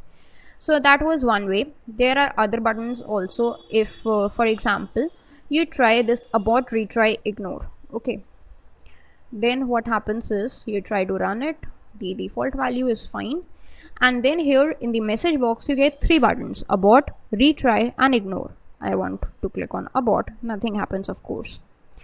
Now there is another way through which you can iterate through these buttons, and that's the code. Actually the numerical codes that ranges from 1 to 6. There are the different codes given from 1 till 6. Like if we just type 1 and we just copy this code, and that's for 2. I'm just going to show you for 1, 2 and 3, but there are actually up till 6. Okay, 1, 2 and 3. And let's just comment out this select block for now, and now we try to run it. So that's the value. First of all we get OK cancel, that's for 1. Then we get abort retry ignore, that's for this code 2. And then we get yes, no, and cancel, that's for the code 3. So that's how these are the different message boxes codes through which you can associate these codes with the buttons, and you can use any kind of buttons for yourself. Okay, now if you specify like something like 8, 1 to 6 are the acceptable values. If you specify something as 8, then what happens is message box goes back to its default setting, that is just the OK button. Okay, yeah, so let's just clear up this piece of code. And there is another thing that is known as the title. As in the input box, we got a title for ourselves which told us that what is the input is going to be used for. So in the message box also we have the same thing that is known as the title. And if we put a comma, we have got something as title. So you can specify the title. Within double quotes, we can specify month name. That's going to be a title. And actually this is the title that would be displayed in the message box if we try to display it right now. So let's run it. It is fine. So we get the title as month name instead of the default Microsoft Excel, and value of V is 8. Now what happens if you want to specify a prompt and a title, but you do not want to specify anything for the buttons for the message box? Then what you can do, that instead of providing a value, you can simply use this blank commas. That is, you can put just 2 commas and don't write anything in it, and it would be evident that it is going to be blank. You have omitted this since buttons is an optional argument, so you can omit it, and that is a perfectly valid piece of code. If you run it, 8, and then you get value of V is 8. So that's how message box works, and let's just try to replace it in this code as well. Let's uncomment this code block, and I'm just going to replace it with this one, the first one, but you can just replace it with all of them. So instead of range c3.value, I want January to be displayed. Okay, so let's just write JAN, and this is a message box code. Okay, actually M equals to this, and let's just get rid of this code and see what happens if we run it. So now we give 1 as the input and we try to run it. So we get month name January in the form of a message box. So that is how a message box works, and this is all that we need to know right now about the message box. That's all for the video. Thanks for watching. Hello everyone, welcome back. In today's Microsoft Excel VBA video, we are going to work more about the message box. I'm going to show you some more about the message box, and in this we are actually going to see 2 important parts in message box. Up till now we have seen that how can we generate message boxes with kind of different buttons, like it could be the OK button, the OK cancel button, abort, retry, ignore button, and so on. So in this video I'm going to show you that along with the buttons you can also change the message box type. That is, up till now we were seeing only a simple kind of a message box, but right now we are going to see the message box along with some kind of information. Like if the message box is trying to show an error message, we would know it. If it is trying to give us a warning, if it is trying to give us some information, then these are the different types of message boxes also that we are going to see, that how can we generate these kind of message boxes. And apart from that, we are also going to see that how can we handle the different buttons. Like for example, we saw that there is a message box type with the button called abort, retry, and ignore. So what if we have those buttons abort, retry, and ignore in our message box, and we want to identify that which button has the user clicked? Has the user clicked on the abort button, the retry button, or the ignore button? So that is what we are going to see in today's video. So let us start with the video. On your screens you can see the Excel sheet and the VBA editor. So once you open up your Excel and you want to open up the VBA editor, so the shortcut is Alt F11. As soon as you press that, you will get the VBA editor in front of you. Now go to the Insert tab to insert a new module, and let's just name it as message boxes. The reason why I have given is boxes because message box is a reserved keyword in VB. So the name of the module has got to be the different one. So let's now just create a sub procedure in this message boxes code pane. So I'm just going to name the sub procedure as well as message boxes, And once you've done that and created the sub procedure, now it is the time for us to write the code. Okay, so first of all, let us see that how can we create a message box, a simple message box. Let us just brush up our practice that we have done. Okay, so that's within the parenthesis you got to press a prompt. So message box is what I'm going to give. You can give any message, and if it is a string, it has got to be in the double quotes. Then as soon as you put a comma, you are supposed to give a button style. So I'm going with VB OK only. That means it would just give the OK button, and then you got to give a title. So that's the info that I have given as a title. Now you got to store this. As you can see, you are getting a compiler error or a compile time error that it is expecting an equal sign. So you got to declare a variable, or simply you can just do like this, n equals to this. Now I have taken n as a variable, but you can take any variable, that's totally up to you. So when you run this piece of code, you will get a message box like this. That's pretty simple. Okay, now you can click on OK. Now what if instead of this simple message box, you want that it should be in the form of a warning? So we have actually got 4 message types which show different types of messages. Like it could be a warning message, it could be some information, it could be some help message, and it could be an error message. So these are the 4 types of messages that are possible that we can get from the message box. So our task over here is to identify that how can we actually generate these kinds of message boxes. So let's see. A simple thing or a simple method is you get a type message box. Within the double quotes, you gotta write a message. Suppose we are going to type a warning. Okay, then after typing this prompt, as soon as you put a comma, then you will get all these options. So from here options, you can see the third one, that is VB critical. So it doesn't represent any kind of button. What is represent is a type of message box. If you just type VB critical and put enter, and now you try to run it. So this is the first message box. I'm just going to comment it out in the next time. So this is what we are getting. Actually this is this critical is for error message, that's why we are getting this cross thingy. So in the warning we are supposed to get a yellow triangle.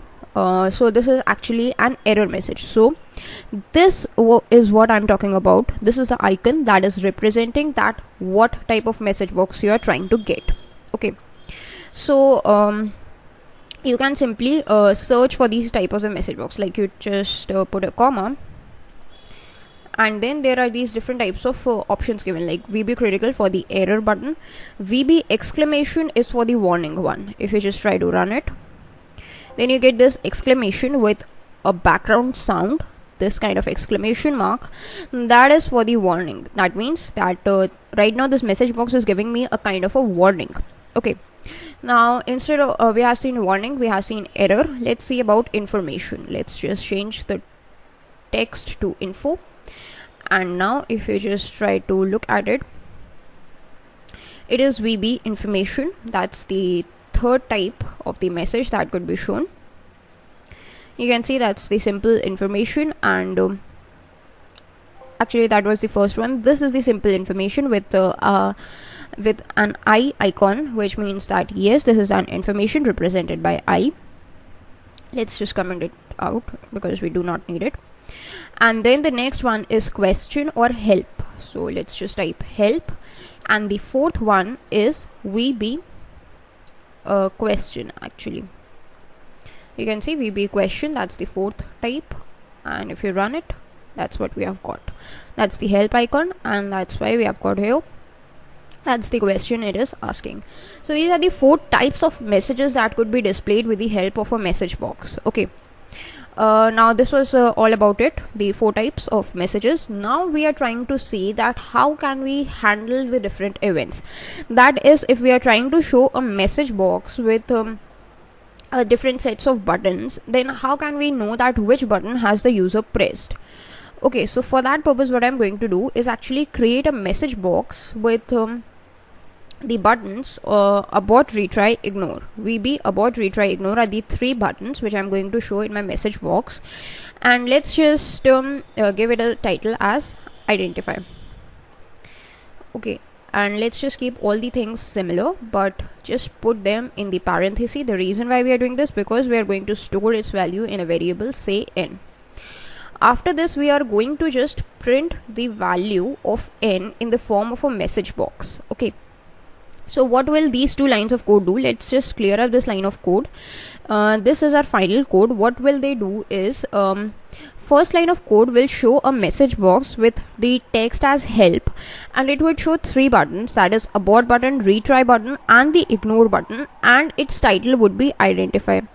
Now when this button is pressed, a corresponding value that button returns will be stored in the variable n, and when this piece of code is executed, then that value of variable n would be shown, which means if I or the user clicks on abort, then a different value would be shown, retry would show a different value, and ignore would show a different value. And that's exactly how you can handle the events, different events associated with these buttons. So let's just run this piece of code.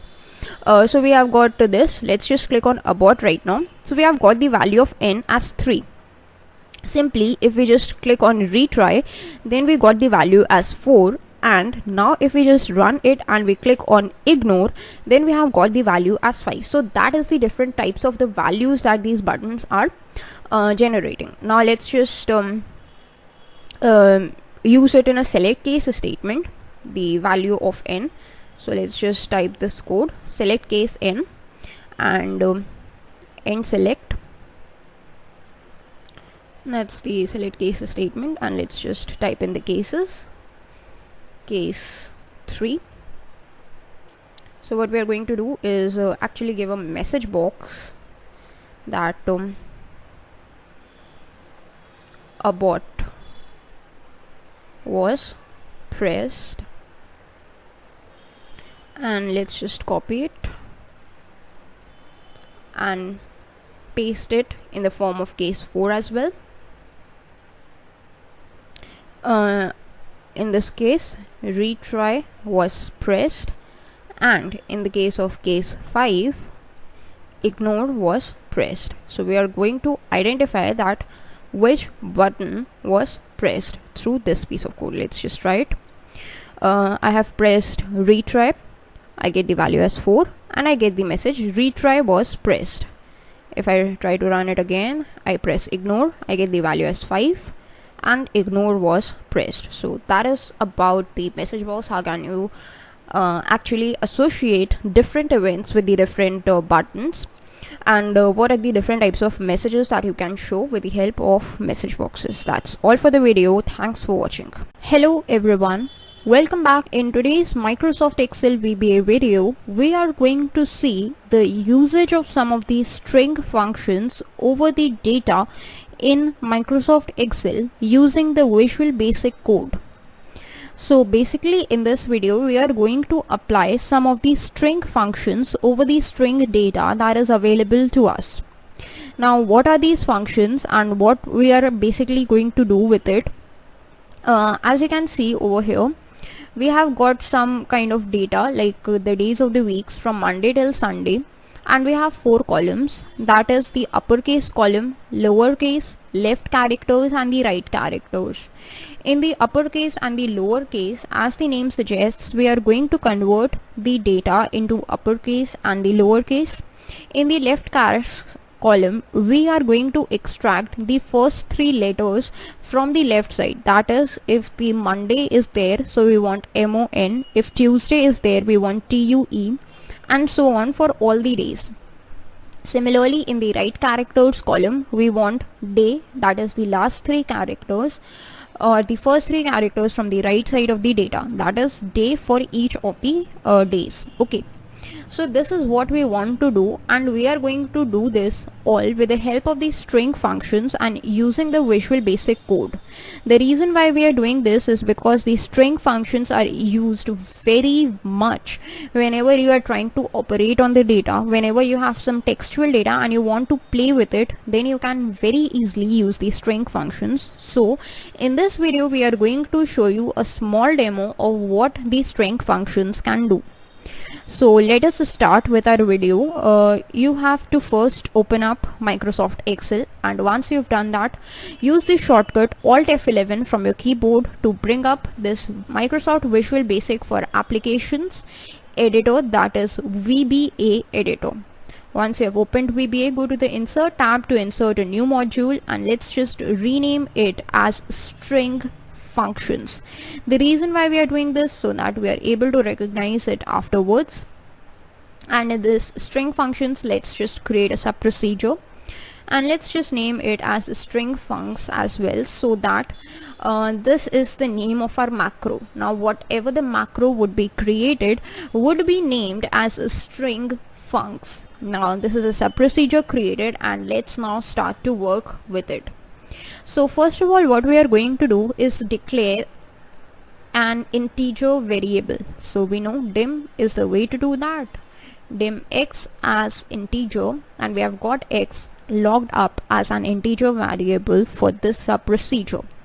Then we are going to use the for loop. Why we are going to use it? Because all of our data is present in the many rows. It means the data is not in a single row. We have not got a single piece of data, but 7 datas. Okay, so that's why we are going to operate a for loop, so that all of this data is handled with single piece of statement. We do not need to write the code again and again and again. Okay, now let's just write the for loop. We have already read about for loop, so we know how it works. For x equals 3 to 9, and then you get it right. Next. Okay, so let me explain this part first. The value of x would be going from 3 to 9. The reason why we are doing this, because we want to target rows through this x, which means this 3rd row, 4th row, 5th row, and so on up till the 9th row. Since our data is from 3 to 9, so we have taken up 3 to 9 as the values of x, and then this for and next is just a part of for loop. It is its syntax, which we should know. Okay, now when this data is actually working, then what we want is, we want first of all, we are working with this uppercase thing. So what we want is in the cell, so cells x comma, this is this 3rd column, that is x comma 3 dot value. We want its value to change, so dot value, we want this value to be changed, so we have targeted it using this, that is x comma 3 dot value equals to what we want this value to be. Whatever the value is in this 2nd column, we want it to be changed. We want it to be converted to an uppercase form. So for that we have got a function called uCase, and as soon as you open and close the parenthesis, uCase is a function that expects a string and converts that string into uppercase. So for that, let's just provide with the value, and this value is nothing but cells x comma 2 dot value, and close the parenthesis. And now if we try to run this piece of code, then boom, you can see that all of the letters or all of the data that we had in the 2nd column is converted into an uppercase in the 3rd column using this uCase function. So that's how you can simply convert any data into the uppercase using the uCase string function. The second string function that we have is known as the lcase string function, and this lcase function is the complete opposite of the UCase function. That is, when the UCase function transfers the data or changes the data into uppercase, the LCase function changes it into a lowercase. And let's see its usage with the help of an example. This time our target is going to be the fourth column, that is x comma 4 is where we want our values to be displayed.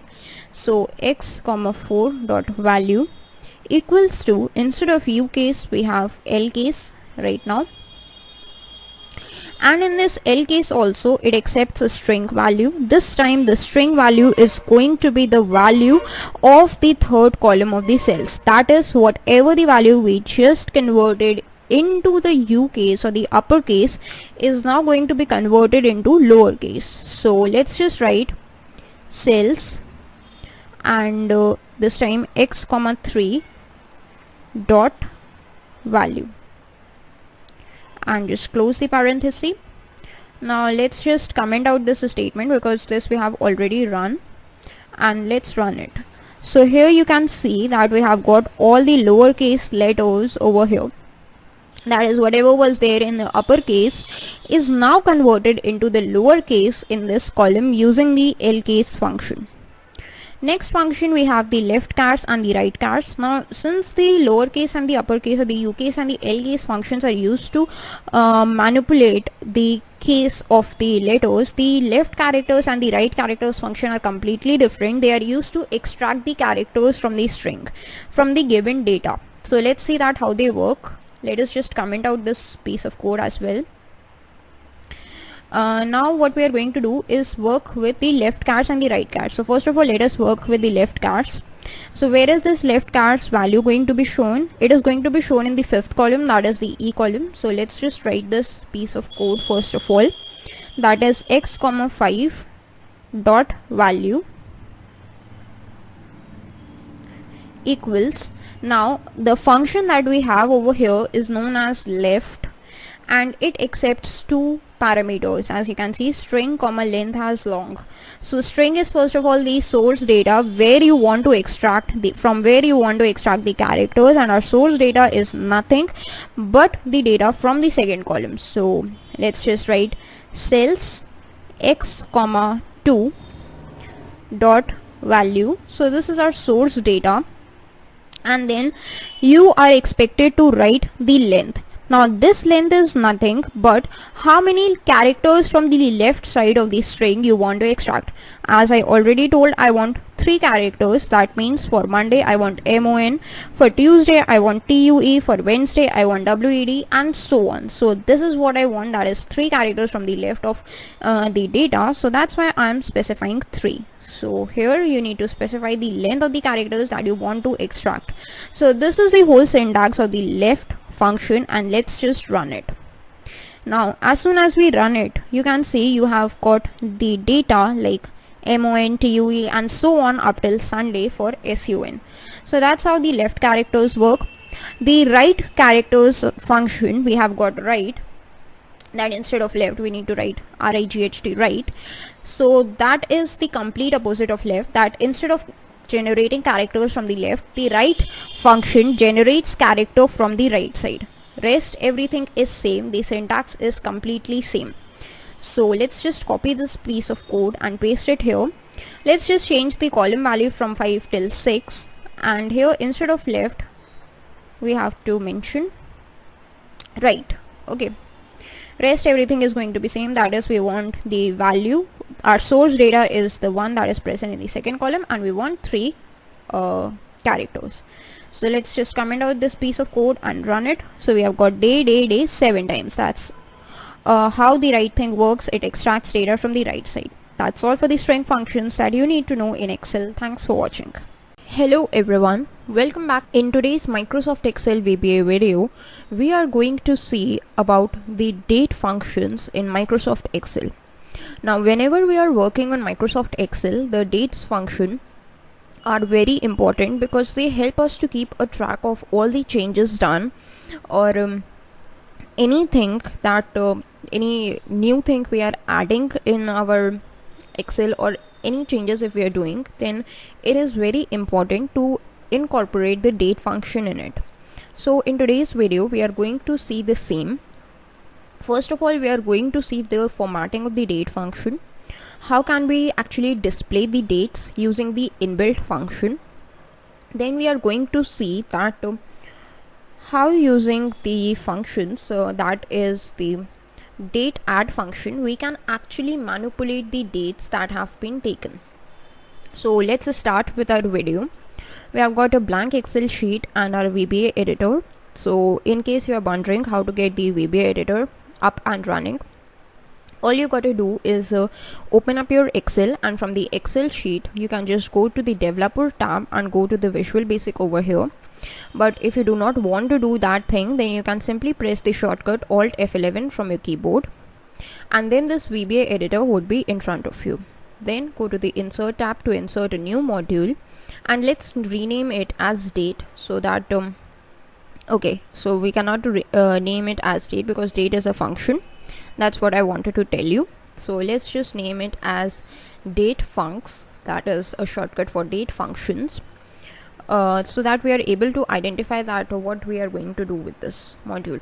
Now once in the module, you can just create a sub procedure. This also needs to be named as date funcs or whatever name you like, except for the dates, because it is a reserved keyword, so you cannot name it. Okay, so the first thing is, how can you actually use the date function? That is, if I'm want to get the current date, the today's date, then how can I get it? So a simple method for it is, you can declare a variable or not, that's totally up to you, and I'm going to take its type as variant. So once you have declared a variable, in the variable you can store the date using DateAdd. This is a date function. Then you can write the parenthesis, and once you write the parenthesis, as soon as you press enter, you can see that the parentheses have gone. That's because that's how it is. Actually, the parenthesis doesn't matter, so you can simply just write date, and then you can just show that date in the form of a message box like this. Now if you just try to run this piece of code, then you get this kind of date, which is today's date, that is 28th of July 2020. Now if the formatting you see, that is month mm/dd/yyyy, that's the formatting that we have got in Microsoft Excel, and you can click on OK. So that's how you can get the date.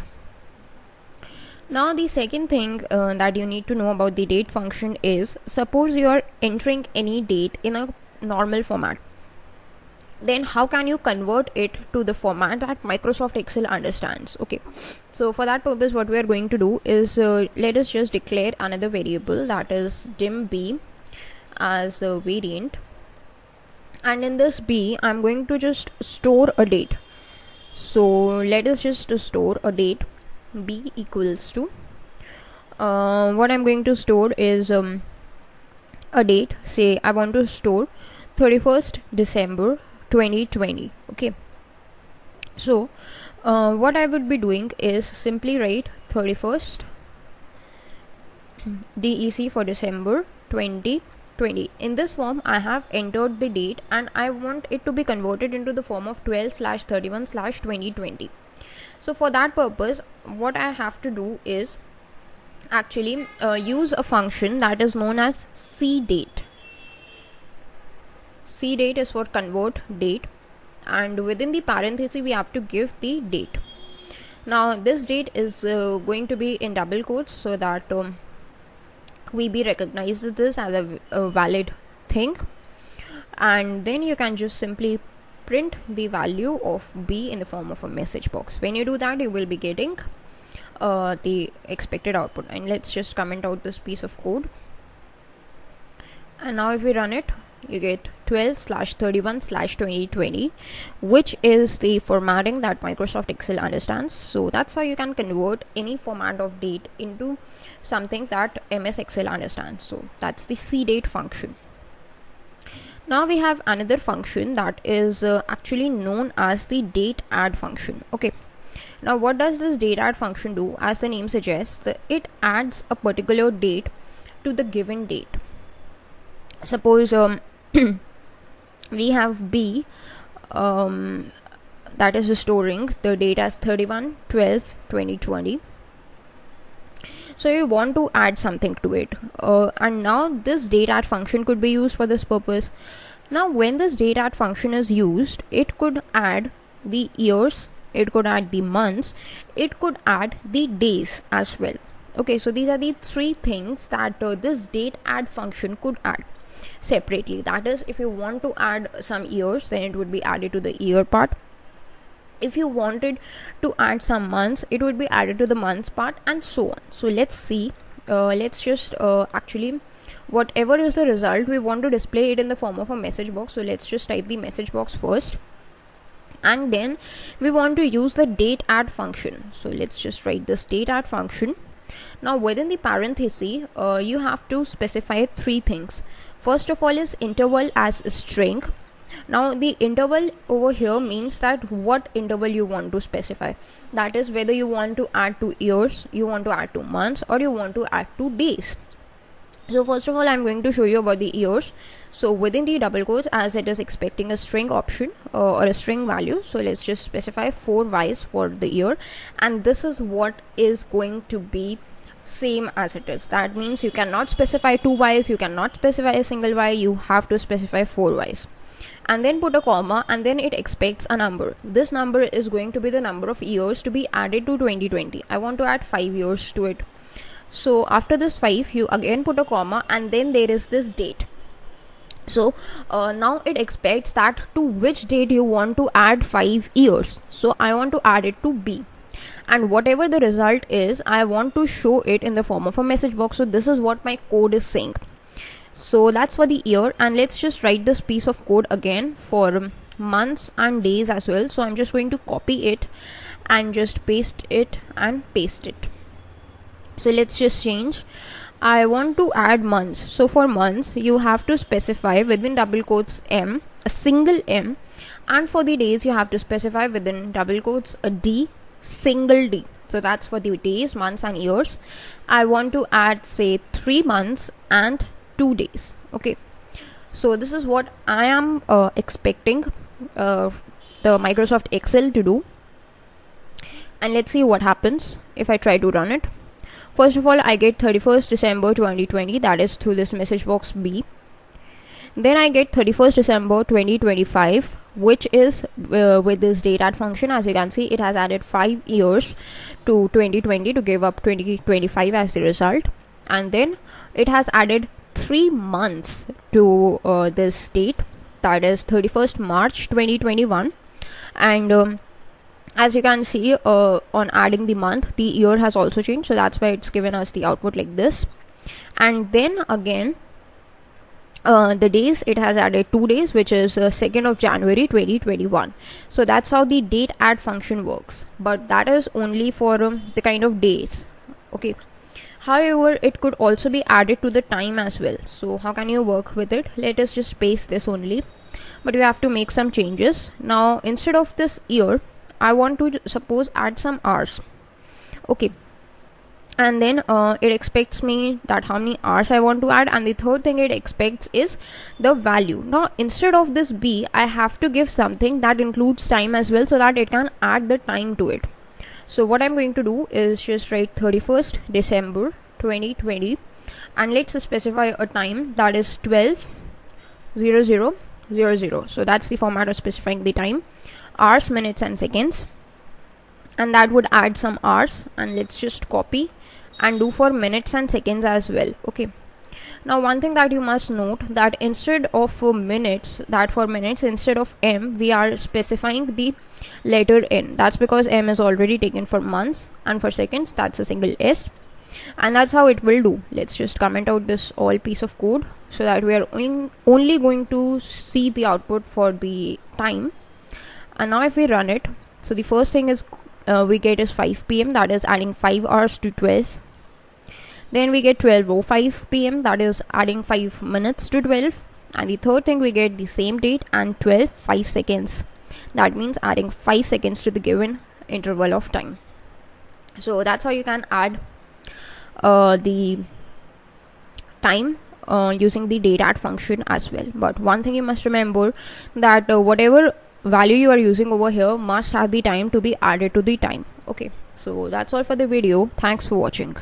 Hello everyone, welcome back. In today's Microsoft Excel VBA video, we are going to continue our discussion which we started from the previous video on the dates in Microsoft Excel.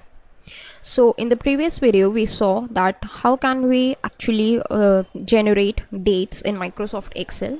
How can we convert the date from any format to a format that Microsoft Excel understands, and how can we add anything to a date in Microsoft Excel using the VBA macros. In today's video, we are going to understand the usage of the DatePart function that is actually used to separate the days, month and year from a given date. Also, we are going to see the different methods through which you can do that. One is the DatePart function, and there is another method through which we can work on it. And then we are also going to see about the time function, that is how can we get the current time in Microsoft Excel. So let's start with the video.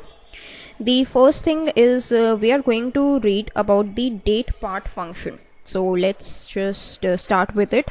This is the piece of code that I wrote from the previous video. So let's just comment it out. Go to the edit tab and go to this comment block, so it would be commented out. Let's just comment this all, and let's now add up our new code from here. So for the DatePart function, what does this DatePart function do? It can separate the year from the given date, separate the month and separate the date. Also, on the basis of the given date, it would tell you that what quarter it is right now. So let's see an example. Let's just create a variable, say dim c as variant, and this would be used to store a date. Now right now what we have done, we have not entered any date. Like here we entered a date, but we use the CDate function to convert it into a format that Microsoft Excel understands. But right now what we are going to do is actually give it the date value ourselves without the CDate function. So how can you do that? As you know, whenever you are trying to store any textual value or any string, then you need to use the double quotes.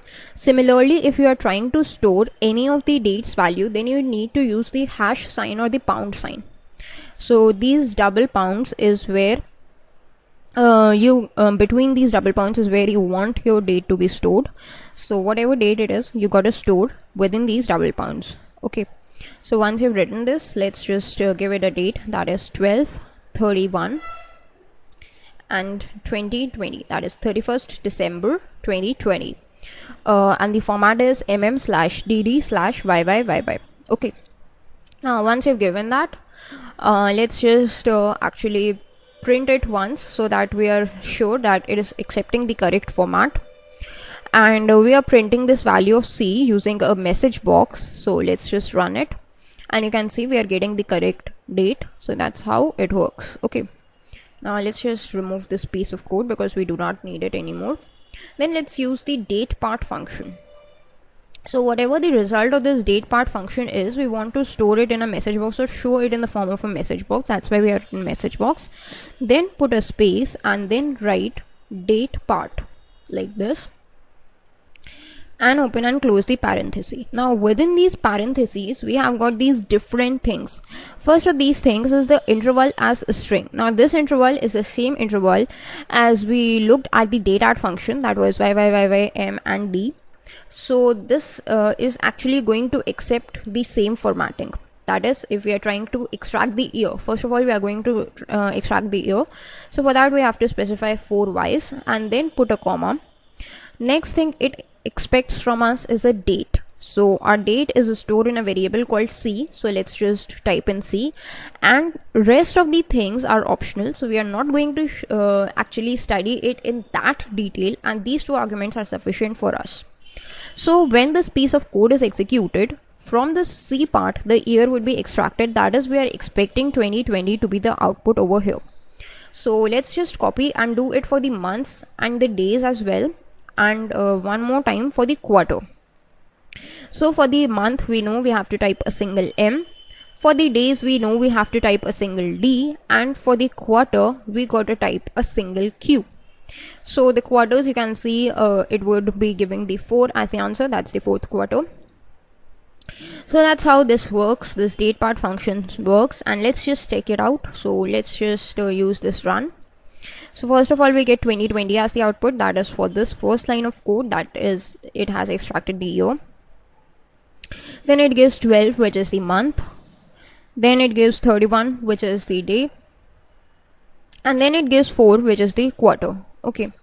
Now if you want to cross check it, you can just change the month value, say 3. And now let's check the value of quarter. 2020, 3, 31, and 1 is the quarter. So that's how it works. That's how the DatePart function works to extract up all these things. Okay. Now there is another method through which you can extract the days, months, and years, and that is actually pretty simple. You do not need to use the DatePart function. So for that method, what we are going to do is, first of all, let's just comment out this whole block. And then what we are going to do is actually show the result again in the form of a message box. Then what you got to write is a simple day function. DAY, day is the name of a function, and within the parenthesis you need to specify the date. So our date is stored in a variable C. Now what this day function will do, as the name suggests, it will extract the day from the given date. That is, it would give 31 as the answer. So that's for extracting the day. And if you just paste it 2 more times, then we have got the functions for month and year as well. So if you want to extract month, month, month is the name of the function, and if you want to extract the year, year, year is the name of the function.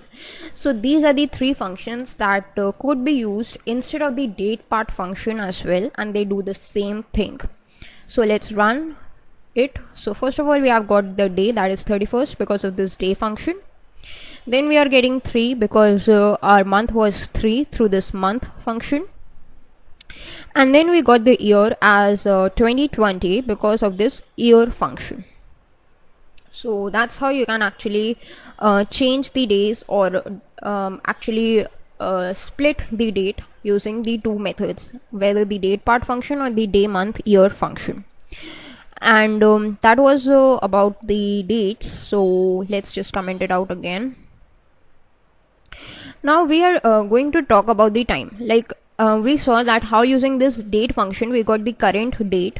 So if we talk about time, so how can we get the current time of the system in Microsoft Excel? So for that, let us go to the insert tab and insert a new module, and this time I'm going to rename it as time funcs. That means time functions. That's for the shortcut. And let's create a sub procedure, that is time funcs sub procedure. And excuse me, in this sub procedure we are going to actually display the current time.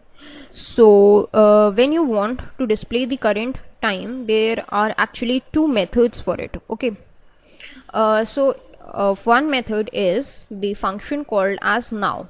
If you just write it in message box and simply you write now, now, and open and close the parentheses. So now is a function that will display the current date and time, which means both the date and the time would be displayed. And then we know we can extract the date from it and all those things. But if you only want to display the time, then what you can do is simply write a function that is given to us is known as time, time, time, and then open and close the parentheses. So using the now function you will get date and time, while using this simple time function you will only get to know the current time. So that's it. Let's just run it and see what happens. So first of all, we are getting this output, that's the current date and current time because of this now function. Now we click on OK, and this is the second message box in which we are getting the current time because of this time function. So that's how you can get the time. And as we saw in the case of dates, we can also extract the time, which means that if you want to split it in the form of hours, minutes and seconds, then we can do that with time as well. So this is what we are going to see in the next video, where we will be working about time and understanding more and more about time, that how can we work with time in Microsoft Excel, how can we split the time into hours, minutes and seconds, and also we are going to see two important functions of time, that is TimeSerial and the TimeValue functions. So that is all for the for today's video, in which we learned about the date functions, and thanks for watching. Hello everyone, welcome back. In today's Microsoft Excel VBA video, we are going to see that how can we work with the time functions in Microsoft Excel. In the previous video, we saw that how can we get the current time using the now and the time functions in Microsoft Excel. In today's video, we are going to see that once we have got the time, the current time of our system into Microsoft Excel, then how can we work with it and how can we split it into hours, minutes and seconds.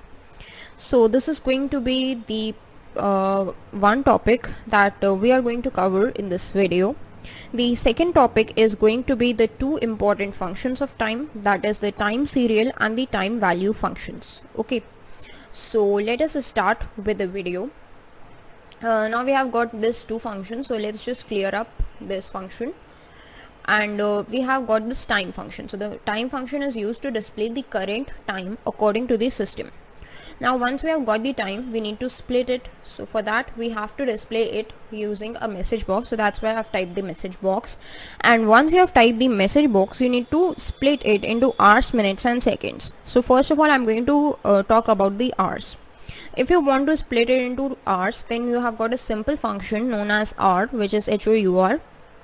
Then within the parenthesis you need to specify the time. So the to specify a time, simple, you can write time time. That will give you the current time, and whatever is the hours part of this current time would be shown through this message box. So let's try and run this piece of code. First of all, we get this whole time because of this first statement written, this time function. And then the second thing is we got this time in the form of hours, that is 10. If you must have remembered, it was 10 minutes, 10 hours and 15 minutes something with this time function. So through the hour part we got only the time in hours. Okay, now if you want it in the minutes and seconds, then we have got similar functions to them also. If you want minutes, then we have got a function called minute. It also has the same format as the hour function, that it expects time. And let's just copy it and paste it for the second as well, because its format is also same, but instead of minute, the function name is second, like this. Okay, now if we run it, this is the whole time, 10 hours 15 minutes 45 seconds. If we click on OK, for the hour we have got 10, for the minute we have got 15, and for the seconds we have got 54. Why? Because the seconds are increasing, that's why we have got this 54 updated seconds. Okay, so that's how you can split the time into hours, minutes and seconds. And this was a format using this time function, which gives the current time. But what if you do not want for a current time, you want for a specified time? So for that, what you can do is simply just use this function. Message box hour is going to be same, but instead of time you need to specify your custom time. Okay, so within the parenthesis, within double quotes, you need to specify the custom time. I am specifying this as 12:38 and actually 50. Okay, so this is what is my custom time. I want hour from it, so let's just run it. First of all, let's just comment out this piece of code, comment block, and now I'm going to just show the hour part from this custom time, and let's just run it. So we have got 12, that's correct. And if we just copy it and paste it, and again paste it for the minute and for the second. Okay, now let's just run it. That's 12 hours 38 minutes and 50 seconds. So that's how it works. Now that was about splitting the time into hours, minutes and seconds. Now let us look at two important functions, that is the TimeSerial and the TimeValue function. First of all, we would be looking at the TimeSerial function. So let's just comment it out again. And this time we are going to look at the TimeSerial function. So what this TimeSerial function do is it accepts three arguments. Okay, so first of all, let's write the code so that we are able to get the syntax from VB itself. Message box space TimeSerial, and as soon as you press the parenthesis, you get three possible parameters. First is hour, then is minute, and then is second. So you got to specify the hour, minute and second in the form of integers, and it would give you the corresponding time. So let's just do that. Suppose I specify 11 as hours, I want 32 as minutes, then again put a comma, and I want 45 as the seconds. So this is what we have given as the parameters. If we try to run it, then we have got 11:32 45 AM. Okay, now instead of 11, if I just specify 21, then what happens?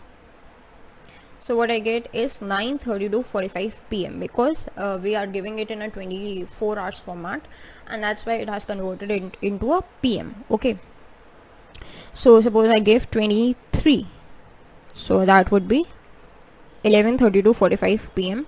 But what happens if I give 24? Then what I get is a custom date, that is actually the date, the starting date that is stored in Microsoft Excel, the next day for that, and the time for that.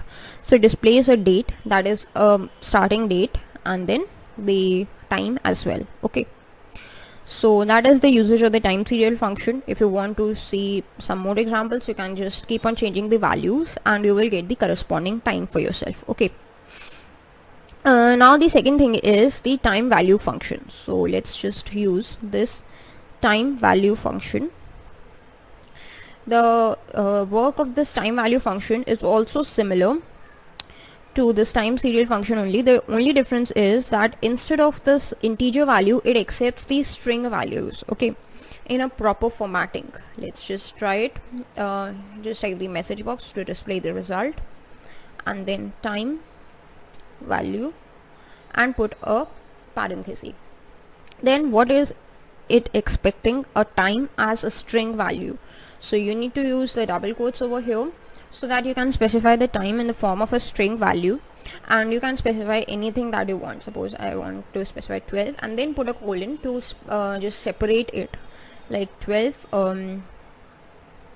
21. Okay, so that's what I want to show. Let's just comment it out and run it. So it's 12:21:00 PM, since we have not specified any seconds. But if you just put another colon and specify the number of seconds, say 43 seconds, and run it, then 12:21:43 PM, that is in the proper formatting. Simply if you just specify 14, then what would it do is it would change it to 2:21:43 PM. So that's how it works. That's how the TimeSerial and the TimeValue function works. So that is all you need to know about the times. In today's video, we learned how to split the times using the hour, minute and the second functions. We learned about the TimeSerial and the TimeValue functions. That's all about time. There is one important thing that you must know in Microsoft Excel, and that is how to create your own functions. Like if you are working over a cell in Microsoft Excel and you put an equal sign and you try to use a function such as sum. So you have a function called sum. So this function is actually by default written by Microsoft Excel. But what if you want your own custom function over here? So how can you do that? So for that purpose, you need to create a function in Microsoft Excel, and let's see how can we create a function in Microsoft Excel. So insert a new module and let's name it as func for functions, and create a sub procedure as funcs. And then in this sub procedure we need to create a function. So the format for that is you need to use the function keyword. Then you specify the name of the function. So I'm specifying add as the name of the function.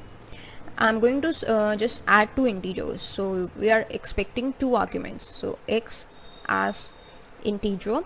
We are expecting two integer arguments because we are going to add two integer arguments only. Okay. Then within the parenthesis you need to specify the number of the arguments along with its data type, and then again use the as keyword and specify the type that you want this function to return. I want this function to add two integers, and in the result I expect it to return an integer. That's why I've written this. And then you need to just end this function using this end functions option. Okay. And then what you need to do is whatever statements you write within these two would be the body of this function. So this body is going to be add equals x plus y. So that's a simple way through which you can actually create this function. Now if you just run it, okay, actually you need to write end sub here and run it. Okay, actually what happens is, if you just put an equal sign here and use add, then you have got this function. You do not need to run it actually, but you have already got this add function over here. Put a tab, then it expects two arguments. If you write 6, 8, now as soon as you press enter, you would get 14 as the answer, and that is absolutely correct. Now I have removed this end sub from here because we do not need it. This end function is going to actually end these things. That's why we do not need an end sub over here, and that's how the function works.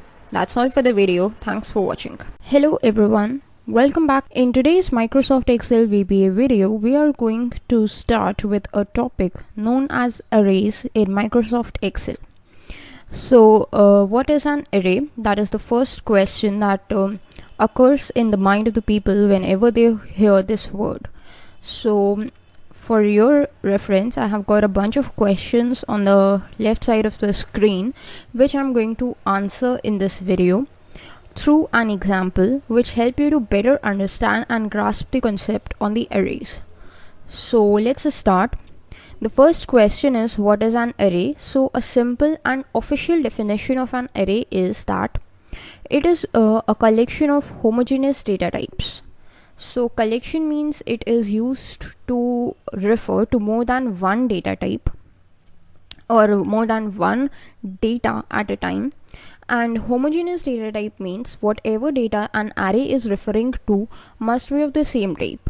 For example, if one data is a numerical data, then the array expects the other data to be numerical as well. So if there is an array created for a numerical data, then only the numerical data must be present in that array. If the array is created to be of a textual data of string type, then only the strings should be preserved or should be stored in that particular array. So that is about an array. The second question is, what is the advantage of array? As we know that an array does the same thing of like that of a variable, that is, it is used to store the data. So what is the advantage of using an array instead of a variable? The advantage is that whenever you are trying to store a collection of data, then you have to use array instead of a variable. A very simple example for that is, suppose you are trying to store the data of 100 people. So in that case, you want to store their IDs 1 to 100, you want to store their names, which is a string format, and so on. All this data you want to store. So in the case of the variable, you've got to declare 100 variables for storing 100 IDs, 100 variables for storing 100 names. But that is something beyond the comprehension, because 100 is you have to first declare 100 variables, then you have got to remember the name of those 100 variables and refer them separately, because there is no relation through which you can actually use the loop to access those 100 variables. So all these problems are removed through an array. You can simply declare an array of size 100 through which you can actually store all this data. And when you are doing that, then you need not worry about the name because it has got a single name. All you need to do is refer to the index, and using that index you can get it in the loop, and a very small program would be written to store the details of those 100 people. So that is the advantage of an array over variables. The third question is how to declare arrays. So that is something that for which we need to move on to our VBA editor. So let's press Alt F11 from our keyboard. Once you are in Excel and you press Alt F11 on your keyboard, then you get this VBA editor. Now what I have done is I have already inserted a new module named as arrays, and I have created a sub procedure as arrays in that particular module. You can do that by going to the insert tab and inserting a new module, and then you can rename it to arrays. Now once you've created the sub procedure, we can write any piece of code over here. So the code we are going to write is, first of all, we are going to see that how can we declare an array. So to declare an array, there is actually a very simple syntax. It is similar to the declaration of a variable only. So suppose you are declaring a variable dim a as integer. So that's the way through which you declare a variable. But if you are trying to declare an array, then what you need to do is, after this after you have declared the variable a, then what you need to do is within the parenthesis you need to specify the size. This is going to be the size of array. Suppose you specify like 3. So this array would be holding 4 elements. Why? Because the indexing of the array starts from 0. This means the array would be holding the values of A0, A1, A2 and so on till A3. So it would be A0, A1, A2, A3. These 4 values would be held by this array. So the size of this array when you are trying to declare A3 would be 4. So let's just specify it in the comment. Size equals 4. So you are able to memorize it, or you are able to recognize this thing. Okay. Now this was about the declaration of the array, which was our third question. The fourth question is how to use arrays. Now with this said, the size equals 4. Our fifth question is also answered, that what is the size of the array. So size is 4 over here. Okay. Now we have the last question, that is how to use the arrays. Okay. So we have declared a variable or an array a as an integer. This means that this array a will hold 4 values. All 4 would be of integer type. Now if we try to store any kind of other values, like if we try to store the string values or the boolean values, then it would result in an error. So we are not going to do that. We are simply going to store the integer values in this array. So let's see how we are going to do that. First of all, let's just declare a loop. But before that, actually let us declare a variable. We got an error because we jumped out abruptly. So we are first going to declare a variable dim I as integer, and this is going to be the iterator variable for our loop for I equals 0 to 3. So that's the size of the array, that starting point is 0 and the ending point is 3, and then write in next to end the for loop over here.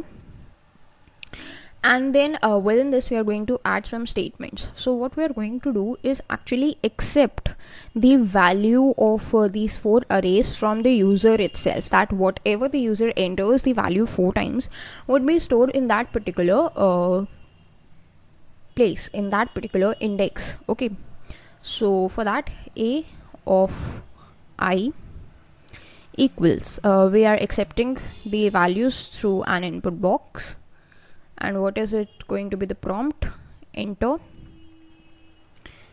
a valid integer value for index, and then we are going to specify the index so that the user knows that for what index the user is going to actually enter the value, like this. Okay. So after this I'm just going to close the parenthesis and press enter.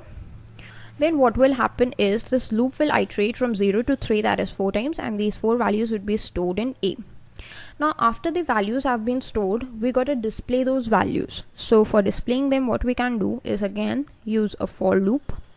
the simple coding as we did in the previous one, the previous loop, and then added next. But this time, instead of the input box, we are going to use a message box, or we're going to use some kind of a cell.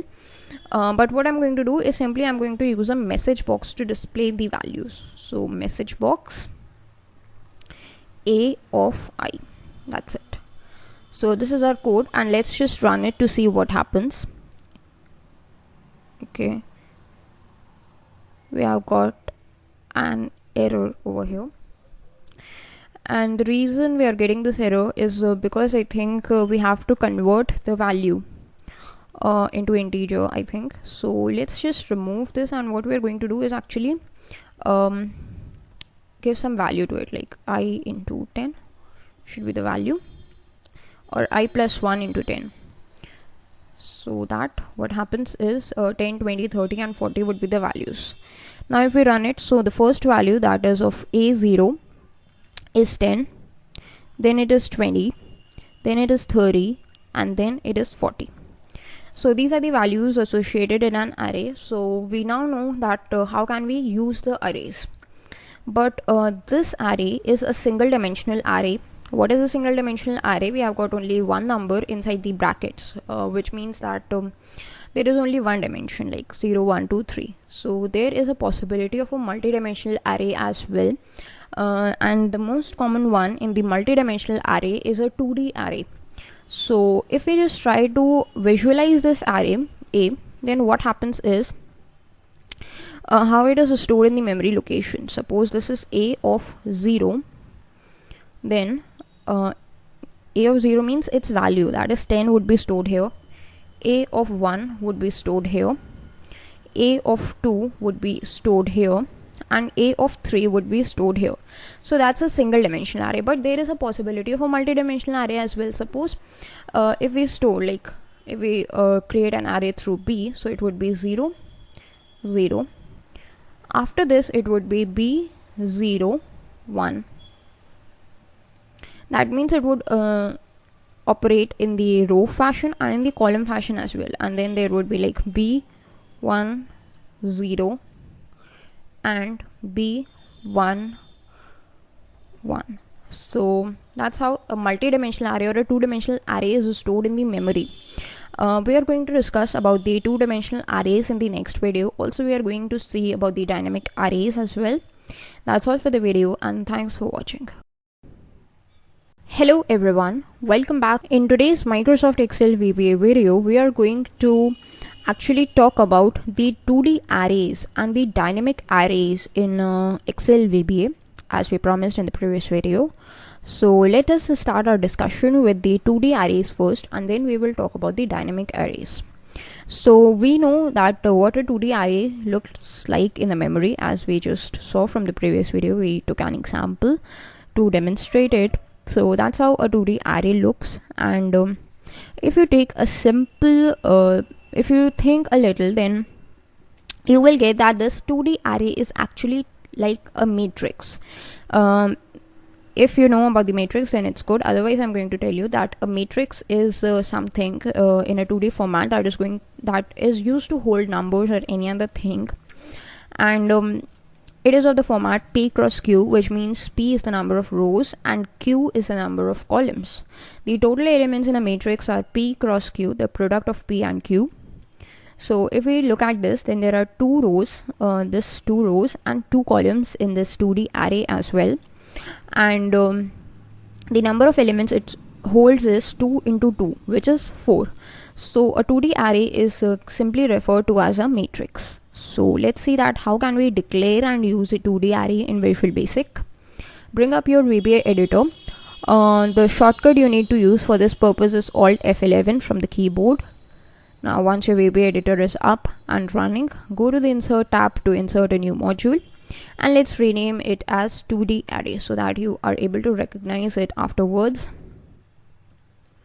Now this is how you name a 2D array. You cannot use the number 2 because that's invalid name for a module. So 2D array is what I'm going to name this procedure as well. And then I'm going to write some piece of code. So how can you declare a 2D array? That's the first question. The answer is a very simple one. All you got to do is use dim, then write the name of the array. This is going to be B.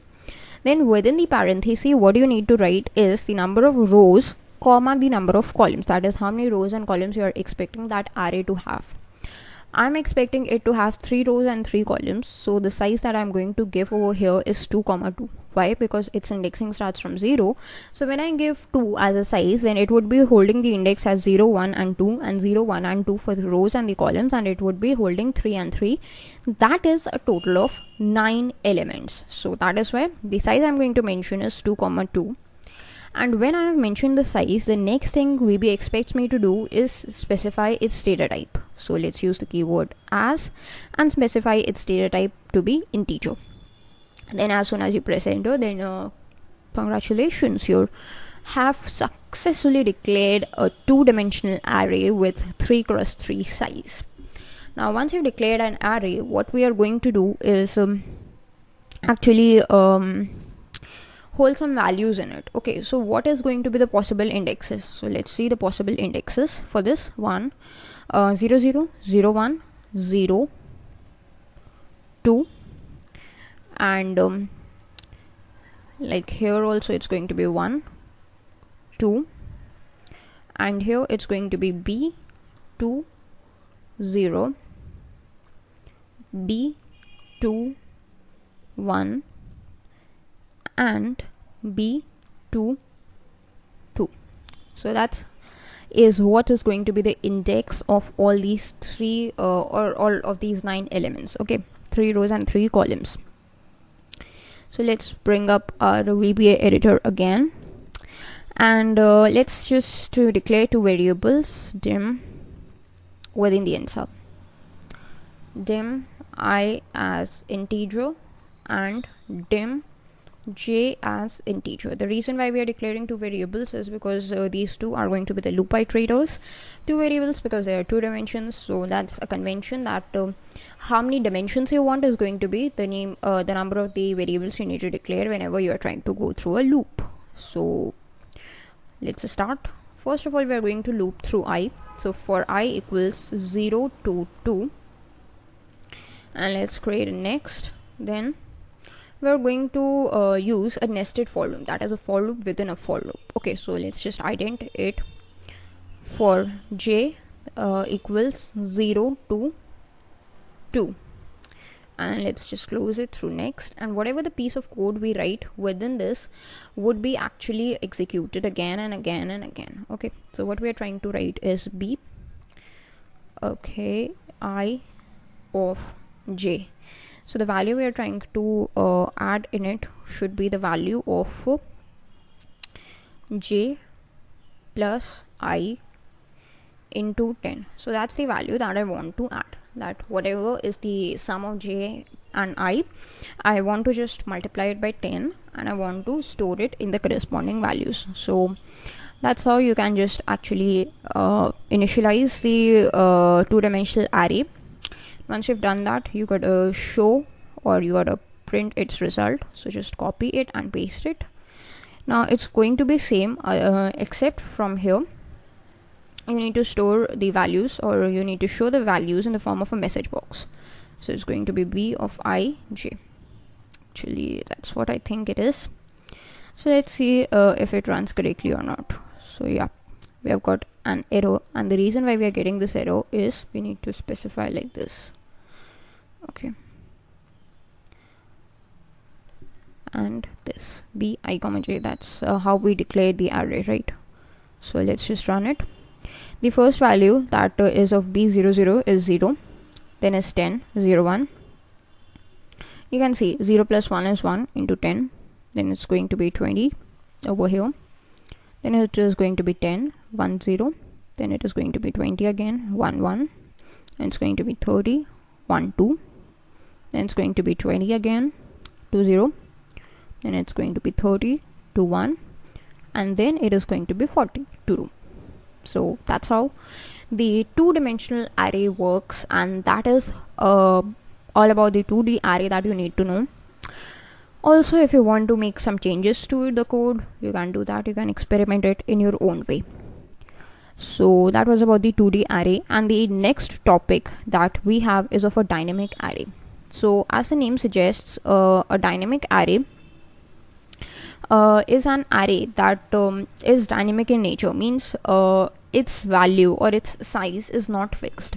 Like right now we declared a 2D array, so its size was fixed, that is going to hold 3 rows and 3 columns. And also we declared a single dimensional array whose size was fixed as 3, that is it is going to hold 4 elements no matter what. So there may be situations when where you are declaring an array but you do not know what its size is going to be. So in that case you got to use a concept of a dimensional a dynamic array actually, that is given to you through Visual Basic. So let us see that how it works in the VBA. Let's go to insert and insert a new module, and let's rename it as dynamic array, and go to the code pane of dynamic array and create a sub procedure as dynamic array. Open and close the parenthesis. Now this is how VB recognizes it as a sub procedure. Let's declare an array, say C. So that's how you declare an array, but when you are declaring an array you need not specify the size of the array, because the reason why you are declaring a dynamic array is you are not sure of its size, so you do not need to declare the size.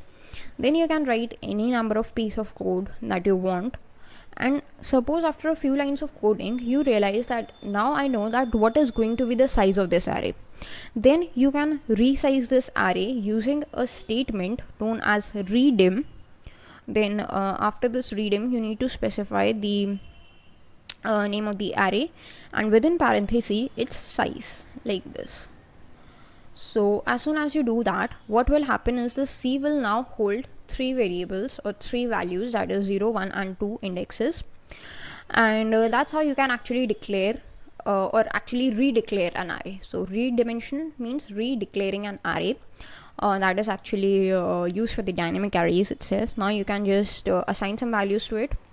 C0 is suppose 30, C1 is suppose 60, and C2 is suppose 90. Okay, then what we're going to do is actually use a for loop to print those values. I equals to 0 to 2. Next, and within this we are going to just print the values through a message box, C of I. Okay, now let's just declare I as an integer as well. Perfect. Now let's run it. 30, 60, 90. Okay, now after the assigning of the values, suppose you decide to just increase the dimensions of the variable C or the array C to 3. Now if we just try to run it, then what happens is we get 0 as the value, these 3 values as 0. Why? Because when we are using this statement redim, then the previous values of this array C are lost. Okay, so if you need to preserve these values you need to use the keyword preserve. Then what happens is these things would be preserved, and let's just iterate it till 3 and assign 3, C of 3 to something as 120. So let's see what happens right now. 30 perfectly fine, 60, 90 and 120. So if you need to preserve the values while declaring an array or changing its size, you need to use this keyword preserve.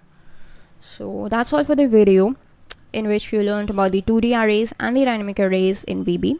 That's for the 1D dynamic array, but if you want you can also do it for 2D or multi-dimensional arrays as well. Thanks. Hello everyone, welcome back. In today's Microsoft Excel VBA video, we are going to discuss about the events in Microsoft Excel.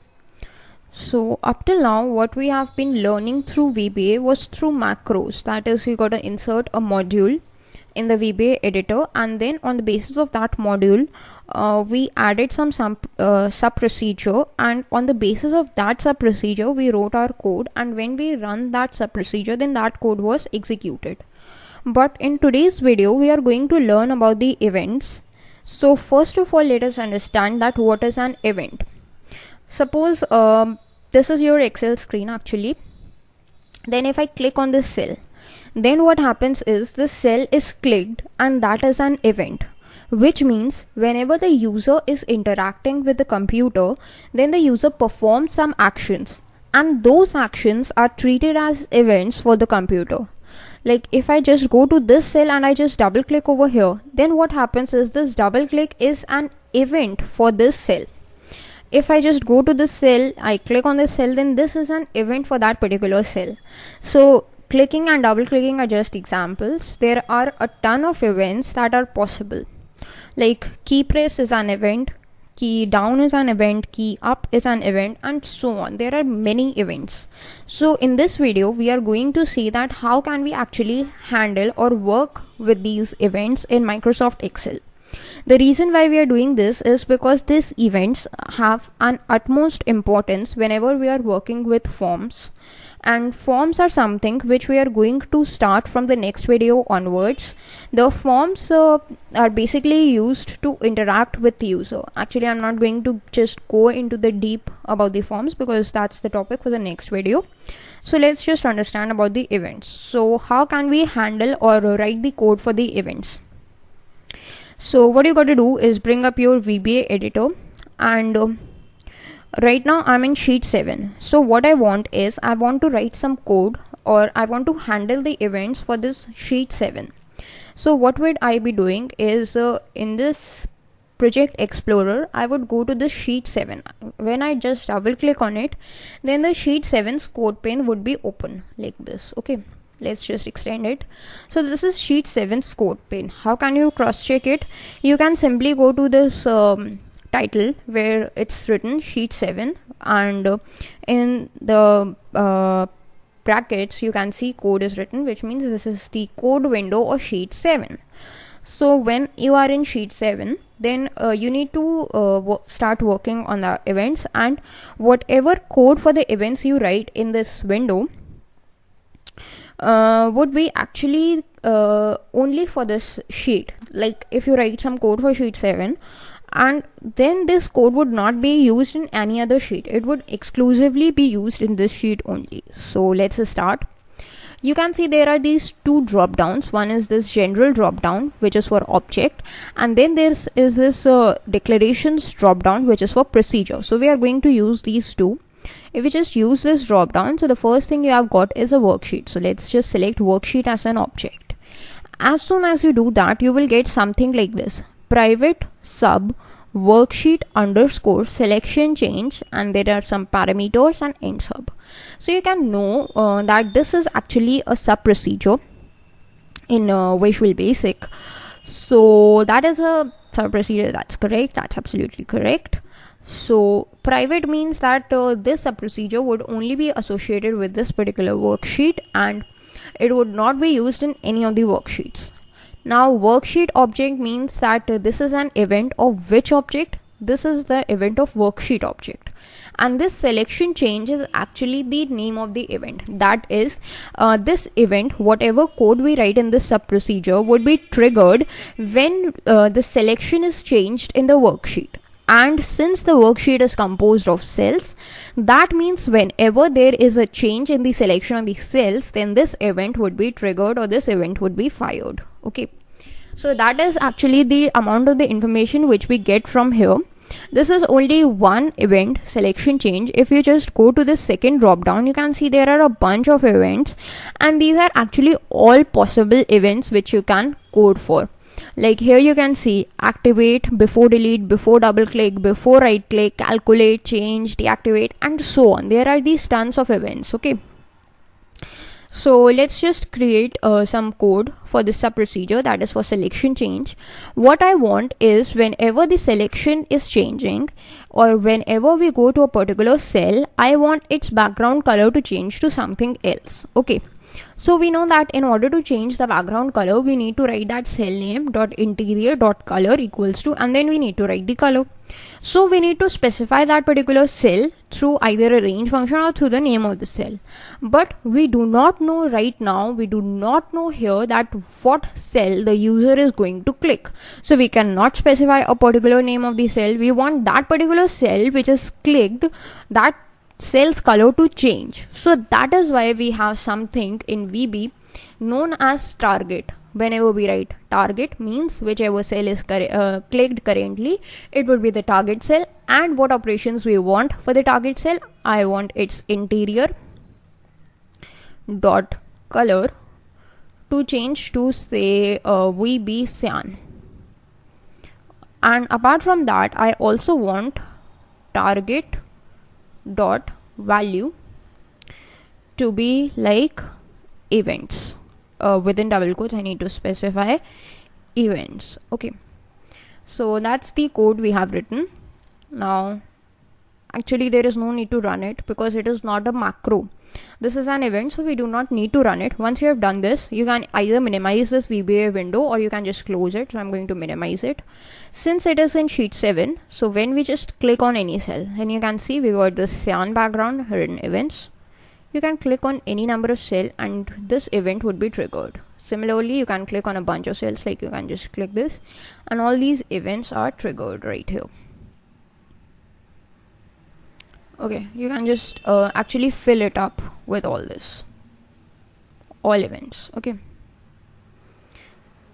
so that's how it works. That's how the selection change thing works. If you go to any other sheet, this is sheet 4, and if I just do it over here, then nothing happens. Why? Because the sub procedure was private to sheet 7. In order to work it for sheet 4, we need to copy it and paste it in the code pane of sheet 4, then only it would work. So that was about a single event. Let's just work upon another event. So let's just bring up VBA. And again in sheet 7 only we are working with event. If you want, you can work with the different sheets. I'm going to work in the same sheet itself, and this time I'm going with before double click, which means what happens if I double click on a cell, then what event I wanted to trigger. If I just double click on the cell, then what I want is for the target dot let's just see that what we want. Okay, so I want target dot clear contents. That's what I want whenever I double click on the cell. So if you just double click here, its contents are cleared. Like you just double click, double click, double click, its contents are cleared, which means that whatever is written, that is events was written, so it is cleared on double click. So that's how you can handle another event. You can see this cannot work for multiple cells actually, because you need to double click on a individual cell at a time. And now if you just select the cell, if you single click it, then you will get the cyan and events. If you just double click, then events will go off like this. Okay, so that's how the events work. And we discussed about 2 events. If you want, you can work with these multiple events over here. And one more thing, the events that you select, we just coded for before double click and we coded for selection change.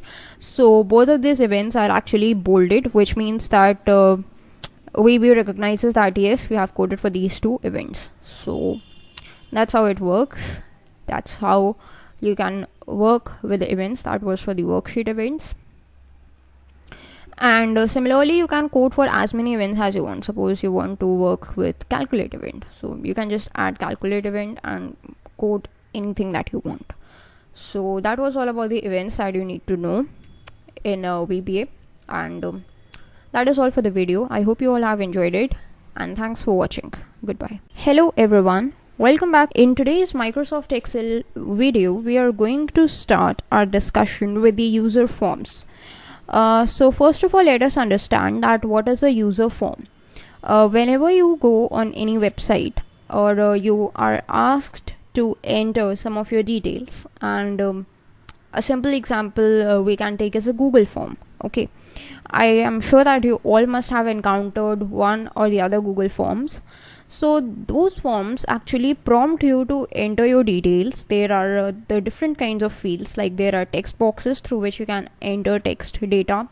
Then there are these check boxes through which you can select multiple options. There are radio buttons through which you can choose from the various options, and then there is a submit button. So a collection of these kinds of controls or tools is what makes up a form, and a form is used to interact with the user and actually accept user data, and whatever the data is accepted, it is used to store that data in the database. So that is the basic functionality of a form. And why it is used by the various companies to accept the data from their users, to accept the feedback of the user, or to register them, and many more purposes. So from this video onwards, up till the next few videos, we are going to see all about the user forms. That is, how can you create a user form, how can you add these different types of controls in a form once it's created, how can you manipulate some of the properties of the forms, and we are also going to see that how can you handle the events. Like we just learned about the events in the previous video, so we are going to see that what happens if the user clicks the submit button on the form, or what happens when the user clicks the cancel button on the form, and so on. So basically the next few videos we are going to talk just about the forms. Okay, so let's just start with this video. I am in my VBA editor. So in order to bring up your VBA editor, what you need to do is first open up your MS Excel and then press Alt F11 key as the shortcut, and your VBA editor would be up and running in front of you all.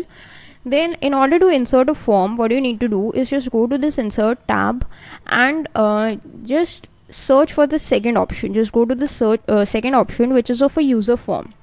So when you click on it, what happens is you get these bunch of things. What do I get over here? First of all, let us see the Project Explorer. In the Project Explorer, we have got something written as forms, and in this forms, we have got something as user form 1. Okay, and this user form 1 is actually the name of my form, and this is the form that I get. It is completely blank. The only thing that I get over here is user form 1 as its name and a close button. And in the properties window, if you see, we have got a bunch of properties that are related to the user form 1. That is, all these properties associated with the user form 1. And when you just double click on this user form 1, you have got this small box which is known as the toolbox. Now what is the usage of this toolbox? This toolbox contains these various tools. If you just hover over it, so you can just get a tooltip on what these tools are, like select objects, labels, text boxes, comma boxes, list box, checkbox, radio button or option button, toggle button, and so on. So these are the various tools which we can add over a form. We can add a checkbox, we can add a text box, and so on. But we are not going to see the toolbox in detail in today's video, because it's the topic for future videos. So we would be seeing only about the forms in today's video. So when we are talking about form, what we have got is a simple form. If we just click on this run button, then what happens is we get this form as it is. That is, we had nothing in the form. All we had was this user form 1 and a close button. So that's what we have got. If we just close it, then we are back to our VBA. Okay, so let's make some changes to this form. So to make changes, a simple method is go to this properties window, and in this properties window, the first thing we have got is user form 1. That's the name of the form. Let's just keep it that way, because through this we are able to recognize that what is the name of our form. And this drop down is right now only having user form, but as you add those different tools to it, these tools would be added to this drop down. Okay, so let's just change its caption. The thing you see here is caption. So let's just change it to something like Excel form. And as you change the caption, you must have noticed that this caption over here is changing as well. You see, it's simultaneous. So Excel form is going to be the caption of my form. And if you now run it, then what we have, okay, actually, now what happens is we have got the same form with nothing on it, but we have got the caption as Excel form. So that's how you can just change the caption of the form. Suppose you want to change its back color. So this is the second property named as back color. There is this drop down. I'm just going to increase its size a little bit.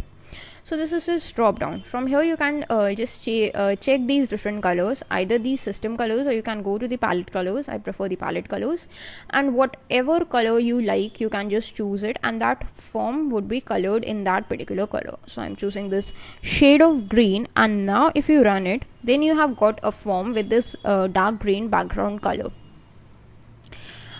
So that is about it. Okay, now these are these different options, so you can just change it. And one more thing is this startup position. If you run this form, where it is coming off is, actually I want this to run, so it is coming at the center of the screen. Okay, so if you want to change its startup position, then how can you do that?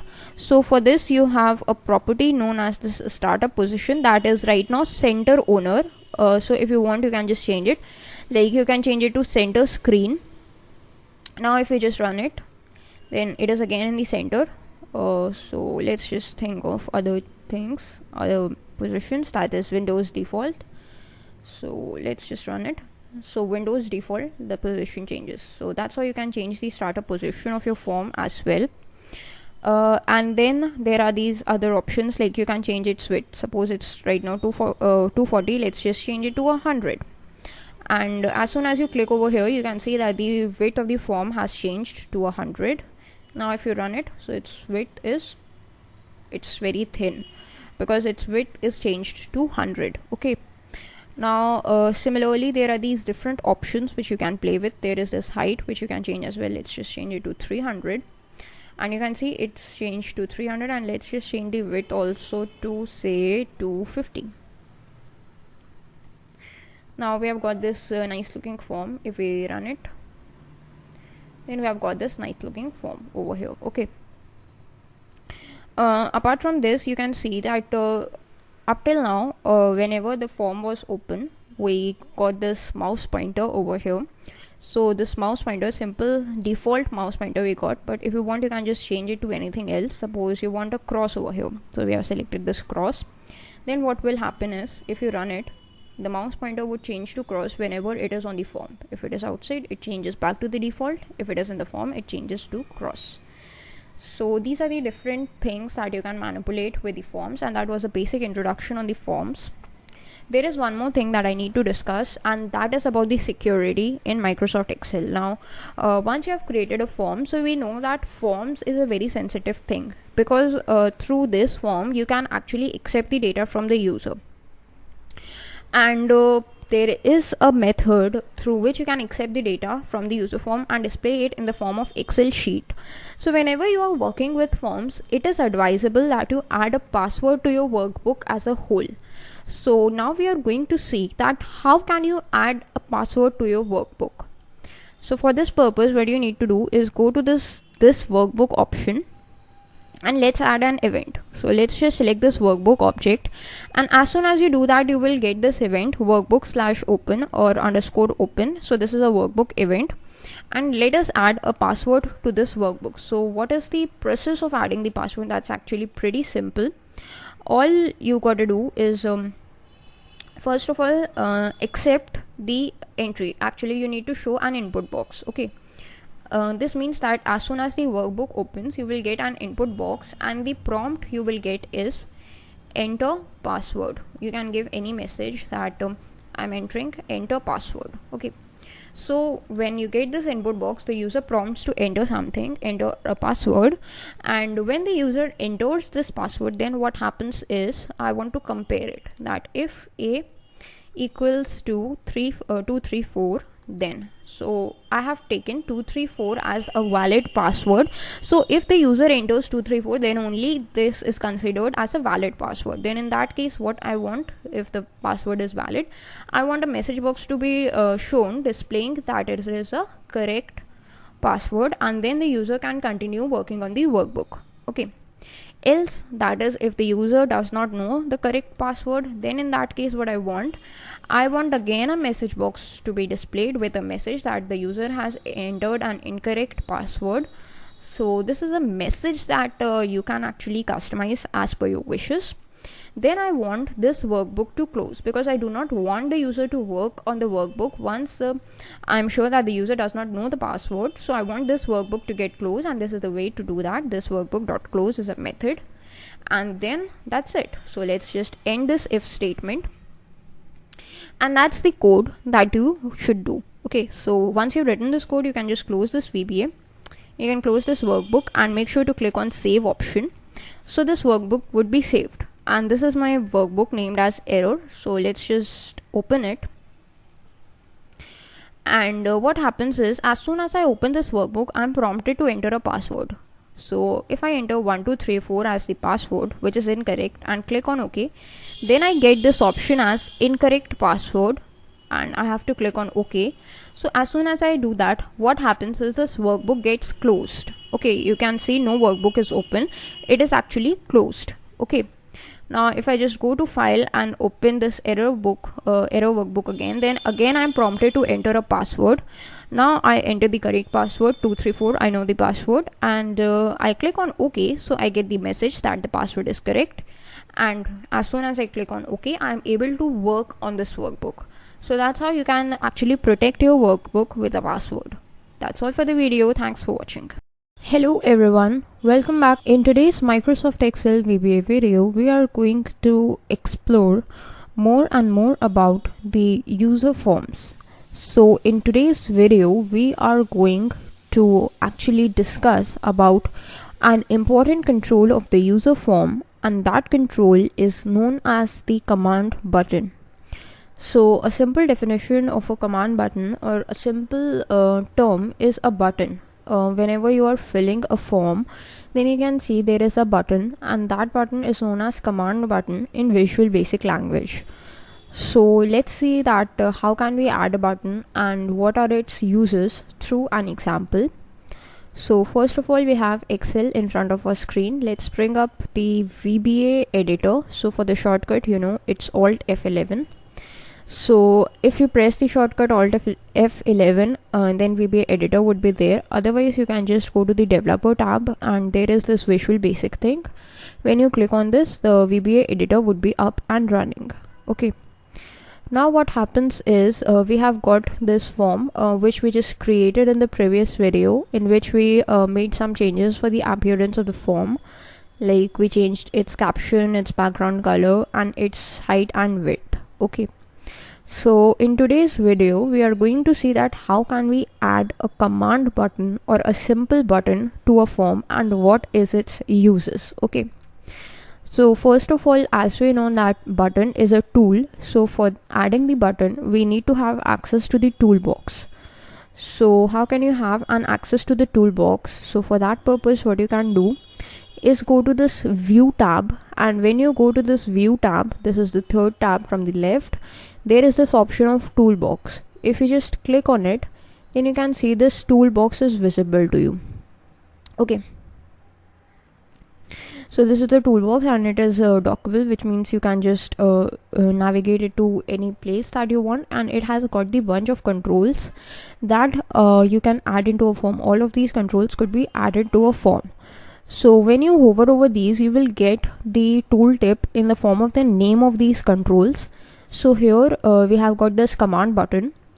In order to add the command button to your form, there are two methods. First is you can just simply double click on this command button, and then you can just drag it over here, so this command button is added. Okay, or you can simply bring it and drag it like this, and this command button could be added. So these are the two methods, and both the command buttons are same. I have deleted the second command button, and this is our first command button which we have added. And through any of these methods, you can add the command button, because both of the things are same, both of the methods are same. That is, both of them are going to add the same thing, that is a command button, onto your form. Now once you have added the command button, you can just resize it to any size that you want, and apart from this, you can add as many command buttons as you like command button 2, command button 3, command button 4, and so on. So all these things, command button 1, 2, 3, and 4, are actually the names of the command button through which they are going to be referred as. Okay. So let's work with this command button, that is command button 1. Now once you have added the command button, what will happen is in the properties window you can see that there is this drop down, and earlier we used to have only one thing, that was this user form, but now we are also having this command button 1. So from here you can just toggle between the controls, and whichever control you select from this drop down list, that control's properties would be visible over here. Okay, so suppose I want to select the user form. Let me just show you. If I select the user form, these are the properties of the user form that are available, and there are two ways through which you can view these properties, in either an alphabetic order or in the categorized form. The categorized form is more like useful when you are referring to a particular category, like we have categorized the appearance together, the behavior together, fonts, miscellaneous, etc. But I prefer the alphabetic one. It is totally up to you that whatever method you perform, you can just go with it. Okay, so right now I'm not going to talk about user form, I'm going to talk about the command button. So let's bring up the command button, and as soon as we do that, what we get is first the name. Now the by default name is command button 1, but that is too long to remember, because whenever we are trying to code anything, or whenever we are trying to do any kind of manipulations through coding of this command button, then we need to use this name. So it is advisable that we just make up a small name. So for this small name, we have got a convention in Visual Basic, and that convention is that, for example, if you are using a command button, so according to the convention, the name must be CMD BTN. That means for command button the shortcut is CMD, and for the button the shortcut is BTN, and then you gotta enter the number to memorize that or to make sure that what number that command button is having. So advisable is whatever the original name of the command button is, that number could be added. So CMD BTN1 is the name according to the convention. Of course, you can just keep any name that you want, but it is advisable to go by the convention to avoid any confusion later on. Similarly, if we are talking about the user form, its name can also be changed according to convention as FRM1. So FRM is for form, form1 is the name. So this is our command button, and there are these various properties. So let's look at them one by one. First of all is this caption, command button 1. We do not want this button to be or this caption to be shown. We want click me to be shown. So for that purpose, we have a property with the name as caption, like we had in the user form. So let's just change it to click me, and as soon as you do that, you can see that this caption over here is changing as well. Okay. Now one more thing through which you can toggle between these different controls. If you just select on this form, then this form would be selected or its properties would be visible.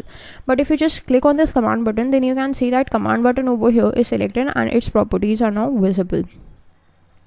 Then there is an option of auto size. If you just give it to false, then its size would be according to the size that you gave it to it. But if you just select it to true, then what happens is it will automatically resize itself to the size which is sufficient to accommodate the caption that is given to it. Okay. Then there is this back color option. You can change its back color from the palette or from the system itself. So I'm going with this blue kind of a color. Then there is this back style. So there are these different types of styles. Either it could be transparent or opaque. Now it is transparent, but it is advisable to have an opaque one, or whatever you want. Generally people go with opaque. Then we have cancel. If the cancel property is set to true, then what happens is, using whenever the form is running, suppose let us just run this form, then using the escape key you can just escape this form or this command button. Actually nothing is happening right now because we have not added any controls, but this is what happens when the cancel property is set to true. This is control tip text. Caption we have already seen. Control tip text is what tip would be shown when we just move our cursor towards this command button. So let's just add a tip text, and that is please click me. Okay, so that is my text. Let's just run the form and see what happens. You can see as soon as I bring my cursor over this command button, I get a tooltip, please click me. So that is what it is. the control tip text. Then there are these other options like enabled. If we set the enabled property to false, then what happens is you would not be able to click on this command button. It is not clickable, it is not enabled. So enabled property must be set to true if you want this command button to be working. Otherwise, what the use of this property is that whenever you are trying to just look at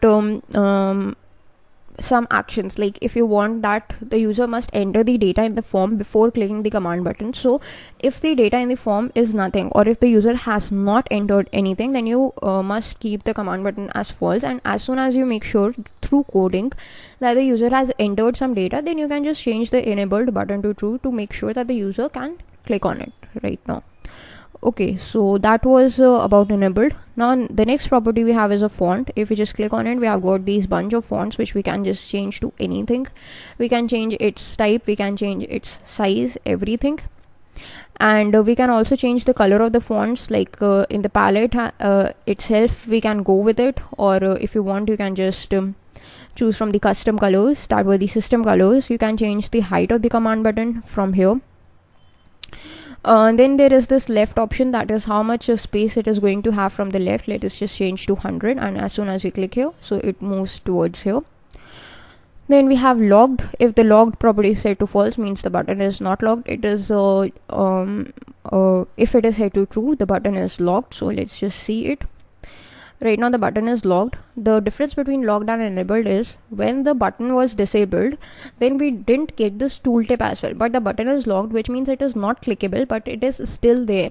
So now the tooltip is visible whenever we go over it. So that is the difference between the logged and the enabled properties of the command button. The rest of the properties are actually the general properties only, which would be we would be learning for the next control itself, because most of the properties are the general properties like the caption and so on. So yes, we would be looking at these properties in detail for the next tools, which